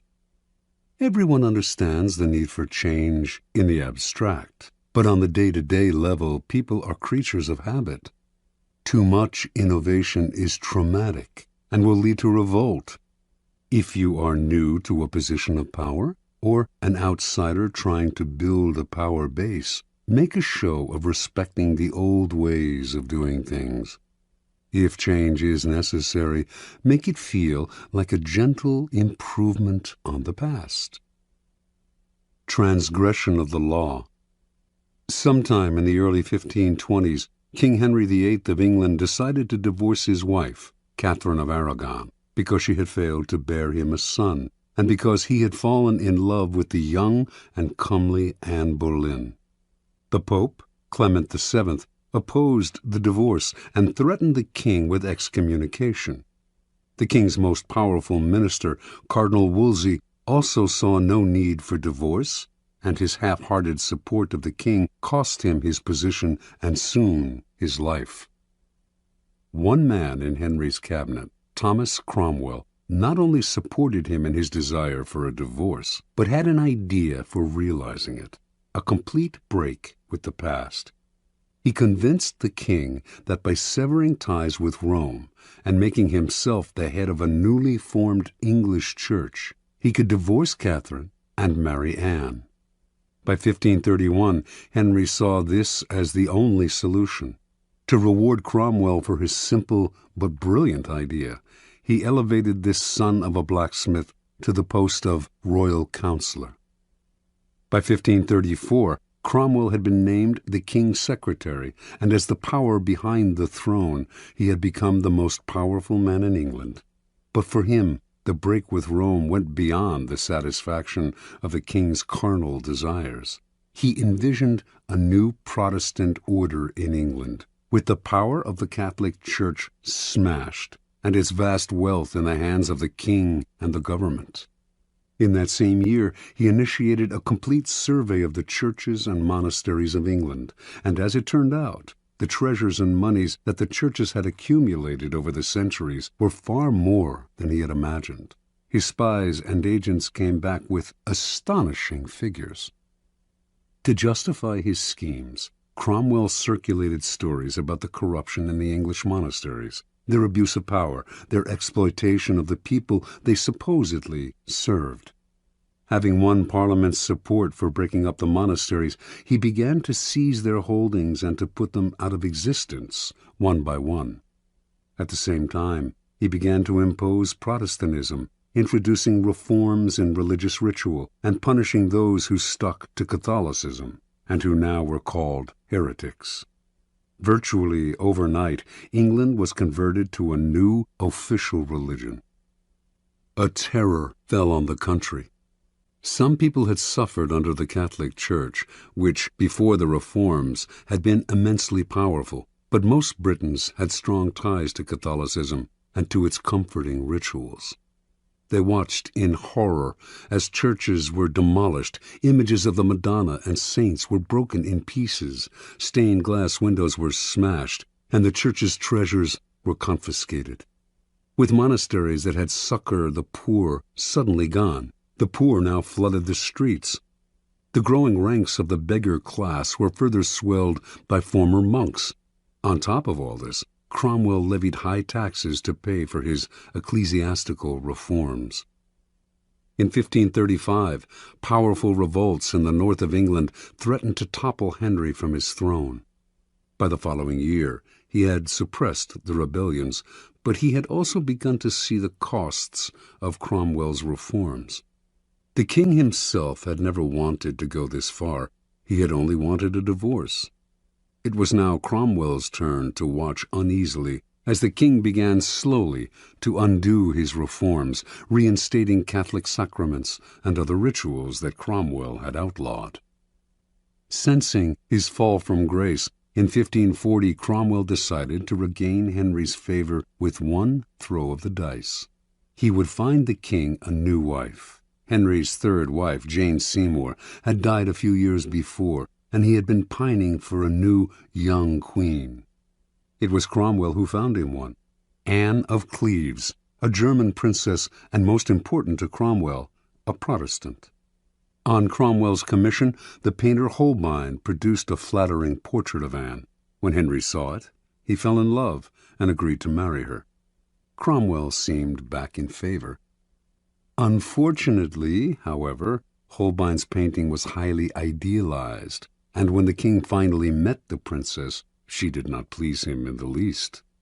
His anger against Cromwell, first for the ill-conceived reforms, now for saddling him with an unattractive and Protestant wife, could no longer be contained. In June of that year, Cromwell was arrested, charged as a Protestant extremist and a heretic, and sent to the Tower. 6 weeks later, before a large and enthusiastic crowd, the public executioner cut off his head. Interpretation. Thomas Cromwell had a simple idea. He would break up the power and wealth of the Church and lay the foundation for Protestantism in England. And he would do this in a mercilessly short time. He knew his speedy reforms would cause pain and resentment, but he thought these feelings would fade in a few years. More important, by identifying himself with change, he would become the leader of the new order, making the king dependent on him. But there was a problem in this strategy. Like a billiard ball hit too hard against the cushion, his reforms had reactions and caroms he did not envision and could not control.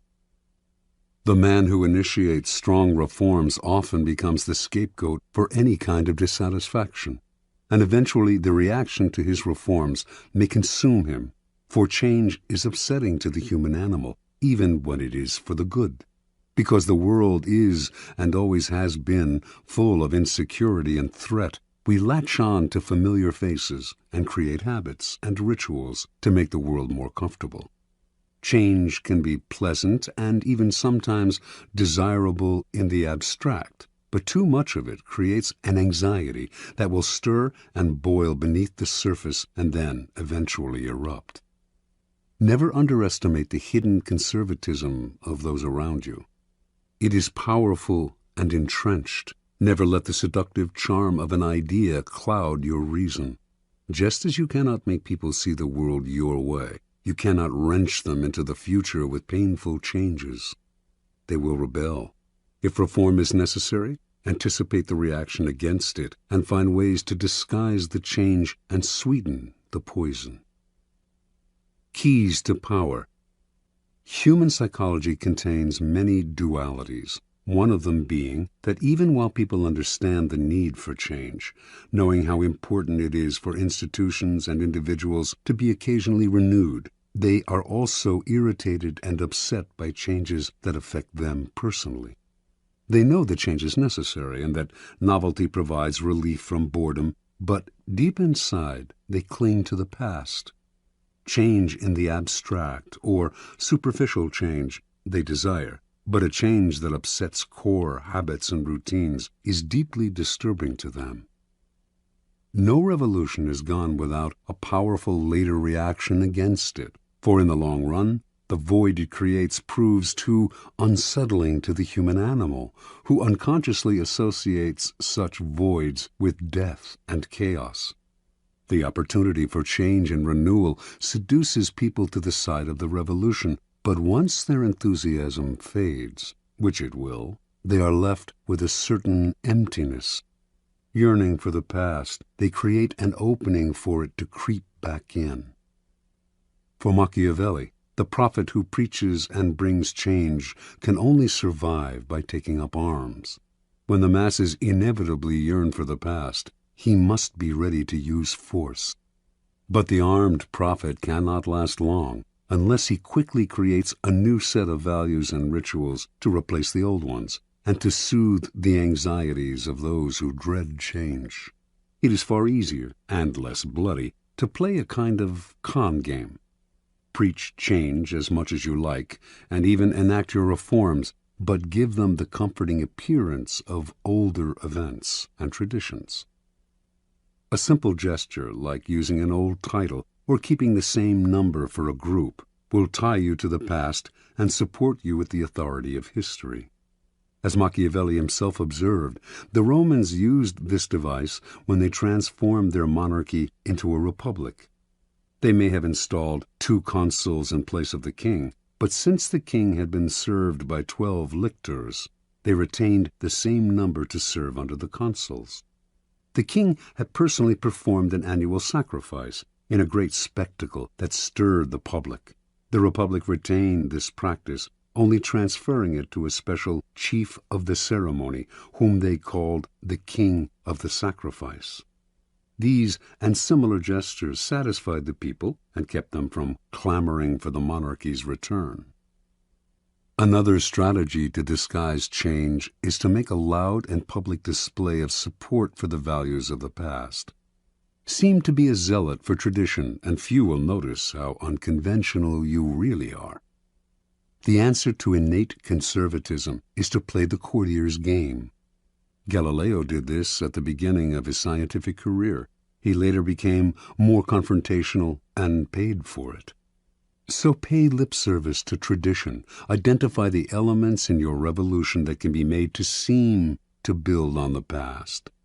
Say the right things. Make a show of conformity, and meanwhile, let your theories do their radical work. Play with appearances and respect past protocol. Finally, powerful people pay attention to the zeitgeist. If their reform is too far ahead of its time, few will understand it, and it will stir up anxiety and be hopelessly misinterpreted. The changes you make must seem less innovative than they are.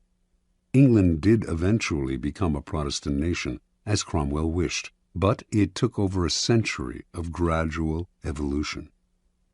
Watch the zeitgeist.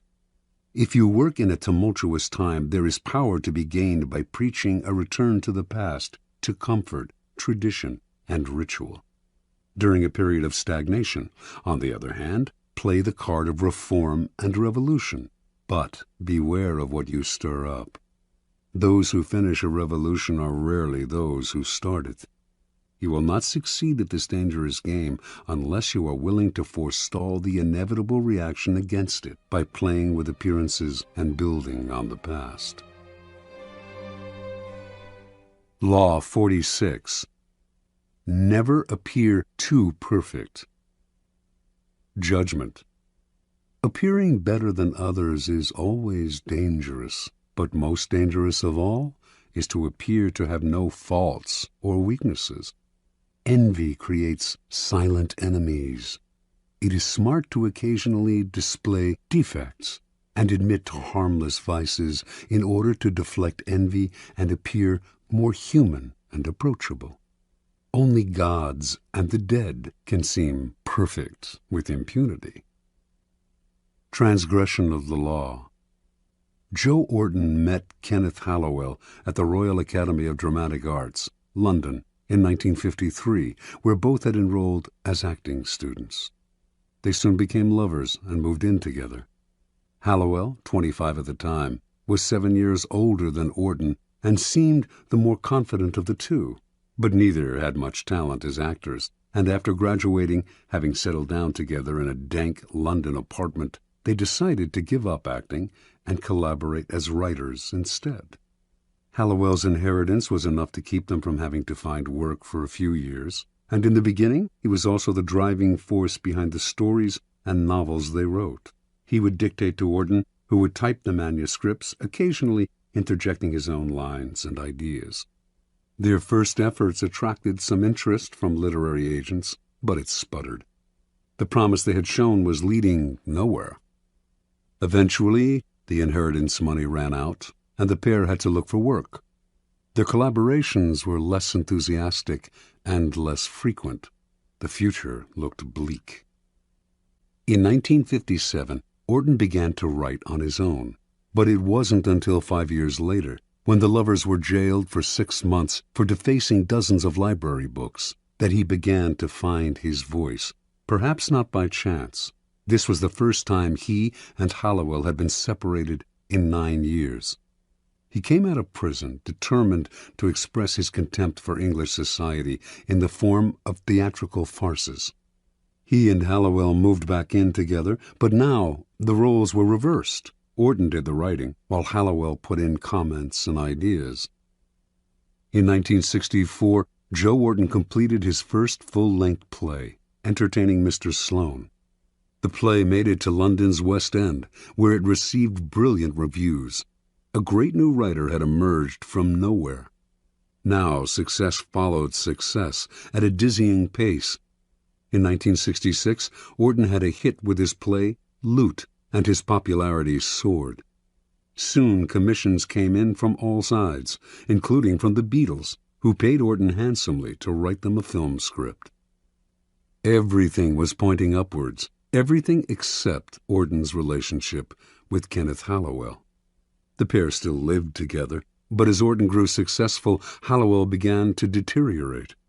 Watching his lover become the center of attention, he suffered the humiliation of becoming a kind of personal assistant to the playwright, his role in what had once been a collaboration growing smaller and smaller. In the 1950s, he had supported Auden with his inheritance. Now Auden supported him. At a party or among friends, people would naturally gravitate towards Auden. He was charming, and his mood was almost always buoyant.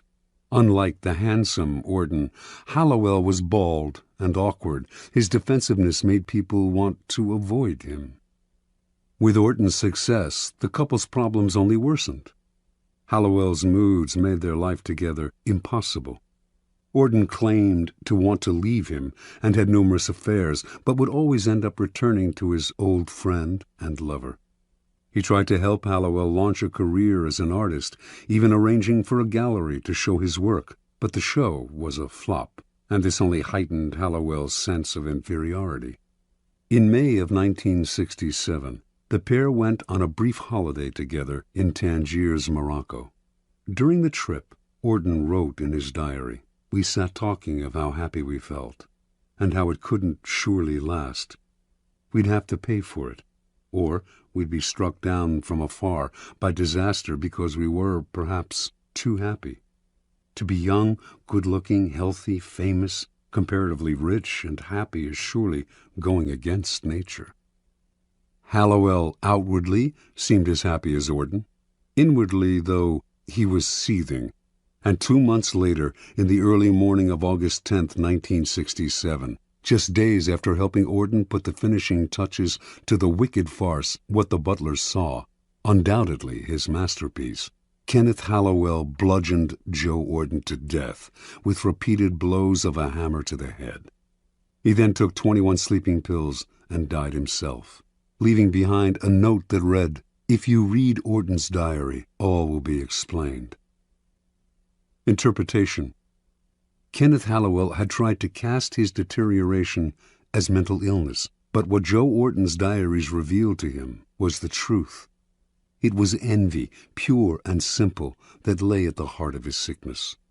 The diaries which Hallowell read on the sly recounted the couple's days as equals and their struggle for recognition. After Auden found success, the diaries began to describe Hallowell's brooding, his rude comments at parties, his growing sense of inferiority. All of this Auden narrated with a distance that bordered on contempt. The diaries made clear Hallowell's bitterness over Auden's success. Eventually, the only thing that would have satisfied him would have been for Auden to have a failure of his own, an unsuccessful play perhaps, so that they could have commiserated in their failure as they had done years before. When the opposite happened, as Auden grew only more successful and popular, Hallowell did the only thing that would make them equals again. He made them equals in death. With Auden's murder, he became almost as famous as his friend, posthumously. Joe Auden only partly understood his lover's deterioration. His attempt to help Hallowell launch a career in art registered for what it was, charity and guilt. Auden basically had two possible solutions to the problem. He could have downplayed his own success, displaying some faults, deflecting Hallowell's envy, or, once he realized the nature of the problem, he could have fled as if Hallowell were a viper, as in fact he was, a viper of envy. Once envy eats away at someone, everything you do only makes it grow, and day by day it festers inside them. Eventually they will attack. Only a minority can succeed at the game of life, and that minority inevitably arouses the envy of those around them. Once success happens your way, however, the people to fear the most are those in your own circle, the friends and acquaintances you have left behind. Feelings of inferiority gnaw at them. The thought of your success only heightens their feelings of stagnation. Envy, which the philosopher Kierkegaard calls unhappy admiration, takes hold. You may not see it, but you will feel it some day, unless, that is, you learn strategies of deflection, little sacrifices to the gods of success. Either dampen your brilliance occasionally, purposefully revealing a defect, weakness, or anxiety, or attributing your success to luck, or simply find yourself new friends. Never underestimate the power of envy. Keys to power. There are several strategies for dealing with the insidious, destructive emotion of envy. First, accept the fact that there will be people who will surpass you in some way, and also the fact that you may envy them. But make that feeling a way of pushing yourself to equal or surpass them someday. Let envy turn inward, and it poisons the soul. Expel it outward, and it can move you to greater heights. Second, understand that as you gain power, those below you will feel envious of you. They may not show it, but it is inevitable. Do not naively accept the facade they show you. Read between the lines of their criticisms, their little sarcastic remarks, the signs of backstabbing, the excessive praise that is preparing you for a fall, the resentful look in the eye. Half the problem with envy comes when we do not recognize it until it is too late. Finally, expect that when people envy you, they will work against you insidiously. They will put obstacles in your path that you will not foresee or that you cannot trace to their source. It is hard to defend yourself against this kind of attack, and by the time you realize that envy is at the root of a person's feelings about you, it is often too late. Your excuses, your false humility, your defensive actions only exacerbate the problem. Since it is far easier to avoid creating envy in the first place than to get rid of it once it is there, you should strategize to forestall it before it grows. It is often your own actions that stir up envy, your own unawareness. By becoming conscious of those actions and qualities that create envy, you can take the teeth out of it before it nibbles you to death. Kierkegaard believed that there are types of people who create envy and are as guilty when it arises as those who feel it. The most obvious type we all know. The moment something good happens to them, whether by luck or design, they crow about it. In fact, they get pleasure out of making people feel inferior. This type is obvious and beyond hope. There are others, however, who stir up envy in more subtle and unconscious ways, and are partly to blame for their troubles. Envy is often a problem, for example, for people with great natural talent. Money others can attain, power as well, but superior intelligence, good looks, charm, these are qualities no one can acquire. The naturally perfect have to work the most to disguise their brilliance, displaying a defect or two to deflect envy before it takes root. It is a common and naive mistake to think you are charming people with your natural talents when in fact they are coming to hate you. A great danger in the realm of power is the sudden improvement in fortune, an unexpected promotion, a victory or success that seems to come out of nowhere. This is sure to stir up envy among your former peers. Subtly emphasize how lucky you have been to make your happiness seem more attainable to other people, and the need for envy less acute. But be careful not to affect a false modesty that people can easily see through. This will only make them more envious. The act has to be good. Your humility and your openness to those you have left behind have to seem genuine. Any hint of insincerity will only make your new status more oppressive. Remember, despite your elevated position, it will do you no good to alienate your former peers. Power requires a wide and solid support base, which envy can silently destroy. According to the Elizabethan statesman and writer Sir Francis Bacon, The wisest policy of the powerful is to create a kind of pity for themselves, as if their responsibilities were a burden and a sacrifice. How can one envy a man who has taken on a heavy load for the public interest? Disguise your power as a kind of self-sacrifice rather than a source of happiness, and you make it seem less enviable. Emphasize your troubles, and you turn a potential danger, envy, into a source of moral support, pity. A similar ploy is to hint that your good fortune will benefit those around you. To do this, you may need to open your purse strings. To deflect envy, Gracian recommends that the powerful display a weakness, a minor social indiscretion, a harmless vice.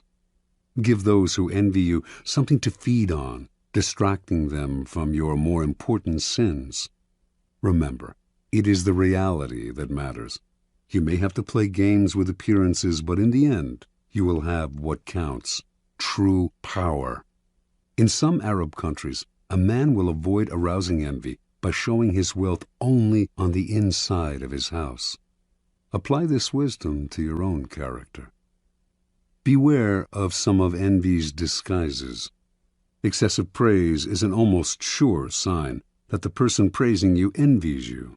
They are either setting you up for a fall, it will be impossible for you to live up to their praise, or they are sharpening their blades behind your back. At the same time, those who are hypercritical of you, or who slander you publicly, probably envy you as well. Recognize their behavior as disguised envy, and you keep out of the trap of mutual mudslinging, or of taking their criticisms to heart. Win your revenge by ignoring their measly presence. Do not try to help or do favors for those who envy you. They will think you are condescending to them. Joe Wharton's attempt to help Hallowell find a gallery for his work only intensified his lover's feelings of inferiority and envy. Once envy reveals itself for what it is, the only solution is often to flee the presence of the enviers, leaving them to stew in a hell of their own creation. Law 47. Do not go past the mark you aimed for. In victory, learn when to stop. Judgment. The moment of victory is often the moment of greatest peril. In the heat of victory, arrogance and overconfidence can push you past the goal you had aimed for, and by going too far, you make more enemies than you defeat. Do not allow success to go to your head. There is no substitute for strategy and careful planning. Set a goal, and when you reach it, stop. Transgression of the law. In 559 BC, a young man named Cyrus gathered an immense army from the scattered tribes of Persia and marched against his grandfather, Astyages, king of the Medes. He defeated Astyages with ease, had himself crowned king of Media and Persia, and began to forge the Persian Empire. Victory followed victory in quick succession. Cyrus defeated Croesus, ruler of Lydia, then conquered the Ionian islands and other smaller kingdoms. He marched on Babylon and crushed it. Now he was known as Cyrus the Great, king of the world. After capturing the riches of Babylon, Cyrus set his sights on the east, on the half-barbaric tribes of the Massagetae, a vast realm on the Caspian Sea. A fierce warrior race led by Queen Tomyris, the Massagetae lacked the riches of Babylon, but Cyrus attacked them anyway, believing himself superhuman and incapable of defeat. The Massagetae would fall easily to his vast armies, making his empire immense. In 529 BC, then, Cyrus marched to the wide river Araxes, gateway to the kingdom of the Massagetae. As he set up camp on the western bank, he received a message from Queen Tomyris, king of the Medes. She told him, "I advise you to abandon this enterprise, for you cannot know if in the end it will do you any good. Rule your own people and try to bear the sight of me ruling mine. But of course you will refuse my advice, as the last thing you wish for is to live in peace." Tomyris, confident of her army's strength and not wishing to delay the inevitable battle, offered to withdraw the troops on her side of the river, allowing Cyrus to cross its waters safely and fight her army on the eastern side, if that was his desire. Cyrus agreed, but instead of engaging the enemy directly, he decided to play a trick. The Massagetæ knew few luxuries. Once Cyrus had crossed the river and made his camp on the eastern side, he set the table for an elaborate banquet full of meat, delicacies, and strong wine. Then he left his weakest troops in the camp and withdrew the rest of the army to the river. A large Massagetæ detachment soon attacked the camp and killed all of the Persian soldiers in a fierce battle. Then, overwhelmed by the fabulous feast that had been left behind, they ate and drank to their heart's content. Later, inevitably, they fell asleep. The Persian army returned to the camp that night, killing many of the sleeping soldiers and capturing the rest. Among the prisoners was their general, a youth named Spargapises, son of Queen Tomyris. When the queen learned what had happened, she sent a message to Cyrus, chiding him for using tricks to defeat her army. "Now listen to me," she wrote, "and I will advise you for your own good. Give me back my son, and leave my country with your forces intact, and be content with your triumph over a third part of the Massagetæ. If you refuse, I swear by the sun, our master, to give you more blood than you can drink, for all your gluttony." Cyrus scoffed at her. He would not release her son. He would crush these barbarians. The queen's son, seeing he would not be released, could not stand the humiliation, and so he killed himself. The news of her son's death overwhelmed Tomyris. She gathered all the forces that she could muster in her kingdom, and whipping them into a vengeful frenzy, engaged Cyrus's troops in a violent and bloody battle. Finally, the Massagetæ prevailed. In their anger, they decimated the Persian army, killing Cyrus himself. After the battle, Tomyris and her soldiers searched the battlefield for Cyrus's corpse. When she found it, she cut off his head and shoved it into a wineskin full of human blood, crying out, "Though I have conquered you and live, yet you have ruined me by treacherously taking my son. See now, I fulfill my threat. You have your fill of blood." After Cyrus's death, the Persian Empire quickly unraveled. One act of arrogance undid all of Cyrus's good work. Interpretation. There is nothing more intoxicating than victory, and nothing more dangerous. Cyrus had built his great empire on the ruins of a previous one. 100 years earlier, the powerful Assyrian Empire had been totally destroyed, its once splendid capital of Nineveh but ruins in the sand. The Assyrians had suffered this fate because they had pushed too far, destroying one city-state after another until they lost sight of the purposes of their victories and also of the costs.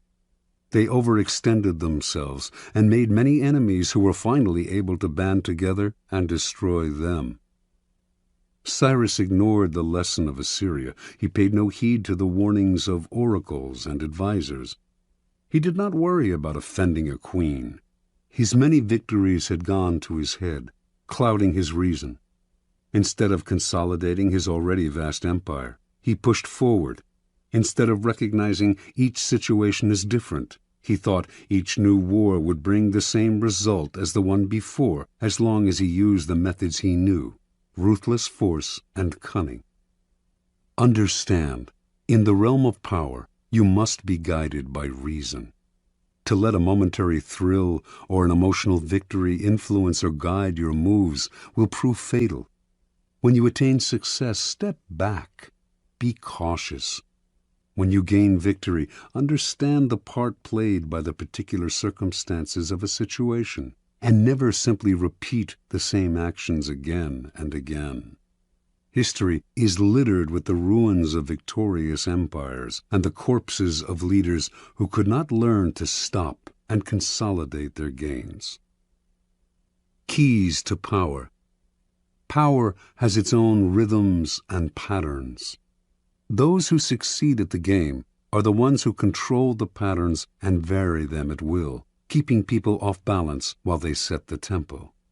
The essence of strategy is controlling what comes next, and the elation of victory can upset your ability to control what comes next in two ways. First, you owe your success to a pattern that you are apt to try to repeat. You will try to keep moving in the same direction without stopping to see whether this is still the direction that is best for you. Second, success tends to go to your head and make you emotional. Feeling invulnerable, you make aggressive moves that ultimately undo the victory you have gained. The lesson is simple. The powerful vary their rhythms and patterns, change course, adapt to circumstance, and learn to improvise. Rather than letting their dancing feet impel them forward, they step back and look where they are going. It is as if their bloodstream bore a kind of antidote to the intoxication of victory, letting them control their emotions and come to a kind of mental halt when they have attained success. They steady themselves, give themselves the space to reflect on what has happened, examine the role of circumstance and luck in their success. As they say in riding school, you have to be able to control yourself before you can control the horse. Law 48. Assume formlessness. Judgment. By taking a shape, by having a visible plan, you open yourself to attack. Instead of taking a form for your enemy to grasp, keep yourself adaptable and on the move. Accept the fact that nothing is certain and no law is fixed. The best way to protect yourself is to be as fluid and formless as water. Never bet on stability or lasting order. Everything changes. Observance of the law. When World War II ended and the Japanese, who had invaded China in 1937, had finally been thrown out, the Chinese nationalists, led by Chiang Kai-shek, decided the time had come to annihilate the Chinese communists, their hated rivals, once and for all. They had almost succeeded in 1935, forcing the communists into the Long March, the grueling retreat that had greatly diminished their numbers. Although the communists had recovered somewhat during the war against Japan, it would not be difficult to defeat them now. They controlled only isolated areas in the countryside, had unsophisticated weaponry, lacked any military experience or training beyond mountain fighting, and controlled no important parts of China, except areas of Manchuria, which they had managed to take after the Japanese retreat. Chiang decided to commit his best forces in Manchuria. He would take over its major cities, and from those bases would spread through the northern industrial region, sweeping the communists away. Once Manchuria had fallen, the communists would collapse. In 1945 and 46, the plan worked perfectly.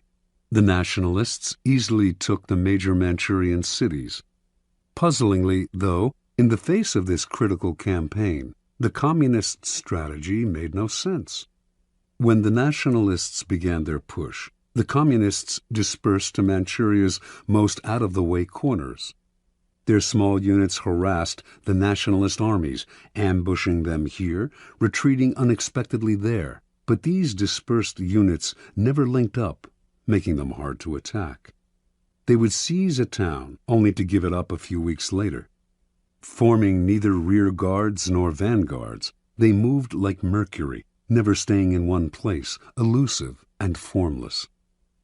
The nationalists ascribed this to two things: cowardice in the face of superior forces and inexperience in strategy.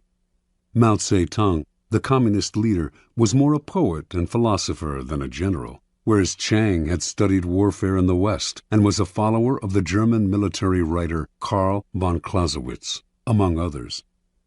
Yet a pattern did eventually emerge in Mao's attacks. After the nationalists had taken the cities, leaving the communists to occupy what was generally considered Manchuria's useless space, the communists started using that large space to surround the cities. If Chiang sent an army from one city to reinforce another, the communists would encircle the rescuing army. Chiang's forces were slowly broken into smaller and smaller units, isolated from one another, their lines of supply and communication cut. The nationalists still had superior firepower, but if they could not move, what good was it? A kind of terror overcame the nationalist soldiers.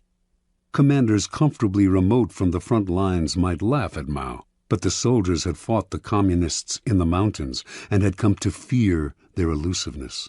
Now these soldiers sat in their cities and watched as their fast-moving enemies, as fluid as water, poured in on them from all sides. There seemed to be millions of them. The communists also encircled the soldiers' spirits, bombarding them with propaganda to lower their morale and pressure them to desert. The nationalists began to surrender in their minds. Their encircled and isolated cities started collapsing even before directly attacked. One after another fell in a quick succession. In November of 1948, the nationalists surrendered Manchuria to the communists, a humiliating blow to the technically superior nationalist army, and one that proved decisive in the war. By the following year, the communists controlled all of China. Interpretation. The two board games that best approximate the strategies of war are chess and the Asian game of Go. In chess, the board is small. In comparison to Go, the attack comes relatively quickly, forcing a decisive battle. It rarely pays to withdraw or to sacrifice your pieces, which must be concentrated at key areas. Go is much less formal. It is played on a large grid with 361 intersections, nearly 6 times as many positions as in chess. Black and white stones, one color for each side, are placed on the board's intersections, one at a time, wherever you like. Once all your stones, 52 for each side, are on the board, the object is to isolate the stones of your opponent by encircling them. A game of Go, called Wei Qi in China, can last up to 300 moves. The strategy is more subtle and fluid than chess, developing slowly. The more complex the pattern your stones initially create on the board, the harder it is for your opponent to understand your strategy. Fighting to control a particular area is not worth the trouble. You have to think in larger terms, to be prepared to sacrifice an area in order eventually to dominate the board. What you are after is not an entrenched position, but mobility. With mobility, you can isolate the opponent in small areas and then encircle them. The aim is not to kill off the opponent's pieces directly, as in chess, but to induce a kind of paralysis and collapse. Chess is linear, position-oriented, and aggressive. Go is nonlinear and fluid. Aggression is indirect until the end of the game, when the winner can surround the opponent's stones at an accelerated pace. Chinese military strategists have been influenced by Go for centuries. Its proverbs have been applied to war time and again. Mao Zedong was an addict of Wei Qi, and its precepts were ingrained in his strategies. A key Wei Qi concept, for example, is to use the size of the board to your advantage, spreading out in every direction so that your opponent cannot fathom your movements in a simple, linear way. Every Chinese, Mao once wrote, should consciously throw himself into this war of a jigsaw pattern against the nationalists. Place your men in a jigsaw pattern in Go, and your opponent loses himself trying to figure out what you are up to. Either he wastes time pursuing you, or, like Chiang Kai-shek, he assumes you are incompetent and fails to protect himself. And if he concentrates on single areas, as Western strategy advises, he becomes a sitting duck for encirclement. In the Wei Qi way of war, you encircle the enemy's brain, using mind games, propaganda, and irritation tactics to confuse and dishearten. This was the strategy of the communists. an apparent formlessness that disoriented and terrified their enemy. Where chess is linear and direct, the ancient game of Go is closer to the kind of strategy that will prove relevant in a world where battles are fought indirectly, in vast, loosely connected areas. Its strategies are abstract and multidimensional, inhabiting a plane beyond time and space, the strategist's mind. In this fluid form of warfare, you value movement over position. Your speed and mobility make it impossible to predict your moves. Unable to understand you, your enemy can form no strategy to defeat you. Instead of fixing on particular spots, this indirect form of warfare spreads out, just as you can use the large and disconnected nature of the real world to your advantage. Be like a vapor. Do not give your opponents anything solid to attack. Watch as they exhaust themselves pursuing you, trying to cope with your elusiveness. Only formlessness allows you to truly surprise your enemies. By the time they figure out where you are and what you are up to, it is too late. Keys to power. The human animal is distinguished by its constant creation of forms. Rarely expressing its emotions directly, it gives them form through language, or through socially acceptable rituals. We cannot communicate our emotions without a form. The forms that we create, however, change constantly, in fashion, in style, in all those human phenomena representing the mood of the moment. We are constantly altering the forms we have inherited from previous generations, and these changes are signs of life and vitality. Indeed, the things that don't change, the forms that rigidify, come to look to us like death, and we destroy them. The young show this most clearly. Uncomfortable with the forms that society imposes upon them, having no set identity, they play with their own characters, trying on a variety of masks and poses to express themselves. This is the vitality that drives the motor of form, creating constant changes in style. The powerful are often people who, in their youth, have shown immense creativity in expressing something new through a new form. Society grants them power because it hungers for and rewards this sort of newness. The problem comes later, when they often grow conservative and possessive. They no longer dream of creating new forms. Their identities are set, their habits congeal, and their rigidity makes them easy targets. Everyone knows their next move. Instead of demanding respect, they elicit boredom. "Get off the stage," we say. "Let someone else, someone younger, entertain us." When locked in the past, the powerful look comical. They are overripe fruit waiting to fall from the tree. Power can only thrive if it is flexible in its forms. To be formless is not to be amorphous. Everything has a form. It is impossible to avoid. The formlessness of power is more like that of water or mercury, taking the form of whatever is around it. Changing constantly, it is never predictable. The powerful are constantly creating form, and their power comes from the rapidity with which they can change. Their formlessness is in the eye of the enemy, who cannot see what they are up to, and so has nothing solid to attack. This is the premier pose of power, ungraspable, as elusive and swift as the god Mercury, who could take any form he pleased and used his ability to wreak havoc on Mount Olympus. Human creations evolve toward abstraction, toward being more mental and less material. This evolution is clear in art, which, in this country, made the great discovery of abstraction and conceptualism. It can also be seen in politics, which over time have become less overtly violent, more complicated, indirect, and cerebral. Warfare and strategy, too, have followed this pattern. Strategy began in the manipulation of armies on land, positioning them in ordered formations. On land, strategy is relatively two-dimensional and controlled by topography.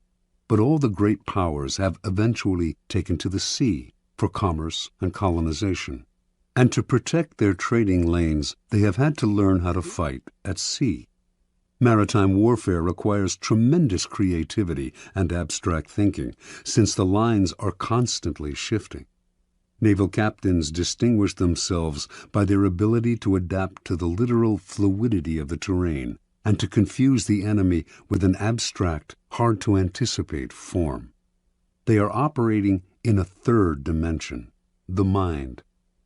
Back on land, guerrilla warfare too demonstrates this evolution toward abstraction. T.E. Lawrence was perhaps the first modern strategist to develop the theory behind this kind of warfare and to put it into practice. His ideas influenced Mao, who found in his writings an uncanny Western equivalent to Wei Qi. Lawrence was working with Arabs, fighting for their territory against the Turks. His idea was to make the Arabs blend into the vast desert, never providing a target, never collecting together in one place. As the Turks scrambled to fight this vaporous army, they spread themselves thin, wasting energy in moving from place to place. They had the superior firepower, but the Arabs kept the initiative by playing cat and mouse, giving the Turks nothing to hold on to, destroying their morale. Most wars were wars of contact. Ours should be a war of detachment, Lawrence wrote. We were to contain the enemy by the silent threat of a vast, unknown desert, not disclosing ourselves till we attacked. This is the ultimate form of strategy. The war of engagement has become far too dangerous and costly. Indirection and elusiveness yield far better results at a much lower cost. The main cost, in fact, is mental, the thinking it takes to align your forces in scattered patterns and to undermine the minds and psychology of your opponents. And nothing will infuriate and disorient them more than formlessness. In a world where wars of detachment are the order of the day, formlessness is crucial. The first psychological requirement of formlessness is to train yourself to take nothing personally. Never show any defensiveness. When you act defensive, you show your emotions, revealing a clear form. Your opponents will realize they have hit a nerve, an Achilles heel, and they will hit it again and again. So train yourself to take nothing personally. Never let anyone get your back up. Be like a slippery ball that cannot be held. Let no one know what gets you or where your weaknesses lie. Make your face a formless mask, and you will infuriate and disorient your scheming colleagues and opponents. One man who used this technique was Baron James Rothschild. A German Jew in Paris, in a culture decidedly unfriendly to foreigners, Rothschild never took any attack on him personally or showed he had been hurt in any way. He furthermore adapted himself to the political climate, whatever it was. The stiffly formal Restoration monarchy of Louis XVIII, the bourgeois reign of Louis Philippe, the Democratic Revolution of 1848, the upstart Louis Napoleon crowned emperor in 1852. Rothschild accepted them one and all and blended in. He could afford to appear hypocritical or opportunistic because he was valued for his money, not his politics. His money was the currency of power. While he adapted and thrived, never showing a form, all the other great families that had begun the century immensely wealthy were ruined in the period's complicated shifts and turns of fortune. Attaching themselves to the past, they revealed their embrace of a form. Throughout history, the formless style of ruling has been most adeptly practiced by the queen who reigns alone. A queen is in a radically different position from a king. Because she is a woman, her subjects and courtiers are likely to doubt her ability to rule, her strength of character. If she favors one side in some ideological struggle, she is said to be acting out of emotional attachment. Yet, if she represses her emotions and plays the authoritarian in the male fashion, she arouses worse criticism still. Either by nature or by experience, then, queens tend to adopt a flexible style of governing that in the end often proves more powerful than the more direct male form. This feminine, formless style of ruling may have emerged as a way of prospering under difficult circumstances, but it has proved immensely seductive to those who have served under it. Being fluid, it is relatively easy for its subjects to obey, for they feel less coerced, less bent to their ruler's ideology. It also opens up options where an adherence to a doctrine closes them off. Without committing to one side, it allows the ruler to play one enemy off another. Rigid rulers may seem strong, but with time, their inflexibility wears on the nerves, and their subjects find ways to push them from the stage. Flexible, formless rulers will be much criticized, but they will endure, and people will eventually come to identify with them, since they are as their subjects are, changing with the wind, open to circumstance. Despite upsets and delays, the permeable style of power generally triumphs in the end. When you find yourself in conflict with someone stronger and more rigid, allow them a momentary victory. Seem to bow to their superiority. Then, by being formless and adaptable, slowly insinuate yourself into their soul. This way you will catch them off guard, for rigid people are always ready to ward off direct blows, but are helpless against the subtle and insinuating. To succeed at such a strategy, you must play the chameleon, conform on the surface, while breaking down your enemy from the inside. In evolution, largeness is often the first step toward extinction. What is immense and bloated has no mobility, but must constantly feed itself. The unintelligent are often seduced into believing that size connotes power. The bigger, the better. In 483 BC, King Xerxes of Persia invaded Greece, believing he could conquer the country in one easy campaign. After all, he had the largest army ever assembled for one invasion. The historian Herodotus estimated it at over more than 5 million. The Persians planned to build a bridge across the Hellespont to overrun Greece from the land, while their equally immense navy would pin the Greek ships in harbor, preventing their forces from escaping to sea. The plan seemed sure, yet as Xerxes prepared the invasion, his advisor Artabanus warned his master of grave misgivings. "The two mightiest powers in the world are against you," he said. Xerxes laughed. What powers could match his gigantic army? "I will tell you what they are," answered Artabanus. "The land and the sea. There are no safe harbors large enough to receive Xerxes' fleet, and the more land the Persians conquered, the longer their supply lines stretched, the more ruinous the cost of feeding this immense army would prove." Thinking his advisor a coward, Xerxes proceeded with his invasion. Yet, as Artabanus predicted, bad weather at sea decimated the Persian fleet, which was too large to take shelter in any harbor. On land, meanwhile, the Persian army destroyed everything in its path, which only made it impossible to feed, since the destruction included crops and stores of food. It was also an easy and slow-moving target. The Greeks practiced all kinds of deceptive maneuvers to disorient the Persians. Xerxes' eventual defeat at the hands of the Greek allies was an immense disaster. The story is emblematic of all those who sacrifice mobility for size. The flexible and fleet of foot will almost always win, for they have more strategic options. The more gigantic the enemy, the easier it is to induce collapse. The need for formlessness becomes greater the older we get, as we grow more likely to become set in our ways and assume too rigid a form. We become predictable, always the first sign of decrepitude, and predictability makes us appear comical. Although ridicule and disdain might seem mild forms of attack, they are actually potent weapons and will eventually erode a foundation of power. An enemy who does not respect you will grow bold, and boldness makes even the smallest animal dangerous. As you get older, you must rely even less on the past.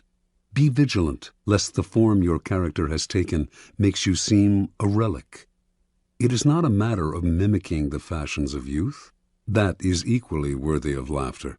Rather, your mind must constantly adapt to each circumstance, even the inevitable change that the time has come to move over and let those of younger age prepare for their ascendancy. Rigidity will only make you look uncannily like a cadaver. Never forget, though, that formlessness is a strategic pose. It gives you room to create tactical surprises. As your enemies struggle to guess your next move, they reveal their own strategy, putting them at a decided disadvantage. It keeps the initiative on your side, putting your enemies in the position of never acting, constantly reacting. It foils their spying and intelligence. Remember, formlessness is a tool. Never confuse it with a go-with-the-flow style or with a religious resignation to the twists of fortune. You use formlessness not because it creates inner harmony and peace, but because it will increase your power. Finally, learning to adapt to each new circumstance means seeing events through your own eyes and often ignoring the advice that people constantly peddle your way. It means that ultimately you must throw out the laws that others preach and the books they write to tell you what to do, and the sage advice of the elder. The laws that govern circumstances are abolished by new circumstances, Napoleon wrote, which means that it is up to you to gauge each new situation. Rely too much on other people's ideas, and you end up taking a form not of your own making. Too much respect for other people's wisdom will make you depreciate your own. Be brutal with the past, especially your own, and have no respect for the philosophies that are foisted on you from outside.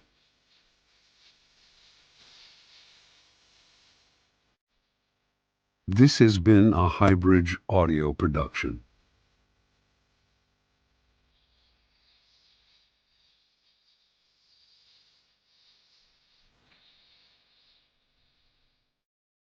Also available from Robert Greene, The Art of Seduction and 33 Strategies of War. On the web at www.highbridgeaudio.com. Here is an excerpt from Greene's ruthless guide to psychological warfare, The 33 Strategies of War. Do not fight the last war. The guerrilla war of the mind strategy. What most often weighs you down and brings you misery is the past, in the form of unnecessary attachments, repetitions of tired formulas, and the memory of old victories and defeats. You must consciously wage war against the past and force yourself to react to the present moment. Be ruthless on yourself. Do not repeat the same tired methods. Sometimes you must force yourself to strike out in new directions, even if they involve risk. What you may lose in comfort and security, you will gain in surprise, making it harder for your enemies to tell what you will do. Wage guerrilla war on your mind, allowing no static lines of defense, no exposed citadels. Make everything fluid and mobile. The Last War. No one has risen to power faster than Napoleon Bonaparte, 1769-1821. In 1793, he went from captain in the French Revolutionary Army to brigadier general. In 1796, he became the leader of the French forces in Italy, fighting the Austrians, whom he crushed that year and again 3 years later. He became first consul of France in 1801, emperor in 1804. In 1805, he humiliated the Austrian and Russian armies at the Battle of Austerlitz. For many, Napoleon was more than a great general. He was a genius, a god of war. Not everyone was impressed, though. There were Prussian generals who thought he had merely been lucky. If he ever faced the Prussians, he would be revealed as a great fake. Among these Prussian generals was Friedrich Ludwig, Prince of Hohenlohe-Ingelfingen. Hohenlohe came from one of Germany's oldest aristocratic families, one with an illustrious military record. To Hohenlohe, success in war depended on organization, discipline, and the use of superior strategies developed by trained military minds. The Prussians exemplified all of these virtues. Prussian soldiers drilled relentlessly until they could perform elaborate maneuvers as precisely as a machine. Prussian generals intensely studied the victories of Frederick the Great. War for them was a mathematical affair, the application of timeless principles. To the generals, Napoleon was a Corsican hothead, leading an unruly citizens' army. Superior in knowledge and skill, they would out-strategize him. The Napoleonic myth would lie in ruins, and Europe could return to its old ways. In August 1806, Hohenlohe and his fellow generals finally got what they wanted. King Friedrich Wilhelm III of Prussia, tired of Napoleon's broken promises, decided to declare war on him in 6 weeks.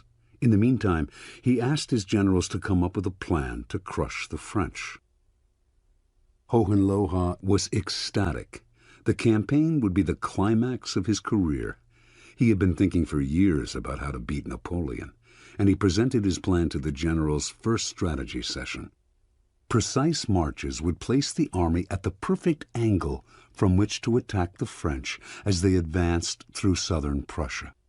An attack in oblique formation, Frederick the Great's favorite tactic, would deliver a devastating blow.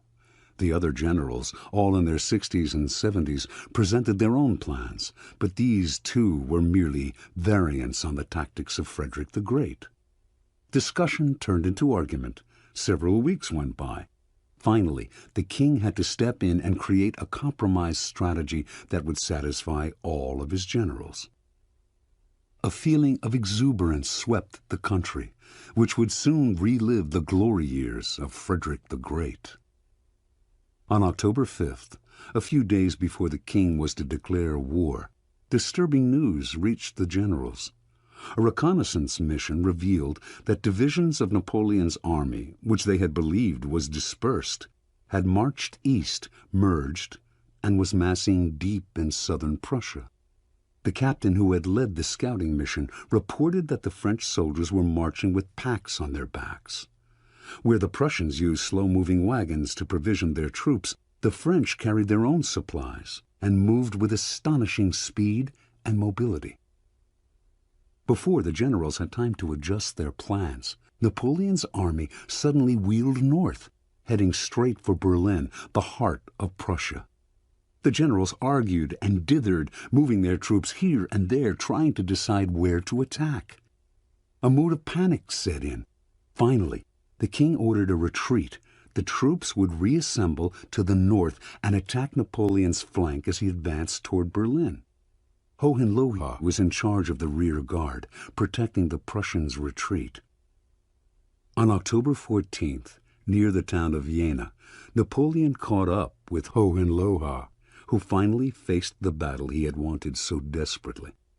The numbers on both sides were equal, but while the French were an unruly force, fighting pell-mell and on the run, Hohenlohe kept his troops in tight order, orchestrating them like a corps de ballet. The fighting went back and forth until finally the French captured the village of Vierzehnheiligen. Hohenlohe ordered his troops to retake the village. In a ritual dating back to Frederick the Great, a drum major beat out a cadence, and the Prussian soldiers, their colors flying, reformed their positions in perfect parade order, preparing to advance. They were in an open plain, though, and Napoleon's men were behind garden walls and on the house roofs. The Prussians fell like ninepins to the French marksmen. Confused, Hohenlohe ordered his soldiers to halt and change formation. The drums beat again. The Prussians marched with magnificent precision, always a sight to behold, but the French kept shooting. decimating the Prussian line.